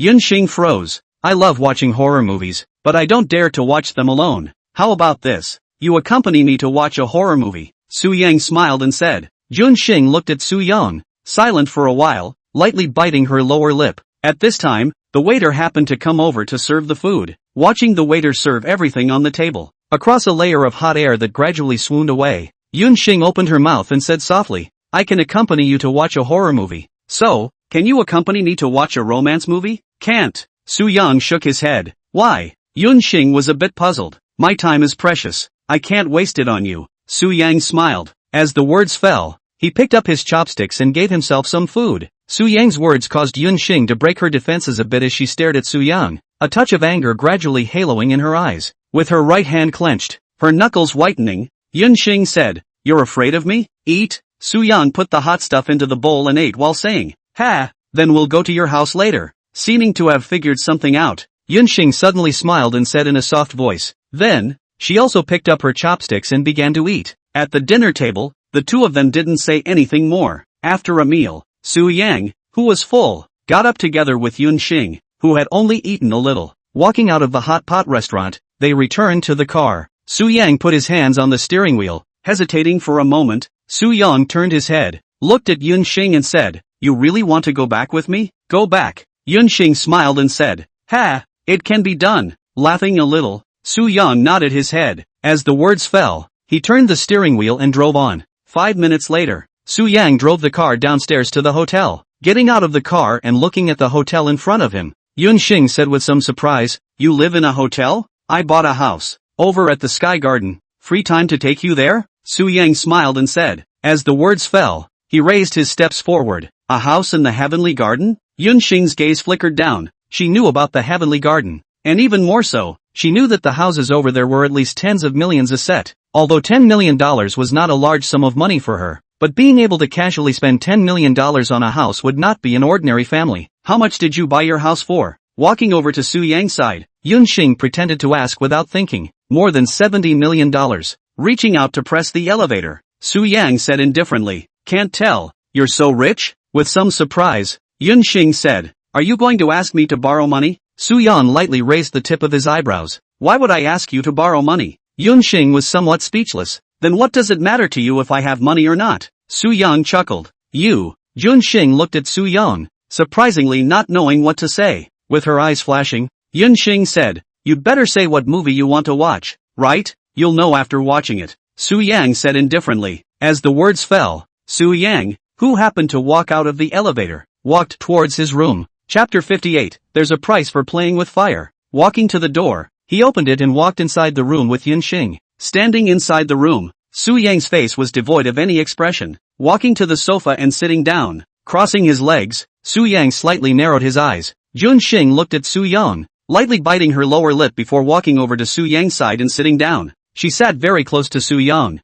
her legs almost touching Su Yang's body. Biting her lower lip lightly, Yunxing's voice softly said, Look, see what? Su Yang raised his eyebrows lightly. Watch a horror movie. Yunxing smiled and said, Oh, I thought you were letting me watch you. Su Yang said indifferently. As the words fell, he picked up the remote control and turned on the TV. There were movies that could be played on demand on the TV screen. Su Yang pressed the remote a few times and selected a movie. It was indeed a horror movie. However, it was not as scary as Su Yang had imagined. Even so, seeing the scary place in the middle, Su Yang couldn't help but pick up a blanket and cover himself. I'm here. Yunxing looked at Su Yang and smiled. As the words fell, she reached out, her right hand unexpectedly resting on Su Yang's arm. Su Yang lowered his head and looked at the hand placed on his arm. At this point, Su Yang was no longer very fearful. The corners of his mouth curled up slightly. Su Yang also stretched out his hand and directly held Yunxing's hand. Then, he pulled back in Yunxing's slightly stunned gaze. Ah! Yunxing let out a cry of surprise and was directly pulled into Su Yang's arms. Falling into Su Yang's arms, in an instant, Yunxing's face flushed red. Somewhat flustered, Yunxing struggled to get up from Su Yang's arms. Getting up from the sofa, she took a step back before Yunxing said, What are you doing? Su Yang sat on the sofa, crossing his legs, one hand on the back of the sofa and one on his lap. He smiled as he looked at Yunxing, not immediately saying anything. I'm not the kind of woman you imagine. Biting her lower lip lightly, Yunxing said. Su Yang picked up the remote control and turned off the TV. Getting up, he pulled open the curtains. Wow dash. In a patch of sunlight, Su Yang said, if you want to play, I'll play with you, but playing with fire is dangerous. You mean you're dangerous? Yunxing's eyebrows knitted lightly as she said in a cold voice. Su Yang turned around and faced Yunxing. Still smiling, Su Yang said, if you don't come to mess with me, I'm not dangerous. Yunxing stared at Su Yang. After a long time, Yunxing asked, who the hell are you? Go back. Su Yang didn't answer Yunxing, only saying faintly, I've heard some legends and know that there is a legendary being who protects the Dragon Kingdom. He once came to Jianghai and had friction with the He family, Wang family, and Lu family, and later, he single-handedly held down the 4 great families and made the entire Jianghai submit. Eyes narrowed slightly. Yunxing said, you think I'm related to him? Su Yang asked with a smile. In fact, Yunxing's words also surprised him a little. He didn't really know Su Hu well, and he didn't realize that he had once accomplished such a feat. I can't think of anyone who could make He Xiao grovel so much, Yunxing said. Even if I'm related to that person you've heard of. So what? Su Yang bristled and asked with a smile. Then I won't reject you, and I can serve as a gift from the Yin family to you, Yunxing said with the corners of her mouth slightly curled. As the words fell, she took a step forward, revealing a few more flair. Ha! Su Yang tugged down the corner of his mouth with a smile. Laughing, Su Yang lifted his step forward and walked to the door, opening the door of the room and then turning sideways. With the corners of his mouth slightly curled, Su Yang said, let's go. I won't see you off. Yunxing turned around, his gaze landing on Su Yang. After a moment of silence, Yunxing said, you have no relationship with him? I have no interest in you. Su Yang said, I don't believe it. Yunxing shook her head and said very dryly, she was very confident in her charm, so she didn't think that anyone in this world could reject her, and she felt that Su Yang was lying. You cannot believe it, Su Yang said. Yunxing looked at Su Yang's eyes, as if she wanted to find some real emotions from the depths of his pupils. However, she did not find it after all. Su Yang's gaze was clear and contained a smile, and there were no unnecessary emotions on his face. Whether you are related to him or not, the more interested I am in you. Yunxing opened her mouth, smiling. As the words fell, she lifted her steps and walked towards the door. When she walked to the door and past Su Yang, Yunxing stopped walking. Twisting her head, she stood on her tiptoes. In Su Yang's slightly stunned gaze, along with a fragrance, a touch of wet softness landed on Su Yang's face. In Su Yang's slightly stagnant gaze, Yunxing revealed a smile like a little fox, and then, her footsteps lightened as she left the room. Not long after, Yunxing's figure had already disappeared from Su Yang's sight. Su Yang stood in place for a long time, raising his hand to touch the left side of his face. Shaking his head, Su Yang closed the door and walked back to the sofa. Turning on the TV again, he closed his eyes. Just before he closed his eyes, the system's voice suddenly sounded. Please accept the mission of the host. Acquire the wasteland located in Yulin Village, Jianghai City, labeled as H1. Required capital is $2 billion. Yield rate of 300%. The yield cycle is 1 week. At the sound, Su Yang was slightly stunned, taking a few breaths of time to understand the mission. A touch of joy surfaced on Su Yang's face. He knew very well that if this mission, he would be able to obtain money even in Jianghai City. He would be called a tycoon. With the corners of his mouth slightly curled, Su Yang pulled out his cell phone, first checking where this piece of wasteland belonged to. After a tea time, Su Yang determined that this piece of wasteland belonged to a company called Chenyu Group. About 5 years ago, Chenyu Group bought this piece of barren land. However, this piece of barren land has not appreciated in value during these 5 years, so they are ready to sell this piece of barren land. Looking at his cell phone, after a moment of silence, Su Yang slid the screen, confirming the contact number of the Chenyu Group. Su Yang dialed the number out. After about a few breaths of time, the call was picked up, followed by a sweet female voice. Hello, this is the Chenyu Group. Oh, I'm looking for your real estate company's general manager Xie. May I ask if he's in? Su Yang asked as his eyes flashed down. You are looking for general manager Xie. May I ask if you have an appointment? The female voice asked. No appointment. I saw the news on the internet that you are planning to sell off a piece of barren land over in Yulin Village. So, I want to find your general manager Xie for a chat, Su Yang said. The other party seemed a bit surprised. After a few seconds, the female voice said, then wait a moment, I'll go find the department manager first and ask him to ask Mr. Xie. Okay, Su Yang gently nodded his head. With that, he directly hung up the phone. After Su Yang hung up the phone, after almost a tea time, Su Yang's phone rang. At the sound, Su Yang slid the screen and answered the call. Hello, I'm Manager Wu from the real estate company side. May I ask, are you interested in the H1 piece of land? On the opposite side, the person who called himself Manager Wu asked. Yes. Su Yang nodded his head. Chapter 59, Techniques of Negotiation. Well, I wanted to ask if you were free, perhaps, can come to the company for a chat? The other party hesitated and asked. Yes. Su Yang nodded again. Okay, then you say a time. I will wait for you at the company. Manager Wu said. Let's say 4 o'clock in the afternoon. I'll go over. Looking at his watch, Su Yang faintly said. Okay, I'll wait for you at the company. Manager Wu immediately said. Aha. Su Yang nodded his head. With that, he hung up the phone. He knew that without being sure of his identity, the other party would definitely not believe him immediately, nor would he alert the higher-ups. He also knew that for a deal like this that involved billions of dollars, where would one just casually call over and say they wanted to make a deal? Usually, it was the higher-ups who would talk to each other and talk about it themselves. Moreover, this negotiation process could be very long, a year and a half, or even a few years or not. However, Su Yang did not have the free time to spend with them. Hanging up the phone, Su Yang got up, walked to the closet and changed into a formal dress. Su Yang was tall and had long legs, just right for a suit. After fixing his hair in the mirror and putting on a pair of glasses,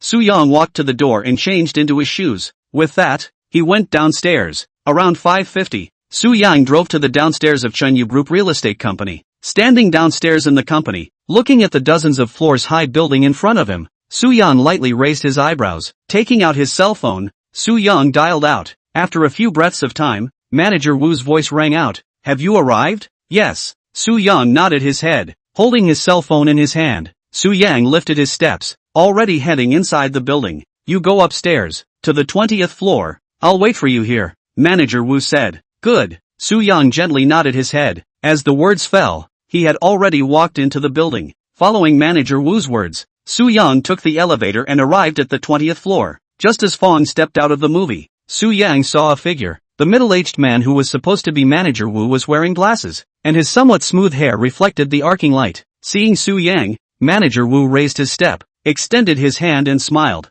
Hello, hello. Su Yang also extended his hand and pulled it out, shaking hands with Manager Wu. You should know what I'm here for, right? Su Yang asked. You come in first and have a cup of tea. Manager Wu smiled and said. You're welcome. Su Yang bowed slightly. Together with Manager Wu, he walked in and sat in the waiting room, waiting for the company's receptionist to bring over the tea and place it on the table. Manager Wu looked up and smiled. This, drink tea. Su Yang picked up the teacup and took a slight sip of the tea. Seeing Su Yang put down the teacup, Manager Wu opened his mouth and said in a deep voice, that piece of land we sold to the outside world is $1 billion.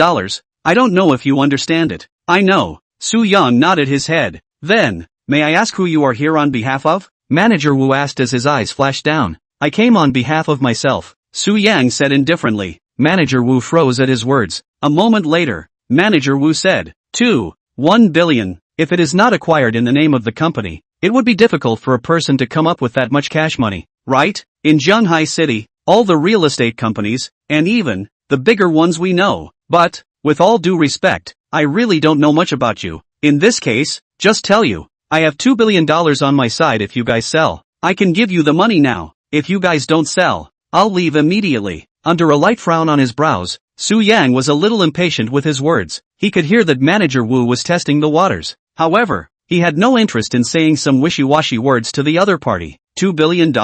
Manager Wu froze. He didn't expect Su Yang to directly say $2 billion and, moreover, say that he had the cash? That's right. Su Yang nodded his head. Manager Wu looked at Su Yang and was silent for a while. After a few breaths of time, Manager Wu got up and said in a deep voice, wait for a while, I'll go find General Manager Xie. Good. Su Yang nodded his head. He sat on the sofa and watched Manager Wu walk over. After about a tea time, the door to the waiting room was pushed open again and a figure appeared in Su Yang's line of sight. The person was gray at the temples, wearing gold glasses, about 40 to 50 years old, but his figure was well maintained, looking very lean. After seeing Su Yang, he waved his hand, signaling Manager Wu to leave first. Mr. Xia, right? Su Yang got up and looked at Mr. Xia who had already walked in and said, hello, Mr. Xia extended his hand and nodded gently at Su Yang. Hello. Su Yang also extended his hand. Sit. Mr. Xia smiled. As the words fell, he sat on the sofa opposite Su Yang.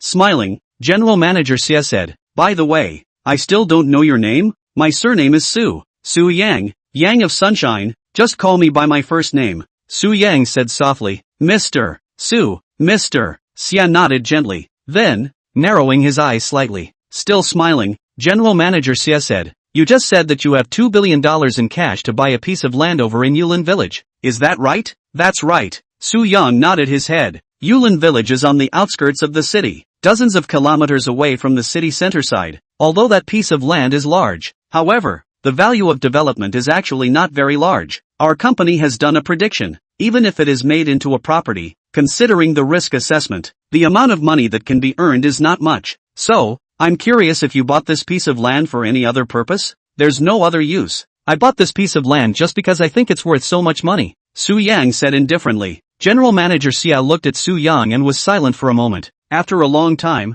General Manager Xia opened his mouth and said softly, "All right, since you don't want to talk about it, there's no reason for me to ask you again. However, you said that you want to use $2 billion to buy this piece of land. I think the price is still debatable." "What? How much do you want?" Su Yang asked. "We bought this piece of land with 5 years of money, and back then, almost all of our company's funds were utilized, and even, Chunyu Group almost went bankrupt because of it. Later, we also intended to use this piece of land as the main position for property development. However, the delay in designating the Elmwood Village as a development zone forced the project to stop. However, even so, the location of this land is still quite good. $2 billion? I think it's a bit low." Mr. Xia smiled. "Doing business is supposed to be a two-way choice. There's no problem at all if you feel it's low, but I can only offer up to this price of $2 billion. Su Yang said indifferently. "Well, then I'm afraid this business can't be done." Mr. Xia smiled and said. As the words fell, he had gotten up. At those words, Su Yang's eyes narrowed slightly. He somewhat did not expect Mr. Xia to speak like this. His eyes flickered for a moment. Su Yang also got up. Looking at Mr. Xia, Su Yang said, "Understood. See you again." As the words fell, Su Yang lifted his steps and headed straight for the door. Mr. Xia stood in place, looking at Su Yang's back, a somewhat surprised emotion showing on his face. Chapter 60, White Hair. In fact, he was still testing Su Yang. Since Su Yang was able to take out $2 billion to buy that piece of land, that meant one thing, that is, that piece of land was worth more than $2 billion to Su Yang. If that was really the case, he felt that Su Yang would at least hesitate, or want to talk to him again. The price might make some concessions. He didn't expect that Su Yang would be so dry as well, seeing that he was about to leave the waiting room. $21 billion. If you agree, we can sign the contract, General Manager Xia said with a light frown on his brow. At the sound, Su Yang stopped and turned around. He looked at General Manager Xia, but did not respond to him immediately. He knew very well that the matter at hand was no longer a matter of price, and whoever took a step backward would become vulnerable in the next exchange. $2 billion?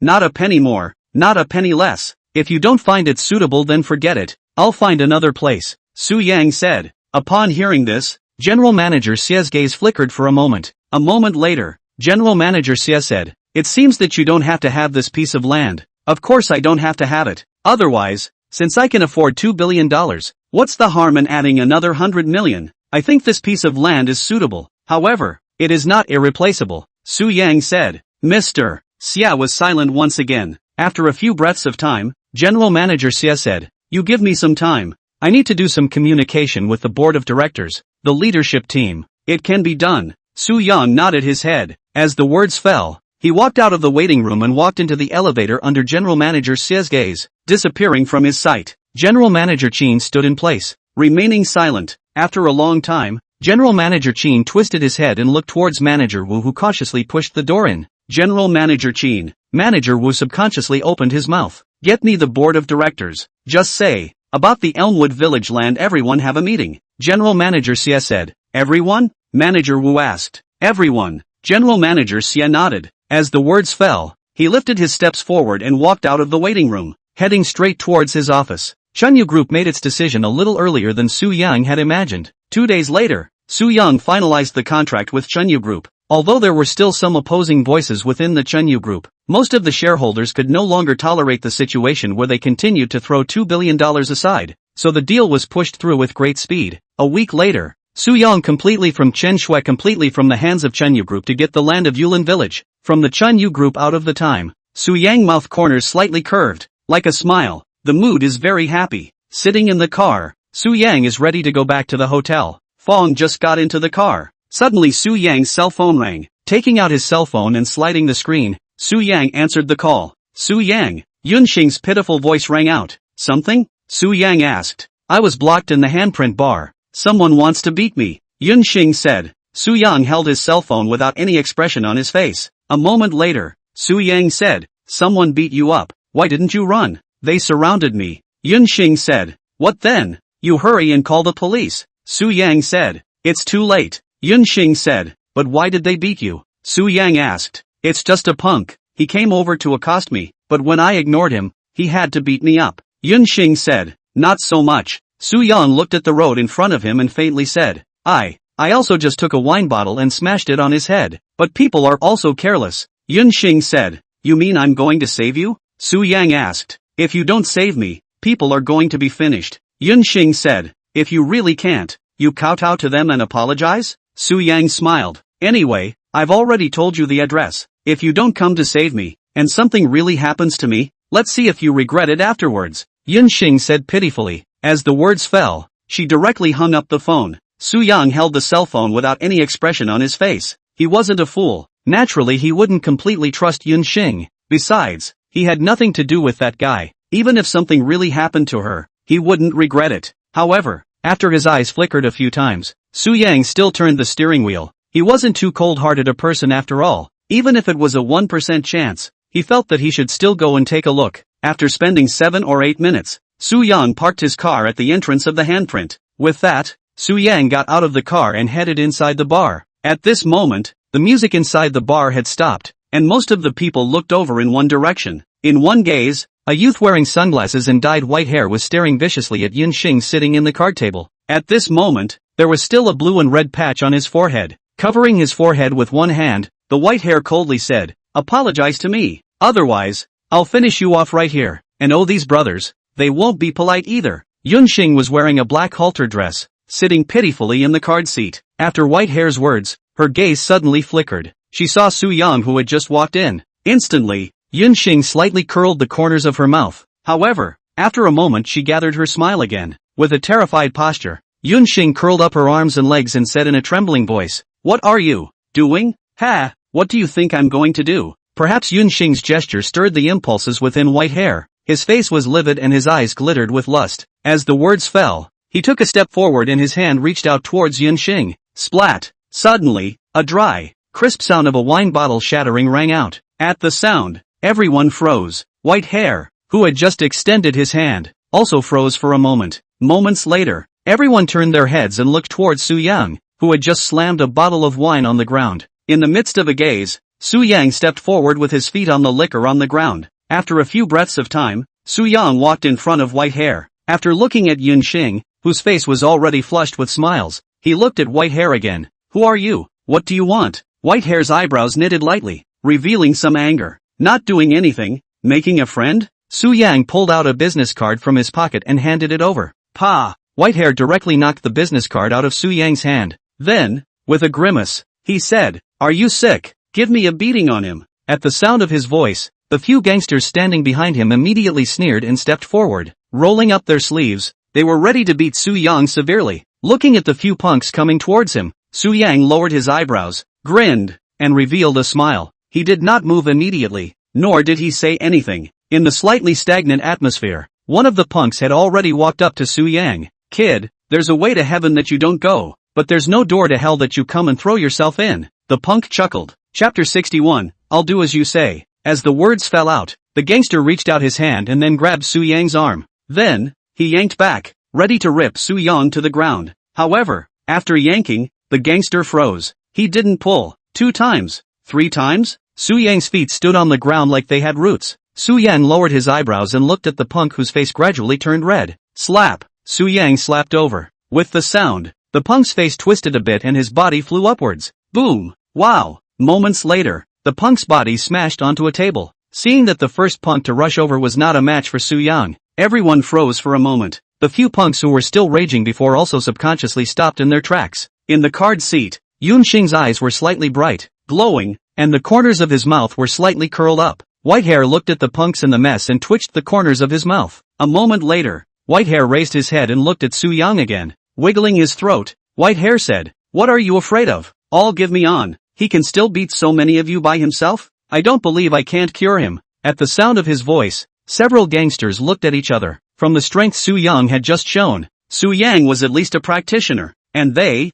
the gangsters who soaked in the bar every day, really couldn't beat him. Even if a few of them went together, they would still be in danger. However, the master has spoken. They can't wimp out. They can only go on with their heads, gritting their teeth. A few punks raised their steps again and walked towards Su Yang. "Do you know who she is?" Su Yang suddenly opened his mouth and pointed at Yunxing. At the sound of his voice, Whitehair froze, eyes narrowing slightly. Whitehair subconsciously raised his hand, telling his men not to move for now. No fun. In the card seat, Yunxing skimmed his mouth and muttered a sentence to himself. "You want to scare me? You think you can scare me?" Whitehair stared at Su Yang and said in a cold voice, "Jiang Haiyan family? I don't know if you've heard of it." Su Yang said indifferently, "Jiang Haiyan family?" Whitehair froze. He was also considered a rich second generation, so he had naturally heard of the Jiang Haiyan family. However, he is not that good at bluffing, although there were a few moments of hesitation in his heart. However, Whitehair still gritted his teeth and said, "If you say she's a member of the Yun family, then she's a member of the Yun family." "Ha! Hoping that anyone under the sky with the surname Yun is related to the Yun family? You cannot believe it. But, if you really dare to move her, do not have to wait until tomorrow. You and your family will evaporate from Jianghai City." Su Yang chuckled. Whitehair looked at Su Yang, his eyes flickering. After a full few breaths of time, Whitehair clenched his teeth, pulled out his cell phone, and said with a grimace, "You wait. If she isn't, none of you will be able to leave today." As the words fell, Whitehair gripped his cell phone and walked towards the corner. Su Yang stood in place, no expression on his face. A moment later, Su Yang raised his steps and walked over towards Yunxing. Seeing this, a few punks subconsciously walked over, trying to stop Su Yang. "It's not like I'm running. Can't I just go over?" Su Yang said breathlessly. Upon hearing this, the eyes of the few punks flickered for a moment. Looking at each other, they seemed to feel that Su Yang's words made sense, and a few of them let Su Yang walk over. Passing by a few punks, Su Yang walked to Yunxing and sat beside her. With an indifferent tone, Su Yang said, "You did it on purpose, didn't you?" "I didn't do it on purpose. I really didn't know this would happen." Yunxing shook her head. She lightly bit her lower lip and pitifully grabbed Su Yang's hand. "Ha!" Su Yang tugged a little, too lazy to say anything else. Su Yang pointed at a burly man in black clothes in the crowd and said, "A practitioner with calluses all over his hands, practicing external kung fu, and at least in his 30s or 40s would run to a bar to bop around?" Upon hearing this, Yunxing's gaze flickered for a moment. The face of Yunxing, who was still pitiful just now, calmed down, letting go of Su Yang's arm and straightening her hair. Yunxing said, "Is it good to be so serious as a human being? If you don't take being a man seriously, you'll be just like him." Su Yang looked at the white hair in the corner with a white face and said faintly, "Brother, you won't be angry with me, right?" Yunxing hugged Su Yang's arm again and smiled. "What exactly do you want to do?" Su Yang was somewhat helpless. "Play," Yunxing said with a face that took it for granted. Su Yang twitched the corners of his mouth, resisting the urge to curse. Stretching out his hand, Su Yang picked up the wine bottle, poured himself a glass of wine and drank it all in one go. Putting down the wine glass, Su Yang raised his head and saw Whitehair, who had a pale face and was walking over with trepidation. Whitehair was now terrified because, finally, he was sure of Yunxing's identity. At this moment, he couldn't wait to smack himself a dozen times just now. "Boss?" A gangster subconsciously opened his mouth when he saw that Whitehair was not right. Scram! Whitehair turned his head and rushed his men with a roar. Then, somewhat nervously, he rushed Su Yang and Yunxing. "Not at the two of you." Yunxing's brows were lowered, not even looking at Whitehair. She hugged Su Yang's arm and leaned on Su Yang's body, as if she hadn't heard Whitehair's words. Whitehair looked at Yunxing, his gaze trembling even more. After a few breaths of time, Whitehair suddenly bent his knees and suddenly knelt down. Seeing this, the people who had gathered over froze. Then, they also determined one thing, that is, Yunxing was really a member of the Yun family. For a moment, everyone dared not speak for fear of being caught in the crossfire. A few mongrels were a little confused as they watched their master kneel down.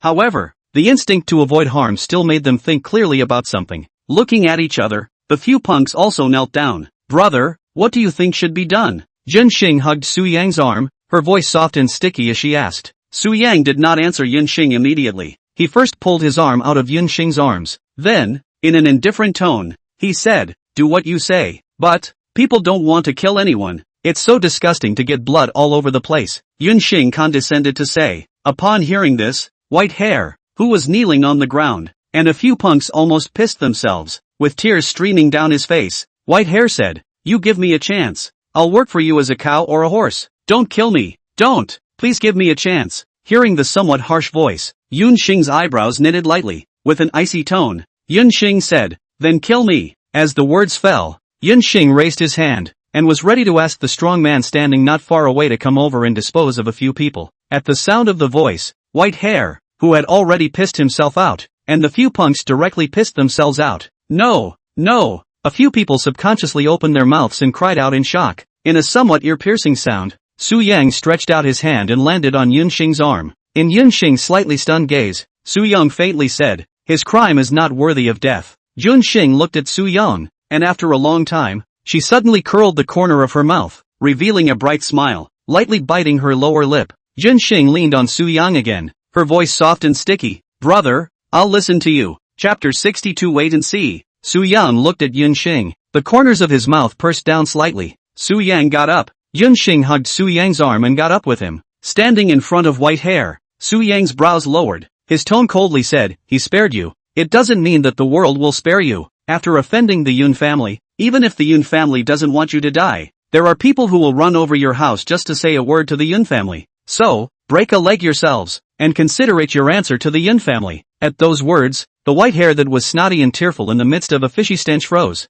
remorseful and restless with fear. White Hair trembled. Yes. Yes. Su Yang did not say anything more. He had already pointed a way out for White Hair. If White Hair didn't do what he said, then he couldn't save him. Eyes calm and indifferent, Su Yang walked forward. Yunxing walked forward with him. In a gaze, the duo walked to the bar with a bang. At this moment, a miserable scream rang out right from inside the bar. Ah dash. At the sound, Su Yang lightly raised the tip of his eyebrows. However, he didn't say anything more and continued to walk forward. After he sat in the car, Yunxing naturally sat beside him. Su Yang twisted his head and glanced at Yunxing. Somewhat helplessly, Su Yang said, "Are you very idle? Not attending classes or going to work?" "Classes? Ah, but I don't have to go to school every day." Yunxing nodded with a smile. "Where are you going? If it's on the way I can show you. If it's not you'll have to come home with me." Su Yang said indifferently. "Then let's go to your house together," Yunxing said. Su Yang blinked his eyes and said no more.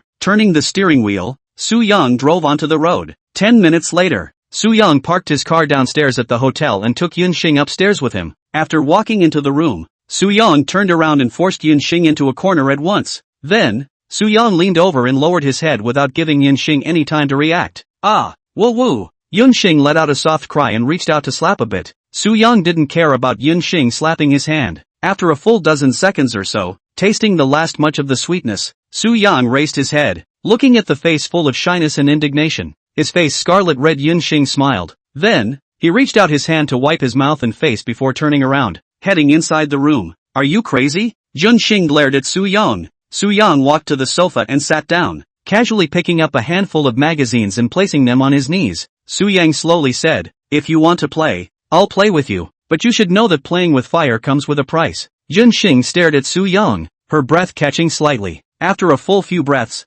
Yunxing turned around, her eyes slightly red as she walked out. Su Yang sat on the sofa, not paying any more attention to Yunxing, not to mention calling out to her. After Yunxing left, the corners of Su Yang's mouth curled slightly as he got up, walked to the door and closed it behind him. Returning to the sofa and lying down, Su Yang relaxed his body, then, slowly closed his eyes. In the next few days, Su Yang lived a very relaxed life. Yunxing did not come over to disturb him anymore. He made occasional trips to the cafe to chat with Chengchoyu, or to visit the Heavenly Garden. Now, his house had basically been renovated. However, it would still take some time to take care of it before he could actually move in. On this day, Su Yang went from the already renovated house to the hotel. On the way, Su Yang turned on the radio. Very coincidentally, the host on the radio was flicking a news story. The news was about a subway line to be opened. Su Yang calculated that, just in time, it was going to pass through Yulin village. Ha! Su Yang couldn't help but grin and let out a laugh. He finally understood why the system had told him to buy this piece of land.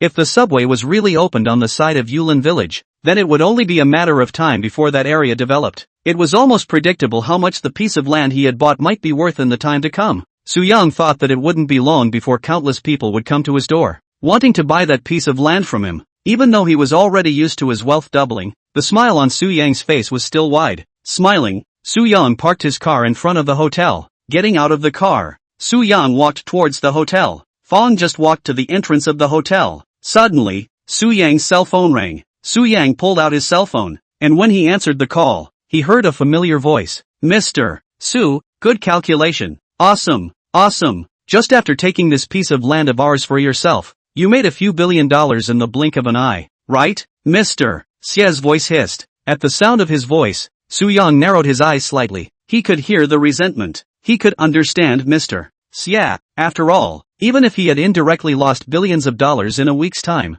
he would still regret it. However, Su-yang did not feel that he would blame others. In the business world, it was all about the weak and the strong, and there was nothing one could do if one's skills were not as good as the others. Therefore, Su-yang did not feel very guilty and did not intend to explain anything. With the tip of his eyebrows lightly raised down, Su-yang said, "Thanks a lot, Mr. General. Same pleasure. I want to know, what made you know that a subway line is going to be opened over there?" General Manager Xie asked. "I don't know," Su-yang said truthfully. He indeed didn't know because the system just released the task to him. "My friend, the money has you already earned it. It's not necessary to hide it like that, right? The mechanism has already counted away billions of dollars from Chenyu Group. It's not too much for me to ask you for an answer now, right?" Mr. Xie's tone was grim, and he gradually said with some anger, "I said, I really don't know." Su-yang was somewhat helpless. Good. Let's just wait and see then. Do you think that Chenyu Group is a company to be rubbed by others? I'd like to see if you can get that piece of land without any problems. Mr. Xie angrily said. As the words fell, he directly hung up the phone. Su-yang was quite speechless as he held his cell phone. Shaking his head, Su-yang put his cell phone back into his pocket. However, before he could go upstairs, his cell phone rang again. Somewhat impatiently, he pulled out his cell phone and found that it was a number. Under a light frown at the tip of his eyebrows, Su-yang answered the call. Hello, may I ask if this is Mr. Su? The person on the opposite side opened his mouth and asked. Are you? Su-yang asked hesitantly. Oh, I'm Xiao Jun from Tenkuanpeng Real Estate. I wanted to ask if you have any time recently? Let's all have a meal together and have a chat. I think that your piece of land is also planning to make an offer, right? The person who called himself Kuanpeng Real Estate Xiao Jun courteously said. Upon hearing this, Su-yang slightly narrowed his eyes. A moment later, Su-young faintly said, eating is unnecessary. If you are interested in that piece, you can just send a price over. Ah, Xiao Jun from Kuanpeng Real Estate froze. Call me after you've considered it. Su-yang said indifferently. As the words fell, he directly hung up the phone. To be honest, he thought that someone would come looking for him, but this group of sharks that swarmed over at the sight of blood had acted so quickly that he had only gotten the news himself before someone called him. Su-young had already anticipated that his own phone might be busted in the next period of time. Rubbing his temples with a headache, Su-yang, who was still very happy just now, revealed a bitter smile. However, this was also considered a bitterness in joy. Chapter 63, A Phone Call. Over the next few days, there were people calling Su-yang all the time. Su-young didn't interact too much with these people and just asked them to state their prices. After a week, Su-young reached a cooperation with a real estate company. On this day, Su-young took the people from this real estate company to Yulin Village, ready to go and inspect the land on the ground. And then, it was time to sign the contract. From Jianghai City, it took almost half an hour for the group to arrive at Yulin Village. However, when standing in front of this barren land in front of them, all of them froze at once. At this time, this piece of wasteland has already built up some simple houses, and some people who look like gangsters are smoking and playing cards around, and even drinking. Seeing a few vehicles traveling over, dozens of punks put down what they were holding, got up, and looked over this way. Mr. Su, what is going on here? Hongyang Group's Mr. Wang was a bit overwhelmed as he looked towards Su-young. Su-yang's face did not have any expression. The corner of his mouth pursed down slightly. Su-yang said, Don't worry, I'll handle it. He was a smart man and thought of something almost instantly. The one who would go against himself because of this piece of land. He couldn't think of anyone other than Chenyu Group. His eyes narrowed slightly, and after a moment of silence, Su-yang raised his steps forward. In the midst of a gaze, Su-young lifted his steps forward and walked in front of these punks. With a calm face, Su-yang said, Gentlemen, this is my land. Please leave this place. You say this is your land. Do you have any evidence? A punk with a scar on his hideous face said in a cold voice. It looked like he should be the boss of these people. Ha! Su Yang grinned, unable to hold back a laugh. Laughing, Su Yang said, I have the title to this piece of land. Of course this piece of land is mine. Do I need any evidence? Besides, even if this piece of land isn't mine, as long as it's not yours, you're equally ineligible to stay here. No, I'll ask you if this piece of land is yours. If it's yours, then show me the evidence. Otherwise, don't talk nonsense. Scarface said with a grimace. Su Yang looked at Scarface, his gaze gradually turning cold. After a few breaths of time, Su Yang said, it's the Chenyu group, right? I don't know any Chenyu group. All I know is that this land is where our ancestors stayed. If you want to drive us away, we'll fight you to the death. Scarface grinned and said in a cold voice, that is, whoever dares to touch this piece of land, don't blame us for not being polite. See, the knife in master's hand is not a vegetarian. Hurry up and get lost. The dozens of gangsters standing behind Scarface spoke up, shouting, got it, means being unreasonable, right? Su Yang asked with a smile. Reasonable? What reason does a master have to reason with you? What reason does master have to reason with you? I'm telling you, either roll, or roll. Scarface snapped. Su Yang looked at these punks in front of him and was silent for a moment. After a full few breaths of time, Su Yang turned around and walked back. Seeing Su Yang walking back without saying a word, dozens of punks instantly thought that Su Yang was intimidated, so they all revealed arrogant expressions, yelling and screaming, and even throwing things behind Su Yang. Hongyang Group's general manager Wang watched Su Yang walk back and couldn't help but say, Mr. Su, this. Su Yang ignored Mr. Wang, his gaze indifferent as he walked to the body parked on the side of the road, opening the car door, getting on the car. Then, Su Yang slid the screen and dialed out a call. A few seconds later, on the phone, Su Hu's voice rang out. Son, what? Are you in Shanghai now? Su Yang asked. Oh, I just came back and was about to go find you. Su Hu smiled. Yulin Village, come over here. Su Yang said. Son,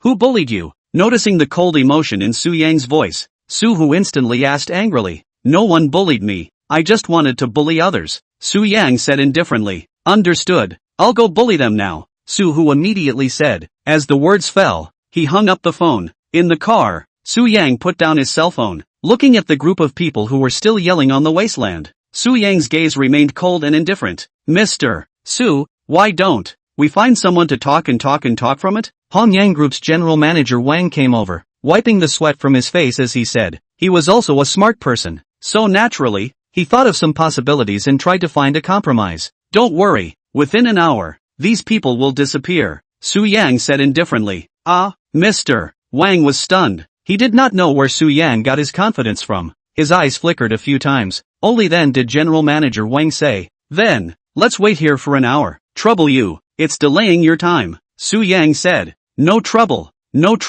Mr. Wang immediately shook his head, squirming down his throat. Mr. Wang hesitantly turned around and walked back to his car in some confusion. He didn't know what Su Yang had in store for him. However, since Su Yang had said so, he could only accompany Su Yang to wait. A group of people waited by the side of the road, and on the wasteland. After the gangsters were arrogant for a while, they began to smoke and drink and play cards again, with an attitude like no one else was there. In the stalemate situation, time passed little by little. Without realizing it, 20 minutes passed. Buzz, buzz. Suddenly, a buzzing sound of an automobile rang out. With the sound, 2 Grand Cherokees followed by 2 Hummers, and 4 imposing cars traveled this way. At the sound, everyone raised their heads and looked over. In a few breaths of time, the 4 cars also stopped at the side of the road, and Su Hu then got out of the car with a dozen or so youths with a tough temperament and wearing uniforms. Seeing Su Hu who stepped down from the car, Mr. Wang and the others froze and were taken aback. Imagine a man who was 2 meters tall, with a lean and strong body and a powerful aura, also topped with a head of blood lotus strong man stood in front of you. Ordinary people will feel fearful,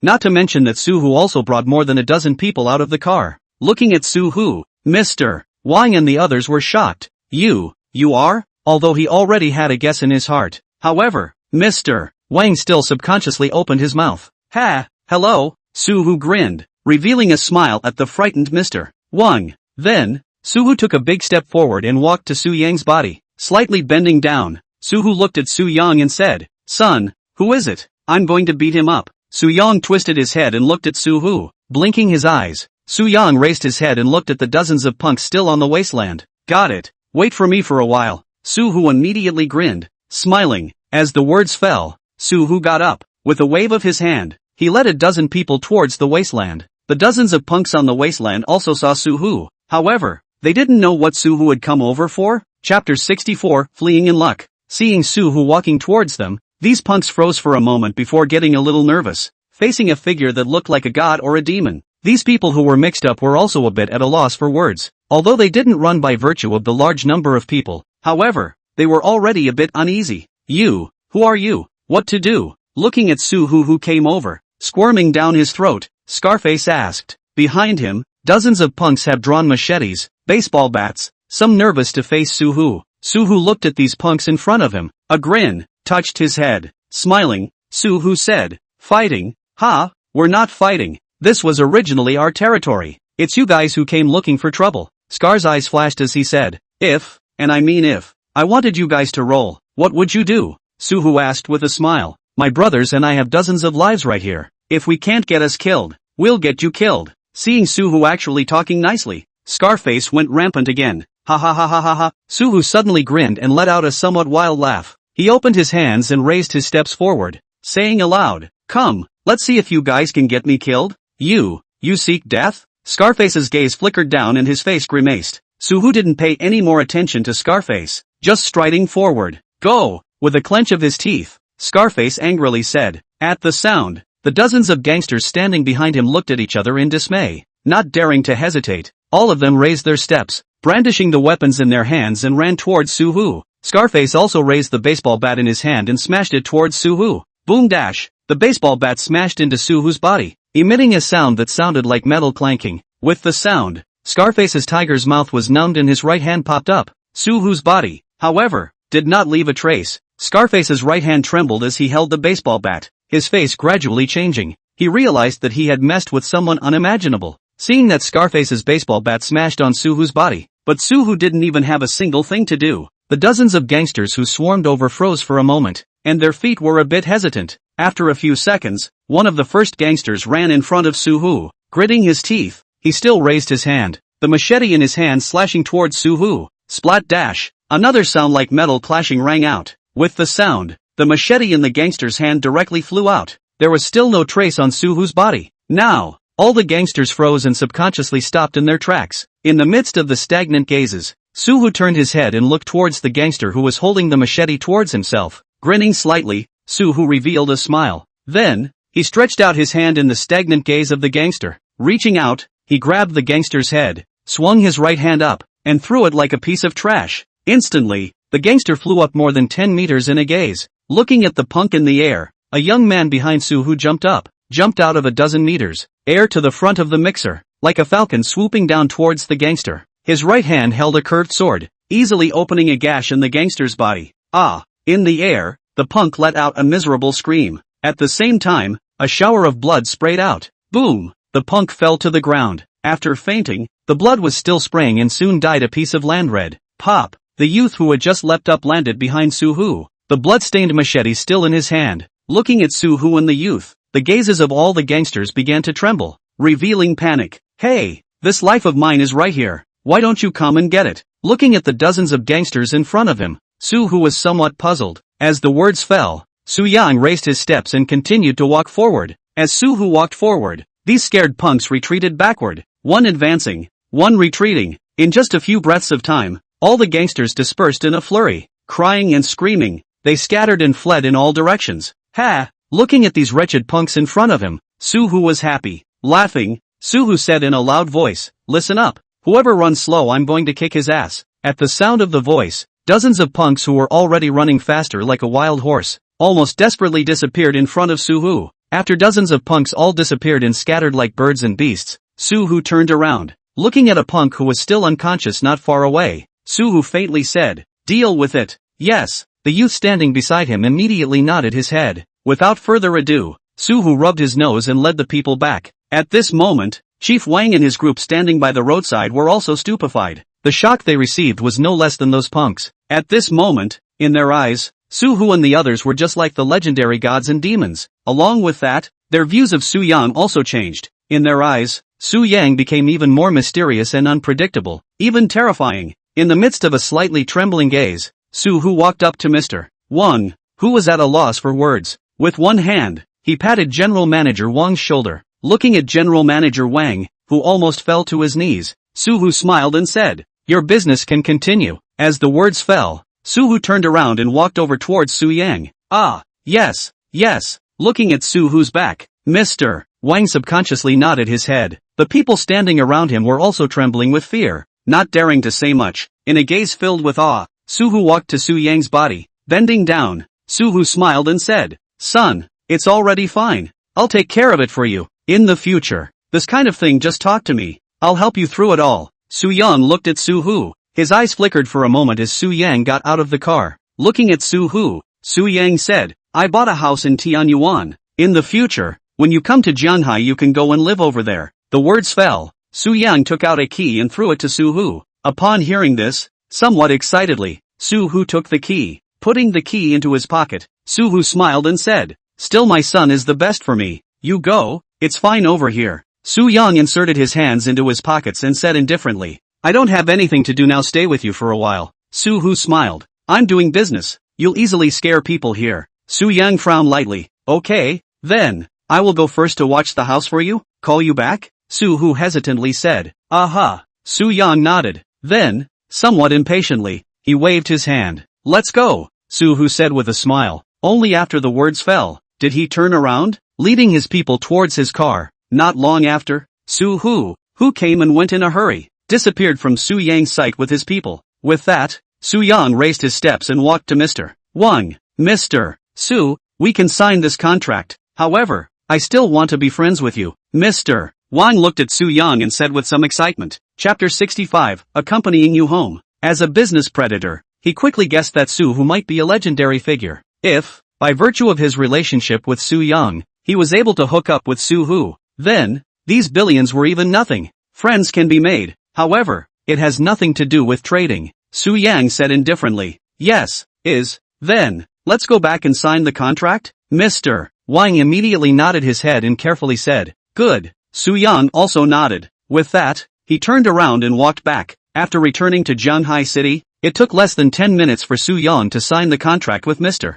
Wang. The amount on the contract was $8 billion, which meant that Su Yang had made $6 billion out of thin air with just one flip of his hand. However, this business is not a loss for Mr. Wang. When the subway opens over there, the value of this land will only increase. At a conservative estimate, Mr. Wang would be able to make back at least double his money. Under the warm welcome of Mr. Wang and the others, Su Yang left Hongyang Group. Driving the car, Su Yang headed for the Heavenly Garden. 10 minutes later, Su Yang parked his car in front of the villa. After getting out of the car, Su Yang saw Suhu, who was already standing in the courtyard. "Son, you're too good at this. Without realizing it, you bought this house. I reckon, this house has to be tens of millions of dollars, right? How do you think you earn so much money?" Suhu exclaimed while saying, "You can ask me for money if you lack it." Su Yang said indifferently. As the words fell, he walked into the living room. At this time, the villa had already been completely renovated and cleaned up, and was ready to be inhabited. Su Yang threw his bag onto the table and then sat on the sofa.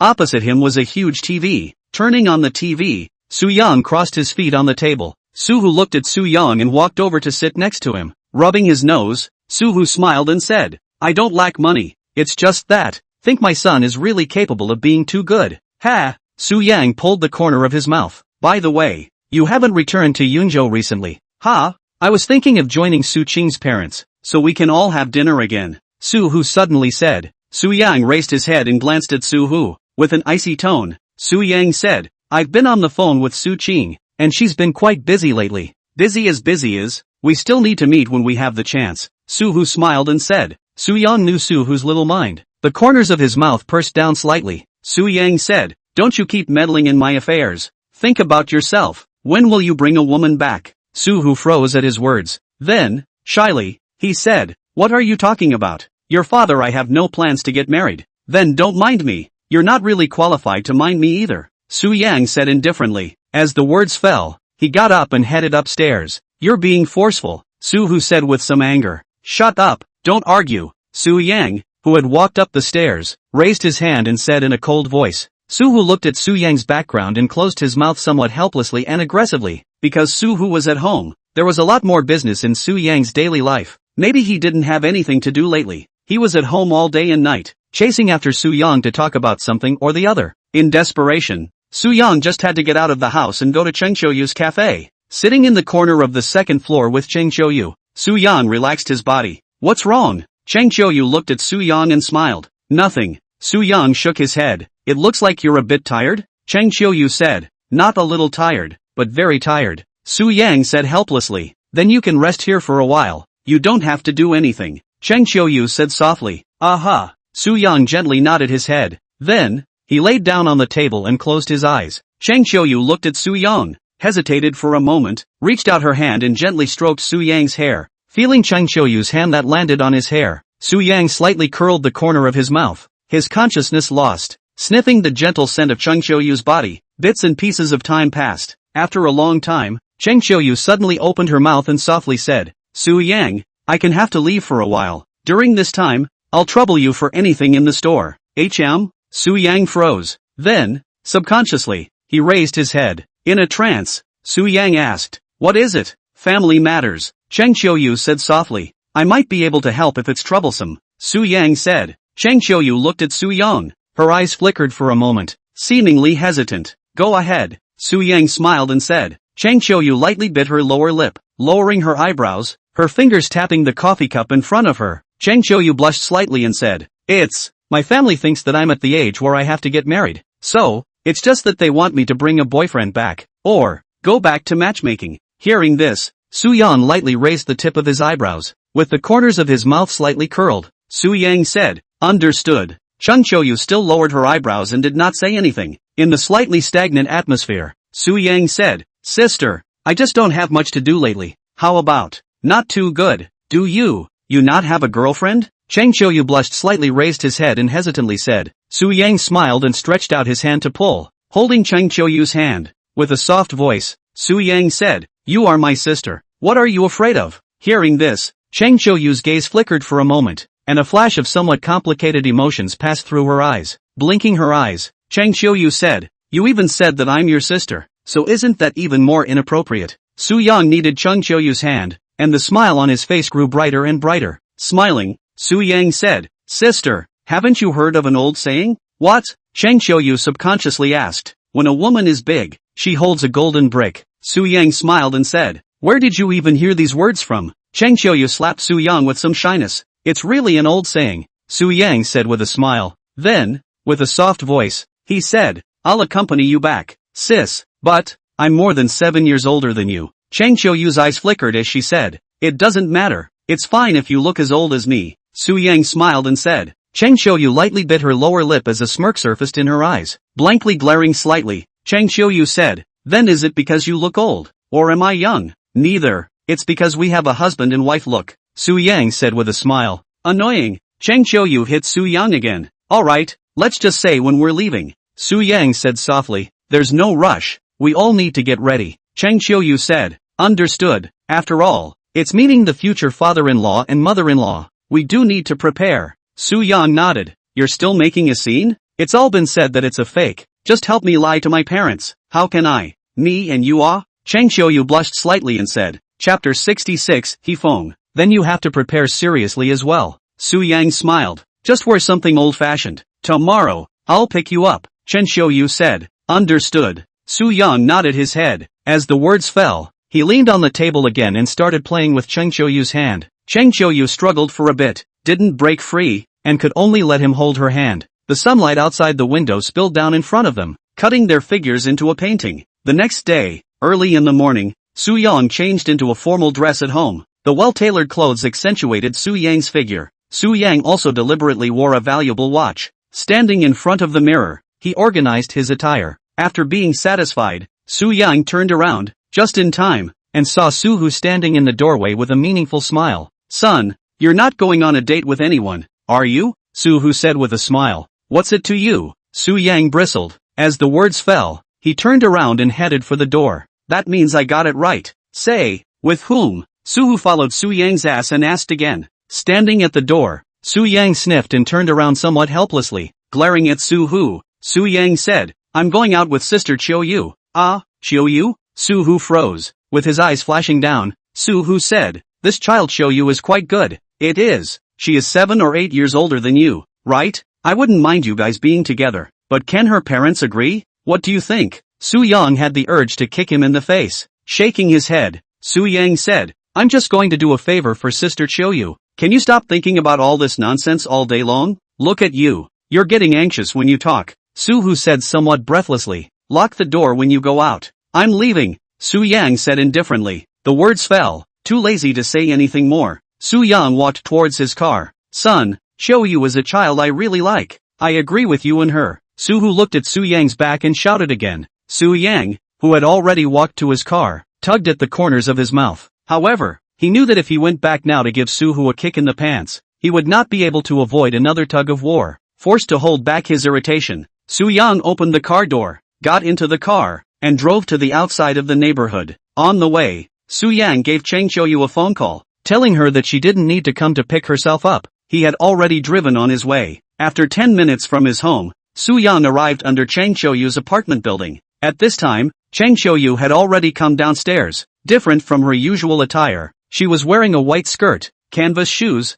and a twisted braid, looking innocent and charming. When she saw Su Yang driving over, her eyes flickered a bit and she came over towards Su Yang. Su Yang had already gotten out of the car and helped Chang Choyu open the door. Chang Choyu looked Su Yang up and down. The corner of her mouth curled up slightly as Chang Choyu said, Why are you dressed so formally? Formal? Su Yang glanced at himself. Too formal. Chang Choyu nodded her head. She reached out her hand and helped Su Yang straighten his somewhat crooked tie. Then, she said softly, Take my car. It's more convenient. Good. Su Yang nodded subconsciously as he held up his tie in a trance. Then, the two of them walked to Chang Choyu's ticket and got into the car together. The car was of course driven by Su Yang. Looking at the road in front of him, Su Yang turned the steering wheel and drove on. On the road, Chang Choyu seemed to be a little nervous, so she didn't say much. Su Yang also remained silent, a sentence without words. About an hour later, Su Yang drove away from Jianhai. An hour later, Su Yang drove to Binchang. Finally, Su Yang parked his car in front of Chang Choyu's house. When the duo got out of the car, they seemed to hear voices outside, so all of Chang Choyu's family members walked out from inside the house. Chang Choyu's parents, as well as Chang Choyu's sister. Next to Chang Choyu stood a middle-aged man with a big back hair, a big gold chain and some social temperament. Seeing Chang Choyu and Su Yang, Chang Choyu's parents were stunned.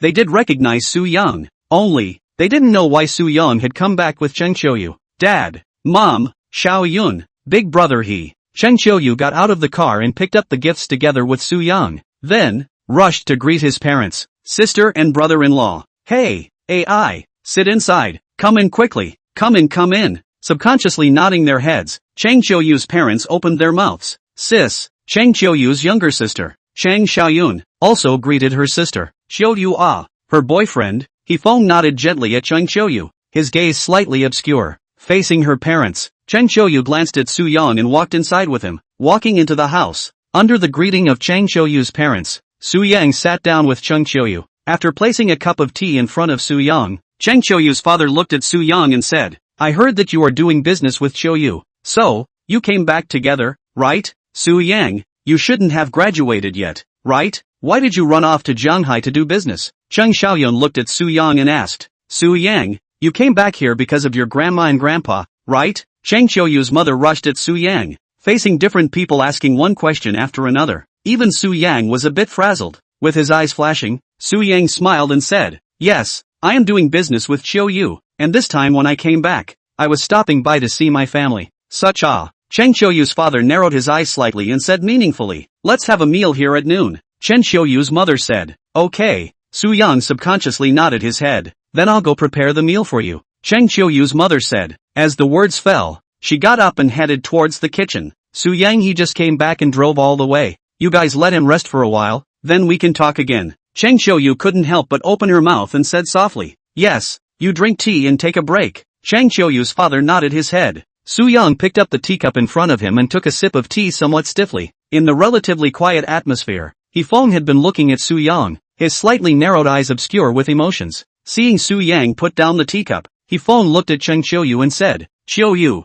we all said that we would let you bring a boyfriend back. Why did you bring a child back? He-feng. Chang Choyu's father frowned lightly, feeling that he had put his words too directly. He-feng, Su Yang is our friend. How do you talk? Chang Xiaoyan blankly glanced at her boyfriend and said in a cold voice, No, I just feel a bit strange. You say, the the boyfriend I introduced to you is no good? That friend of mine is in engineering. More than enough to match you, right? He-fong shook his head and said with a slightly cold tone. At the sound, the corners of Su Yang's mouth pursed slightly, and the tip of his eyebrows knitted lightly. He didn't say anything immediately, turning his head, looking towards Chang Qiuyu. Chapter 67 How much? Under Su Yang's gaze, Chang Qiuyu's face was ice cold. Looking at He-fong, Chang Qiuyu said, He-fong, you are my sister's boyfriend, but what does my business have to do with you? What gives you the right to meddle? Nah, what do you mean what does it have to do with me? I'm being nice for you, right? Just my friend. What a good deal. Apart from being a bit older, he's perfect for you. He earns millions a year. It's good for our family that he's interested in you. How much do you think you can earn in Shanghai in a year? He-fong asked with a cold smile. Chang Xiaoyun looked at her boyfriend and then at Chang Qiuyu, a little uneasy, but not knowing what to say. Although He-fong was her boyfriend, she was actually in a weak position during the process of getting along and didn't dare to say anything to her boyfriend. Alright, Qiuyu just came back. What can't we all say properly? He-fong, don't say anything first, even if you're doing it for Qiuyu's sake. We have to talk slowly. Chang Qiuyu's father opened his mouth, looking at He-fong and then at Chang Qiuyu. Dad, I'll listen to you. However, you also have to control Qiuyu. You can't just let her do everything. He-fong said in a cold voice. He-fong, I said that my matters have nothing to do with you. You'd better stay out of it. Chang Qiuyu rushed at He-fong with some anger. Qiuyu, how are you talking to He-fong? Chang Qiuyu's father glared at Chang Qiuyu and said in a deep voice. Hearing this, Chang Qiuyu's eyes slightly reddened as she looked towards her father. After hesitating for a moment, she ultimately said nothing. Alright, let's eat. Perhaps it was a coincidence that Chang Qiuyu's mother walked to the door with dishes.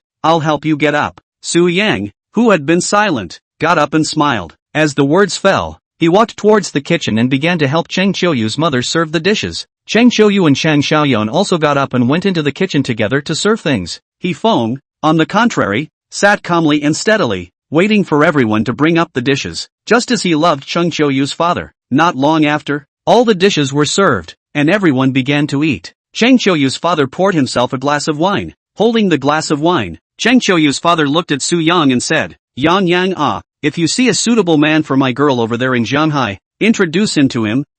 Dad. Chang Qiuyu glanced at her father and spoke with some dissatisfaction. Su Yang's face was wearing a smile. He picked up his teacup and threw the cup downwards with Chang Qiuyu's father. Then, with a smile, he said, Uncle, I think that Sister Qiuyu and I are quite suitable. At the sound, everyone froze. Even Chang Qiuyu's father, who was holding a cup of tea, froze on the spot. After a few seconds, He-fong grinned and snorted. Ha, little friend, how old are you? Don't make a scene, okay? A kid who hasn't even graduated from college. Who can you be with? You don't expect Qiuyu to support you, do you? Don't be ridiculous, okay? And, Qiuyu, don't be ridiculous. Don't you know who you should be with and who you shouldn't be with? I'm telling you, your best bet is to say yes to my friend. Chang Qiuyu's face originally still had a somewhat tense look on it. However, after He-feng's words fell, her face turned icy cold. Qiuyu, you guys, can't be right? Chang Qiuyu asked hesitantly as her gaze flickered down. Yang, don't fool around. Chang Qiuyu's father frowned lightly under the tip of his eyebrows and said in a cold voice, Is this called fooling around? The corners of Su Yang's mouth curled up slightly as he said somewhat breathlessly. Then, he raised his head and looked at He-fong. To explain, I don't need Qiuyu to support me. Instead, I can support Qiuyu and let her live her life happily. What did you say? He-fong leapt up, glaring at Su Yang. He-fong said, How much money do you have? Are you a rich second generation? You wouldn't rely on such sweet words to trick Qiuyu into getting your hands on you, would you? Qiuyu, don't be silly. You don't really think you can be with him, do you? He's an unreliable punk. If you get hot-headed and stay with him, your life will be over. Don't do anything stupid. Okay, you hang back now. My friend can still forgive you and give you a chance. What exactly is this friend you speak of related to you? It can't be that you want to beg your friend. So, you want to sell Qiuyu to someone else, right? If that's the case, then what you've done is disgusting. It's simply worse than an animal. Su Yang smiled, but his tone was icy cold as he said, What did you say? Don't spit on me. He-fong instantly became anxious, his eyes bloodshot as he said, If I'm not talking about you, why are you anxious? Su Yang said with the corners of his mouth slightly curled, Don't try to force your words here. Who else could it be if it's not me you're talking about? Who am I to let you frame me? He-fong said with a scowl on his face. Alright, seeing that the situation was somewhat out of control, Chang Qiuyu's father couldn't help but open his mouth. Su Yang did not stop talking. He looked at He-fong, the corners of his mouth curling slightly as he said, "At the end of the day, don't you think I don't have any money? In that case, how about we make a bet?" "A bet on what? You tell me." He Feng's face gradually grimaced as he said. He felt that Su Yang was just colorful, so he wasn't afraid at all. "Just bet on money. How much money did you say your friend has? If I can't get the equivalent amount of money, I'll admit defeat and kneel down for you. On the contrary, if I get the money out, you kneel down for me." Su Yang laughed. Upon hearing this, He Feng froze. He didn't expect Su Yang to dare to bet so much and be so sure. Could it be that he really has money? He Feng subconsciously thought. However, he quickly overturned his thoughts. He didn't know much about Su Yang. However, he still had some understanding, knowing that he had been brought up by his grandma and grandpa since he was a child, and his family was not only not considered rich, but even poor. Su Yang himself was only a student who had only just graduated, much less likely to earn much money. Therefore, he was probably swindling himself. As his thoughts flashed, He Feng's gaze gradually became firm. Gritting down his teeth, He Feng said, "Let's gamble." He Feng. Cheng Xiaoyun subconsciously opened her mouth, wanting to stop He Feng. Instead, her hand was flung away by He Feng at once. He Feng grimaced and said, "Don't mind the old man's business, pussy." As the words fell, He Feng looked at Su Yang. "Say it," Su Yang said indifferently. "I'm not bullying you either. I'll press less. My friend earns 5 million a year. The assets are at least $30 million. How much money can you make? Can you give Chiu happiness?" He Feng said in a cold voice. Su Yang still smiled. He didn't respond to He Feng immediately. Taking out his cell phone, he slid the screen and then placed the balance of the account in it in front of He Feng. As he watched Su Yang slide his phone, He Feng's mood had sunk to the bottom. After Su Yang placed the phone in front of him, he subconsciously looked over. Around him, Chang Qiuyu's parents, Chang Xiaoyun also subconsciously looked over. So, everyone froze. For a moment, they couldn't count out the zeros, nor could they determine how much money was in this account. Only after a long time did Chang Qiuyu's parents look up with shocked faces. At this time, He Feng and Chang Xiaoyun also slowly looked up. At this time, He Feng's expression was still stagnant, showing some overwhelming emotions. Chapter 68. How can you be worthy? Ha! Su Yang looked at He Feng and pulled the corner of his mouth. Leaving his chair, Su Yang stood in front of He Feng. He did not say anything, but his attitude spoke for itself. He Feng's gaze trembled as his face gradually turned red. Squirming his throat, He Feng said,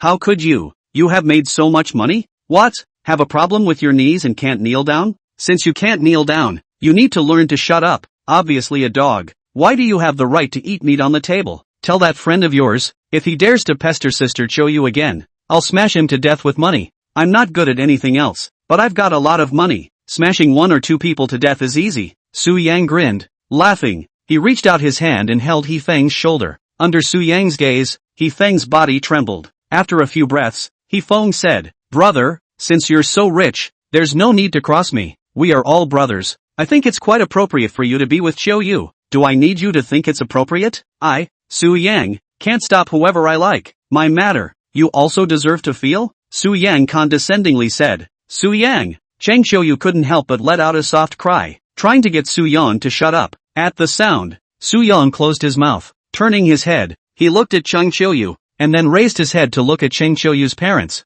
His sister. "Eat dinner, right?" With his eyes flickering down, Chang Qiuyu's father said in a difficult tone. "I'll listen to uncle." Su Yang immediately revealed a smile. Then, he sat back on the chair, picked up the bowls and chopsticks, and began to eat. Chang Qiuyu looked at Su Yang, hesitated, and sat beside him. Chang Xiaoyun looked at her husband. After a long time, she tugged at the corner of her husband's coat and said softly, "It's all right, let's eat." He Feng didn't respond to Chang Xiaoyun immediately. He carefully glanced at Su Yang and saw that he didn't say anything before he tentatively sat back in his chair. However, he didn't dare to say more. Facing Su Yang, he was silenced. "Su Yang, if you really want to be with Chiu, we don't object. However, I hope that you are serious." Chang Qiuyu's father looked at Su Yang and said in a deep voice, "Uncle, don't worry, I will definitely treat Chiu very seriously." Su Yang stretched out his hand and held Chang Qiuyu's hand, smiling as he rushed at Chang Qiuyu's father. "All right, as long as you guys are doing well, we are relieved." Chang Qiuyu's father gently nodded his head. Because of an episode caused by He Feng, this meal was actually a bit awkward. After the meal, Chang Qiuyu excused herself from the cafe and wanted to go back. Chang Qiuyu's parents couldn't stop their daughter and could only send them to the doorstep. He Feng and Chang Xiaoyun also stood at the door, carefully watching Su Yang and Chang Qiuyu. After Su Yang and Chang Qiuyu's parents greeted each other, Hefeng took a step forward and said with a smile, "Little brother, just now was actually a misunderstanding. In the future, we are all close relatives, so we should help each other in the future." Hefeng. Chang Xiaoyun tugged down Hefeng's clothes, her face slightly red. At this moment, it was no longer Hefeng who felt ashamed of her, but she felt ashamed of Hefeng. "Say less." Cheng Qiuyu's father looked at Hefeng and said in a cold voice. Su Yang looked at Hefeng with no expression on his face. The corner of his mouth curled up slightly as Su Yang said, "Don't you have your brothers?" "Hi, what brothers? They're all just drinking buddies. Only true relatives are considered brothers."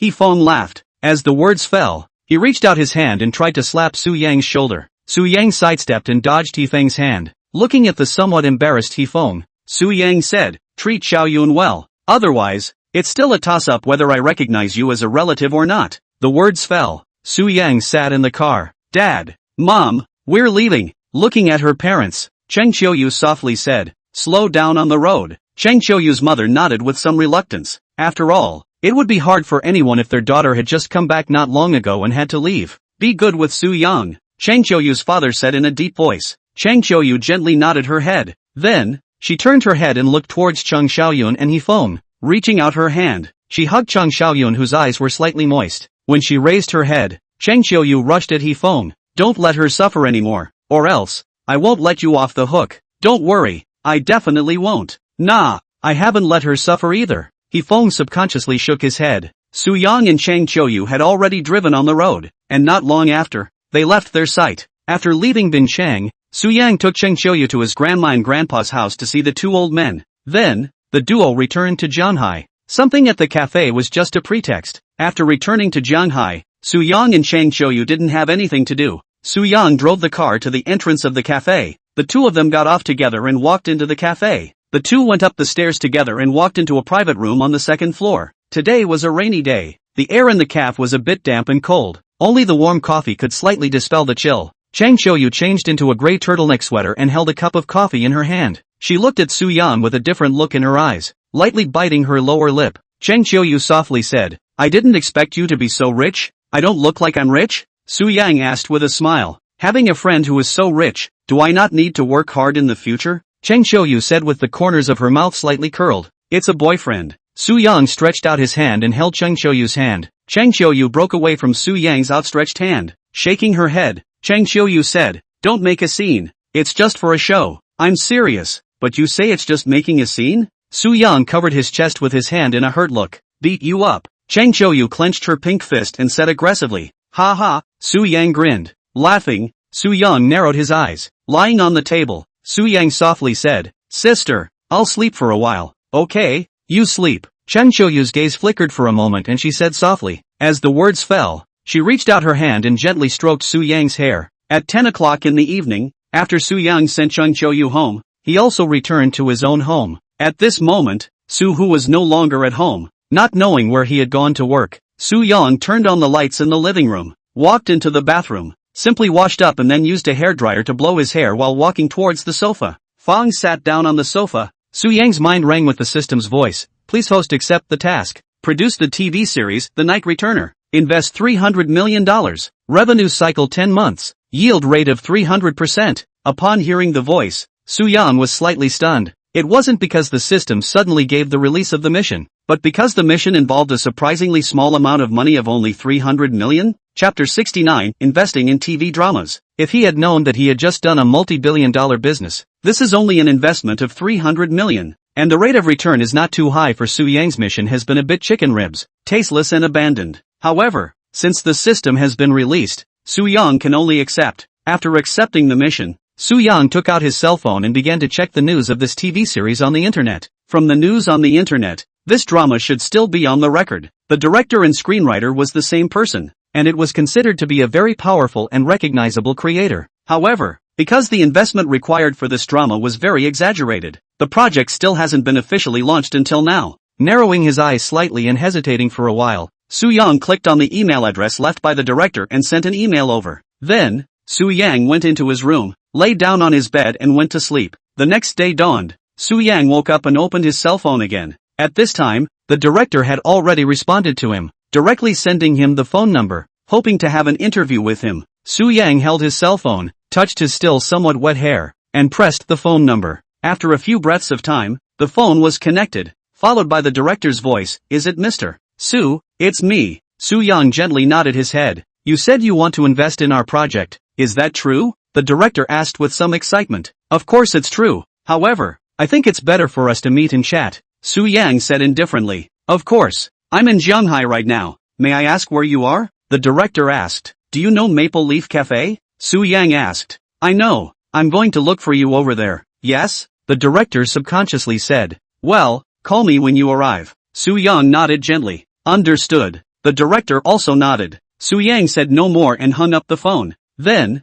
Su Yang walked over to the closet and changed his clothes, sweatshirt with loose jeans and canvas shoes. Walking out of the room, he drove on. After about a tea time, Su Yang arrived at the entrance of the Maple Leaf Cafe. He didn't have to wait too long, but after 2 or 3 minutes, a black car stopped at the entrance of Maple Leaf Cafe. Immediately, the somewhat chubby director with a duck-tongued hat came out of the car. The moment he saw Su Yang, the director's gaze flickered for a moment, as if he was somewhat unsure if Su Yang was the person he was looking for. "Director Chao Chang, right?" Su Yang spoke first, smiling. At the sound of his voice, Chao Chang was finally sure that Su Yang was the person who had called him, so he hurriedly revealed a smile. While walking towards Su Yang, he extended his hand. "Hello," the director smiled and said. "Hello." Su Yang also extended his hand and shook the director's hand. Then, Su Yang turned sideways and pointed at the caf. "Go in and chat." Okay. Chao Chang nodded his head busily. Immediately, he walked into the cafe with Su Yang. After the two of them sat down at a window, the waiter brought up 2 cups of coffee. After thanking the waiter, Su Yang raised his head and looked at Chao Chang. "I've read some reports on the internet about this TV series of yours, and I think your idea is very good, so we can work together." "Ha?" Chao Chang froze. He didn't expect Su Yang to speak so directly, coming up and saying that they could work together. After freezing for a while, Chao Chang hesitantly said, "Why don't you take a look at my script?" "Yes, have you brought it?" Su Yang nodded gently. "Brought it, but only the first 3 episodes, Chao Chang said. "Good, I'll read it first," Su Yang said indifferently. As the words fell, he took the script. Taking a sip of coffee, Su Yang slowly and methodically flipped through the script. In the process of Su Yang flipping through the script, the director wiped the sweat on his forehead with a handkerchief while saying, "Mr. Su, at the risk of asking, do you understand the scale of investment in our drama? Together with the publicity and distribution, $400 million?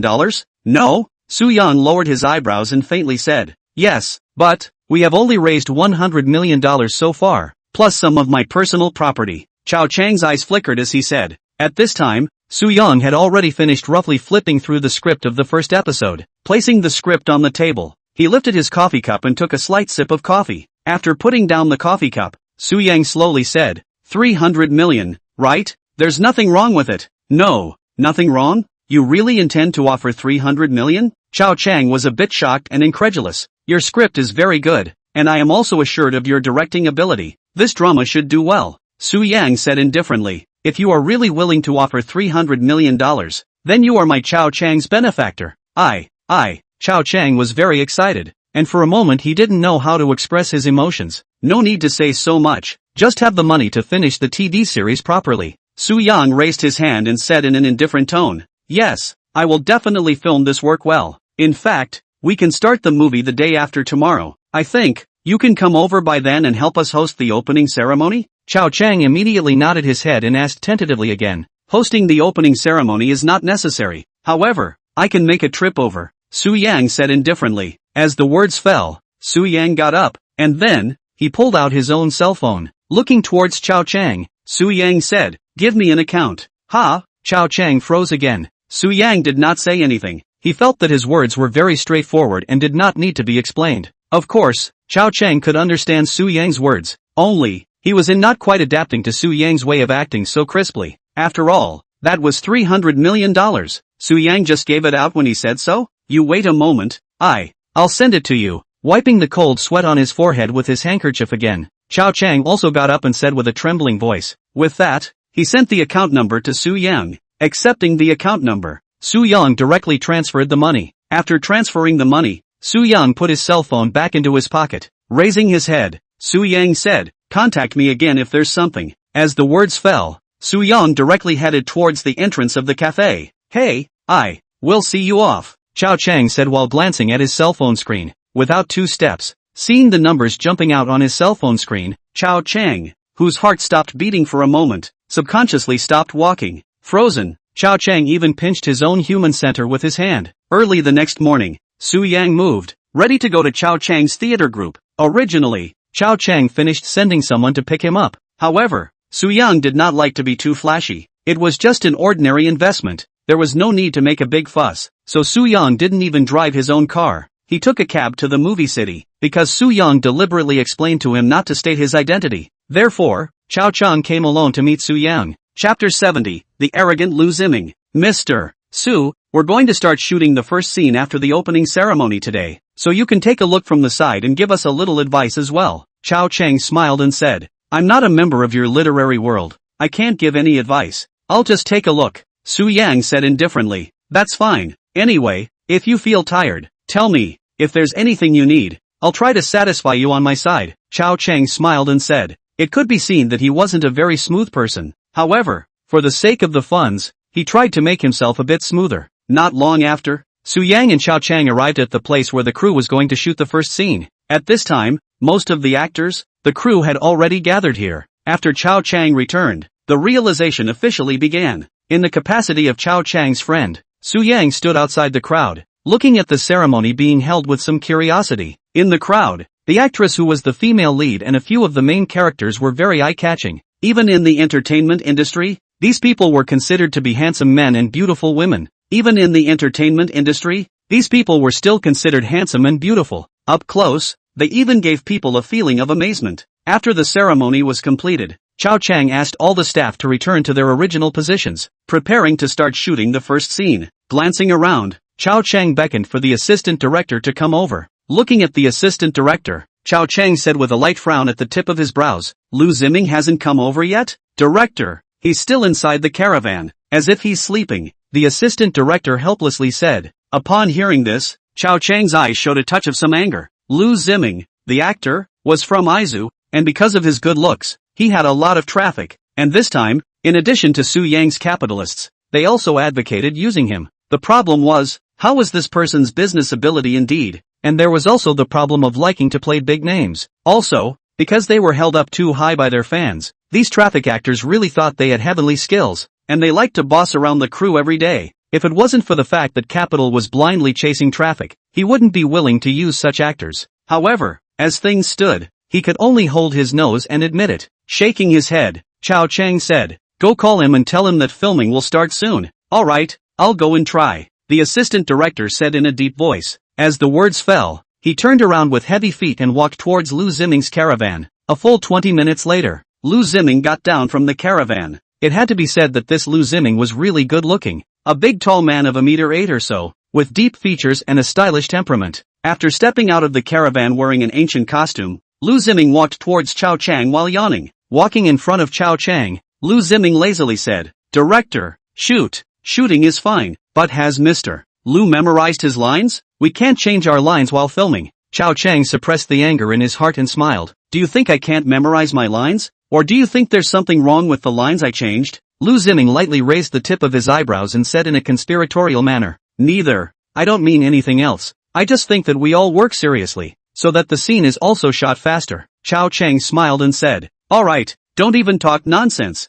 Since we're talking about efficiency, let's hurry up and shoot. Lu Ziming waved his hand and suddenly said with some impatience. As the words left his mouth, he walked towards the set. Chao Chang looked at Lu Ziming's back, gritted his teeth, and ultimately did not say anything more. With a somewhat depressed mood, Chao Chang raised his steps forward and prepared to direct the first scene. Because of Lu Ziming, the first scene was much more difficult than Chao Chang had imagined. Lu Ziming really didn't memorize his lines, nor did he grasp the emotions needed when saying them. This caused Chao Chang to have to walk over to Lu Ziming with the script time and time again to explain something to him. As a result, the first scene took a full hour to shoot, and it wasn't until the female lead was a bit impatient that the scene was finally finished. The actress who played the female lead was named He, who was also a top-tier star in the entertainment industry, so she was not afraid of Lu Ziming. After the scene was finished, He immediately waved her hand, shaking off Lu Ziming's hand that was placed on her. Collecting the gentleness on her face, she instantly transformed into an iceberg beauty and headed towards her resting place. TSK.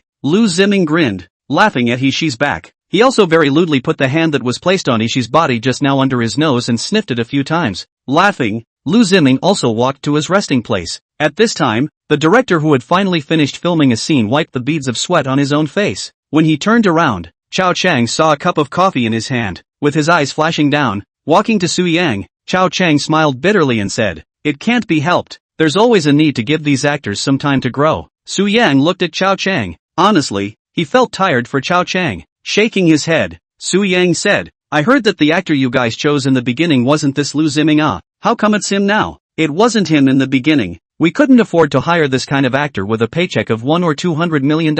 Not bad. I heard that after our investment was in place, he mainly asked to play this role, and the other investors saw his fame and also wanted me to select him. So, it's just going to have to be him to play this male lead," Chao Chang helplessly said. "His acting skills aren't good. Aren't you afraid that he'll mess up this movie?" Su Yang asked with a slight frown on his brow, somewhat speechless. "I don't have any hopes for him either. Just pass. As long as he doesn't mess up the script, even if his acting sucks a bit, the play should still be watchable," Chao Chang said with a bitter smile. "I hope so," Su Yang said indifferently. Only after the words were spoken did Chao Chang realize that there was something wrong with what he said. After all, Su Yang was an investor, and it would have been inappropriate for him to complain to Su Yang, not to mention being pessimistic about the project. Wiping the cold sweat from his head, Chao Chang immediately said, "Don't worry, I will definitely try my best to make this movie good. Go get busy. I trust you." Su Yang gently nodded his head. As the words fell, Su Yang raised his head. Just as Su Yang raised his head,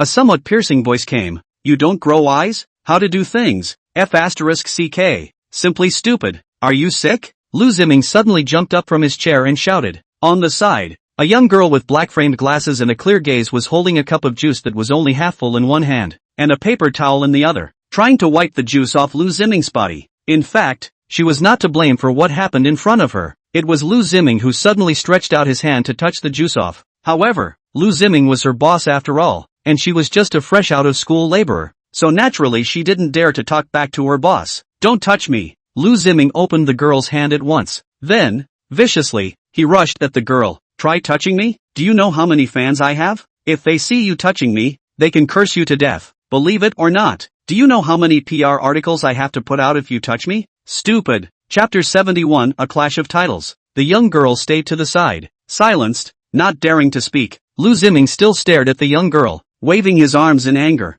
"I'm telling you, this month's salary is gone." Still not relieved, Lu Ziming pointed at the girl. At the sound of his voice, the girl froze for a moment, and then, her body trembled slightly. Squirming down her throat, the girl said, "Mr. Lu, you can't be like this." "What do you mean I can't be like this? What about me? I gave you a job and as a result you can't do it well yourself. It's not your own problem? You don't want to do the job, you can roll now. But the paycheck is also a dime a dozen." Lu Ziming said angrily. "Mr. Lu, I still have to pay rent this month. My family is still waiting for me to send money." "You can't." The girl's eyes were red, and her voice already had a sobbing tone in it. "I said, if you don't want to do it you can get out," Lu Ziming said in a cold voice. Splat! Suddenly, a coffee cup flew over and landed on Lu Ziming. The coffee in the coffee cup was still hot, and it landed on Lu Ziming's clothes, instantly soaking his clothes again. Looking at the water stains on his clothes, Lu Ziming's gaze gradually trembled. After a few breaths of time, Lu Ziming raised his head and looked at Su Yang. At this moment, because of Su Yang's action of throwing out the coffee cup, almost everyone around him looked over. The girl looked at Su Yang with a bewildered look on her face. Chao Chang's eyes flickered, somewhat at a loss for words. Sitting under the umbrella, Hishi's mouth was agape, a gesture of watching the fun. "What do you do? What are you doing? Who is the person? Are you looking for death?" After freezing for a while, Lu Ziming said with a scowl on his face. Su Yang looked at Lu Ziming, a faint smile still hanging on his face. Smiling, Su Yang raised his steps forward, taking a step in front of Lu Ziming. After picking up the coffee cup and throwing it into the trash can, Su Yang smiled and said, "I'm sorry, I was wrong. I thought the trash should be placed here." Lu Ziming froze at his words. It was only after a moment that he reacted and realized that Su Yang was talking trash about himself. As a result, anger immediately spread across his face. Gritting down his teeth, Lu Ziming said, Good. You are finished. Chao Chang. Hey." At the sound of the voice, the director who was at a loss for words subconsciously nodded his head. With that, Chao Chang raised his steps forward and stood beside Su Yang. "Who is he? Who is in charge of managing him? I'm telling you, Fire this person immediately. Also, don't send him a single penny of his salary. My clothes are worth hundreds of thousands of dollars. You soiled them for me. Pay me back. If you don't pay up, just wait for me to find you. I'll make you lose all your money, Lu Ziming said with a grimace on his face. Upon hearing this, Su Yang's mouth curled up and remained silent. Chao Chang twitched the corners of his mouth, his face somewhat complicated. He didn't know how to fire Su Yang. Su Yang was an investor, equal to his boss. How could he fire his own boss? He also didn't know how Lu Ziming could bankrupt Su Yang with more than $100,000. For someone who could take out $300 million at any time, 100,000 or so might be the money to buy a shirt. Squirming down his throat, Chao Chang grinned and hesitantly said, Mr. Lu, it's not necessary. I'll just buy a new piece of your clothes to accompany you. You buy one to compensate me? Is this something that can be solved by you buying a dress? He spilled that cup of coffee on me. I must make him pay. I must let him know who I, Lu Ziming, am. Lu Ziming waved his arms and said with great excitement. Chao Chang looked at Lu Ziming, very helpless. After a long time, Chao Chang turned his head and looked at Su Yang. Su Yang smiled and nodded his head. Seeing this, Chao Chang rushed Lu Ziming and said, Mr. Lu, let me introduce to you. This is our investor, the producer of this TV series. It's the one who took out $300 million at once to support us. At the sound of his voice, Lu Ziming, who had just been raging, froze for a moment. He looked at Su Yang, his eyes gradually flickering, his face slightly pale. Although he was already a first-tier star, he still couldn't possibly have any backbone in the face of real capital. After knowing that Su Yang was an investor who could casually take out $300 million, Lu Ziming's anger was instantly dulled. Twitching the corners of his mouth, Lu Ziming said, You said it earlier. Then, this is a misunderstanding. It's a misunderstanding. Su Yang gently nodded his head. Then, he smiled and said, However, everything I saw just now should not be a misunderstanding. What do you mean by this? Lu Ziming grinned, his smile forced as he asked, Give me the script. Su Yang twisted his head and rushed Chao Chang. Oh, good. Chao Chang subconsciously nodded. Then, he brought the script over and handed it to Su Yang. Su Yang took the script, flipped through it, raised his head, looked at Lu Ziming and said, Although I haven't filmed a TV series, I do know that an actor memorizing a script is a minimum job requirement. You don't have many words for the scene you're shooting today, but it seems like you haven't memorized a single paragraph? I had a bit of a delay yesterday. Besides, the most important thing for an actor is to get into character. Lines and stuff are just minor issues. Lu Ziming grinned, hesitantly. I'll translate it for you. It's that I'm very handsome, so it's okay not to memorize the lines. Anyway, the audience only needs to see this face of mine, right? Su Yang smiled. What do you mean by this? There's no need to speak so harshly, right? Although he didn't dare to offend Su Yang, Lu Ziming asked himself about his temper, and now he was already a bit angry. Speaking of speaking harshly, did you speak well when you were cursing just now? Su Yang chuckled. Lu Ziming could not answer Su Yang, twitching the corners of his mouth. Lu Ziming said, Just tell me straight, you don't think I can play this role, do you? The protagonist of this drama is someone who is thoughtful, calculating, and highly skilled in martial arts. Other than your face, which bit do you think you resemble this protagonist? Su Yang asked. I am an actor. I am acting. If I'm exactly like this character, why am I acting? Lu Ziming asked with a straight face as he spread his hands. You also know that you're an actor? Since you're an actor, why don't you even have any professional ethics? Su Yang asked. You can fire me if I'm not suitable, as long as you pay the liquidated damages. Lu Ziming grew angry and said, What if I don't want to pay this liquidated damages? Su Yang smiled and spread his hands. What makes you not pay the liquidated damages? Wasting my time and energy. You have to compensate me. Moreover, I'm also telling you that the liquidated damages you have to pay will be astronomical. Wait for it. Thoroughly enraged, Lu Ziming said with a grimace on his face. As the words fell, Lu Ziming turned around and headed towards his caravan. He had already thought of going back and sending out a tweet of connotations of the crew himself. Chapter 72, A Kick. Anyway, if you say something yourself, the fans will do the brainstorming for you, and when the time comes, just rip the cast. Manipulate the public opinion on the internet and make this drama stink before it even airs. As his thoughts flashed, a smug smile gradually appeared at the corner of Lu Ziming's mouth. Wait! Su Yang opened his mouth and called out to Lu Ziming. Lu Ziming froze at his words. Turning his head, he glared at Su Yang. What else do you want? Apologize to her. Su Yang pointed at the girl behind Lu Ziming and said. At those words, Lu Ziming froze for a moment, and the girl behind him also froze for a moment. I don't need to. The girl subconsciously shook her head. After all, her salary was still in Lu Ziming's hands. Although she was grateful to Su Yang for standing up for her, she didn't dare to offend Lu Ziming. "You're crazy, aren't you? I apologize to her? Ask her herself if she dares me to apologize to her," Lu Ziming said with a scowl on his face. "If you don't apologize, I'll beat you up." Su Yang laughed and said. At those words, Lu Ziming froze. He did not expect Su Yang to say such words, twitching the corners of his mouth. Lu Ziming said, "You really are crazy. Come on, you move me to try." Pa! Without waiting for Lu Ziming to finish his sentence, a figure rushed over. One leg catapulted up, a foot landed on Lu Ziming like a cannonball. Instantly, Lu Ziming, who hadn't finished his sentence, flew backwards with his face twisted. Su Yang looked at Lu Ziming, who flew into the air and reached out to pick up a nearby wooden stick. He leapt up, and the moment Lu Ziming landed on the ground, he smashed his head with the wooden stick in his hand. Splat! The wooden stick shattered. Before he had time to let out a cry of pain, Lu Ziming's eyes rolled over and he directly fainted. Only then did a stream of blood flow down from Lu Ziming's forehead. In the stagnant gaze,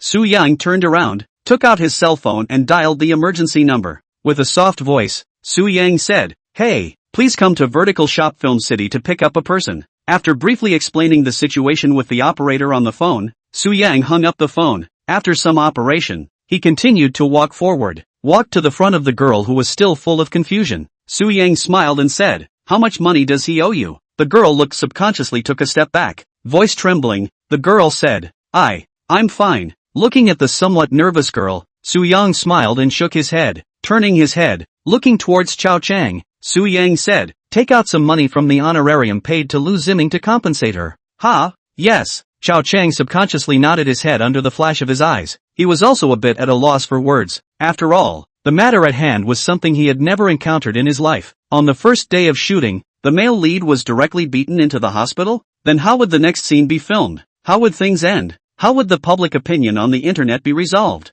Thinking about it, Chao Chang began to rub his temples. "Little girl, just in time. I'm short of an assistant. Why don't you follow me?" "Don't worry, the salary won't be any less than what that idiot gave me. There will even be no disrespect from anyone on my side." Not knowing when, she walked to the girl's side, his hand on the girl's shoulder. Smiling the words fell, but he raised his head and looked at Su Yang. Su Yang twisted his head and locked eyes with he. Blinking his eyes, Su Yang said, "She, right? Thanks a lot. You're too polite. It's me who should thank you. If it wasn't for you, I still don't know how long I'd have to be in a scene with this disgusting guy." She laughed and shook his head. "Ha!" Su Yang also laughed. Laughing, Su Yang said, "Don't worry, I'll find an actor as soon as possible. I'm not in a hurry. If I can be friends with Mr. Su, even if I don't get paid for this drama, I still think it's worth it," she said with a serious face. Su Yang looked at he and narrowed his eyes slightly. He knew that this was a very smart woman. At this time, the girl who had been solicited by he earlier finally reacted. Hesitating for a moment, the girl cautiously said, "Can I do it?" "Of course you can. When I say you can, you can," she said with a smile. Then, she turned her head and rushed her manager. "Take her to the car to rest." "Yes." She's agent immediately nodded. With that, he walked over to the girl's side and signaled for her to follow him. The girl hesitated for a moment before raising her steps. Only then did she raise her step, and as if she thought of something, the girl suddenly turned around and ran to Su Yang. Voice trembling, the girl said, "Thank you." "No need to thank." Su Yang smiled and shook his head. The girl lightly bit her lower lip and gave him another deep look before turning around and raising her steps. Seeing the girl's figure disappearing from his sight, Su Yang lowered his head and locked eyes with he again. After hesitating for a moment, Su Yang took out his cell phone and handed it to he before saying, "Leave a contact." "Good." He nodded with a smile. Then, while entering his cell phone number, he said, "I still don't know what your name is." "Su Yang, Yang of Sunshine." Su Yang said, "Mr. Su is really young and talented." She raised her head and praised Su Yang. As the words fell, she handed her cell phone back to Su Yang. "Ha!" Su Yang pulled the corners of his mouth. He turned his head and looked towards where Lu Ziming was lying. At this moment, a black car had already driven over, and several familiar figures got out and moved Lu Ziming up. With a flash of his eyes, Su Yang recognized that a few of them had appeared together with Su Hu. After the black car left, Su Yang twisted his head and his gaze fell on he again. She also saw the black automobile. When she turned back, she locked eyes with Su Yang. Meaningfully, she said, "Mr. Su, what do you plan to handle next?" "You will know," Su Yang said indifferently. As the words fell, he turned around and walked towards Chao Chang. Walking up to Chao Chang, Su Yang said, "Don't be afraid, the matter is my doing. I can't implicate you. You just need to find a normal actor to come over and act, and finish the scene properly. As the words fell, Su-young reached out his hand and patted Chao Chang on the shoulder. Without saying anything more, Su-young continued to walk forward amidst a stream of gazes. Chao Chang felt the weight that fell on his shoulder, and for some reason, he felt a sense of security in this young man who was much smaller than himself. Subconsciously, Chao Chang said, I'll listen to you, Mr. Su. Su-yang raised his hand and waved his head without looking back. Walking to the side of the road, he took a cab and left the set in front of everyone's somewhat stunned gazes. 10 minutes later, Su-yang returned home. Just as Fong entered the door, Su-yang saw Su-hu on the sofa. Su-hu grinned and said aloud, Kid, you really deserve to be my son, even more capable of causing trouble than when I was young. Su-young threw his bag aside. Sitting on the sofa, Su-yang said, Is that a compliment? I think the beating was right. People like this should be beaten. Su-hu immediately nodded his head. Know what his name is? Pouring himself a cup of water, Su-yang asked after taking a sip. Su-hu froze for a moment. He really didn't know what the person Su-yang hit was called. A moment later, Su-hu said, Anyway, the person my son hit should definitely be hit. No problem. Chapter 73, Chiou-yu's injury. Ha! Su-yang pulled the corner of his mouth. Without saying anything more, Su-yang got up and headed upstairs. Walking to his room, Su-yang sat on a chair. Looking at the sunlight outside the window, Su-yang slightly squinted his eyes. After a few breaths of time, Su-yang closed his eyes, preparing to rest for a while. However, not waiting for him to rest for long, sounds came from downstairs. Su-hu stomped up the stairs and stood at the door of his room in Su-yang's somewhat stunned gaze. Su-yang opened his eyes, lightly raised the tip of his eyebrows and looked towards Su-hu standing at the door of his room. Something happened on Chiou-yu's side. Su-hu opened his mouth and said in a deep voice. At the sound, Su-yang's pupils slightly contracted. After rising suddenly, Su-yang stared at Su-hu and said, Speak. Su-hu wriggled his throat, hesitated, and said in a deep voice,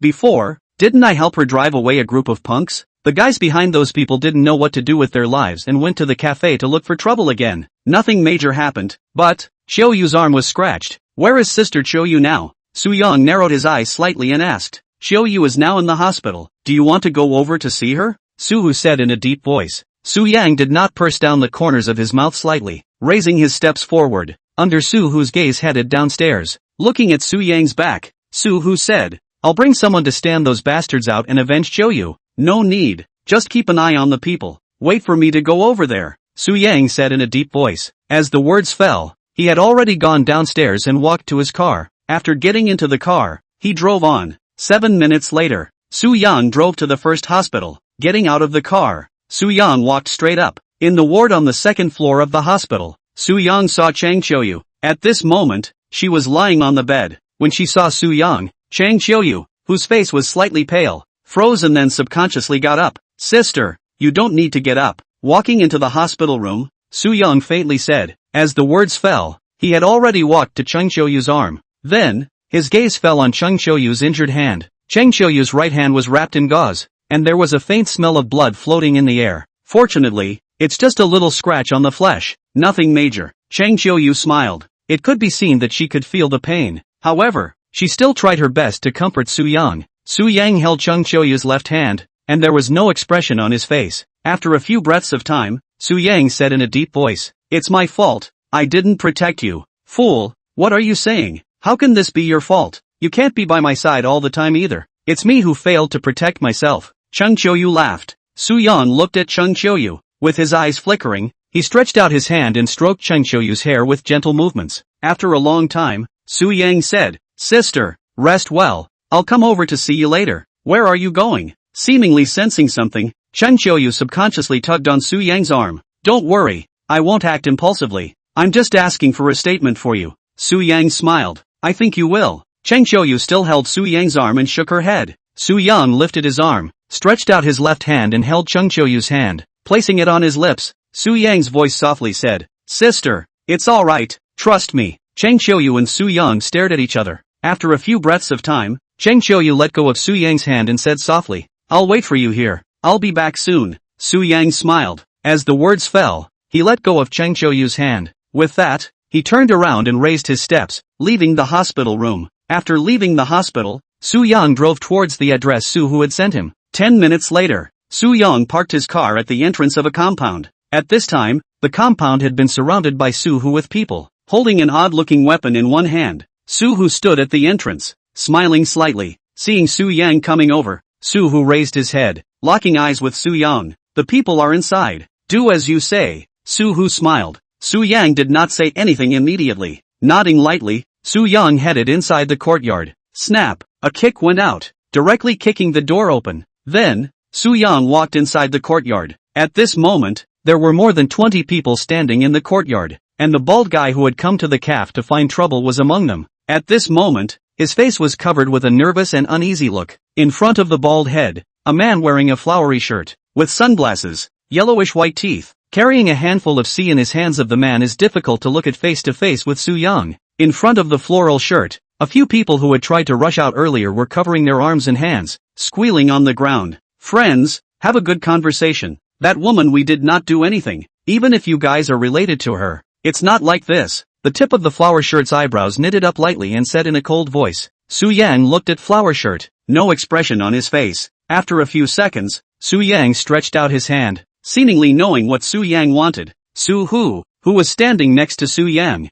brought over a baseball bat and placed it in Su Yang's hand. Holding the baseball bat, Su Yang took a step towards the flower shirt. No, what do you want? I'm telling you, don't think I'm a vegetarian. If it's a big deal, let's die together. Flower shirt waved his arms down and said with a stern look in his eyes, having already seen the strength of Su-Hu and his party. At this point, he actually wasn't quite ready to clash with these people in front of him. Su Yang ignored flower shirt, still walking forward step by step. Seeing this, the somewhat anxious flower shirt clenched his teeth and rushed the people behind him and said angrily, "Give me on! Get on!" At the sound, a gangster standing behind flower shirt clenched his teeth and suddenly stood out. He was considered flower shirt's beloved, and at this time, he had to come forward. Looking at Su Yang and thinking that he didn't look like much of a fighter, the gangster gritted his teeth and rushed towards Su Yang, ready to capture Su Yang first, and then negotiate with Su Yang. Holding a short knife in his hand, the gangster approached Su Yang after a few breaths. However, before he could strike at Su Yang, a figure suddenly rushed over from behind Su Yang. In the space of a few breaths, the black-clothed youth who had transformed into a black shadow arrived in front of the punk. His right knee hit the punk's body, causing him to fall back. Looking at the punk's suddenly twisted and frightened face, the young man in black bent down slightly. A butterfly dough in his hand flashed rapidly for a moment. Immediately, the blade landed on the youth's knuckles. The blade flipped between the black-clothed youth's fingers, bringing out residual shadows, cutting through the gangster's flesh and picking through the tendons, chopping through bones. In an instant, one of the punk's lower legs was removed by the black-clothed youth. Looking at the punk who was still in the air and hadn't landed on the ground, the black-clothed youth kicked out. Boom! The gangster was kicked away by the black-clothed youth. With spurting blood, between breaths, the punk's body landed in front of the flower shirt. Chapter 74. Shouldn't it? Landing on the ground and looking at the broken leg that was spraying blood, the face twisted as the punk opened his mouth and let out a hysterical scream. Ah! Ah! Looking at the punk who was rolling and hissing on the ground, Flower Shirt as well as the people behind him were all shocked. Flower Shirt's face was ghastly white, and panic flowed from his eyes. A moment later, Flower Shirt raised his head and looked towards Su Yang, who was still walking over to him, as well as the youth holding a blood-dripping butterfly doll with an unclear face. Behind the duo, Su-Hu grinned, standing at the gate of the courtyard like a god and devil. Looking on, the floral shirt's gaze trembled even more. At this moment, the people beside him were cowering around, seeing that the most capable fighters amongst them were not even a single match for the black-clothed youth, and even had their legs chopped off in a single glance. The guts of these punks had already been scared out of their wits. As Su Yang approached Flower Shirt step by step, the area around him was already empty. Flower Shirt also wanted to retreat. However, he knew that there was no way for him to retreat. Terrified and desperate, Flower Shirt grinned and said in a trembling voice, "Brothers, give a chance. I think there must be a misunderstanding. You, listen to me." The Flower Shirt didn't finish his sentence. Su Yang had already stood in front of the Flower Shirt. Then, Su Yang reached out his hand and pressed his head,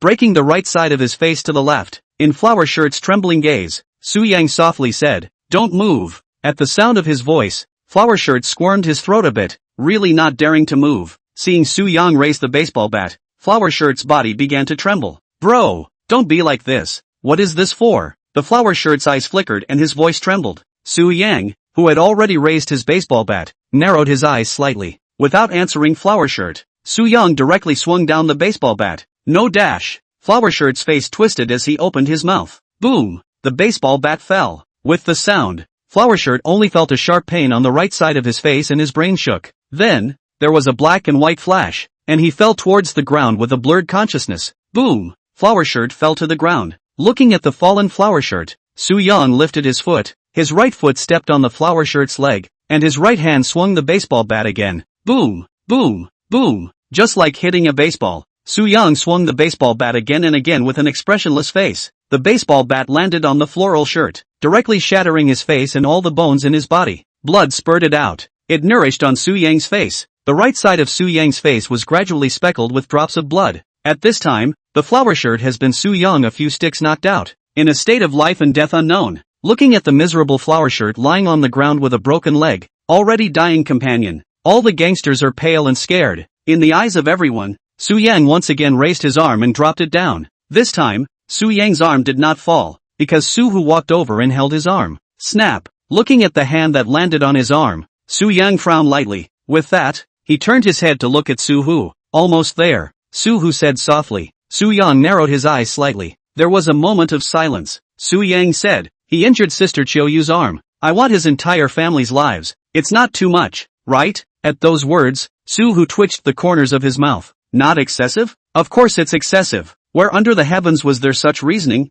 However, because Soo-young was his own son, he felt relieved instead. This was how his son was supposed to be. He would pay back any revenge. If he has a favor, he will repay it. However, there were degrees in everything. He still couldn't let Soo-young be blinded by hatred. Under the flash of his eyes, Soo-hoo said, his life will dirty your hands. As the words fell, Soo-hoo firmly pressed down on Soo-young's arm. Soo-young stared at Soo-hoo, his gaze icy cold. After a full few breaths, Soo-young relaxed his body. Throwing away the baseball bat, Soo-young faintly said, heavenly justice, karma. Since they did this business, they deserve retribution. Running roughshod over the countryside, bullying men and women. Shouldn't such contraptions be euthanized? When there's a bug in the room, step on it as you please. That's the truth in this world. If you dare to hurt someone, I dare to take your life. That's the way of heaven and earth. Since they have become evil ghosts on earth, why can't I take their heads on their collars? You're right. Soo-hoo nodded. I hope you're doing the right thing too. Soo-young coldly looked at Soo-hoo and said in a deep voice. As the words fell, Soo-young turned around and headed out.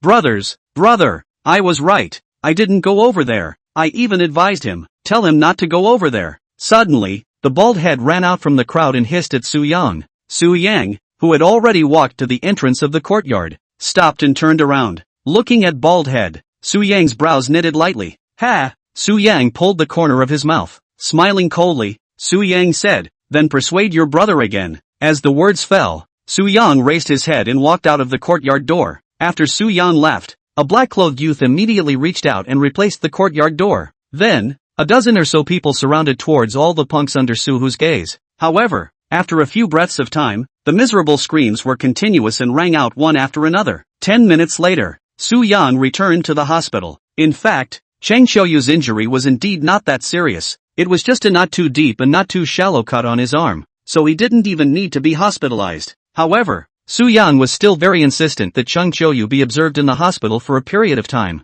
Soo-young sat in front of the hospital bed, looking at Chang Chio-yu with a gentle gaze. Holding Chang Chio-yu's hand, Soo-young said, are you hungry? I'll go buy you something to eat. Chang Chio-yu's gaze fell on Soo-young, blinking her eyes. Chang Chio-yu was still a bit uneasy as she said, you really didn't do anything too much, did you? Of course not. I'm not that kind of person. Soo-young shook his head. Chang Chio-yu lightly bit her lower lip and did not say anything more. After a while, Chang Chio-yu said, I'd like to drink some lay on it. I'll go down and buy it for you. Soo-young immediately said. Then, he let go of Chang Chio-yu's hand and went out to buy food for Chang Chio-yu. Chang Chio-yu looked at Soo-young's back, and a touch of attachment unexpectedly appeared in her eyes. She wasn't quite sure what kind of emotion this was. She only knew that apart from her childhood, in the past 10 years or so, this was the first time she felt a sense of security in a man. She knew that the man in front of her would protect her, so no matter what happened, she had gotten used to relying on Soo-young. Her eyes gradually deepened, and after a long time, Chang Chio-yu closed her eyes blankly. However, in 20 minutes' time, Soo-young returned to the hospital. At this time, his hands were already carrying a soup packed back from a high-end restaurant, as well as some light dishes. Putting up the small table, he placed it on the bed. Chapter 75, Taking Care of Chio-yu. Then, the soup was put on with the vegetables. This makes it seem like I'm having some kind of serious illness. Chang Chio-yu shook her head with a smile and said somewhat helplessly, do you want to come down to eat? Coming down is fine. Su Yang asked as his gaze flickered down. Let me be discharged after this meal. Chang Qiuyu opened the packing box and said in a deep voice, "It's fine to be discharged. Go and stay at my home." Su Yang said softly, "How can I go to your home to live? I am not your anyone." Chang Qiuyu froze at the words and said with a slightly reddened face. Su Yang did not respond to Chang Qiuyu immediately. He reached out his hand and first helped Chang Qiuyu pin a strand of hair behind her ear. Then, he looked at Chang Qiuyu, whose eyes were slightly moist, and said, "Just say it's my girlfriend. I'm okay with it." "Who is your girlfriend?" Chang Qiuyu blushed slightly as she reached out her hand and slapped Su Yang. Su Yang smiled faintly and allowed Chang Qiuyu to hit herself. In Chang Qiuyu's shy gaze, he helped her move the soup bowl on the table. With a calm gaze, Su Yang said, "Sister, you're not going to find a boyfriend and you have to deal with your parents. Why don't you just let me be your fake boyfriend? It's a bit more convenient." "Who said I'm not looking for a boyfriend?" "Humph, I will find one." Chang Qiuyu wrinkled her nose and pouted. "Then tell me, what kind of boyfriend do you want to find? I'll give you some counseling." Su Yang smiled and said, "What do I have to do with you?" Chang Qiuyu hesitated and gave Su Yang a blank look. He. Su Yang smiled. Smiling and shaking his head, Su Yang picked up a pair of chopsticks and placed them in front of Chang Qiuyu, his voice softly saying, "Eat some food." Chang Qiuyu lowered her eyebrows and her gaze flickered for a moment. A moment later, Chang Qiuyu picked up her chopsticks and placed a chopstick of vegetables in front of Su Yang. With a soft voice, Chang Qiuyu said,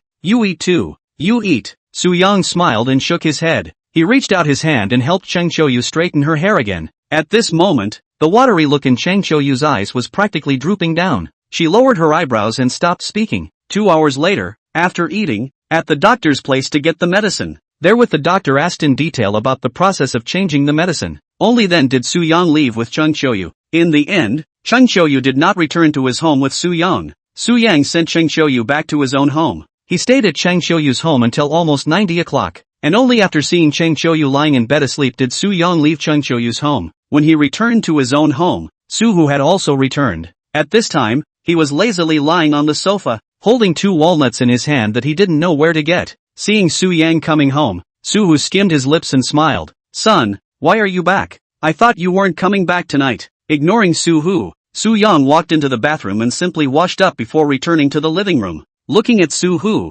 Su Yang said, "How did you handle those people?" "Normal treatment. Those who made more serious mistakes were locked up for a while longer. Those who weren't that serious were locked up for a while less." Su Hu smiled and said, "Are you all usually this polite?" Su Yang sat down with a light frown on his brow. "This is not politeness. This is the rule. It's not like we're hooligans." Su Hu shook his head and smiled. "Aren't you?" Su Yang raised his eyebrows lightly. "Tisk." Su Hu shook his head. Straightening up, Su Hu looked at Su Yang and said, "I know what you want me to do, but it's true that those people are not guilty to death. However, I'll talk to guarantee that from today onwards, there will be no more gray areas in that area. Qiuyu will also not be harmed in Jianghai City anymore. I will protect you all. You don't have to promise me anything, and I don't need your protection." Su Yang said indifferently. As the words fell, he picked up the remote control and turned on the TV. "Right, Qiuyu, is she alright now?" Su Hu looked at Su Yang and asked with some concern again. "It's fine." Su Yang spat out a few words.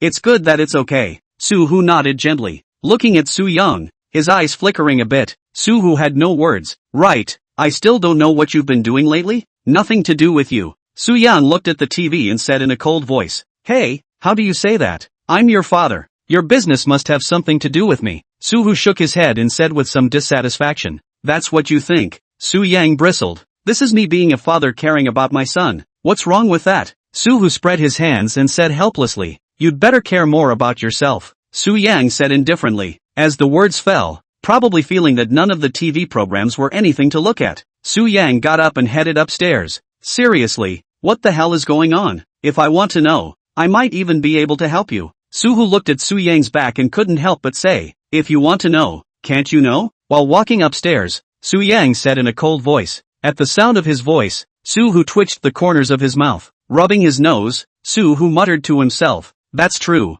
Upstairs, Su Yang went upstairs and then lay down on the bed. After thinking for a while, Su Yang picked up his cell phone and set an alarm. For the next few days he planned to get up early and drive to pick up Chang Qiuyu. Not only was he changing her medicine, but her hand was injured and it was not good to drive right now. Early the next morning, woken up by the alarm, Su Yang got up, washed up and headed to Chang Qiuyu's home. In the next few days, Su Yang stayed with Chang Qiuyu. It's not that Chung Choyu needed much help from others. It's more that Su Yang himself held the mentality of compensating others, hoping to protect Chung Choyu. Such overprotection once made Chung Choyu feel a little uncomfortable, because they were together almost all the time. The people inside the store had almost defaulted to them being a couple. My hand is almost healed. I really need you to send me back. On this day, standing in front of the cafe, Chung Choyu rushed at Su Yang with a slightly reddened face. I'll give you a ride, Su Yang said with some reluctance. Stop it, I'm leaving. Chung Choyu glanced at the clerk in the cafe, lightly biting her lower lip, her face slightly red as she said. As the words fell, she turned around and walked towards her car. Seeing this, Su Yang subconsciously raised his steps towards, following behind Chung Choyu. Hearing the footsteps behind her, Chung Choyu immediately turned around and glared at Su Yang. Alright, Chung Choyu stomped her foot and pouted. Looking at Chung Choyu, Su Yang's gaze flickered for a moment. After a moment of silence, Su Yang raised his steps and passed by Chung Choyu. Walking over to Chung Choyu's car, he pulled open the car door for Chung Choyu. Then, with a soft voice, he said, slow down on the road, and call me if there are any inconveniences when you get home. I know, Chung Choyu said in a soft voice. As the words fell, she sat in her car, deliberately not looking at Su Yang. With a slightly reddened face, Chung Choyu drove on the road. Chapter 76, Display of Means. Su Yang stood in place, watching Chung Choyu leave, his body disappearing from his sight, before Su Yang turned around and walked towards his car. Fong just sat in the car. Su Yang's cell phone suddenly rang. At the sound, Su Yang took out his cell phone and answered the call. The call was from Chao Chang. When the phone was picked up, Chao Chang said with some urgency, Mr. Su, can you come to the set if it's convenient for you? There's something that needs to be resolved by you. What is it? Su Yang asked. It's like this. Originally, we've already found a strong actor, and we've been ready to start shooting for the past 2 days. However, the gold master behind that Lu Ziming suddenly brought someone over and said that he wants to settle the score with you? Now there's a flurry of vandalism here on our set, causing us to be very passive, Chao Chang said. Upon hearing this, Su Yang narrowed his eyes slightly. He roughly understood what had happened. With the corners of his mouth pursed down slightly, Su Yang said, I know, I'll go over now. As soon as the words left his mouth, Su Yang hung up the phone, and then, drove towards the Night Returners set. After spending 10 minutes, Su Yang drove to the Night Returners set. After getting out of the car, Su Yang saw a somewhat messy scene in front of him. Chao Chang's hair was scattered and he was facing a somewhat obese woman. Beside the woman, Lu Ziming, whose head was still covered with gauze, was waving his arms and shouting. Behind the two stood 4 strong men, who were scowling and intimidating the people around them. Chao Chang and the assistant director were explaining something to the woman with helpless faces, trying to protect the machine. Not far away, underneath the caravan, she was watching the fun with a cup of milk tea in one hand and the corner of his mouth slightly curled. The powerful actor who had been approached by Chao Chang just now was hiding in his caravan, and now didn't dare to get out of the car at all. Looking at the chaotic scene in front of him, Su Yang's eyebrows knitted lightly, then he took a big step forward. After Su Yang appeared, all of them looked over this way when they noticed Su Yang's figure. The moment he saw Su Yang, Chao Chang's eyes revealed a glint of hope. She's eyes narrowed slightly, his gaze flickering as if he was somewhat surprised. Lu Ziming's gaze also landed on Su Yang, and then, his eyes flickered with biting hatred. Looking towards the woman with heavy makeup beside him, Lu Ziming grinned. With a fierce face, he said, it's him, he's the one who hit me. In fact, without Lu Ziming saying it, the woman already knew that it was Su Yang who had hit the man. She looked at Su Yang, the tips of her eyebrows knitted up lightly, and her tone was icy cold as she said, bring the person over here to me. Yes, yes, the 2 burly men nodded their heads. With that, they walked over towards Su Yang. After a few steps, the 2 walked in front of Su Yang and said in a cold voice, come with us. Su Yang did not pay any attention to them, because Su Yang was already moving forward. The 2 burly men could not say anything else, facing each other with a glance. The 2 of them followed behind Su Yang to prevent him from escaping. In a gaze, Su Yang stood in front of the woman. You still dare to come? Come to seek death. Staring at Su Yang, Lu Ziming gritted his teeth. Mr. Su, you explain to them. It should be fine once you explain it clearly. Chao Chang ran over and rushed at Su Yang with some urgency. Su Yang ignored Lu Ziming and Chao Chang. Looking at the woman in front of him with a calm gaze, Su Yang said, the dog you raised is barking. Don't you find it harsh? What did you say? At those words, Lu Ziming was so angry that his 3 corpses jumped. The woman raised her hand, signaling Lu Ziming to keep quiet. Looking at Su Yang, the woman said in a cold voice, you know that Lu Ziming is my man, right? I don't know. Su Yang shook his head. Then you know now. The woman said, I know. Su Yang nodded his head. In that case, you should understand what you should do, the woman said. Sorry, I don't understand. Su Yang shook his head. Give him a kowtow, break your own leg, and then invite him back to continue acting in this play. And that's the end of the matter, the woman said. At the sound of her voice, Chao Chang's face turned slightly white. Beside the woman, a smug look spread across Lu Ziming's face. He looked at Su Yang and rampantly said, Hear that? Cut off one of your own legs. Kneel down for me. I'll see you still rampant. Su Yang's countenance remained calm, with little expression on his face. Blinking his eyes, Su Yang pulled the corner of his mouth and smiled. What if I don't kneel? Then I'll have someone break both your legs, the woman said in a cold voice. With the sound, a burly man took a step forward, grinning as he clasped his hands together and pinched and rattled his bones. The two strong men behind Su Yang also gathered around. Ha! Su Yang grinned, revealing a smirk. Laughing, Su Yang raised his head and kicked out. Boom! Without giving anyone a chance to react, Su Yang's right foot landed on the woman. In an instant, the woman's body, which weighed more than 150 pounds, flew out. Then, like a descending tiger, Su Yang suddenly turned around, grabbed the strong man's arm with one hand, and took a step back at the moment of his force, grabbing the strong man's arm with his hand. His right foot kicked the strong man's chest, directly kicking back the breath he had just raised. Instantly, the strong man covered his chest and fell to the ground. At this moment, the other three strong men also rushed over. Looking at the three strong men running towards him, Su Yang reached out and pulled out a throwing stick from his pocket. Snap, snap, snap, flickering and using some dexterity, Su Yang broke the arms of two burly men. Finally,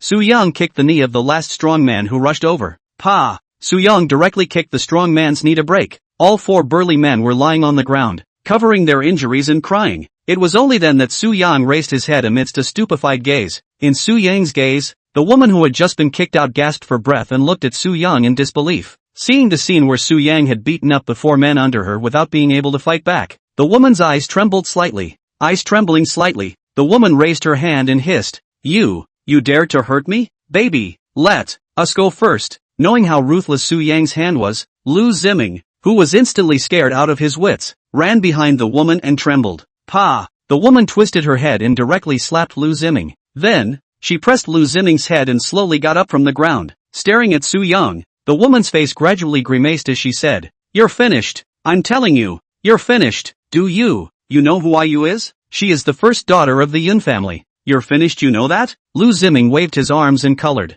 Hearing the words Yun family, Su Yang lightly raised the tip of his eyebrows. However, his face did not change. With a calm and icy gaze, Su Yang raised his steps forward. What are you doing? Seeing Su Yang walking over again, Lu Ziming couldn't help but feel a little alarmed. You hit me and try? Come on, hit me. Because of her anger, the woman wasn't very fearful. Instead she stretched her neck and said, Chapter 77 Yun Xing's Invitation. The corners of Su Yang's mouth curled up slightly, his feet walking soothingly to the woman. Blinking his eyes, Su Yang leaned down and, leaning against the woman's ear, Su Yang softly said, You know what? If that kick of mine just now had moved up an inch, your heart vein would have been disconnected. It wouldn't take a second for you to die. I don't want to kill anyone, but I can't guarantee that my next kick will still be so square. If I miss, please do forgive me. When the woman heard the words coming out of Su Yang's mouth, panic gradually appeared in her eyes. Squirming down her throat, the woman subconsciously took a step back. Then,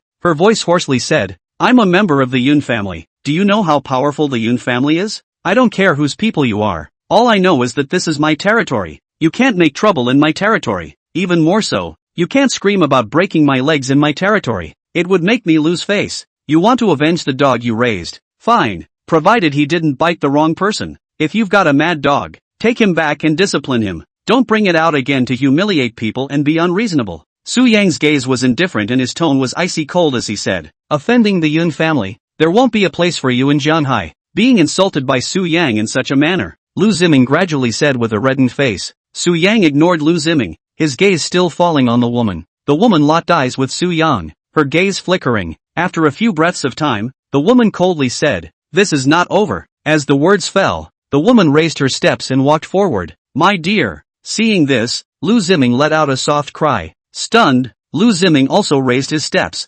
wanting to follow. At this moment, a hand reached out and blocked Lu Ziming's way. Looking at the woman who had already gotten into the car, Lu Ziming was instantly alarmed. Raising his head to look at Su Yang, Lu Ziming squirmed down his throat, not knowing what to say. Actually, We are considered to have no grudges in the past. Su Yang grinned, smiling. Yes, actually, we don't have any grudges. Lu Ziming also grinned, trying to show a smile. So, I just simply want to beat you up. Su Yang laughed. As the words fell, he swung his arm. Splat. Ah, don't. Snap. Ah. Su Yang swung down the throwing stick in his hand again and again, and Lu Ziming let out a miserable scream again and again. After a full minute of time, Lu Ziming with a swollen nose and face was beaten out of the set by Su Yang. Seeing Lu Ziming rolling and crawling and disappearing from his sight, only then did Su Yang put away his throwing stick and walked back. Mr. Su, Chao Chang looked at Su Yang, not knowing what to say for a moment. Su Yang walked in front of Chao Chang. The corners of his mouth pursed down slightly. Su Yang said, in the future, when you encounter this kind of thing, talk to me directly. They are not reasonable. I, Su Yang, am not reasonable either. Mr. Su, you really are so bold. How dare you not even put the Yun family in your eyes? She walked over and said with the corners of his mouth slightly curled. Su Yang raised his head and looked at She. With the tip of his eyebrows lightly raised down, Su Yang said, you know about the Yun family? The famous Yun family. Is there anyone else who doesn't know about it? She smiled and said, since you know about the Yun family, why don't you still draw a line with me?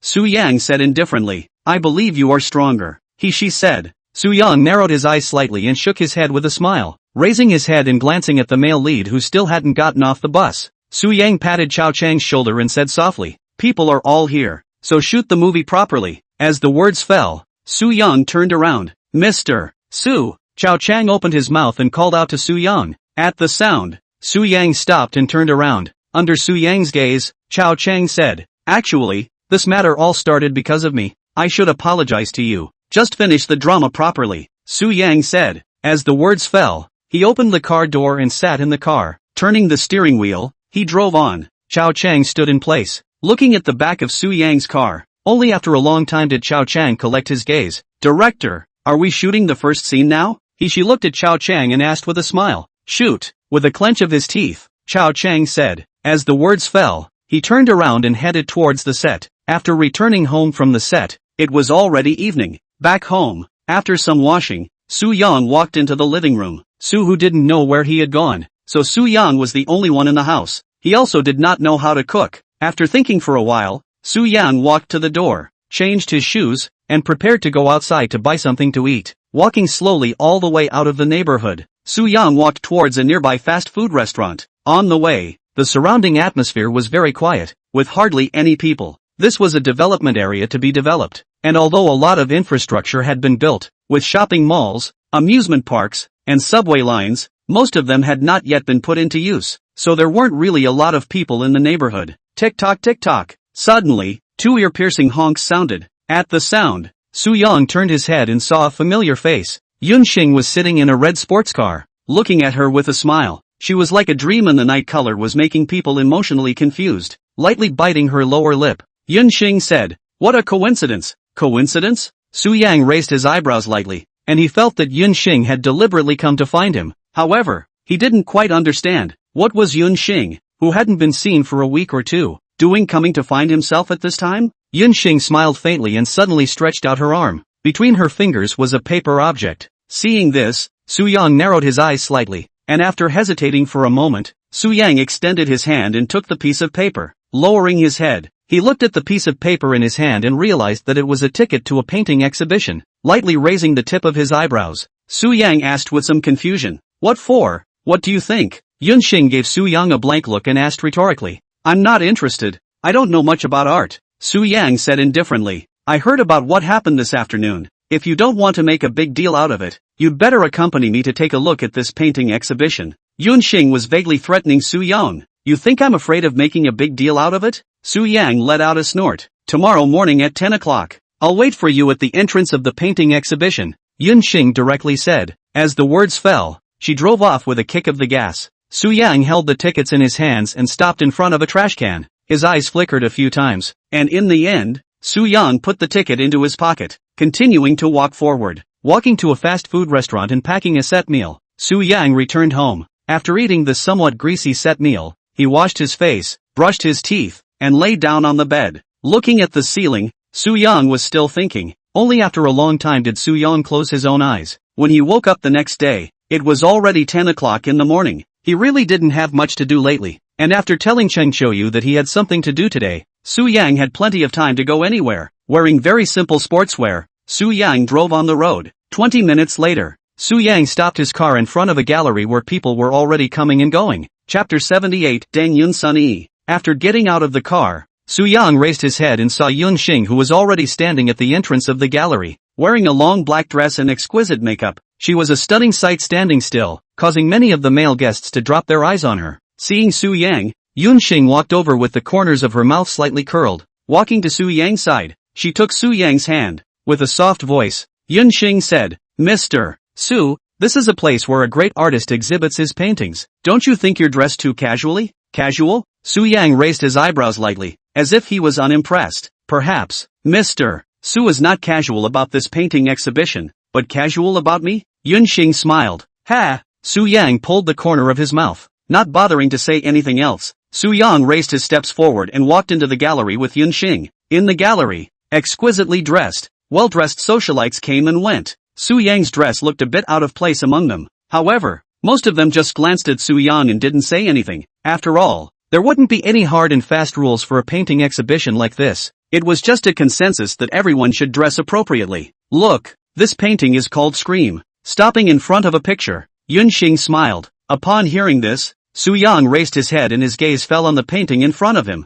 On the dark-toned picture, a woman was opening her mouth as if she was screaming in the dimly colored rice field. Looking at the painting in front of him, Su Yang frowned lightly. He did not like what the painting expressed. However, he could understand the so-called art. This painting is called Spring and Autumn. Yun Xing walked in front of another painting on Su Yang's arm. This painting depicted a scene of late fall, full of warmth, which was much easier for people to accept. "If you like it, you can pick a painting and I'll buy you." Yun Xing looked at Su Yang and suddenly said. At those words, Su Yang was slightly stunned, twitching the corners of his mouth. Su Yang said, "No need." "What? Afraid of owing me?" Yun Xing asked with a smile. "I'm not short of money. I'll buy it myself." Su Yang said. "Still don't want anything to do with me." Yun Xing shook her head and said with some sadness. Su Yang twisted his head and looked at Yun Xing, who was making a show of it. With a calm gaze, Su Yang said, "You forgot what I told you. Playing with fire is dangerous." Cut. Thinking of her experience in Su Yang's house, Yun Xing's gaze flickered down, her face slightly red as she twisted her head. "Miss Yun Xing, you also came to see the painting exhibition?" Somewhat suddenly, a figure rang out from beside Su Yang and Yun Xing. Upon hearing this, Su Yang and Yun Xing turned their heads together, and saw a handsome-looking, tall youth in formal attire. Beside him, a youth also wearing formal attire smiled faintly and said, "Tong Yun, Sun Yi, you guys are also here?" Yun Xing was slightly stunned. She recognized these two people in front of her. These two were also from two large families in Zhanghai City, and the forces behind them were not small. They had known each other since childhood, and their relationship was quite good. However, precisely because the relationship was good, therefore, after growing up instead, they were somewhat estranged. After all, both represented the interest of their respective families, and it was hard to think of getting along without fear as children. "Yes, we heard that Master Fengshan came over here to open a painting exhibition, so, we also came over to take a look in admiration." Tong Yun, who had been staring at Yun Xing, smiled and said, "Oh, okay." Yun Xing nodded his head very naturally. Next, but did not know what to say. "Yun Xing, is this your boyfriend?" Sun Yi, who was standing at the side, suddenly opened his mouth and asked. At those words, both Su Yang and Yun Xing were slightly stunned. With the corners of his mouth pursed down slightly, Su Yang shook his head and smiled. "No, do we look like boyfriend and girlfriend to you?" Yun Xing asked rhetorically with the corners of his mouth slightly curled. "I feel somewhat like it," Sunny said meaningfully. "Since they are your friends, introduce them as well." Tang Yun opened his mouth and spoke in a deep voice. Yun Xing did not speak immediately as she raised her head and looked at Su Yang. Under Yun Xing's gaze, Su Yang spoke in an indifferent tone. "My surname is Su Yang, and I'm her friend." "Hello, my name is Tong Yun." Tong Yun raised his eyebrows lightly under, smiling this and extending his hand. "Hello." Su Yang also extended his hand and shook hands with Tong Yun and Sun Yi. "By the way, I still don't know where Mr. Su works?" Tong Yun asked again. "I'm still a student," Su Yang said indifferently. "A student?" Tong Yun narrowed his eyes slightly, his gaze flickering. He didn't quite believe that Yun Xing would really look for an ordinary student to be his friend. He felt that Su Yang must have some background. Only, he didn't remember having such a person in Zhanghai City. So, Su Yang might be from somewhere else? Yes. Su Yang nodded his head. Tang Yun narrowed his eyes slightly and was silent for a moment. Beside him, Sunny also looked Su Yang up and down, as if he wanted to see his bottom line. If Mr. Su doesn't mind, I would like us to take a walk together? Tang Yun narrowed his eyes slightly and said softly, that's fine. Su Yang nodded gently and did not refuse. He also had no reason to refuse. The corner of Yun Xing's mouth curled slightly, his gaze flickering. Looking at Tang Yun, he looked at So again. Smiling, Yun Xing said, alright, let's all take a walk together. As the words fell, she let go of Su Yang's hand and extremely naturally took Tang Yun's hand. In Tang Yun's slightly stunned gaze, she walked forward with him. Su Yang looked at Yun Xing and Tang Yun's backs. His face was calm and did not show any emotions. Sunny looked deeply at Su Yang's glance. Seeing his indifferent stance, the tip of his eyebrow gently raised before he raised his steps forward. Along the way, after passing a few paintings, Yun Xing and Tang Yun, Sunny were all discussing the paintings in front of them with great interest. From a certain point of view, they were considered to be in the same circle and had real common topics. Su Yang became more and more integrated into their circle, and had no intention of trying to blend in. Following behind the trio, Su Yang put his hands into his pockets and remained silent. Passing by a painting, somewhat suddenly, Dang Yun stopped. Turning around, he looked at Su Yang, with the tip of his eyebrows lightly raised down. Dang Yun said, brother, please call the staff of the painting exhibition for us. I want to buy a painting. Oh, good. Under a slight pursing of the corners of his mouth, Su Yang nodded his head. With that, Su Yang turned around and walked into the crowd. Not long after, Su Yang called a staff member over. Thanks. Looking at Su Yang who walked over, Dang Yun's gaze was obscure as he gently nodded his head.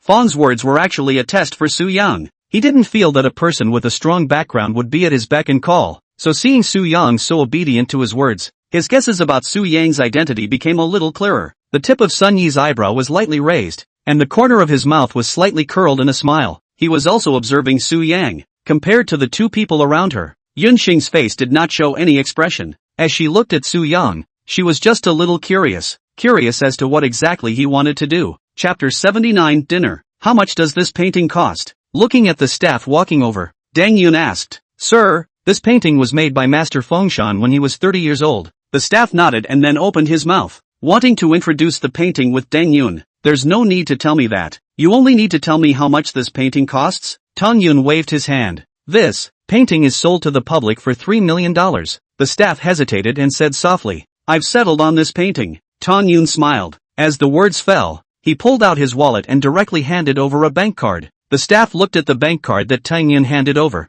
With his eyes flickering, the staff member said, Sir, this doesn't match. My name is Dang Yun. You can mention my name to Master Fengshan. Tang Yun smiled. Upon hearing this, the staff member's gaze froze slightly. After a moment, the staff member nodded. Yes, I understand. As the words fell, he took the bank card and turned around. Tang Yun stood in place, looking at the staff member. After the staff member left, Tang Yun looked at Su Yang and said, You see, sometimes buying a painting is as simple as that. Ha! Su Yang tugged down the corner of his mouth, revealing a smile. If you're still in school, which university are you attending? Dang Yun asked. Pear Blossom University. Although he was already a bit bored, Su Yang still answered Dang Yun. Pear Blossom University? Tang Yun narrowed his eyes slightly. He knew about Pear Blossom University and knew that it was a good university. However, Pear Blossom University was located in Yunzhou and did not occupy a favorable location, nor was it to the extent of a top-tier institution. And a school like that was not something in existence like theirs would choose. Pear Blossom University is quite good. However, why don't you come to Zhang University? Sunny opened his mouth and asked with a smile. Su Yang twisted his head and looked at Sunny. With a calm gaze, Su Yang said, It just so happens that I got into the exam. Ha! Tang Yun smiled. Smiling, Tang Yun said, taking the liberty of asking, Brother, what are you going to do after graduation? Are you looking for a job in Yunzhou, or are you looking for a job in Jianhai? If you ask me, young people should come to Jianhai. This is the right place for you to make your mark. I've started a little business of my own, as well as investments. Su Yang said softly, Oh, already started doing business? What kind of business? Tang Yun raised the tip of his eyebrows lightly down. It seemed to ask with some curiosity. Opened a cafe. Su Yang said truthfully, A cafe is good. Tang Yun's gaze flickered and he suddenly smiled. Then, he reached out his hand to pat down Su Yang's shoulder. Glancing at Sun Yi, Tang Yun looked at Yun Xing and said, Yun Xing, let's go sit in his cafe. Yun Xing raised his head and looked at Su Yang, and did not say anything. In Yun Xing, Su Yang faintly said, The cafe is a bit far from here. I'm afraid it's not very convenient. This way ah. Tang Yun's eyebrow tip flicked down. Let's all have a meal together. Sunny opened his mouth and said aloud. Brother, is it convenient? Tang Yun looked at Su Yang and asked again. It's possible. Su Yang had no reason to refuse, only nodding his head. Then let's go now. It's almost time for dinner. Tang Yun looked towards Yun Xing and said aloud. I'm alright. Yun Xing's gaze landed on Su Yang, and he said meaningfully. Take my car. Tang Yun added. 10 minutes later, Tang Yun and Sunny drove their cars and brought Su Yang and Yun Xing to a nearby upscale restaurant. After sitting down, without chatting for a few sentences, Yun Xing got up and said that he had to go to the restroom. After Yun Xing left, Tang Yun and Sunny landed on Su Yang. Su Yang was in the process of arranging the tablecloth in front of him, as if he didn't feel Tang Yun and Sunny's gaze. It wasn't until they spoke. Only then did Su Yang raise his head. What do you know about Yun Xing? With an indifferent tone, Tang Yun asked. Su Yang looked at Tang Yun and Sunny, keenly noticing the change in their expressions. Just now, when Yun Xing was there, the two of them still had a kind face. Only after Yun Xing left, the two changed their faces as if they wanted to interrogate themselves. Does this have anything to do with you? Su Yang also coldly lowered his face, his tone indifferent as he asked rhetorically. At those words, both Tang Yun and Sunny froze. They didn't seem to expect that Su Yang would dare to speak to them in such a tone. After all, it seemed to them that Su Yang was basically an ordinary person with little background, and facing an existence with a heavenly background like them, Su Yang should be trembling with fear. Yun Xing is our friend. Do you think this has anything to do with us? I'm telling you, I'm doing this for your own good. You'd better not get close to her again. Otherwise, I'm afraid you won't even know how you'll die. Tang Yun's face gradually grimaced as he said, Get yourself straight. A woman like Yun Xing is only worthy of Brother Tang. Existences like you have no idea what marriage is to a big family. She's not a woman you can touch. Get lost. Sunny also opened his mouth and said in a cold voice. Su Yang looked at the duo whose faces were somewhat hideous to the eye. His face remained calm. Reaching out his hand to pick up the teacup, slightly sipping a mouthful of tea, Su Yang smiled this. I do not understand people like you, nor do I want to. However, you shouldn't say these words to me. You should say them to Yun Xing. If you don't want her to befriend me, you should tell her to leave me, not me to leave her. I don't have the will, nor do I have the obligation. Ha, ha, Tang Yun suddenly laughed out coldly. He stared at Su Yang, his eyes as cold as ice. In his opinion, Su Yang was a sharp thorn between himself and Yun Xing. He had to remove this thorn. Only then could he be with Yun Xing. Only by being with Yun Xing, with the power of the Yun family, he would be able to ascend to the position of the Yun family's successor in one fell swoop. That was a position that could influence the entire Jianghai, and he would never allow anyone to stop him from ascending to that position. With an icy gaze, Tang Yun said, Do you know what the Tang family means in Jianghai? Do you know that as long as I want, I can make you disappear into thin air? Kid, don't get in Deng's way, and don't get in my way either. Otherwise,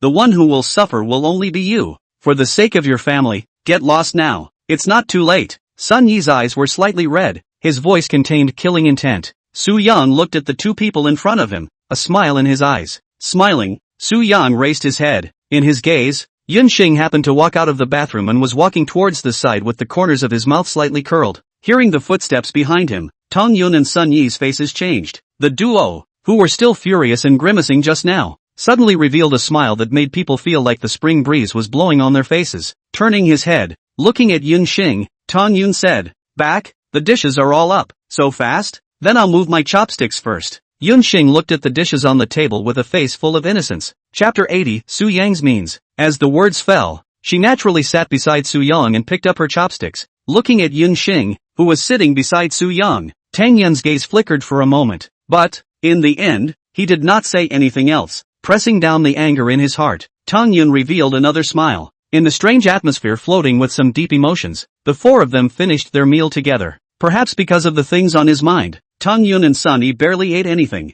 After finishing their meal, the four of them got up and left the restaurant. Standing outside the restaurant, Tang Yun's eyes narrowed slightly as he rushed Yun Xing. Let Sunny send this little brother back. I'll send you back. At these words, Yun Xing twisted his head and looked at Su Yang. I'm fine with both. Su Yang smiled. Su Yang's reply was a bit out of Tang Yun's and Sun Yi's expectations, and both of their gazes flickered slightly. Bon voyage. Yun Xing looked at Su Yang and said with the corners of her mouth slightly curled. As the words fell, she turned around, getting into Tang Yun's car. Seeing Tang Yun driving on the road, bringing Yun Xing up, Sun Yi twisted his head, his tone gradually icy as he said, Let's go. Get in the car. Good. Su Yan did not care about Sun Yi's tone and smiled. As the words fell, he sat in Sun Yi's car. Boom! Sunny sat in the driver's seat from the other side and closed the car door with a bang. Turning his head, looking at Su-young, Sunny turned the steering wheel and drove on. Su-young looked at the scenery outside the window, and it didn't take him long to realize that the car wasn't heading towards his own home.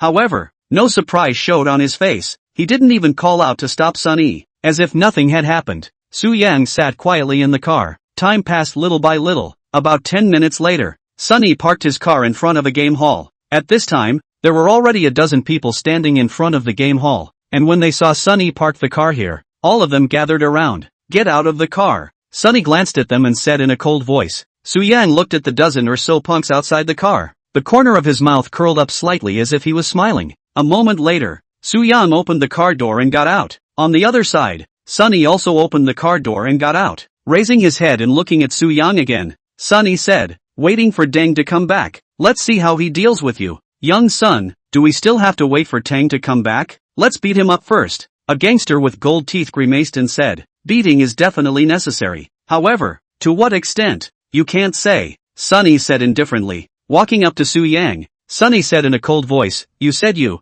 just admit your weakness earlier? Now you can't run even if you want to. Brother Tang and I definitely want to give you a lesson, so that you understand who can be offended and who cannot be offended. If you offend people like us, breaking one of your legs would be light. Ha! Su-young grinned, suddenly revealing a smirk. In Sunny's slightly stunned gaze, Su-young said, I don't quite understand. How did I offend the two of you? Not doing what you guys say is considered offending you? Who are you to not do what we say? What qualifications do you have to not do what we say? Do we need a reason to get you? Sunny pointed his finger at Su-young and said with a face of contempt. Got it. Su-young nodded lightly. Buzz dash. Suddenly, a roar of a sports car rang out from not far away. With the sound, Tang Yun drove his car to this place as well. In the midst of a gaze, after stopping the car, Dang Yun got out. Lifting his head to look at Su-young, Dang Yun walked over towards the side in large strides. Walking in front of Su-young, Dang Yun stopped and, looking at Su-young, he did not speak immediately. After a few breaths of time, Tang Yun faintly said, break his two legs. Upon hearing this, the surrounding dozen or so punks immediately shook their fists and moved forward, ready to follow what Tang Yun said and break Su-young's legs. Wait! Su-young suddenly raised his hand and said aloud. Upon hearing this, Dang Yun's eyes narrowed slightly, and the corner of Sun Yi's mouth curled slightly. Looking at Su-young, Tang Yun said, from the moment you provoked me, you have to pay for your words. These two legs, you won't be able to keep them today. I know, I'm just asking if I can make a call? Su-young asked. What? Delivering last words, ah? Sunny snorted and asked. You're not qualified to negotiate with us. Break his legs, Tang Yun said with a scowl on his face. As the words fell, he waved his hand, and he made the dozen or so punks who had stopped just now continue forward. There's nothing we can do then. Su-young shook his head helplessly. With the tip of his eyebrows lightly raised, Su-young extended his hand. Without giving anyone a chance to react, Su-young's right hand landed on Dang Yun's right arm. Gripping Dang Yun's arm like a dry land, he pulled Dang Yun towards himself. Then, Su-young turned around and stood in front of Dang Yun, looking at Dang Yun, whose face was twisted because of his body's tilt. Su-young slightly grinned, revealing his white teeth. In a matter of moments, Su-young raised his leg. His right foot brought out a residual shadow, smashing into Dang Yun's knee in a crisp and clean manner. Snap, snap, two extremely dry sounds were heard. With the sound, Tang Yun's knee was directly shattered by the huge force. Tendons and flesh snapped. Blood and flesh were blurred. Blood sprayed outward from Tang Yun's joints. The blood of the two otherwise normal legs was bared and pulled inward in a concave manner. Ah dash! Instantly, the bloodless Dang Yun let out a hysterical scream. At the sound, the smile on Su-young's face grew even wider. Pressing his right hand on Dang Yun's head, he dragged Dang Yun's body and lightly slammed it against the car window. Splat! Blood splattered on Dang Yun's head, but he also smashed a large hole in the car window. It just so happened that Dang Yun, whose face was covered in blood, was saved next to a piece of glass ballast. As long as Su-young made a downward move, this piece of glass ballast would be able to pierce through Dang Yun's neck, resulting in his life. No! Between life and death, the instinct to survive was greater than everything. Dang Yun subconsciously shook his head. Su-young did not press on. With a faint smile still hanging on his face, Su-young raised his head and looked towards Sun Yi, who was staring blankly, as well as the dozen or so gangsters around him. You. After a long time, Sun Yi opened his mouth, but he didn't know what to say. His voice trembled, and his body trembled as well. Everything that happened just now had exceeded his imagination. He never thought that Su-young would have such means. What's more, He hadn't expected that Su Yang would actually dare to charge Tang Yun, waste his 2 legs, and hold his life in his hands. Young son, we were careless. This is a tough guy. The gangster with gold teeth wriggled down his throat and said with a pale face. At this point in time, what they had to think about was no longer how to break Su Yang's 2 legs, but how to save Deng Yun. Ha! Su Yang laughed at Sun Yi and the punks in front of him. Then, he lowered his eyebrows. Looking at Deng Yun again, Su Yang asked, "Does it hurt?" "Ouch, it hurts." Deng Yun, whose consciousness was already blurred, subconsciously nodded his head. "If you feel pain, why do you still want to break someone's legs?" Su Yang asked with a smile. Chapter 81, A Kick in the Face. I was wrong. I was wrong. Let me go. Deng Yun's eyes were bloodshot as he subconsciously shouted. Su Yang, however, paid no more attention to him. He raised his head and looked at Sun Yi. "Can I call now?" "First, let go of Deng first, okay?" Sun Yi licked his lower lips and said with a trembling voice. At the sound, Su Yang lightly raised the tip of his eyebrows. His right hand suddenly pressed downward. Instantly, Deng Yun's throat was placed on the glass ballast. A smear of blood swooned out. Ah! Deng Yun let out a horrified scream. "No, don't!" Sun Yi subconsciously waved his hand. "Ha!" Su Yang tugged down the corner of his mouth. Smiling slightly, Su Yang said, "You think you're qualified to make demands from me? I'm asking you to promise me, not for you to talk nonsense to me. Make any more demands with me and he'll die. You fight. You fight." Sun Yi didn't dare to talk nonsense anymore, only bowing slightly and nodding his head. Su Yang pursed down his lips slightly, took out his cell phone and dialed the number. Moments later, the phone was picked up and Su Hu's voice rang out. "Son, don't move. I'll bring someone over right now." Upon hearing the voice, Su Yang raised his head, and as expected, he saw the figures of 2 black-clothed youths.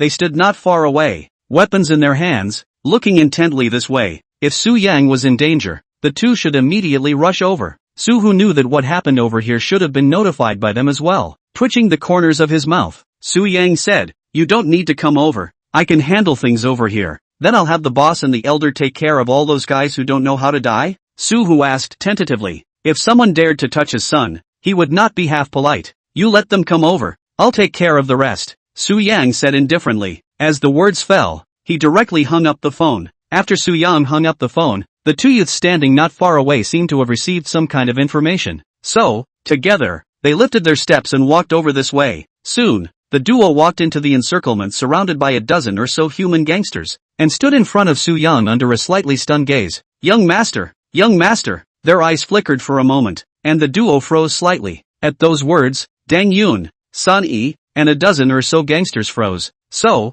these 2 were related to Su Yang? Moreover, they called Su Yang young master? So it seemed that Su Yang's background wasn't simple either? Some ungrateful guys, just teach them a lesson. Su Yang said indifferently. Yes. The duo nodded their heads together. Then, turning around under Sun Yi's slightly uneasy gaze, they raised their steps. With one step, it was like a tiger entering a flock of sheep. Without giving anyone time to react, the duo punched and kicked as if they were. The momentum was like a rainbow. Facing the 2 black-clothed youths, no one was a single enemy. Under their fists and feet, a bone was simply broken. Crisp and ear-piercing sounds rang out, accompanied by a scream. In just a few breaths of time, all the gangsters were put down on the ground by them. Listening to the screams around him, even Su Yang couldn't help but twitch the corners of his mouth. He had only said to teach a lesson, but he hadn't expected the 2 black-clothed youths to understand that the lesson would be so cruel and merciless. Under Su Yang, Deng Yun, who was already pale, became even more terrified. Sun Yi stood in place, his body trembling, his double strands shaking like chaff. Although the 2 black-clothed youths had not landed on him, he had been terrorized. Pa! One black-clothed youth kicked Sun Yi to the ground. Then, the other black-clothed youth swung the scimitar downwards in his hand. It landed right at Sun Yi's neck. Raising his head, the black-clothed youth said in a deep voice, "Young master, slaughter? No. Instantly, Sun Yi's face twisted as he let out a piercing to the core sound. At the sound, Su Yang twitched the corners of his mouth. He waved his hand, signaling not to make a move. Then, in an indifferent tone, he said, "I said just teach a lesson. You guys are too rude." As the words fell, Su Yang removed his hand on Deng Yun's head. With that, Deng Yun, who had finally regained his life, immediately fell to the ground. With his hand covering his broken leg, Deng Yun gritted his teeth, his gaze trembling, not daring to say much. Su Yang did not pay any more attention to Deng Yun as he raised his steps forward and walked in front of Sun Yi. With an indifferent gaze he raised his foot and kicked Sun Yi in the face. Boom! With a dull sound, Sunny fell to the ground. Looking at Sunny who fell to the ground, Su-young raised his right foot and stomped on Sunny's face. Lowering his eyebrows, Su-young faintly said, "Bullying is fine, but don't look for the wrong person." As the words fell, Su-yang's foot exerted a slight force. Ah dash! Sunny let out a hiss. Su-yang stepped on Sunny's face and walked forward step by step, and within a short while, he disappeared from everyone's sight. After Su-young left, the two youths coldly looked at Dang-yun and Sunny who were still kneeling on the ground. With an icy gaze, one of them said, "The Tang family and the Sun family are just a matter of 1 foot of the adults." As the words fell, the two turned around, their figures disappearing into a shadow. Tang-yun lay on the ground, his hand covering his knee. Seeing the silhouettes of the two youths disappear from his sight, Tang-yun suddenly opened his mouth and hissed, "Help! Help!" 2 minutes later, Su-yang stood on the side of the road, ready to take a taxi. Without waiting for him to get a cab, a red sports car drove into his sight. Stopping in front of him, Yun-shing pressed down the window, the corners of his mouth curling slightly as he looked at him with a smile. With a soft voice, Yun-shing said, "You didn't kill them, did you? If you don't like them, you should tell them directly," Su-yang said indifferently. As the words fell, he opened the car door and sat in the car. "Ha! They think that I can see their little minds. To be honest, I've seen a lot of men like them who covet my identity, and goodbye only makes me feel sick." Yun-shing bristled and said in a cold voice. Su-yang looked at the changing scenery outside the window and narrowed his eyes slightly. After a long time, Su-yang said, "What is your purpose?" "I want to be your girlfriend." Yun-shing smiled and said, "I'm asking your real purpose." Su-yang frowned lightly. Yun-shing was slightly stunned. A moment later, the corner of Yun-shing's mouth curled slightly as she said, "I want to be the head of the Yun family, but my chances aren't really great, and I need someone to help me." "You did everything just to get me to help you?" Su-yang asked with a light frown on his brow. "I do have a sincere heart for you." Yun-shing shook her head. Su-yang looked at Yun-shing with an icy gaze. Blinking his eyes, Su-yang said, "So what? What's the point of sitting as the Yun family's head? That will have to wait until I sit on it first." Yun-shing laughed. "Ha!" Su-yang pulled the corner of his mouth. He felt that he had nothing to talk about with a woman like Yun-shing. In silence, Su-yang looked out the window. 10 minutes later, Yun-shing drove the car to the gate of the Heavenly Garden. Chapter 82, Watching a Movie Together. "Thanks." After getting out of the car, Su-yang said, "Just thank you?" Yun-shing lightly raised the tip of her eyebrows, seemingly a little dissatisfied. At the sound, Su-yang turned around. Looking at Yun-shing, Su-yang said somewhat breathlessly, "Get it straight, it's me who did you a favor. You should thank me." "Then what should I do? I'll go to your house and accompany you for a while?" The corner of Yun-shing's mouth curled slightly as he said, "No need." Su-yang twitched the corner of his mouth. As the words fell, Su-yang turned around. "Thank you." Yun-shing looked at Su-yang's back and exclaimed. Su-yang didn't pay any more attention to her and walked into the gate of the neighborhood. Yun-shing sat in the car, blinking her eyes. After a long time, the corner of Yun-shing's mouth curled slightly as she said, "Interesting." As the words fell, Yun-shing turned the steering wheel before driving on the road. When Su-yang returned home, Su-hu happened to be at home. Looking at Su-young, Su-hu said in a deep voice, "Is everything alright, son?" "It's fine." Su-young shook his head. As the words fell, he walked into the bathroom and washed his face. Su-young walked out. Sitting on the sofa, Su-young squinted his eyes and said softly, "I'm going back to Yunzhou." "Are you going back?" "I'll go wherever you go. I'll go back with you." Su-hu immediately smiled. "I'm just asking you. I didn't ask you to go back with me. If you have something to do, it's fine to stay in Zhanghai." Su-yang said in a deep voice. "I'm fine." Su-hu shook his head. Su-yang no longer said anything more. Wiping his face, Su-yang got up and headed upstairs. Looking at Su-yang's back, Su-hu said in a loud voice, "Have you eaten? I'll ask someone to make something over." "I've eaten." Su-yang waved his hand. As the words fell, his figure disappeared around the corner of the stairs. Returning to his room, before he sat down on the chair, Su-yang's mind resounded with the voice of the system. "Please accept the task of the host, acquiring Gunstar Corporation. The revenue cycle is 1 month. The rate of return is 300%. Task target, Gu Genua. Psychological low price, $1.5 billion.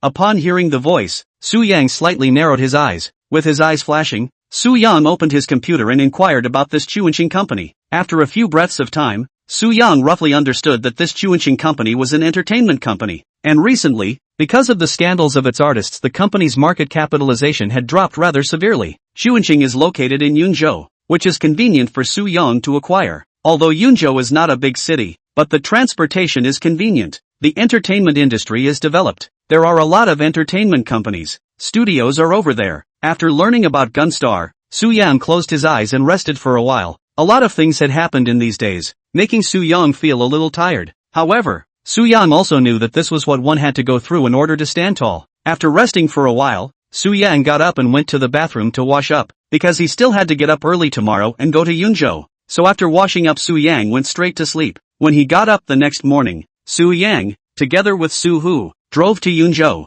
Returning to their home in Yunzhou, the two of them had a feeling of reuniting with the house in front of them after a long time. After cleaning the room, Su-yang sat on the sofa and turned on the TV. "Son, aren't you going out?" Su-hu looked at Su-yang and asked with a smile. At the sound, Su-yang raised his head and looked at Su-hu, blinking his eyes. Su-yang said, "If you have something you can go. I am fine. I just think you should have something," Su-hu said with a smile. As the words fell, he sat down next to Su-yang. At those words, Su-yang twitched the corners of his mouth. With a calm gaze, Su-yang said, "Are you idle? It's alright." Su-hu was a little embarrassed as he revealed a smile. Su-yang looked at Su-hu coldly. A moment later, Su-yang got up and headed for the door. "Son, go for it." Seemingly knowing where Su-yang was going, Su-hu said in a loud voice, "Will you shut up? What does it have to do with you?" Walking to the doorway, Su-yang said in a cold voice. As the words fell, he brought the door to his room with a bang. Leaving the house, Su-yang drove towards the neighborhood where Su-ching's family lived. 10 minutes later, Su-yang parked his car at the entrance of the neighborhood. Without waiting for him to make a call, a familiar figure walked out from the neighborhood. Su-ching was wearing a pale white long skirt. Her eyebrows were delicate as a picture. A touch of tenderness filled the depths of her eyes. Seeing Su-yang, Su-ching's gaze flickered for a moment as she walked towards Su-yang. "When did you come back?" Walking over to Su-yang, hesitating for a moment, Su-ching asked. Su-yang looked at Su-ching and could feel his joy. Thus, Su-yang directly stretched out his hand and hugged Su-ching. Feeling the warmth and softness in his arms, Su-yang softly said, "Just came back." Su-ching stayed in Su-yang's arms and froze for a moment. A moment later, Su-ching relaxed her body and also reached out her hand to hug Su-yang. Only after a long time did Su-yang let go of his hand. Lowering his eyebrows, looking at Su-ching, whose face was slightly red and whose eyes contained watery feelings, Su-yang said with the corners of his mouth slightly curled, "Have you eaten yet? Let's go eat together. I'll listen to you," Su-ching said with a soft voice. As the words fell, she stretched out her hand and took the initiative to hold Su-yang's hand. Holding Su-ching's hand, he brought her to the front of the car and the two of them sat in the car. With Su-ching in tow, Su-yang drove to the flagship store of Changfengtang. Before he came, Su-yang had already greeted the store manager here. So before they got out of the car, the store manager greeted them with a smile. "Mr. Su, please come inside." The store manager smiled and said, "Aha." Su-yang gently nodded his head. With that, he led Su-ching inside. Walking into the quiet restaurant, he sat in a window seat and waited for the food to be served. In a quiet atmosphere, Su-yang looked at the traffic outside. The corner of his mouth curled slightly as he said, "After dinner, let's go watch a movie together." "Why go to the movies?" Su-ching lowered her eyebrows and said softly, "Because I want to go to the movies with you." Su-yang stretched out his hand and held Su-ching's hand. Su-ching's face turned even redder. However, she did not break away from Su-yang's hand after all. Su-yang held Su-ching's hand, placed it near his mouth, and asked gently, feeling Su-ching tremble a little. The smile at the corner of Su-yang's mouth became even more unrestrained. At this time, the waiter happened to bring up the dishes. Before Su-yang let go of Su-ching's hand, sitting opposite each other, Su-yang and Su-ching ate the meal in a soft voice. After eating, the two of them went to the nearest movie theater and watched a movie. During the movie, Su-yang kept holding Su-ching's hand. The movie was a commercial blockbuster with some horror elements, so because of some scary scenes, Su-ching often couldn't help but lean on his body. After watching a movie, Su-ching's hair was a bit messy. After watching the movie, the two of them walked out of the movie theater. Sitting in the car, Su-yang drove Su-ching home. 10 minutes later, Su-yang parked his car in front of Su-ching's house. After getting out of the car, Su-yang stood opposite to Su-ching. Looking at Su-ching, with his eyes flickering, Su-yang reached out his hand and wrapped it around Su-ching's soft waist, letting her get close to him. Chapter 83 Bandits. Holding Su-ching, looking at the beauty with a slightly reddened face, Su-yang leaned over. "Don't!" Su-ching subconsciously opened her mouth and shook her head. The corner of Su-yang's mouth curled slightly as he said. As the words fell, he lowered his head. Holding Su-ching tightly, Su-yang savored the sweet taste. Only after a full minute did Su-yang raise his head. At this time, Su-ching's gaze was already disoriented and her face was scarlet. Her legs were flabby as she leaned in Su-yang's arms. and after a full few breaths of time, Su Qing murmured, "Bad egg." "Hey!" Su Yang grinned. Holding Su Qing, Su Yang did not say anything. Only after a long time, Su Qing struggled to get up from Su Yang's arms. Blankly glancing at Su Yang, Su Qing said, "I'm going back. Go back and rest early." Su Yang said with a smile. "Aha." Su Qing gently nodded her head. After another glance at Su Yang, Su Qing turned around and raised her steps. Su Yang stood in place, watching Su Qing's figure disappear from his sight before Su Yang turned around. In the middle of a night, Su Yang drove towards his home. On the road, Su Yang's face always wore a faint smile. Ah dash. Suddenly, a scream came from a shadow on the road ahead. At the sound, Su Yang first froze, then, subconsciously, his foot slammed down on the brakes. In Su Yang's mold, a schoolgirl-like woman was being covered by a middle-aged man with a collection and dragged towards a van. Seeing this, Su Yang's pupils contracted slightly. He subconsciously stretched out his hand and tried to open the car door. However, after a moment, Su Yang placed his hand on the steering wheel again. Looking at the woman who had gone from struggling frantically to gradually becoming powerless, Su Yang narrowed his eyes slightly. He did not do anything immediately. Watching the van traveling towards the road, Su Yang drove forward, slowly following the van in front of him. Almost 10 minutes later, Su Yang came to a very desolate suburb. At this time, the van in front of them seemed to have realized that Su Yang was following them, so it slowly stopped. Then, in Su Yang's cold gaze there were two people came down from the car. Both of them were big and thick. One was carrying an iron bar in his hand, and the other was carrying a machete, both with a fierce aura on their faces. Seeing this, Su Yang slightly narrowed his eyes, reaching out and touching a fruit knife from the car. Su Yang got out of the car.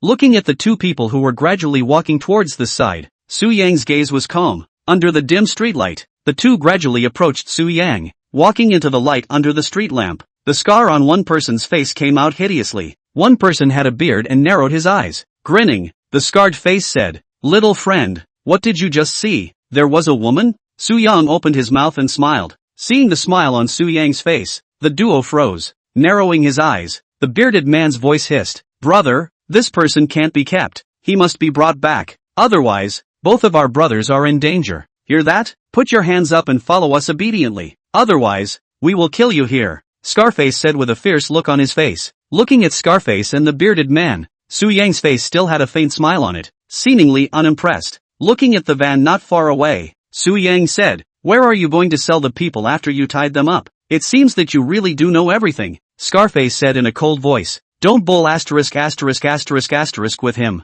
The bearded man clenched his teeth and said with a grimace. As the words fell, he raised his steps forward, ready to take down Su Yang first. Looking at the bearded man walking towards him, Su Yang slowly hunched his body. He had not only learned the art of fighting, but also the art of killing, and, over the years, as his body matured, Su Yang realized that his strength and speed had gradually become different from the norm. Therefore, facing the two guys in front of him, Su Yang still had full confidence. Seeing the bearded man walking in front of him, raising the machete in his hand, Su Yang sidestepped. First, he dodged the machete that the bearded man swung over. Then, Su Yang reached out and held the machete's arm. The fruit knife in his hand took the opportunity to fly up and down. Put, snap, plop. Moments later, Su Yang directly picked off the bearded man's hamstring. Then, Su Yang leaned down, and while the bearded man was holding his arm and screaming, the fruit knife in his hand plunged into the bearded man's thigh. Put, plop. In an instant, two more holes were made in the bearded man's thighs.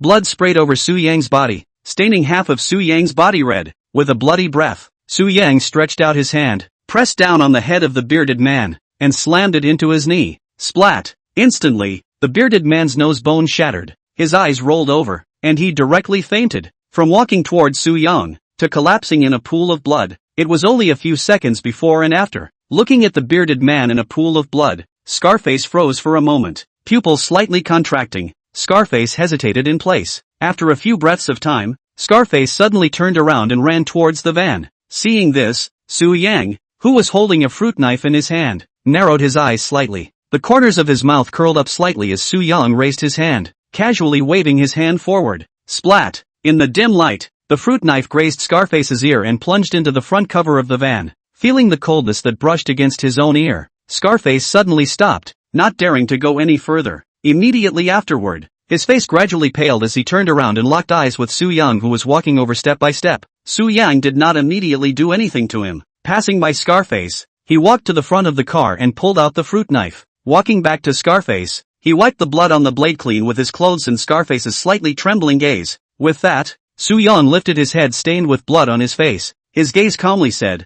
"I'll ask you once more, where are you going to get the people?" "Brother, we have no grudges in the past and no hatred in the near future. You don't have to." Scarface grinned, trying to say something. "Ha!" Soo-young pulled the corner of his mouth. Looking at the slightly stagnant Scarface, Soo-young said in a low voice, "She should still be a student. Not too old. She should have had a bright future. For the sake of money, to ruin a person's life in the cruelest way possible?" As the words fell, Soo-young turned around. While turning around, Soo-young's right hand swung back. With a light touch, it cut through flesh and blood, bringing blood with it. Scarface covered his throat with his hand, his face full of disbelief as he slowly went down to the ground. Boom! After a few breaths of time, Scarface's body collapsed to the ground. Soo-young took a step back and walked to his car, wiping himself clean of blood with a few paper towels. Then, putting the fruit knife into his right pocket before Soo-young walked towards the black van. Walking to the front of the car and pulling open the door, Soo-young saw the girl who was still unconscious. The girl's appearance was good, and her clothes were still neat. Chapter 84, Drawing the Sword in Chopping. With his eyes flashing for a moment, Soo-young reached out his hand and picked up the girl. After carrying the girl into his car and closing the door, Soo-young placed the car keys on the roof of the car, and then glanced into the distance. Without saying anything, Soo-young sat in the van and picked up a broken cell phone that was placed on the center control. The phone was unlocked. Soo-young slid the screen, opened the phone, and used a minute or two to find some information. Then, Soo-young drove on the road. After Soo-young left again, two black-clothed youths came out of the darkness, walking up to the car and glancing at the girl in the car. One of the black-clothed youths said, "I'll go after the young master. You take her back." "Good." Under the flash of his eyes, the other black-clothed youth gently nodded his head. As the words fell, the two split up. One got into the car and drove off, while the other went in the direction Soo-young had left. Soo-young drove the van and took 10 minutes to drive the car outside a dilapidated factory. After stopping the car on the side of the road and getting out, Soo-young walked inside. Outside the factory was the security room. The lights in the security room were on, and it looked like there were people inside. Soo-young deliberately slowed down his steps and slowly walked to the door of the security room. Standing in a shadow, Soo-young heard a voice inside the security room. "Sell this batch of women. We can make a lot of money again. Where can't we go to play at that time?" A man grinned, laughing. "TSK, that's true, but business is bad right now. There are more and more people staring at us. If we accidentally fall in, we'll all be finished." The other person said somewhat helplessly, "Be careful. What can go wrong? If you really can't, just go out and hide for a while." The person who spoke before said, "TSK, please be honest. These women are really good. If it wasn't for the fact that they can be sold for money, I wouldn't be able to resist doing it." The man with a glass of wine in his hand smiled lewdly. "Forget it. The boss said that we have to be disciplined as human beings. Just make money." A man shook his head, stopping the sounds inside the security room. Soo-young slightly narrowed his eyes, a touch of coldness emerging from the depths of his pupils. A moment later, Soo-young bent down and walked down the corner to the window below. With a leap, he entered the security room. Seeing a large living person suddenly enter, the two people in the security room were first stunned, and then their faces revealed a look of horror. You are." Soo-young did not allow them to finish their words. Holding a fruit knife in his hand, accompanied by two plop-plop sounds, Soo-young put down the two people, sniffing the air haloed with blood in the door. He walked towards a factory building inside the factory area that was still lit up, still deliberately concealing his figure. Soo-young felt his way through the darkness to the door of the factory. Standing at the door of the factory, Soo-young looked inside. Inside the factory building there were a few tables, and a dozen bare-chested guys were drinking and boxing at the same time. The smoke exhaled by the smokers lingered in the air above the factory building. Behind these people were two cages. Inside each cage were 4 or 5 women with frightened, desperate faces. Most of these women were not very old, around 30 at most. At this moment, they had already been tortured beyond recognition, and most of them had bruises and purple patches on their bodies. Looking at the situation in the plant, Soo-young narrowed his eyes slightly, his gaze flickering. He knew very well that it was impossible for him to sneak back in under these circumstances. Rubbing his nose, Soo-young walked out of the darkness. Most of the people in the factory building had not reacted by the time Soo-young walked to the door. It was only after a full few breaths of time that they realized that it was actually a strange fellow standing at the door now. Instantly, everyone's pupils contracted and they rose together. Wow! Boom! Moments later, everyone raised their heads and stared at Soo-young. Behind these people, the women in the cages also noticed the abnormality at the doorway, so a bewildered and incomprehensible emotion spread across their faces. they still didn't know what had happened. "Why did you come in?" A middle-aged man wearing a leather jacket and a duck-tongue cap with a shady dove-like appearance opened his mouth and hissed. Su Yang ignored the middle-aged man. Weighing the fruit knife in his hand, Su Yang walked straight forward, with one person against a dozen people. Knowing that there was a tiger on the mountain, he went towards the tiger mountain. "Who the hell are you?" Lightly furrowing the tips of his brows,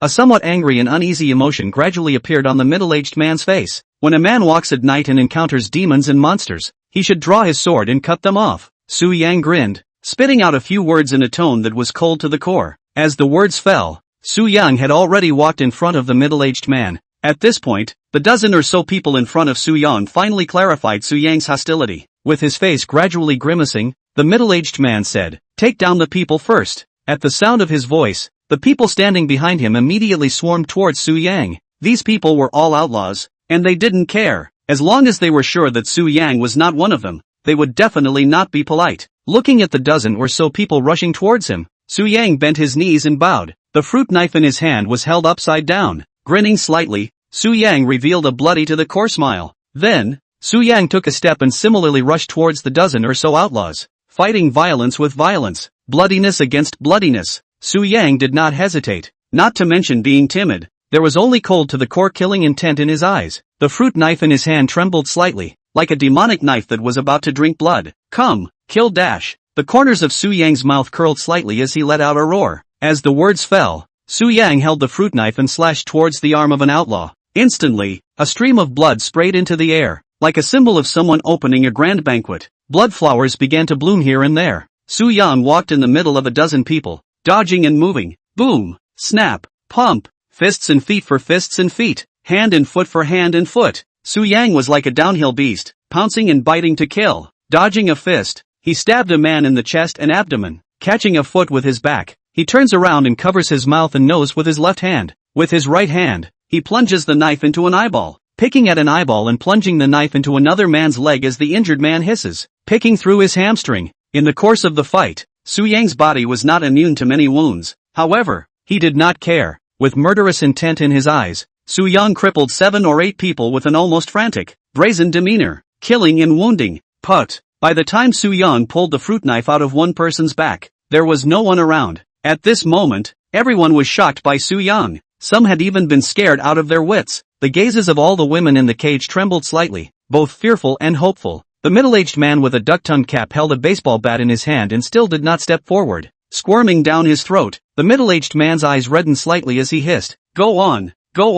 If we don't take him down, we're done for." Chapter 85, Suhu descends. Still no one stepped forward, as if they hadn't heard the middle-aged man's words. At this time, those who were still standing even tried to move backward, not wanting to fight with this devil-like guy in front of them. "Boss, this is a madman. Let us escape first?" Squirming down his throat, a guy with a blood scar on his body opened his mouth and astringently said, "Pa." The middle-aged man turned around and gave him a slap. With a scowl on his face, the middle-aged man said, "Escape? I ask, where can one escape to? The identity has been exposed. Escaping is still death. He must be made to die here." Still no one stepped forward, even though they knew that what the middle-aged man had said was right. Thinking of the terrifying battle power and crazy stance that Su Yang had just displayed, these people had been completely scared out of their wits. In the midst of a stagnant atmosphere, Su Yang tugged at the corner of his mouth, revealing a smile of utter contempt. Ha! He seemed to completely disregard the people around him, only treating them as ants. Leaning down, he used the clothes of a person on the ground to wipe away the blood on the fruit knife. With that, Su Yang slowly raised his head. Buzz! Suddenly, a roar of a car sounded. Boom! Then, a boom rang out. With the sound, the factory's fence was directly smashed by several Hummers. With their headlights on, the Hummers rammed into the factory area in front of the staring eyes of all the outlaws. Hoo. Immediately after, several helicopters came from far and near, hovering in the long sky of the factory area, surrounding all, looking at the helicopters in the sky, and then looking at the dozens of people who walked down from the Hummer. Among these people, a strong man with a bloody lotus flower on his head was imposing. He was striding over to the side. Looking at the strong man, everyone was silent, not even daring to move. Walking into the plant, facing the middle-aged man whose eyes trembled and subconsciously opened his mouth, Su-Hu kicked out. Boom! Su-Hu's right foot imprinted on the middle-aged man's chest. With that, the middle-aged man flew out backwards at once, smashing into a machine. His eyes rolled over and he directly fainted. At the same time,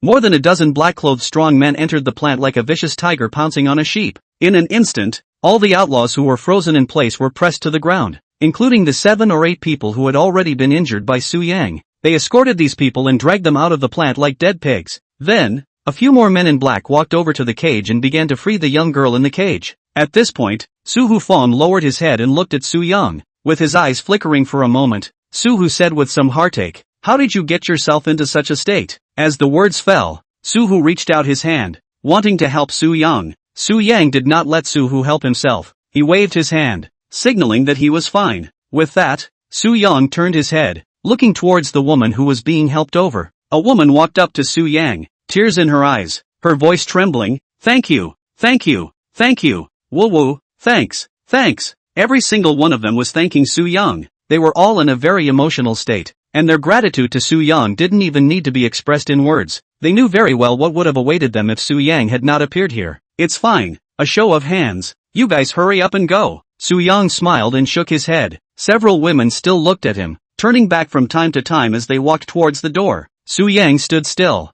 watching the several women get into the car. Su Yang put the fruit knife into his pocket. Looking at Su Hu, Su Yang faintly said, "You can handle things here, right? You're not hurt, are you?" Su Hu asked back. "I've said I'm fine." Su Yang shook his head somewhat breathlessly. Su Hu still looked at Su Yang, a worried look pervading his face. A moment later, Su Hu said, "I'll handle things here. You go home first." "Aha." Su Yang gently nodded his head. Then, without saying anything more, he turned around and walked outside. With Su Hu and his men around, there was naturally no need for him to drive himself anymore. A black-clothed youth drove Su Yang home. Returning home, Su Yang, who was covered in blood, first left his clothes in the trash, then walked into the bathroom and started to clean up the blood on his body. Standing under the rosette head, Su Yang observed the wounds on his body. He realized that his body was really different from normal people. Some of the shallow wounds were now healing, and some of the bruises were recovering, with no healings in sight. Who dash? Su Yang raised his head and exhaled a breath of air, having wiped his face at the same time. At this moment, his mood was still very calm, as if what happened before was not a thing. After washing up,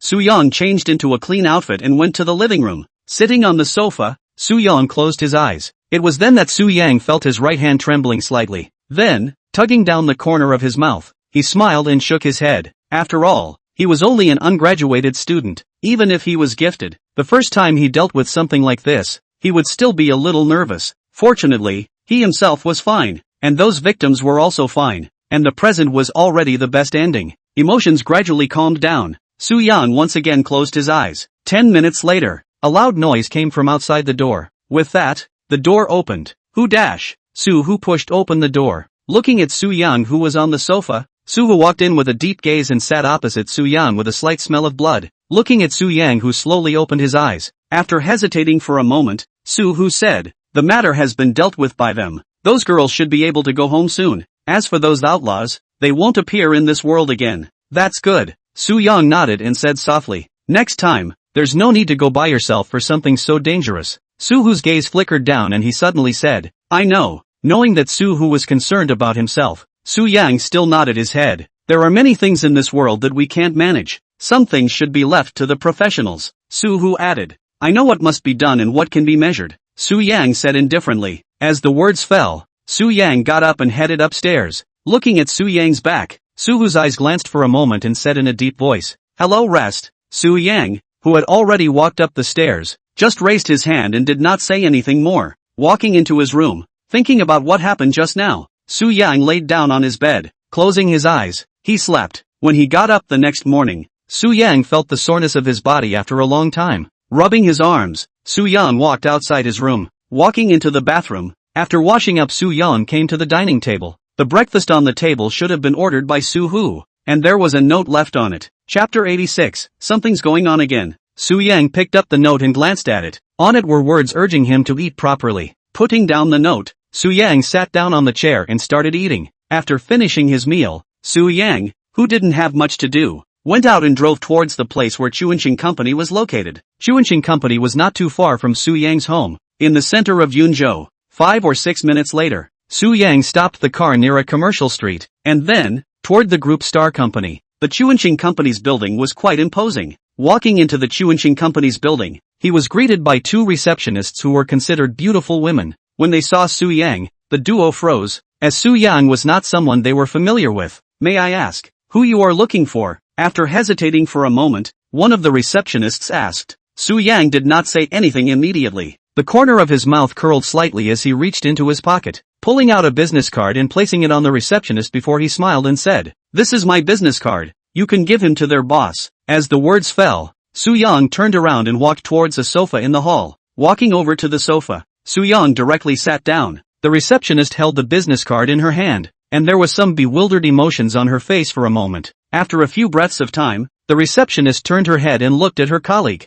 "You go ask the manager." After hesitating for a moment, the other receptionist said, "Good." Looking at Su Yang again, the receptionist holding the business card nodded lightly. With that, it walked towards the office area. Su Yang sat on the sofa and casually picked up an elegant book and read it. After handing out his business card, he did not care about the surrounding situation anymore. About 2 minutes later, the receptionist came over with a person somewhat nervously. The person who came was no one else. It was really Gu Jianhua, the chairman of Chuanqing Entertainment. Gu Jianhua appeared to be only in his 40s. His features were straight, and he should have been a handsome man when he was young. After walking quickly in front of Su Yang under the guidance of the receptionist, Gu Jianhua smiled and said, "Hello, it's Mr. Su, isn't it?" At the sound, Su Yang raised his head. After looking at Gu Jianhua, Su Yang got up and then stretched out his hand. Nodding lightly, Su Yang said, "Yes, I've heard a lot about you," Gu Jianhua said with some excitement. As the words fell, he turned his head and rushed the receptionist next to him. "Why don't you hurry up and pour a cup of tea for Mr. Su? Make it good tea." "Oh, okay." The receptionist subconsciously nodded. With that, it turned around and raised its steps, going to prepare the tea. "Mr. Su, let's go to the waiting room to talk." Gu Jianhua looked at Su Yang and extended his hand. "Good." Su Yang nodded his head. He also had no reason to refuse. Walking forward with Gu Jianhua, soon, the two of them walked into the waiting room together. As the receptionist placed the tea in front of him, Su Yang gently nodded his head and thanked him. "Mr. Su, I've heard of you before." Knowing that the acquisition of Qingfeng Hall, as well as the piece of land you acquired at Chengyu Group were both big deals, Gu Jianhua looked at Su Yang and smiled. "Since Mr. Gu has some understanding of me, then he should know what I'm here for, right?" Su Yang put down his teacup and smiled. 7 billion. If you are willing to offer up to that price, I will sell Chuanqing to you. Out of Su Yang's expectation, Gu Jianhua said very dryly. Upon hearing this, Su Yang was slightly stunned. Narrowing his eyes, he remained silent for a while before Su Yang said, "Since Mr. Gu has some knowledge of me, he should know how much money I made through my previous acquisitions. I think the people with those assets should be regretting it right now. So why don't you think that Cuner shouldn't be sold out? Mr. Su, you probably don't know that I don't have much ambition as a person. I just want to live my life peacefully, so I'm relieved to be able to sell it out, or sell it to someone like you." Gu Jianhua smiled and said. He did not address Su Yang's question head-on. However, what Su Yang said might have occurred to him as well. It was just that the company was indeed at the end of its days now, languishing, and he didn't think that anyone would be able to bring Cuner back from the dead. Right now, he only wanted to hurry up and get rid of this mess that was Cuner and get rid of this negative asset. Don't let himself answer the money in again. Therefore, he only hoped to hurry up and find someone to take over the business. Ha! Su Yang laughed. Of course he could hear that Gu Jianhua was dishonest. However, he did not pursue the matter. Smiling, Su Yang said, "Alright, however, you said 7 billion. This price I think is too high. Can you accept 15 already?" Upon hearing this, Gu Jianhua frowned lightly. If one were to look at it from the perspective of the percentage, Su Yang's counteroffer was not outrageous. However, because the base was only large, the difference of $200 million still made Gu Jianhua somewhat hesitant. Only after a long time did Gu Jianhua open his mouth. In a deep voice, he said, "Since you have your eye on Chuanqing, it means that Chuanqing definitely has redeeming qualities. So this 200 million isn't a matter of whether or not I'll back down, but rather, it's a matter of your determination. I think determination is 5 billion. Su Yang smiled. Gu Jianhua was silent once again, not knowing what to say. With his eyes flashing a few times, Gu Jianhua said, "In that case, then I can only ask you to reconsider." As the words fell, Gu Jianhua raised his head and made a gesture of sending off his guests. "Ha!" Su Yang laughed. No anger or disbelief showed on his face. Smiling slightly, Su Yang got up and headed straight out. However, before he reached the door, a figure suddenly pushed its way in. Under the slightly stunned gazes of both Su Yang and Gu Jianhua, the visitor glanced at Su Yang and then hesitantly rushed Gu Jianhua. Mr. Gu, Lu Xinghe, what happened to him? Gu Jianhua froze, his heart giving birth to some unsettling premonitions. He was photographed again, the visitor said with some difficulty. Upon hearing this, Gu Jianhua's face paled slightly. A moment later, Gu Jianhua turned his head and looked at Su Yang. Mr. Su, I think I can sign the contract now. Upon hearing this, Su Yang, who was standing in the doorway, raised his eyebrows lightly. He wasn't a fool, so he could naturally guess what might have happened, as well as why Gu Jianhua had created such a change in attitude. However, Su Yang did not care. With the corners of his mouth slightly curled, Su Yang sat back to his original position. Smiling, Su Yang said, Mr. Gu, you can draw up the contract now. Upon hearing this, Gu Jianhua was in a trance for a moment. He seemed to have just realized what his words just now meant. He was really going to sell Kuner. After a few seconds of silence, Gu Jianhua nodded his head. With that, he rushed at the person who had just entered the room. Hear that? Go draw up a contract. Yes. The person who had just walked into the waiting room turned around under his purple color. With that, he headed out in some confusion. He vaguely understood what had happened. So for a moment, he had the feeling of witnessing history. Su Yang sat on the sofa and waited for about 10 minutes before a contract was placed in front of Su Yang. Looking at Gu Jianhua across the table, Su Yang reached out and picked up the pen. 10 minutes later, Su Yang, who had already signed the contract with Gu Jianhua, arrived at the top floor of Chuanqing Group. Standing in front of the floor-to-ceiling window, Su Yang looked at Gu Jianhua. It belongs to you now. I'm the guest here. The corners of Gu Jianhua's mouth curled up slightly as he said with a somewhat complicated expression. Ha! Su Yang pulled down the corner of his mouth and laughed. Chapter 87 Meeting.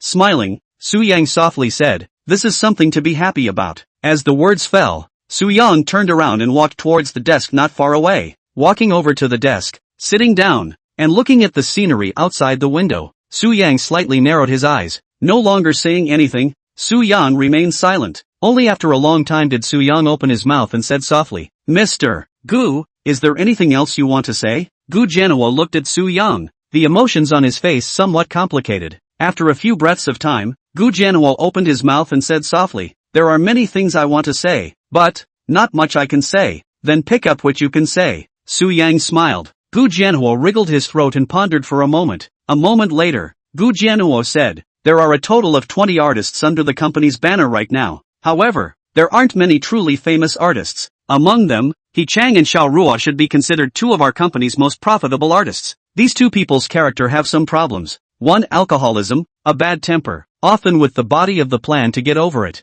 I can't manage either of these two. If there was a way, I wouldn't want to be like this now. What about the other one? Su Yang asked with the tip of his eyebrows lightly raised down. That's even more of a lunatic. She has absolutely no understanding of how to be a public figure. The problem is that the media doesn't care what you think. They'll just add fuel to the fire and help you get on the hot search. Gu Jianhua said rather helplessly. Su Yang did not ask Gu Jianhua any other questions. He already knew the general situation, and I'm afraid he would have to find out for himself if he wanted to go into more detail. Nodding his head gently, Su Yang said, if Mr. Gu doesn't mind. In fact, you can still take up a position at Kuner. How about being a consultant? Forget it, I'm already dizzy enough during this period of time in Kuner. I'm afraid I'll be short-lived if I stay in Kuner any longer. Gu Jianhua shook his head with a bitter smile. Then, Gu Jianhua pulled out a cigarette and handed one to Su Yang. Su Yang shook his head, signaling that he did not smoke. Gu Jianhua put the cigarette into his mouth and lit it. Highlighting a mouthful of smoke, Gu Jianhua said,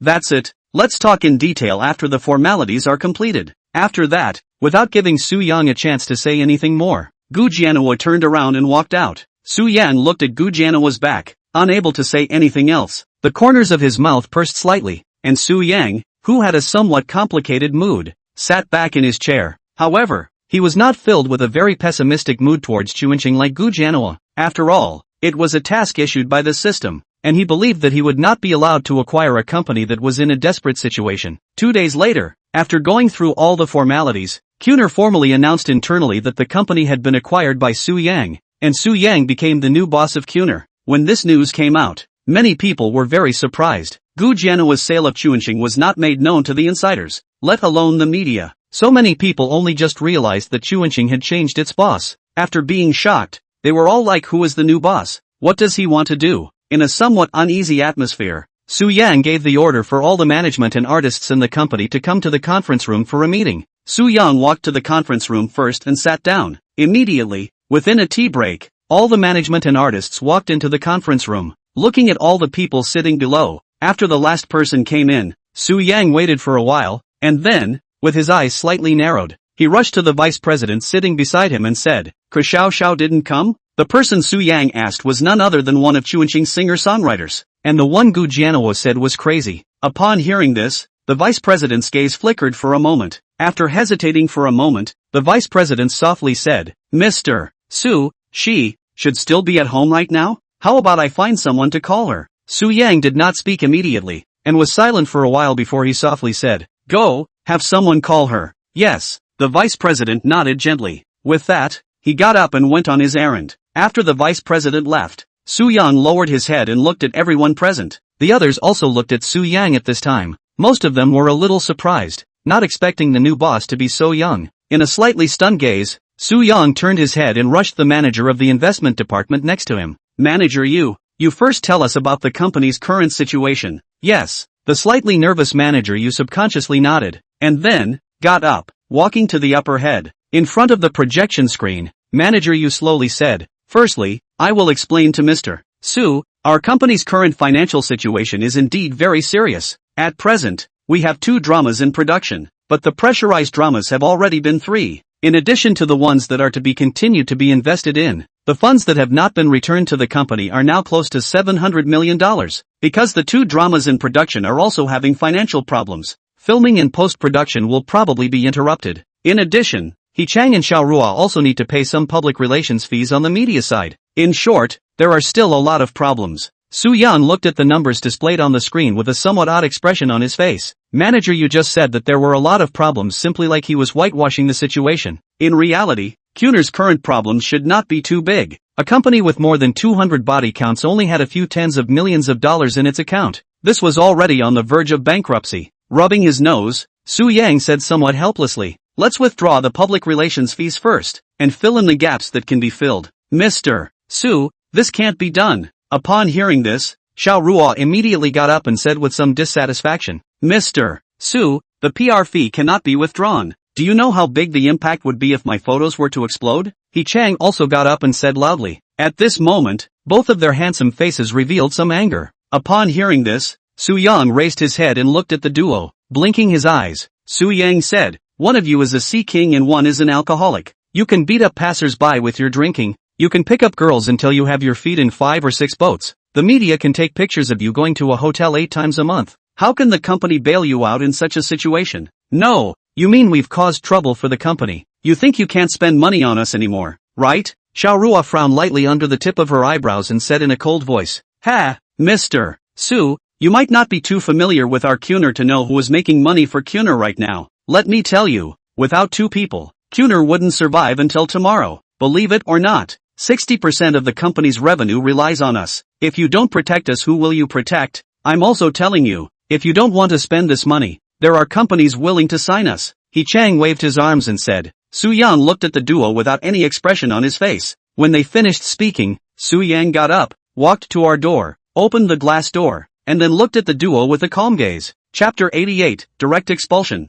At Su Yang's gaze, the duo froze. A moment later, the duo seemed to understand what Su Yang meant, so disbelief spread across their faces. With trembling eyes and a slightly trembling voice, Xiao Rua said, You want to drive us away? Kid, you're crazy, right? Away from us. Kuner is an empty shell. Gu Jianhua sold you more than $1 billion, but without us, this Thai company isn't even worth $1 billion, Xiao Rua said with a face full of incredulity. Ha! Su Yang pulled the corner of his mouth. He looked at Yi Chang and Xiao Rua and said in an indifferent and icy tone, I hope you guys understand one thing, and that is, if there is a grandpa in this company, then that person can only be me. If you want to be a grandpa, go out and turn right. Su Yang's words were said in a very nonchalant manner, words that Xiao Rua and He Chang hadn't heard in the 7 or 8 years that they had been in Xuanqing. As a result, the two of them became even angrier, deadly staring at Su Yang. After a few breaths of time, He Chang said, Good. You wait and see what this company would be like without us? Do you really think I care about staying in this Thai company? Let me tell you, if I cancel my contract now, the people who want to sign me can line up from this to Jianhai. Also, It's not that you're kicking us out today, it's that I don't want to stay. I'll change to another place and see how you can bankrupt Xuanqing, Xiao Ruo coldly said. As the words fell, the two of them looked at each other and walked towards the door. Raging, the duo passed Su Yang. Immediately conference room. Su Yang stood at the door. After the duo left, Su Yang turned around, as if nothing had happened, in a stupefied gaze back to the original position. After sitting down, Su Yang said, the TV series that have already been produced and the dailies of the TV series that are still in the process of being filmed are all brought over for me to look at. Yes, manager Yu subconsciously nodded his head. Immediately, he pulled out the dailies of several TV dramas and brought them to Su Yang. Su Yang then used the computer in front of him and began to watch the dailies of several TV series. Su Yang watched very quickly, almost dragging the progress bar all the time.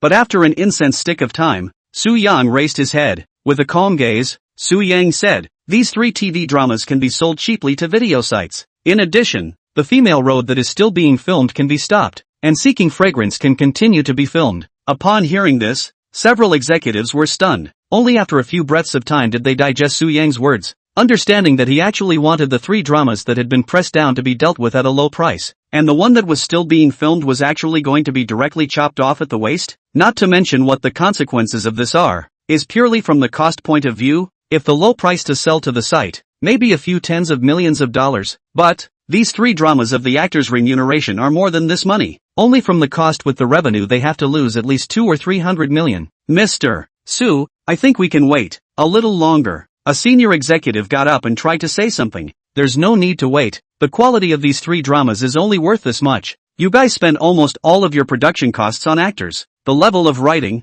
directing, and post-production special effects are all in shambles. How can you sell this kind of drama for a price? Besides, selling dramas also depends on the reputation. With our current reputation, why should we sell the drama to others at a high price? Su Yang said with an icy voice. No one was able to answer Su Yang. In fact, these people also knew in their hearts that there were problems with these few dramas, only that they held a chance mentality, wanting to rely on the fame of a few flow actors, thinking that they might be able to sell the dramas out. Now, since Su Yang had said so, they were also lawful to say anything and could only nod their heads. But, if the drama that's already being filmed is axed, we might not be able to get a penny back. One of the executives looked at Su Yang and hesitantly said, if we can't get it back, if this drama continues to be filmed, at least sell it and invest another 100 million. We don't need to spend this wasted money, Su Yang said indifferently. But, you said to continue to shoot the drama is why continue to shoot. The cost needed for this drama is even greater. To continue filming, at least it will require more than $100 million of follow-up investment. The senior who spoke up earlier couldn't help but ask. The reason is simple. There is no problem with the quality of this drama. The director and the screenwriter are both at a good level. So, not only should this drama be filmed, we're going to increase the investment and continue filming with a budget of $200 million, Su Yang said in a deep voice. What? At those words, everyone froze, and all of them exuded a shocked look. What? Does everyone have any opinions? Su Yang asked with a smile. Mr. Su, you should also know, we only have on our books right now. Manager Yu couldn't help but open his mouth and said with some difficulty. Don't worry, money is not a problem. I'll solve it. Su Yang smiled and said. Then, he looked at all of them and said, from today onwards, you all remember one sentence. What money can solve is not a problem here in my place. At those words, the people present froze again. They finally understood why Su Yang dared to directly stop the project, and also dared to sell the several dramas pressed in his hands cheaply. It seemed that the boss of acceptance Xuanqing had a lot of backbone. Yes. With eyes flashing, several executives nodded their heads and answered yes.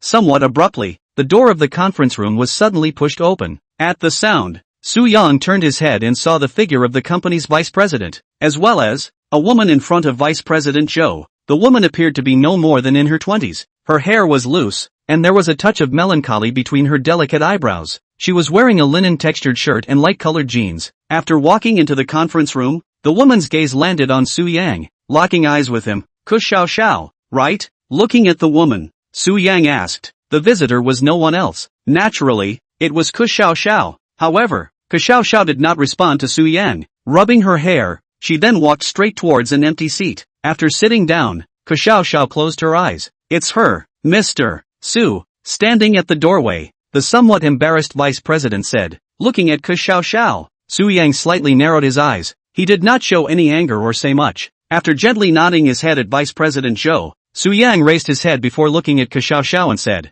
I called you here just to get to know you for a bit. You don't need to ask about misunderstandings. Xiao Xiao was almost paralyzed in her chair, and when she heard this, she only lazily lifted her hand, signaling that she had heard it. That's it for now then. Meeting adjourned. Su Yang said very dryly. Upon hearing this, the people sitting below looked at each other for a second. A moment later, all of them got up and respectfully greeted Su Yang before leaving the conference room in an orderly fashion. Su Yang sat on his chair and watched everyone leave the conference room. With that, only Su Yang and Xiao Xiao, who was still lying on the table, were left in the conference room. Only then did Su Yang realize that Xiao Xiao had been looking at himself with one eye open. Chapter 89, Turning the Tables. Ha! Su Yang tugged down the corner of his mouth, revealing a smile. It was certainly not without reason that he was so tolerant of Xiao Xiao. First of all, Xiao Xiao was a creative talent. The songs she wrote could make all first-tier and even diva-level singers rush to her, and almost 30% of Chuanqing's yearly revenue was directly or indirectly created by her. Secondly, he knew that Xiao Xiao was just a casual and loose person, not a low-quality person. Therefore, he could tolerate Xiao Xiao to a certain extent. You're rich, aren't you? Xiao Xiao looked at Su Yang and suddenly asked. At those words, Su Yang froze. With his eyes flashing, Su Yang smiled and said, not bad,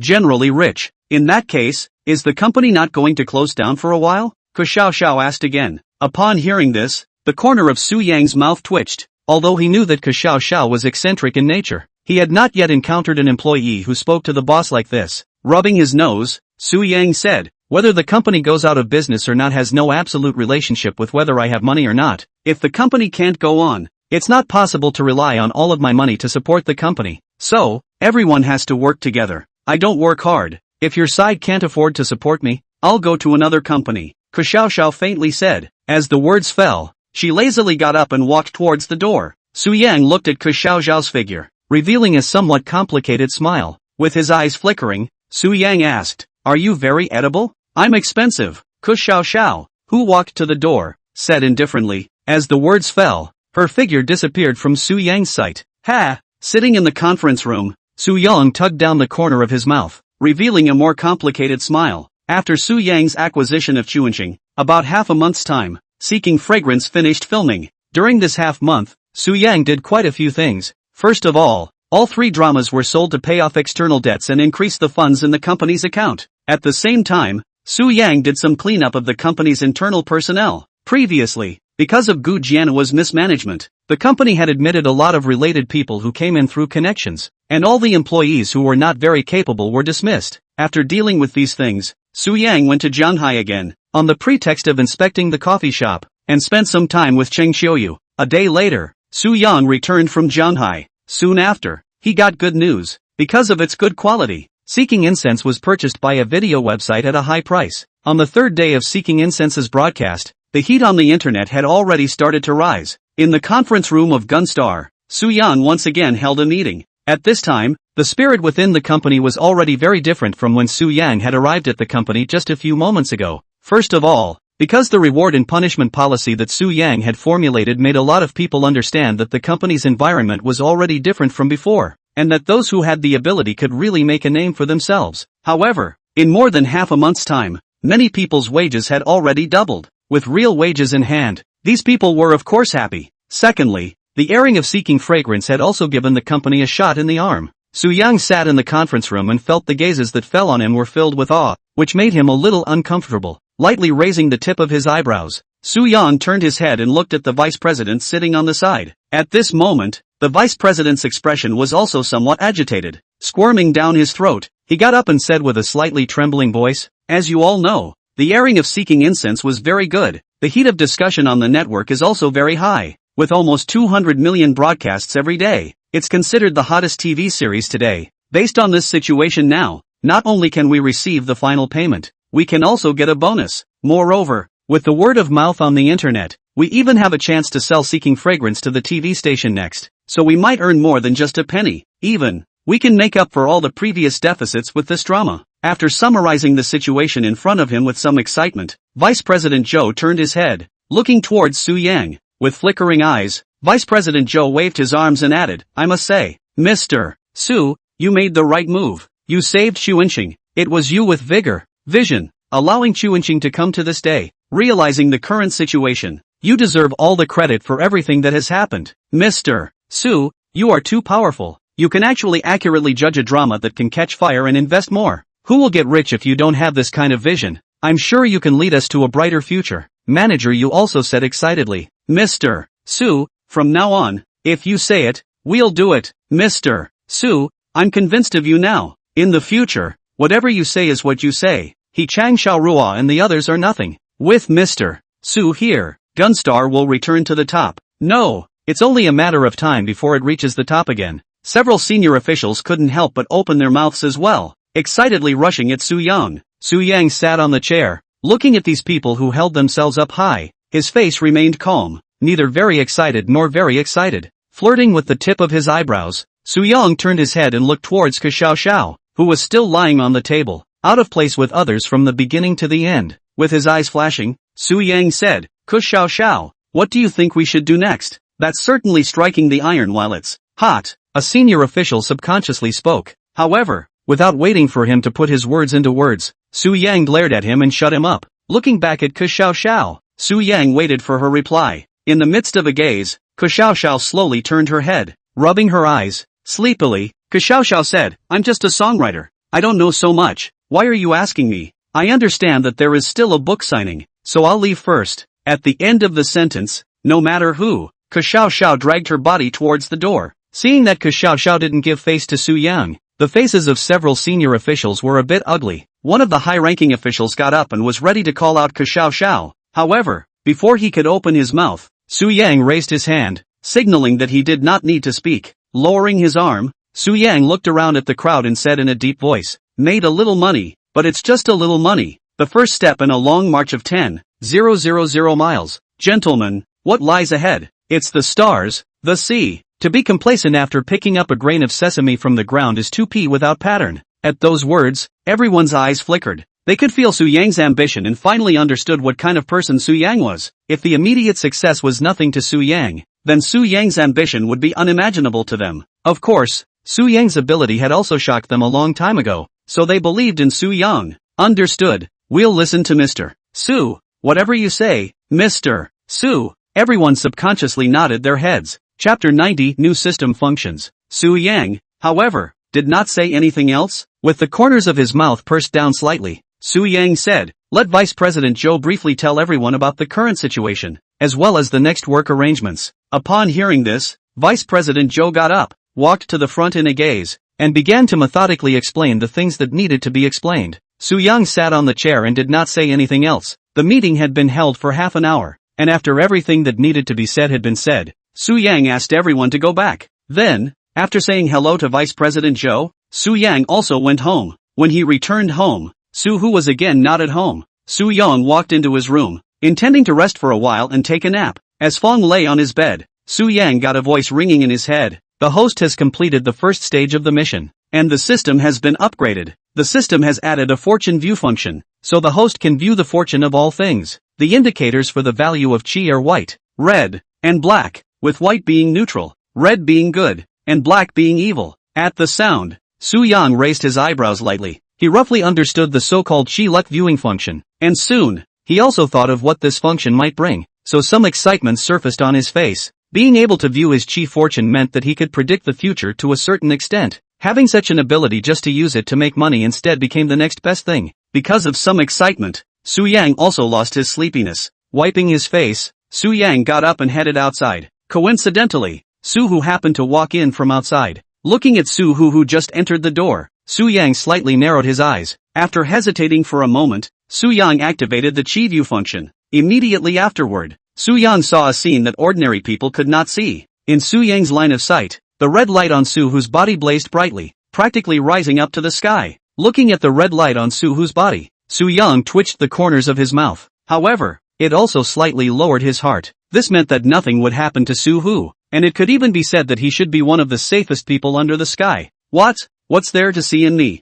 Su Hu, who had just walked through the door, said somewhat strangely. There's nothing to see. Su Yang bristled. As the words fell, Su Yang walked to the door to change his shoes, ready to go for a walk outside. Not staying at home for a little longer? I'll buy the food and eat at home together? Suhu rushed at Su Yang with some depression. I'm not hungry, Su Yang, who already had gone out, said indifferently. The words fell. He did not care about Suhu's somewhat mournful eyes, walked straight to the outside of the neighborhood. Walking out of the neighborhood, Su Yang came face to face with a person. Narrowing his eyes slightly, Su Yang once again activated the Chi Luck viewing function. Immediately, he realized that the person in front of him had a faint wisp of black chi on his body. Pa! Ouch! Right in front of Su Yang's eyes, the middle-aged man with a wisp of black chi happened to trip over a stone and fell towards the ground. Seeing this, Su Yang's gaze flickered for a moment, looking at the middle-aged man who was rubbing the sore spot while getting up from the ground. The corner of Su Yang's mouth curled slightly. However, in order to prevent the middle-aged man from saying that he was gloating,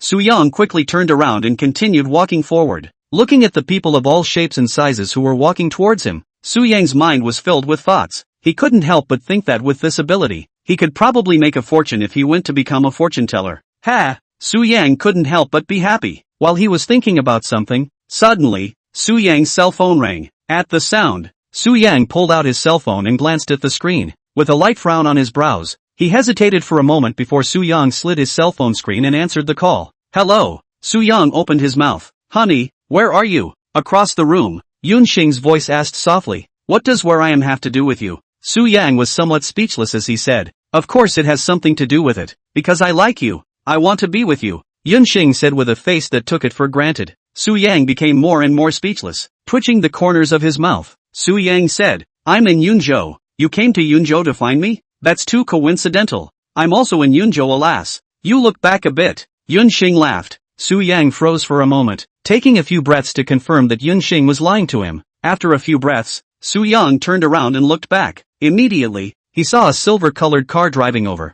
up to Su Yang's side and pressing the window. Yunxing then revealed a dreamlike pretty face, lightly biting her lower lip. Yunxing said, Get in? Su Yang looked at Yunxing in the car, blinked his eyes and said in a cold voice, Are you really a crazy person? Yunxing was still smiling, not getting angry or saying anything. She only stared at Su Yang, seemingly waiting for Su Yang to get into the car. Why should I get on the car? Helplessly, Su Yang asked. I came all the way from Jianhai to look for you. Isn't this reason enough? Yunxing smiled and said, Who? Su Yang let out a breath. Moments later, Su Yang stopped walking, pulled open the car door, and got into the car. Sitting in Yunxing's car, Su Yang's mouth pursed slightly. Where to? Su Yang asked. You'll know when we arrive, Yunxing said with the corners of her mouth slightly curled. Su Yang did not say anything more and only looked at Yunxing. Blessed to the core, Su Yang used the Chi Luck viewing system on Yunxing. With that, Yunxing's Chi fortune surfaced before Su Yang's eyes. However, the moment he saw Yunxing's Chi, Su Yang lacked a slight stare.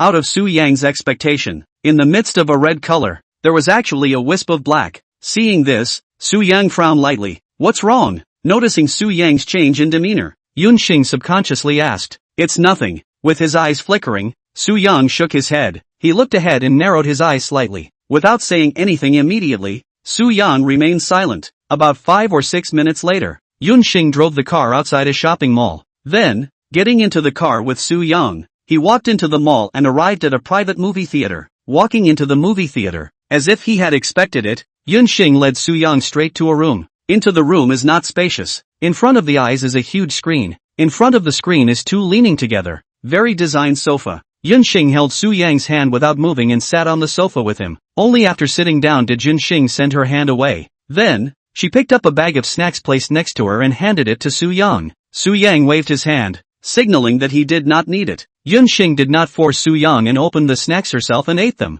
At this time, the movie had already started playing, and Yunxing raised her head to look at the screen. Su Yang still looked at Yunxing's side face. After hesitating for a while, Su Yang suddenly said, Shall I show you guys my palm? What?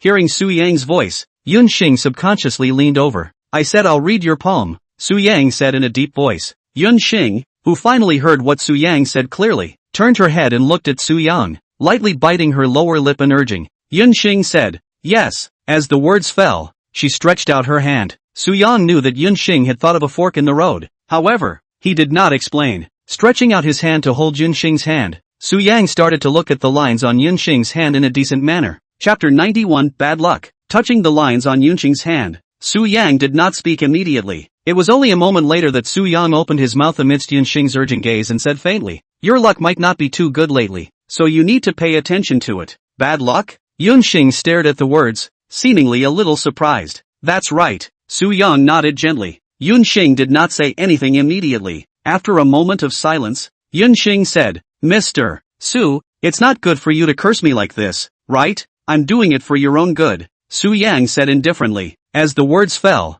Su Yang let go of Yunxing's hand and raised his head. Looking at the screen, Yunxing twisted her head and looked at Su Yang's side face, not saying anything immediately. After a few breaths of time, Yunxing said, What should I do then? Can you protect me? Su Yang could hear the playfulness in Yunxing's words and twitched the corners of his mouth. Wrinkling his nose, Su Yang said, As long as you pay a little attention, it shouldn't be a big deal. Is that so? Yunxing lightly bit her lower lip, the corner of her mouth slightly curled. Su Yang didn't bother to say anything outside, only nodding his head gently. From a certain aspect, he was right. The black chi on Yunxing's body was not obvious. The red chi was even more so. It shouldn't be that there was any major problem. Alright, I'll listen to you. Yunxing smiled and nodded. As the words fell, she stretched out her hand and took Su Yang's hand, leaning against Su Yang's body. Su Yang twisted his head, looked at Yunxing, and twitched the corner of his mouth. He could see that Yunxing did not take what he said to heart. However, he didn't bother to say anything else. Raising his head, he continued to watch the movie. The movie was a literary film that was a bit obscure and boring for normal people. After finishing the movie, Su Yang twisted his head, removed Yunxing's arm under her somewhat sorrowful gaze, and then got up.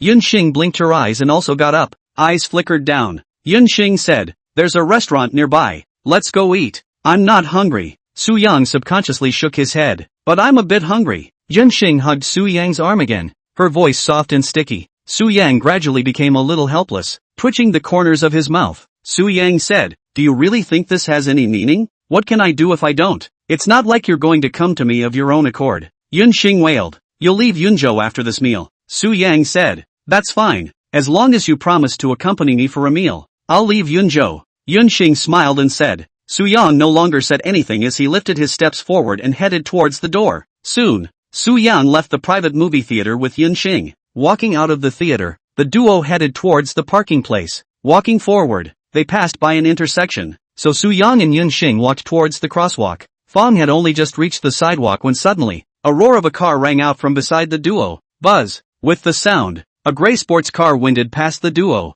Because the speed of the sports car was too fast, it almost brought to Yunxing. However, even so, Yunxing stumbled and fell directly backward. Seeing this, Su Yang subconsciously stretched out his hand to first hold Yunxing, who was about to fall to the ground. At the same time, Su Yang kicked his foot forward and kicked a stone on the ground. The stone flew up from Su Yang's toes and smashed onto the sports car that had already driven to the middle of the intersection moments later. Splat! Instantly, the stone smashed a piece of glass of the sports car. Only after watching the sports car's automobile glass being smashed did Su Yang lower his head, his gaze falling on Yunxing. Yunxing's body was delicately soft as she lay in Su Yang's arms, her face slightly flushed, lightly biting her lower lip as her gaze trembled slightly. She frowned lightly and pointed her eyebrows, seemingly in some pain. What's wrong? Su Yang subconsciously asked. The foot is a little painful, Yunxing's voice softly said. Upon hearing this, Su Yang lowered his eyebrows, and then realized that Yunxing's right ankle was already a little red and swollen, so his eyes flickered with a flash of worry. Supporting Yunxing, he made her go to a nearby chair and sit down first. Then, Su Yang squatted down and prepared to tighten Yunxing's shoelace first, then went to find something icy to ice Yunxing. Someone is coming over. The pitiful Yunxing's eyes flickered for a moment and suddenly said. She looked at the youth who was angrily walking this way with sunglasses, and a touch of tenderness and uneasiness flashed through her eyes. At the sound of his voice, Su Yang, who was helping Yunxing tighten her shoelaces, lightly raised the tip of his eyebrows. With that, Su Yang got up and looked at the youth who was walking over step by step. Are you damn sick? Smashed up my car, you know. I'm telling you you're finished. Compensate me for my car. The sunglasses youth waved his arms and shouted. Su Yang, give him the money, just take me out of here first. Yunxing tugged down Su Yang's clothes and said softly. At the sound of his voice, Su Yang turned his head and looked at Yunxing. There was a somewhat surprised look in his eyes. In his impression, Yunxing had always been an arrogant, bossy, and reckless image, and he had never thought that she would also have such a soft side, although he didn't know if Yunxing was pretending. Nevertheless, Su Yang said, Don't worry, I'll handle it. As the words fell, Su Yang raised his head and looked at the youth again. With an icy gaze, Su Yang said, You almost bumped into someone just now, do you know that? Did I bump into someone? Is she dead? Since she's fine, what gives you the right to smash my car? Do you know how much this car of mine costs? I'm telling you, it's not over. You can't leave today. If you don't pay me the money and fix my car, I'll get someone to break your legs, the sunglasses youth said with a fierce look on his face. Soo-young looked at the sunglasses youth, still without much expression on his face. He reached out his hand and pulled out his wallet, then pulled out a card and handed it to the youth. With an indifferent tone, Soo-young said, "There is $5 million in the card. The password is 6 sevens. It should be enough to compensate you for this car." Upon hearing this, the youth froze. He did not think that Soo-young would really compensate his car. Really have the money to compensate his car? After freezing for a while, the youth received the bank card with a light frown on his brow. With that, the youth walked towards an ATM not far away. After a tea time, the youth came back and stood in front of Soo-young again. Looking Soo-young up and down, the youth said, "Didn't see it. You're still a rich man. Enough money, right?" Soo-young asked. "Count yourselves lucky today. That's it. Grow some eyes yourself in the future," the youth said in a cold voice. As the words fell, the youth turned around, ready to leave. "Wait," Soo-young suddenly spoke, calling out to the youth. At the sound of his voice, the youth froze, turning back with some consternation. Looking at Soo-young, the youth said with some impatience, "What else do you have going on? Don't be endless." "Ha!" Soo-young pulled the corner of his mouth. Smiling, Soo-young raised his steps forward and walked to the youth in front of him in his somewhat bewildered gaze. With a single reach, Soo-young yanked the youth's hair, pulling it downwards. Chapter 92. What is too clear? The knee went upwards. Pa! Soo-young's knee slammed into the youth's face, causing snot and blood to flow from the youth. "Ah dash! Ah! You!" The youth cried out in pain as his body commiserated. Still yanking the youth's hair, Soo-young dragged the youth to Yun-shing like a dead dog. In Yun-shing's somewhat bewildered gaze, Soo-young squatted down and stared at the youth. "I've already compensated you for the money you asked for. Now it's your turn to apologize to her. Kowtow 3 times and say 3 times sorry. Then, you can break your own legs when you step on the gas. That's it. We're done." The youth's eyes trembled as he heard this. Strongly enduring the pain, the youth struggled to get up while saying incredulously, "What are you doing? You crazy person? You dare to hit me? You son of a bastard, asshole." The corner of Soo-young's mouth curled up slightly as he looked at the youth whose mouth was still not dry. Without any hesitation, Soo-young kicked out. Boom! Soo-young's right foot landed on the youth, instantly, causing the youth to fly out backwards. "Ha!" Soo-young pulled the corner of his mouth. Taking another step forward, he stood in front of the youth whose face was twisted and his eyes were filled with terror. Condescending and overbearing, Soo-young continued to kick the youth like a dead dog. Boom! Ah! Boom! Ah! Soo-young wasn't polite, using all his strength in every kick. Under Soo-young's feet, the youth kept struggling, trying to escape. However, there was no use. Soo-young was always able to kick the youth's body with every kick, leaving him nowhere to escape. "I was wrong. Don't hit me anymore. Don't hit. I don't want the money. I don't want it." Seeing that he was really going to be beaten to death by Soo-young, the youth finally begged for mercy. While begging for mercy, the youth pulled out his bank card and threw it in front of Soo-young. Soo-young looked at the bank card that was thrown out and lightly raised the tip of his eyebrows. However, the already raised foot still kicked downright. Boom! Another kick was imprinted on the youth's face, causing the youth's head to slam into the ground. Looking at the youth who had already rolled out his white eyes, the corner of Soo-young's mouth curled slightly as he leaned down, picking up the bank card from the ground and placing it back in his wallet. When he raised his head, Soo-young realized that there were already quite a few people who had gathered around and were pointing at them. Shaking his head, Soo-young no longer cared about the lingering youth. He turned around and walked back to Yun-shing. With a calm gaze, Soo-young said, "Get in the car first. I'll take you to the hospital." Yun-shing looked at Soo-young,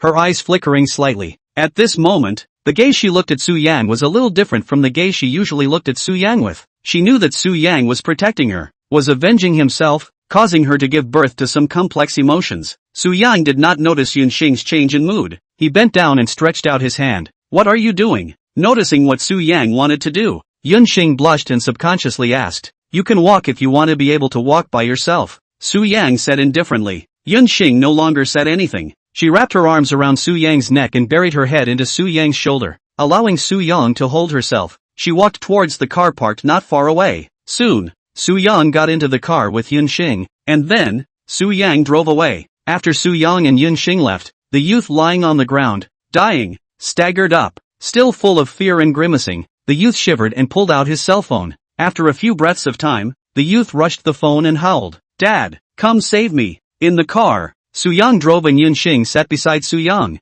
Because of the painful sensation at her ankle, Yunxing was still frowning lightly. Looking at Su-young, after hesitating for a while, Yunxing said, "There's no need to go to the hospital. Right, it's just a sprain. It'll be fine after resting for a while." Hearing this, Su-yang's gaze flickered down. After hesitating for a moment, Su-yang said, "Then let's go to the supermarket first. I'll buy some ice for you to ice compress it." Aha! Yunxing looked at Su-young and gently nodded her head. Because Yunxing's gaze kept falling on him, Su-yang was slightly uncomfortable. However, considering Yunxing was injured, he did not say anything more. 2 minutes later, Su-yang drove to the entrance of a supermarket. Letting Yunxing stay in the car first, Su-yang got out of the car and helped Yunxing to buy ice. After another 2 minutes, Su-yang bought the ice back. Holding the ice cubes in his hand, Su-yang sat back in the car. With that, Su-yang bent down, lifted Yunxing's leg and placed her foot on his lap. Holding Yunxing's shoes in his hands, he helped her untie the laces and take off her shoes.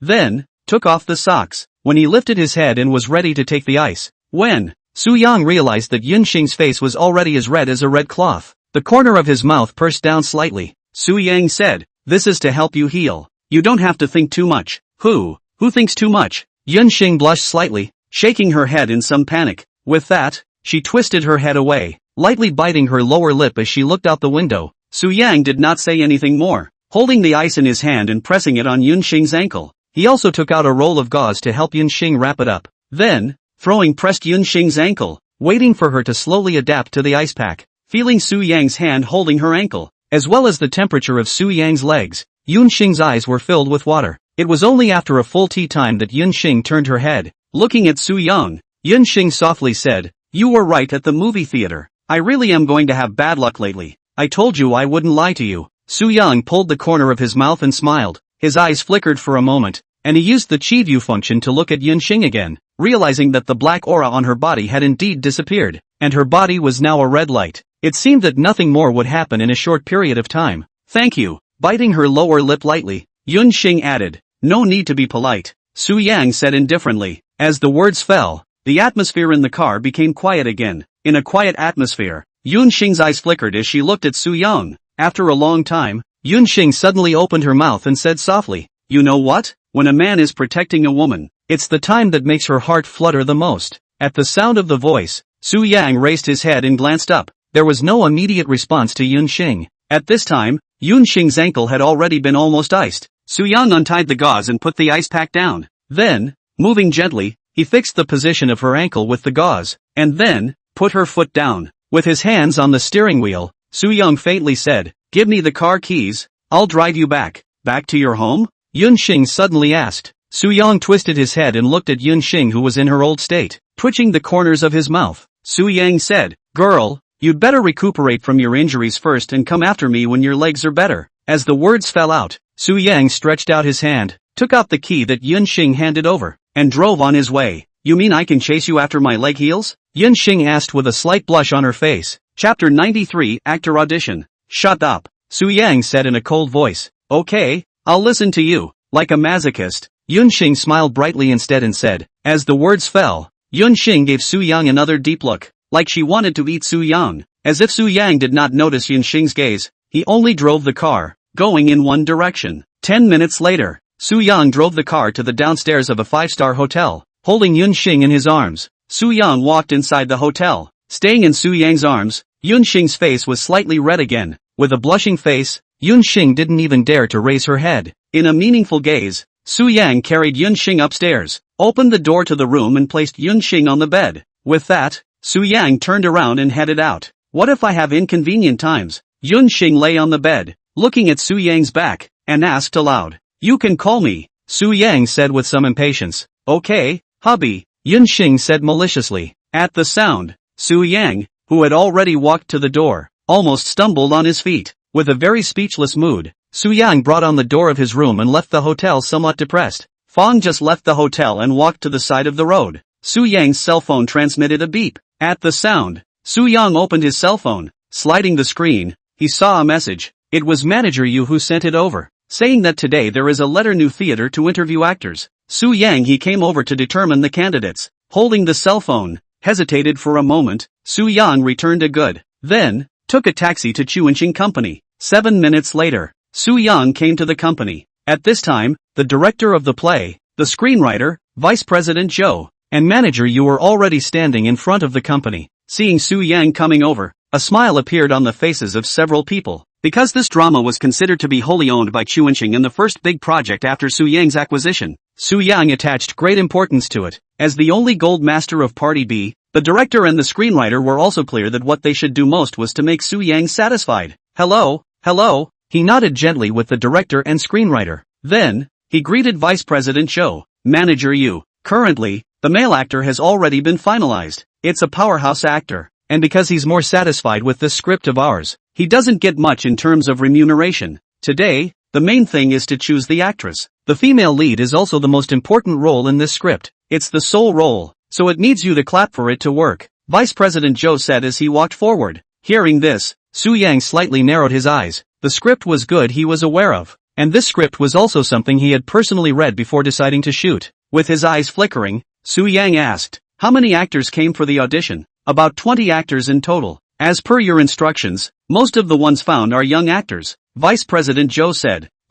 Su Yang gently nodded his head, not saying anything more. After walking into the company, Su Yang went all the way to the audition place. 2 minutes later, Su Yang arrived at the room where the audition was taking place. In another relatively empty room, 24 actresses were waiting somewhat nervously. Su Yang sat on a chair and watched as manager Yu called an actress in, and then the actress began her audition. Upon seeing Su Yang, the actress seemed a bit surprised, not quite sure why someone so young was sitting where he was. However, he quickly devoted his attention to the audition process. The audition was mainly handled by the director and the screenwriter, and Su Yang was just watching from the side. From start to finish, Su Yang did not say anything, because there were a lot of actors. The audition process was also a bit long. Without realizing it, more than 2 hours passed. "Hello several teachers, my name is Yu Man." An actress with a somewhat plasticized face walked in and introduced herself very confidently. It seemed that the actress in front of her was somewhat unusual. Manager Yu quietly approached Su Yang and whispered, "Mr. Su, this person is the goddaughter of a bigwig in the film industry. This has something to do with the audition?" Su Yang lightly raised the tip of his eyebrows and asked, "It's not related." Manager Yu subconsciously shook his head. "Then audition as usual," Su Yang said indifferently. Manager Yu nodded lightly and said nothing more. Raising his head, he resumed looking at the actress in front of him. Under a single gaze, Yu Man's face exuded complete confidence. She certainly knew how big her background was. Simply put, ever since she had followed that big brother, almost all of her auditions had been successful. Because almost everyone in the industry knew how big that big brother's was, so they would rather hold their noses and let her take the role than dare to offend the big brother. Now that she had her eye on the female lead role in this drama, she already felt that the role was hers. With complete confidence, Yu Man could even be said to have perfunctorily acted out a segment within the drama. After the performance, Yu Man smiled and raised her head, waiting for the people in front of her to confirm the identity of the lead actress. When she looked at the other actresses, Yu Man was already in a victorious posture. However, out of Yu Man's expectation, lightly picking down the tip of his eyebrows, Su Yang faintly, "Alright, you can go."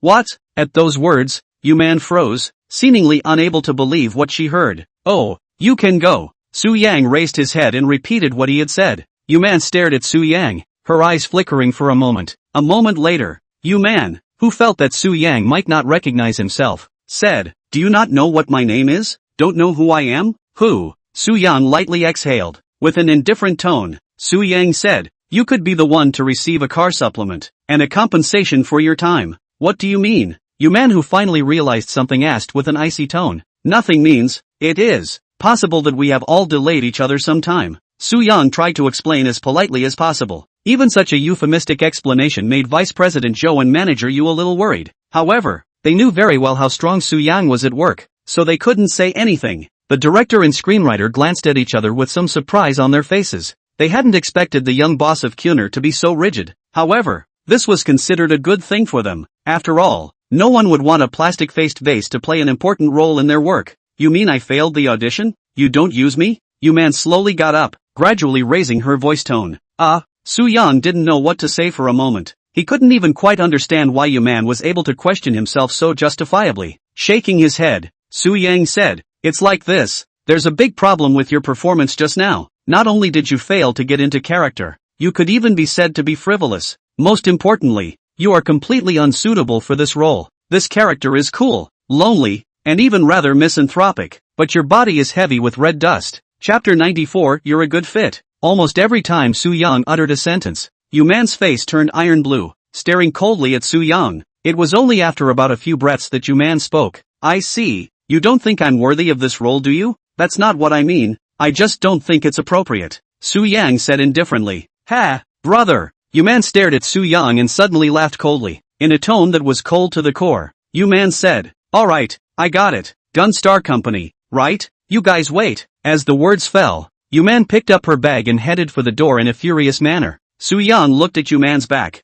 and only after Yu Man left did he spit out 2 words from his mouth. Don't see me off, Mr. Su, this Yu Man, and that big brother. On the side, Vice President Zhou looked at Su Yang, somewhat worried with a desire to speak. What do you want to say? Straight, Su Yang light. Previously, there was a company that also did not use this actor. Then, their company's movie was released without scheduling, and no one dared to buy the TV series, and now it has gone out of business. Vice President Zhou said in a deep voice, going out of business is fine. Even if the company goes out of business, this role can't be given to her. I don't like to spoil things, and even more so, I don't like to spoil my own things, Su Yang said in a cold voice. At those words, the screenwriter was a bit agitated. After all, he had written this script, and to be recognized by Su Yang, and to be guarded like this, it gave a feeling of having met Bull. It even gave birth to the emotion of a scholar dying for a friend who understands him. Beside the screenwriter, the director was equally a bit excited. They could all see that Su Yang was someone who wanted to make serious works,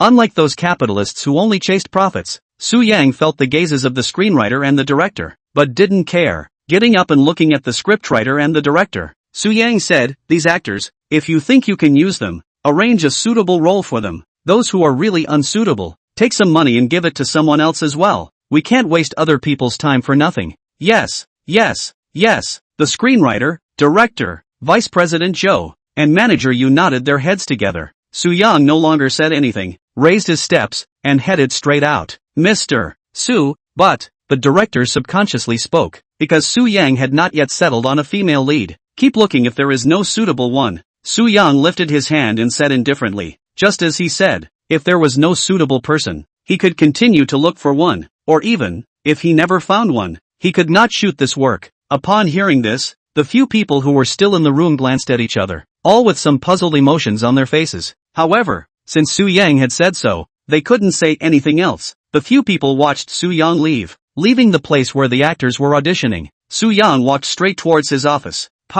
Just after walking around a corner, Su Yang collided with a person quite coincidentally. Feeling the warmth and softness in his arms, Su Yang subconsciously took a step back, and then, he saw Ke Xiao Xiao, who was pale, carrying a guitar on her back, and holding a stack of documents in her hands. Looking at Ke Xiao Xiao, Su Yang's eyes flickered for a moment, and a smile appeared at the corner of his mouth. Seemingly thinking of something, Su Yang said, how did you walk? Ke Xiao Xiao interrupted Su Yang's words and said in a cold voice. At the sound of his voice, Su Yang froze and surprisingly did not react immediately. A moment later, Su Yang realized that Ke Xiao Xiao was really talking to herself, and was talking to herself in a very nonchalant way, twitching the corners of his mouth. Su Yang then said, come on, you're the one who bumped into me. It was clearly you who walked too fast, Ke Xiao Xiao justified. As the words fell, he raised his steps forward, ready to leave the place. Wait, Su Yang opened his mouth and called out to her. Then, in Ke Xiao Xiao's somewhat puzzled gaze, he asked, are you busy right now?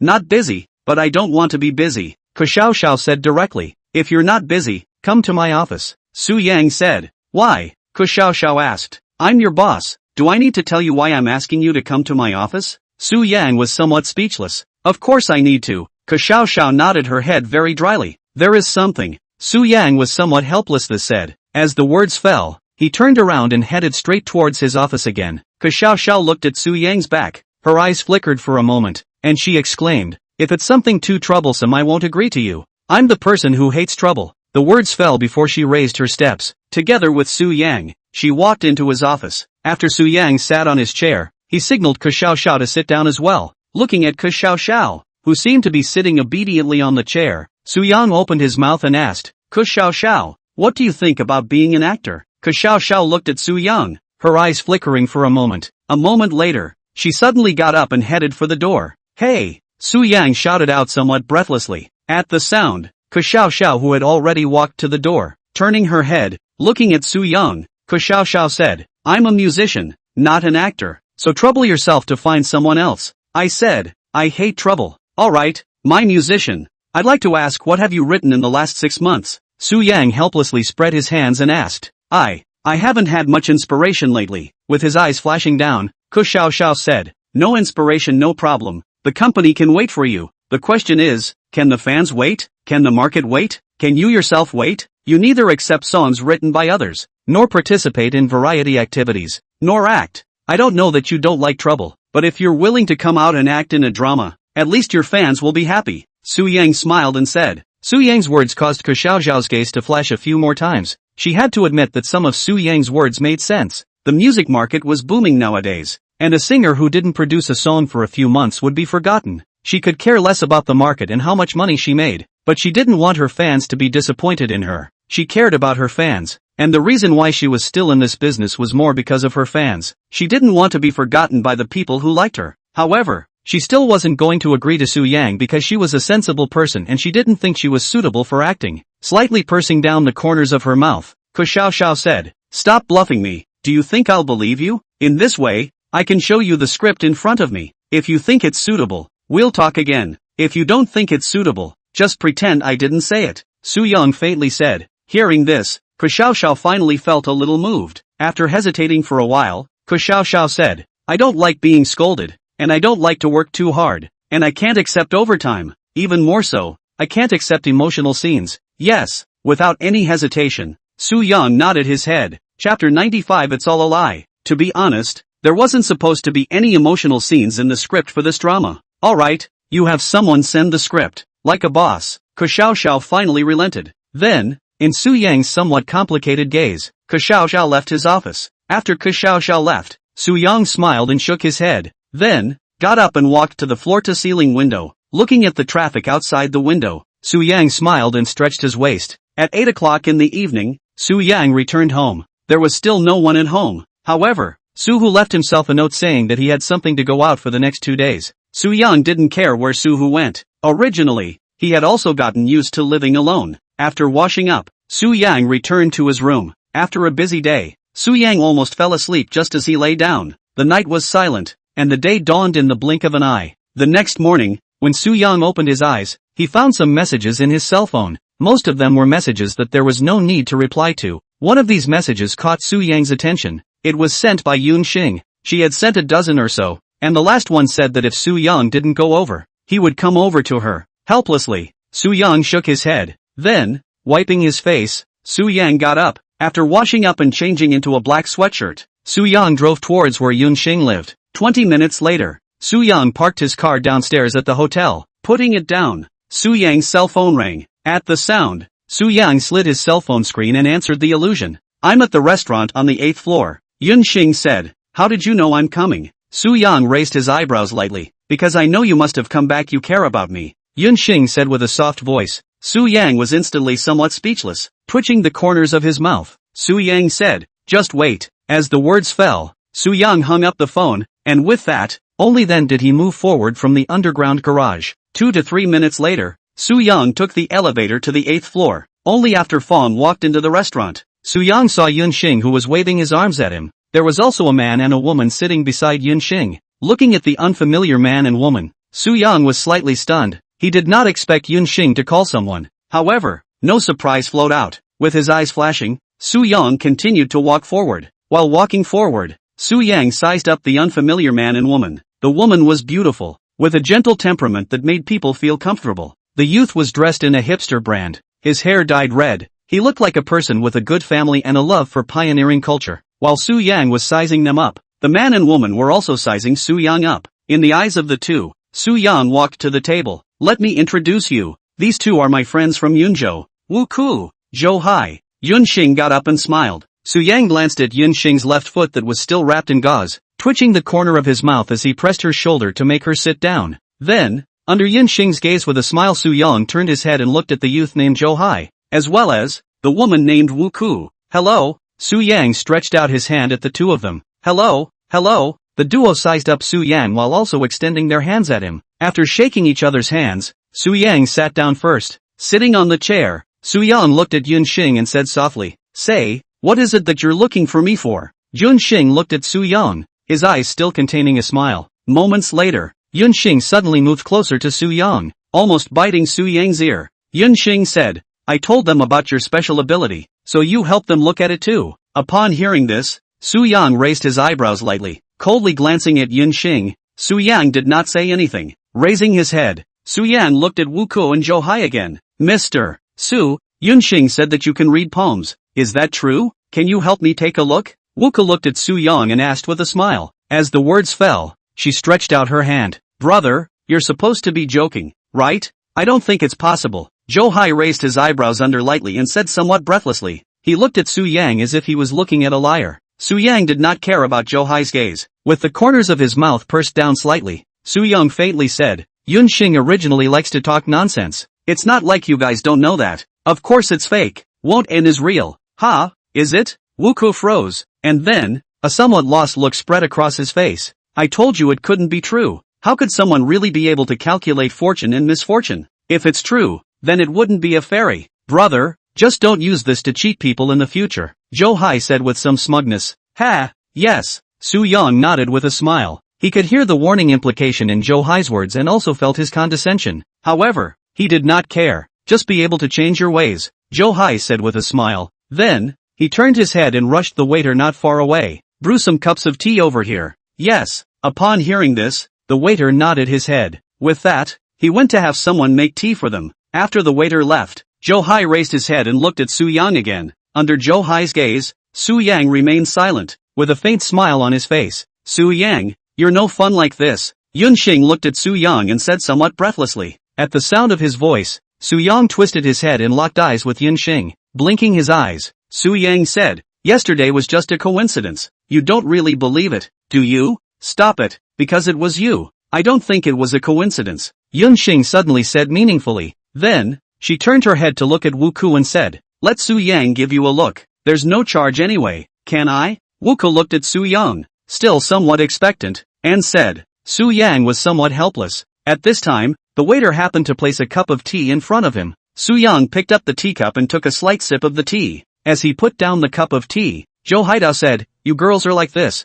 Either believe in horoscopes or palmistry. The problem is, what's the point? It's all fake. How can it be true? It's just a method used by some people with ulterior motives to front you guys." "Zhou Hai, you say less." Wu Ku glared at Zhou Hai under a light frown at the tip of her brows. As the words fell, she twisted her head, looking towards Su Yang, seemingly expecting something. Somewhat helplessly, Su Yang stretched out his hand, signaling her to pass her hand to himself. Seeing this, Wu Ku immediately reached her hand over and placed it behind him. Seeing Su Yang holding Wu Ku's hand, Zhou Hai's gaze immediately turned icy cold. However, it was not good for him to say anything more now, and he only stared at Su Yang, twitching the corners of his mouth. In Zhou Hai's gaze, Su Yang held Wu Ku's hand and stroked the lines on her hand. It really looked like he was reading poems. At the same time, Su Yang had already turned on the Qi Luck viewing function. Immediately, he saw Wu Ku's Qi Luck. Her Qi Luck was similar to that of an ordinary person. It was roughly red in color and didn't have any black Qi. At least she wouldn't encounter anything recently. After observing Wu Ku's Qi, Su Yang raised his head and locked eyes with Wu Ku, blinking his eyes. In Wu Ku's somewhat nervous gaze, Su Yang smiled and said, "You won't have any problems lately. There is no illness or disaster. You can rest assured." That's good. Really?" Some nervous Wu Ku exhaled a breath and smiled. Chapter 96. Really sick. How can anyone be so unlucky? Nothing would have happened in the first place. This kind of thing, only you women believe. Zhou Hai skimmed his lips and said with a disdainful face, "Zhou Hai, can you say less?" Wu Ku lightly knitted down the tip of her eyebrows and blanked Zhou Hai. "Su Yang, why don't you help him take a look as well and see if he's going to have bad luck recently?" Yun Xing looked towards Su Yang and smiled. Su Yang twisted his head and locked eyes with Yun Xing, blinking his eyes. Su Yang said, "Do you find this kind of thing particularly interesting?" "Brother, don't dare. I say you do the math for me. I'd like to see if I'm going to have bad luck lately. If I really have bad luck, then I'll believe you. However, don't take the same thing you use to fool others. Then I'll definitely think you're a liar." Zhou Hai stared at Su Yang and exclaimed. Su Yang slightly pursed down the corners of his mouth, raised his head too, and looked at Zhou Hai. He felt that the matter at hand was very boring. However, this guy in front of him really owed some beating. "Don't dare."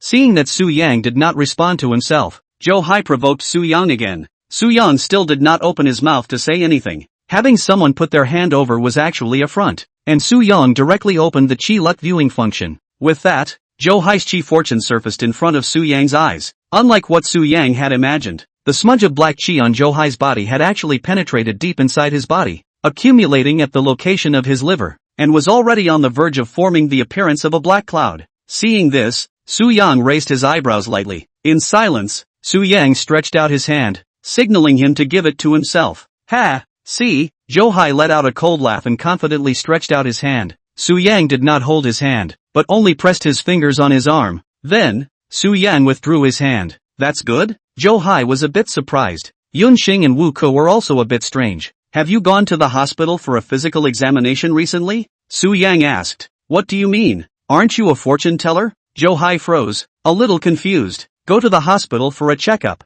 If the checkup is fine, then I've miscalculated. Su Yang said indifferently. As the words fell, he picked up his teacup and took a slight sip of tea. Brother, what are you pulling? Zhou Hai let out a snort and asked somewhat breathlessly. Zhou Hai, go to the hospital and take a look. Yun Xing narrowed his eyes slightly and rushed Zhou Hai. Mr. Su, there's not really a problem with his body, is there? Seeing Su Yang's serious face, Wu Ke was also a little worried. You're listening to him, can he be that godly? Knowing that there's something wrong with my body just by touching my arm. He's definitely swindling me. And, thinking that I definitely won't go to the hospital, Zhou Hai said with a face of certainty. The words fell. He suddenly got up. What are you doing? Wu Ke subconsciously asked. Zhou Hai ignored Wu Ke and only stared at Su Yang, saying in a cold voice, Let's go to the hospital. It just so happens that my father's friend is the director of a hospital. I can go over there now and get a direct checkup. At the sound, Su Yang raised his head and locked eyes with Zhou Hai. Blinking his eyes, Su Yang said, What am I going to the hospital for?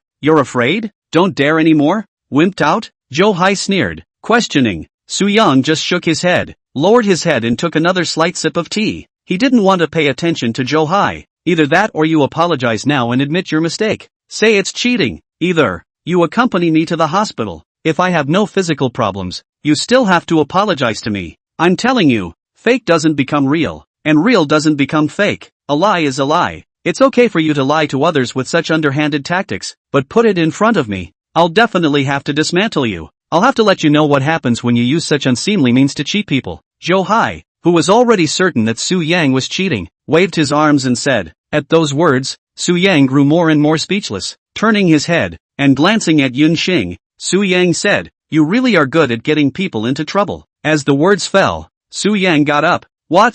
Zhou Hai froze. He still didn't understand what Su Yang wanted to do. Go to the hospital, Su Yang said in a cold voice. As the words fell, he raised his steps forward and headed for the elevator entrance first. Wait for me. Yun Xing also got up, letting Wu Ke hold herself up. She gleefully walked forward. Zhou Hai stared at Su Yang's back, twitching the corners of his mouth. Zhou Hai revealed a smug smile, while walking towards the elevator entrance. He said, Then let's just wait and see. Let's see if the Tao is 1 foot taller or the devil is 10 feet taller. Su Yang didn't pay any more attention to Zhou Hai and just waited for the elevator at the elevator entrance. After the elevator came up, Su Yang walked into the elevator and all of them went downstairs together. From the hotel to the hospital, it took 10 minutes. With that, Zhou Hai started to go for an examination. During the process of Zhou Hai going for the checkup, Su Yang, Yun Xing, and Wu Ke were all waiting outside. After the examination, it would take about a few minutes for the report to come out. So, everyone was waiting in the doctor's office. While waiting, Zhou Hai looked at Su Yang from time to time, the smugness on his face simply unable to be held down. He didn't trust Su Yang at all,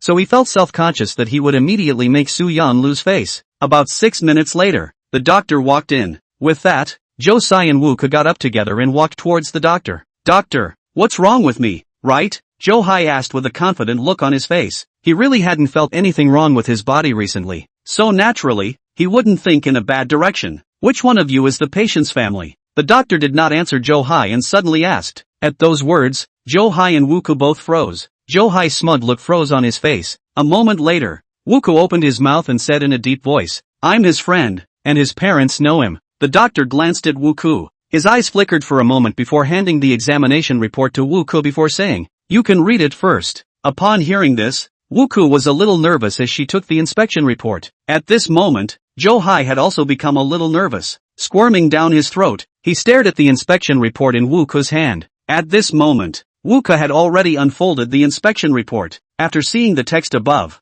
Wuku froze. Immediately, slightly uneasy, he said, "Fatty liver accompanied by cirrhosis? Yes, the situation is still relatively serious. If it is found out a little later, it may be." The doctor nodded his head, wanting to say something. Then, he looked at Johai who had frozen, and said in a deep voice, "If you have time recently, hurry up and get hospitalized. Your current situation can no longer be treated conservatively. You need surgery." Johai froze in place. His mind kept recalling fatty liver, cirrhosis 3. After a long time, Johai turned around and looked at Su Yang with a dull expression. He subconsciously opened his mouth, but he didn't know what to say. He was now a little uneasy, a little fearful, and incredulous. Did Su Yang really calculate the problem with his body? If it was true, then wouldn't Su Yang really possess incredible abilities? Chapter 97, Johai's trepidation. There's no need to kowtow to me or apologize to me. Just take a good look at the doctor. Su Yang got up and said indifferently. As the words fell, he reached out his hand, patted Johai's shoulder, and headed towards walking outside. "Wuku, come help me." Yun Xing, who still had gauze wrapped around his leg, rushed at Wuku. At the sound of his voice, Wuku's gaze flickered for a moment before he turned around, walking back to Yun Xing's side and helping her up, being assisted by Wuku. While walking outside, Yun Xing cheerfully said, "It's okay, Su Yang." Johai stood in place, his gaze still frozen. After a few breaths of time, the fearful brother Johai suddenly knelt down. Then, with a trembling voice, he rushed at Su Yang. "Mr. Su, brother Su, can you save me? I don't want to die yet." He, a well-bred son, suddenly met with great difficulties, and at this moment, his spirit was about to collapse. Su Yang, a man who seemed to have divine abilities, became his only straw to save his life. At the sound of the voice, Su Yang, who had already walked to the door, stopped in his tracks. Turning his head, he looked towards Johai, blinking his eyes. Su Yang said, "You don't have to be so polite to me. I can't save you either. Listen to the doctor and treat yourself well." "Johai, you get up. What are you doing pushing Mr. Su like this?" Wuka blushed slightly as she scolded Johai. Johai did not get up, already treating Su Yang as a life-saving straw. He refused to let go of Su Yang in any way. Wiggling his throat, Johai said even more miserably, "Please save me. If you guys can figure out what disease I have, you can definitely save me. Give me a chance. As long as you can save me, I'll work as an ox for you for the rest of my life." The Johai at this moment was like two people compared to the overbearing Johai before. However, he did beg the wrong person. Su Yang really couldn't save him. At least not right now. Shaking his head, Su Yang looked towards the doctor standing at the side. At this moment, the doctor was also somewhat at a loss for words. He didn't know what had happened before, so he didn't understand why Johai was doing this. Twitching the corners of his mouth, the doctor tried to say, "Little brother, this disease of yours is very serious, but it's not so bad that you'll die. As I said before, this disease of yours has room for treatment now that we've discovered it. As long as you cooperate with the treatment, it won't actually be too serious." At those words, Johai, who was still in a state of panic, subconsciously raised his head and looked at the doctor. He still had some faith in the doctor, and at this point, calmed down a little. Yes?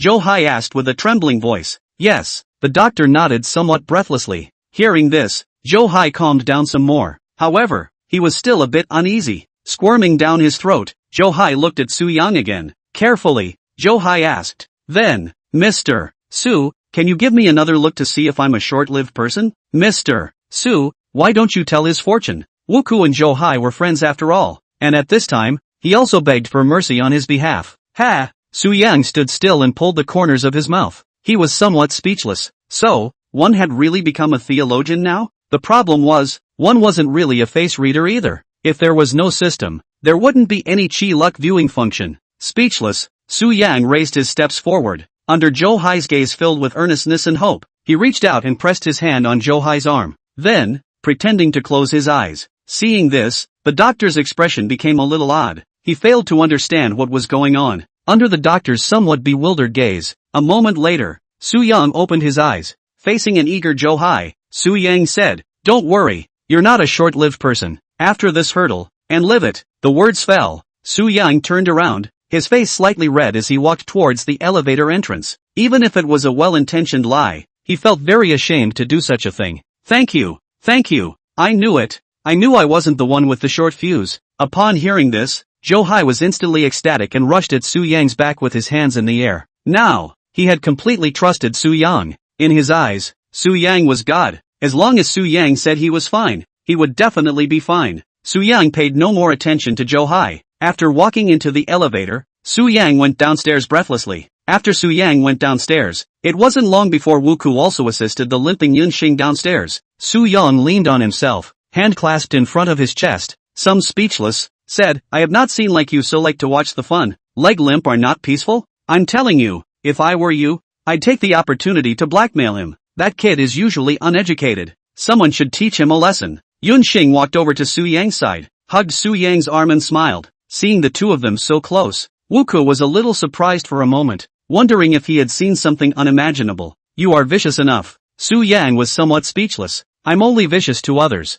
not to you. Yunxing laughed. Ha! Su Yang laughed. Too lazy to say anything else, Su Yang pulled out his arm, opened the car door, and got in. Seeing Su Yang get into the car, Yunxing immediately jumped and went to the other side. Only after opening the door of the other side of the car, Yunxing raised his head and rushed at Wuku. Something that big? You have to hurry and tell Zhou Hai's parents, right? Tell them to hurry and come to the hospital. Well, I'm going to the Zhou family now. Wuku nodded. Go, call me again if anything happens. Yunxing smiled. As the words fell, she got into Su Yang's car, waving her arms down. Yunxing said, let's go. Su Yang ignored Yunxing. Wuku's car was parked right in front of his car, and only after watching Wuku get into the car and drive away, did Su Yang turn the steering wheel. After driving away from the hospital, Su Yang said indifferently, why don't I send you back to the hotel? I want to go to your house. Yunxing approached Su Yang, lightly biting her lower lip, her voice soft and sticky. Su Yang ignored Yunxing, still driving the car towards the hotel.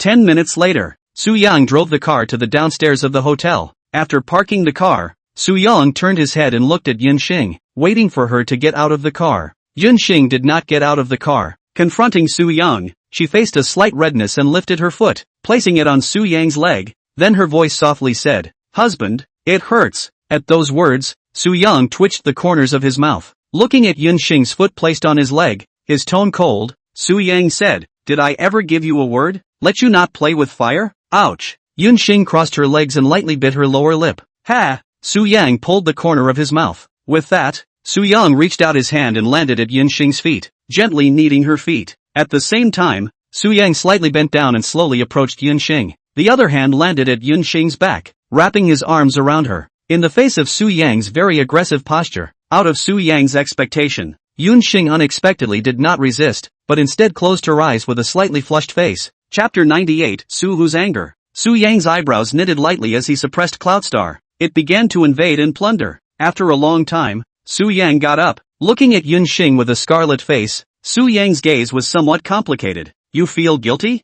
Feel sorry for me? Yunxing looked at Su Yang and said in a dark voice. Su Yang did not say anything. He got out of the car, walked to the other side, carried Yunxing out of the car, and walked inside the hotel. Walking into the hotel, he walked into the room. After placing Yunxing on the bed, Su Yang turned around and walked outside. I'm happy. Yunxing looked at Su Yang's back and exclaimed. At the sound of her voice, Su Yang, who had already walked to the door, stopped in his tracks. After hesitating for a moment, Su Yang said, I'm not right for you. We are two people. What are you afraid of? It's not like I'm asking you to be responsible for me. Yunxing laughed. Su Yang turned around and locked eyes with Yunxing, who was lying on the bed, with his hand falling on the door handle. Su Yang said, we're more suited to be opponents. As the words fell, Su Yang brought the door to his room with him. After leaving the hotel, Su Yang headed for home. Back home, Su Yang sat on the sofa and turned on the TV, but closed his eyes. His mood was a bit complicated, so he needed some time to think. Su Yang didn't stay at home for long before Su Hu came back from outside. After driving the car into the yard, he shouted at the top of his voice, son, when did you come back? Su Yang turned his head, looked at Su Hu, who pushed the door in, and ignored him. Have you eaten yet? Let me make you something to eat. After entering the door, Su Hu added, what? You want to light the kitchen on fire again? Su Yang was somewhat speechless as he said, look at what you said. Su Hu scratched his head in some embarrassment. Su Yang raised his head and looked at the wall clock on the wall, pursing down the corners of his mouth slightly. Su Yang got up. While walking outside, he said, I'm going out to buy some food. I'll accompany you. Su Hu immediately said. Su Yang looked at Su Hu and did not refuse. Changing his shoes, Su Yang opened the door and headed downstairs. Su Hu, who had just returned from the party, also changed his shoes and went downstairs with Su Yang. Fong just went downstairs. Su Yang froze. In Su Yang's gaze, several black Mercedes-Benz were traveling over and stopped at the intersection. Then, several burly men in formal attire got out of the car. Someone walked to a car in the center and pulled open the door. With that, a middle-aged man with a black trench coat on his shoulders and a full big brother temperament got out of the car. Behind the middle-aged man, a sultry woman got out of the car with him on her arm. The moment he saw the woman, Su Yang's gaze flickered for a moment. He recognized the woman. It was Yu Man, who had previously gone to his company for an interview and was brushed off by him. After getting out of the car, Yu Man also saw Su Yang. Condescending, Yu Man clenched her teeth and then rushed to the middle-aged man beside her. Hubby, that's him. You must be angry for me. This little brute insulted me. Isn't that insulting you? The middle-aged man also looked at Su Yang without much emotion in his eyes. With an indifferent gaze, the middle-aged man raised his hand and pointed his finger forward, signaling his men to bring the person over. Seeing this, the two burly men immediately nodded their heads. With that, raising their steps forward, they were ready to bring Su Yang over. Kid, just wait. Waiting for Su Yang, Yu Man smugly said. Su Yang stood in place and couldn't help but rub his nose. Without waiting for him to say something, Su Hu's voice rang out from behind him. And, what's wrong? Hearing the rattling downstairs, Su Hu asked. As the words fell, Su Hu had already come down from upstairs and walked behind Su Yang. The moment he saw Su Hu, the two strong men who were walking over froze. There was no other reason. Really, the aura on Su Hu's body was too sufficient. Seeing Su Hu was like an ordinary person seeing a ferocious beast. A normal person would be shocked. The middle-aged man also saw Su Hu, and instantly, his pupils contracted slightly. He recognized Su Hu. Thus, panic erupted at once. Subconsciously, the middle-aged man spoke. Wait! At the sound, the two burly men who had already walked in front of Su Yang subconsciously stopped in their tracks. Hubby, what's wrong? That man is so ugly. You beat him up as well. Yu Man didn't know what happened. Looking at Su Hu, she subconsciously opened her mouth. Pa! Not even letting Yu Man finish her sentence. The middle-aged man turned back and directly slapped Yu Man in the face. In Yu Man's momentarily stupefied gaze, the middle-aged man raised his steps in a cold sweat. Walking to the side of the two burly men, the middle-aged man kicked one of them and angrily said, Get out! Get out! The two burly men didn't figure out what was going on. However, since the boss told them to roll, they naturally hurried to roll. Without saying a word, the two immediately nodded their heads. Yes, yes. Then, turning around and raising their steps, they busily walked back. Only after driving away his men did the middle-aged man cautiously raise his head and look towards Su Hu. At this time, Su Hu already roughly knew what had happened. He looked at his son and then at the middle-aged man. Blinking his eyes, Su Hu took a step forward. With that, he raised his right hand and swung it round downwards. Slap! A slap went down, and the middle-aged man directly spun in place. In the midst of an instantly stupefied gaze, the dazed and dizzy middle-aged man with his right foot stinging in pain didn't dare to say anything and directly knelt down on the ground. With his body trembling, the middle-aged man exclaimed, I was wrong. I didn't know that he was your son. You give me a chance to make up for my mistake. Looking at the middle-aged man kneeling on the ground, Yu Man completely froze. She couldn't believe what she was seeing. Once, the man she thought was almost omnipotent and powerful was slapped and beaten, then knelt down by the man behind Su Yang. And, so trembling, looking very afraid of the other party? Then, what should be the other party's origin? And how powerful should the other party's background be? Thinking about it, Yu Man's body gradually trembled, and despair was already born in her eyes. Subconsciously, Yu Man also slowly knelt down towards the ground. Son, they came to trouble you? Su Yang ignored the middle-aged man and only looked at Su Yang and asked. It seems like it. Hesitating for a moment, Su Yang said, Ha! Dare to look for your trouble? Su Hu let out a cold laugh, his face gradually becoming hideous. Turning his head, Su Hu looked at the trembling middle-aged man again. Without giving the middle-aged man a chance to speak, Su Hu kicked out, directly kicking the middle-aged man to the ground. Boom! With his foot on the middle-aged man's chest, Su Hu said in a cold voice, If you came to find trouble with my son, you came to find trouble with me. What? Bringing so many people here to beat up my son? Come, try moving one of him? If you touch a hair on his head, I'll dare to take your life. If you don't want to live long enough, I'll end you all here. How about that? Come on. As the words fell, Su Hu's foot exerted force and was about to crush the middle-aged man's sternum. No, no, you listen to me. The middle-aged man shook his head in terror. Chapter 99, How dare you? Waving his arms, the middle-aged man exclaimed, It's a misunderstanding. It's a misunderstanding. I didn't know he was your son. You give me a chance. I apologize to your son. Must apologize. And that stupid woman. I'll leave her at your son's disposal. It's your misunderstanding, not my son's. What's it to me? I'm going to stomp on someone who dares to touch my son, and I don't care if he's misunderstood? Suhu's body boiled with killing intent as he asked rhetorically. As the words fell, Suhu's eyes bloodshot with force. No dash. The middle-aged man let out in despair. At the sound, you man. All of the middle-aged man's henchmen had their hearts trembling slightly as they rose up in terror and despair. Hey! Su Yang's men couldn't help but open their mouths. At the sound, Su Hu, whose killing intent had already boiled in his eyes, stagnated in his movements. Immediately, he turned his head to look at Su Yang. There's no need, just about the same, Su Yang faintly said. At that sound, Su Hu was silent for a moment. His eyes flickered, and only after a few breaths of time did Su Hu grin, smiling. I'll listen to you. As the words fell, Su Hu lifted his foot and took a step backward. Who dash? After Su Hu lifted his foot, the middle-aged man gasped loudly after. After a long time, the middle-aged man who was still palpitating after the robbery only said with a trembling voice, Thank you. Thank you. Then, the middle-aged man climbed up from the ground in a sorry state and nodded frequently at Su Hu before he dared to try to turn back. Walking up to you man, the middle-aged man gritted down his teeth and said with an almost hideous face, Go apologize to the young master. Yes. You man didn't dare to disobey the golden master, and although she felt very humiliated, she still nodded her head. She was very clear that life and death and dignity were more important compared to that one. Eyes trembling, Yu Man got up and walked towards Su Yang. Walking in front of Su Yang, Yu Man knelt down. With a trembling voice, Yu Man said, I'm sorry, please forgive me, that role just doesn't suit you, Su Yang said indifferently. As the words fell, Su Yang raised his steps and walked forward. Su Hu coldly glanced at Yu Man's, also lifted his steps, and followed behind Su Yang. Yu Man knelt on the ground. A look of remorse surfaced on his face as he watched Su Yang pass by him. After a few breaths of time, Su Yang left with Su Hu, disappearing from the middle-aged man's line of sight. Only after watching Su Yang and Su Hu leave, did the middle-aged man cover his chest and let out a breath. Then, he turned around, sat back in the car, and busily said, Go, quickly go, Mr. She.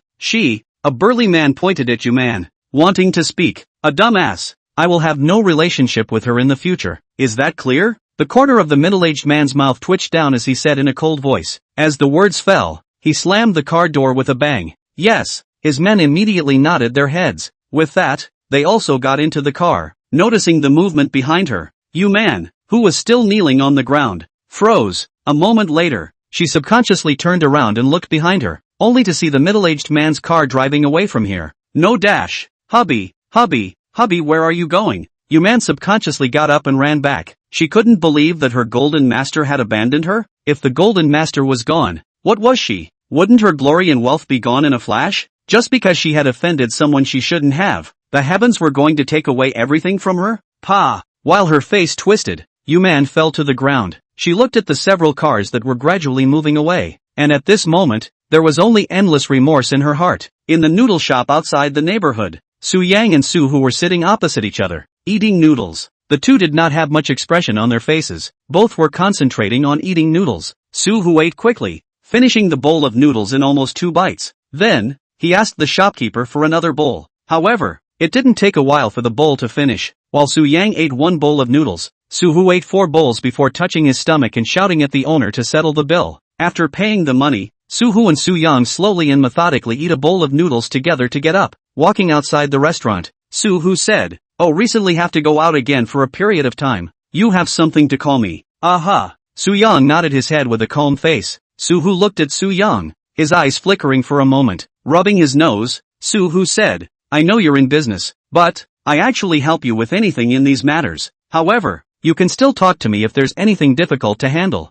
There's nothing difficult to handle, Su Yang said indifferently. Son. Su Hu suddenly stopped and looked towards Su Yang. In Su Yang's slightly bewildered gaze, Su Hu said with a serious face, You have to trust me. I will always be the strongest shield behind you. Su Yang looked at Su Hu and blinked his eyes. A moment later, Su Yang said, I know. As the words fell, Su Yang continued to walk forward. Su Hu looked at Su Yang's back, and although he still didn't get too clear an emotion from Su Yang, a smile appeared on Su Hu's face. Smiling, Su Hu walked to Su Yang's side, put his arm around Su Yang's shoulder and said aloud, Let's man up and go home. Su Yang did not pay attention to Su Hu, just immobilized and took his hand down. After the two returned home, it was already evening. There was no more talk, and there was nothing to do. Su Yang went to bed after washing up. There were no words for the night. The next morning, Su Yang woke up when Su Hu had already left, leaving only a somewhat rambling note on the table. Su Yang glanced at the note and then casually threw it into the drawer. Next, Su Yang took out bread and a carton of milk from the refrigerator.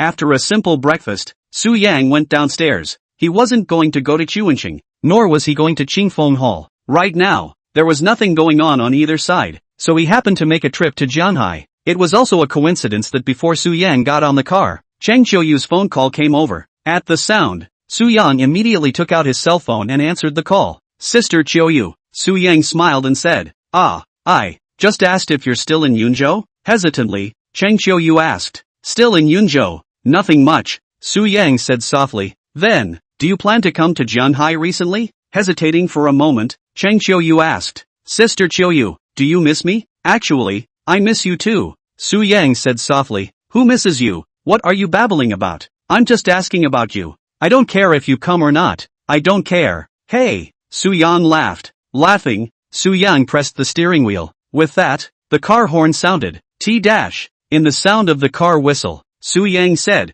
I'm in the car right now. I'm preparing to go to Jianhai. You wait for me for a while. Then I'll wait for you, Chang Qiuyu whispered. Aha. Su Yang gently nodded. Hang up. I still have some things to do, Chang Qiuyu's voice suddenly hurriedly said. As the words fell, Chang Qiuyu directly hung up the phone. Holding the cell phone, the smile on Su Yang's face grew brighter.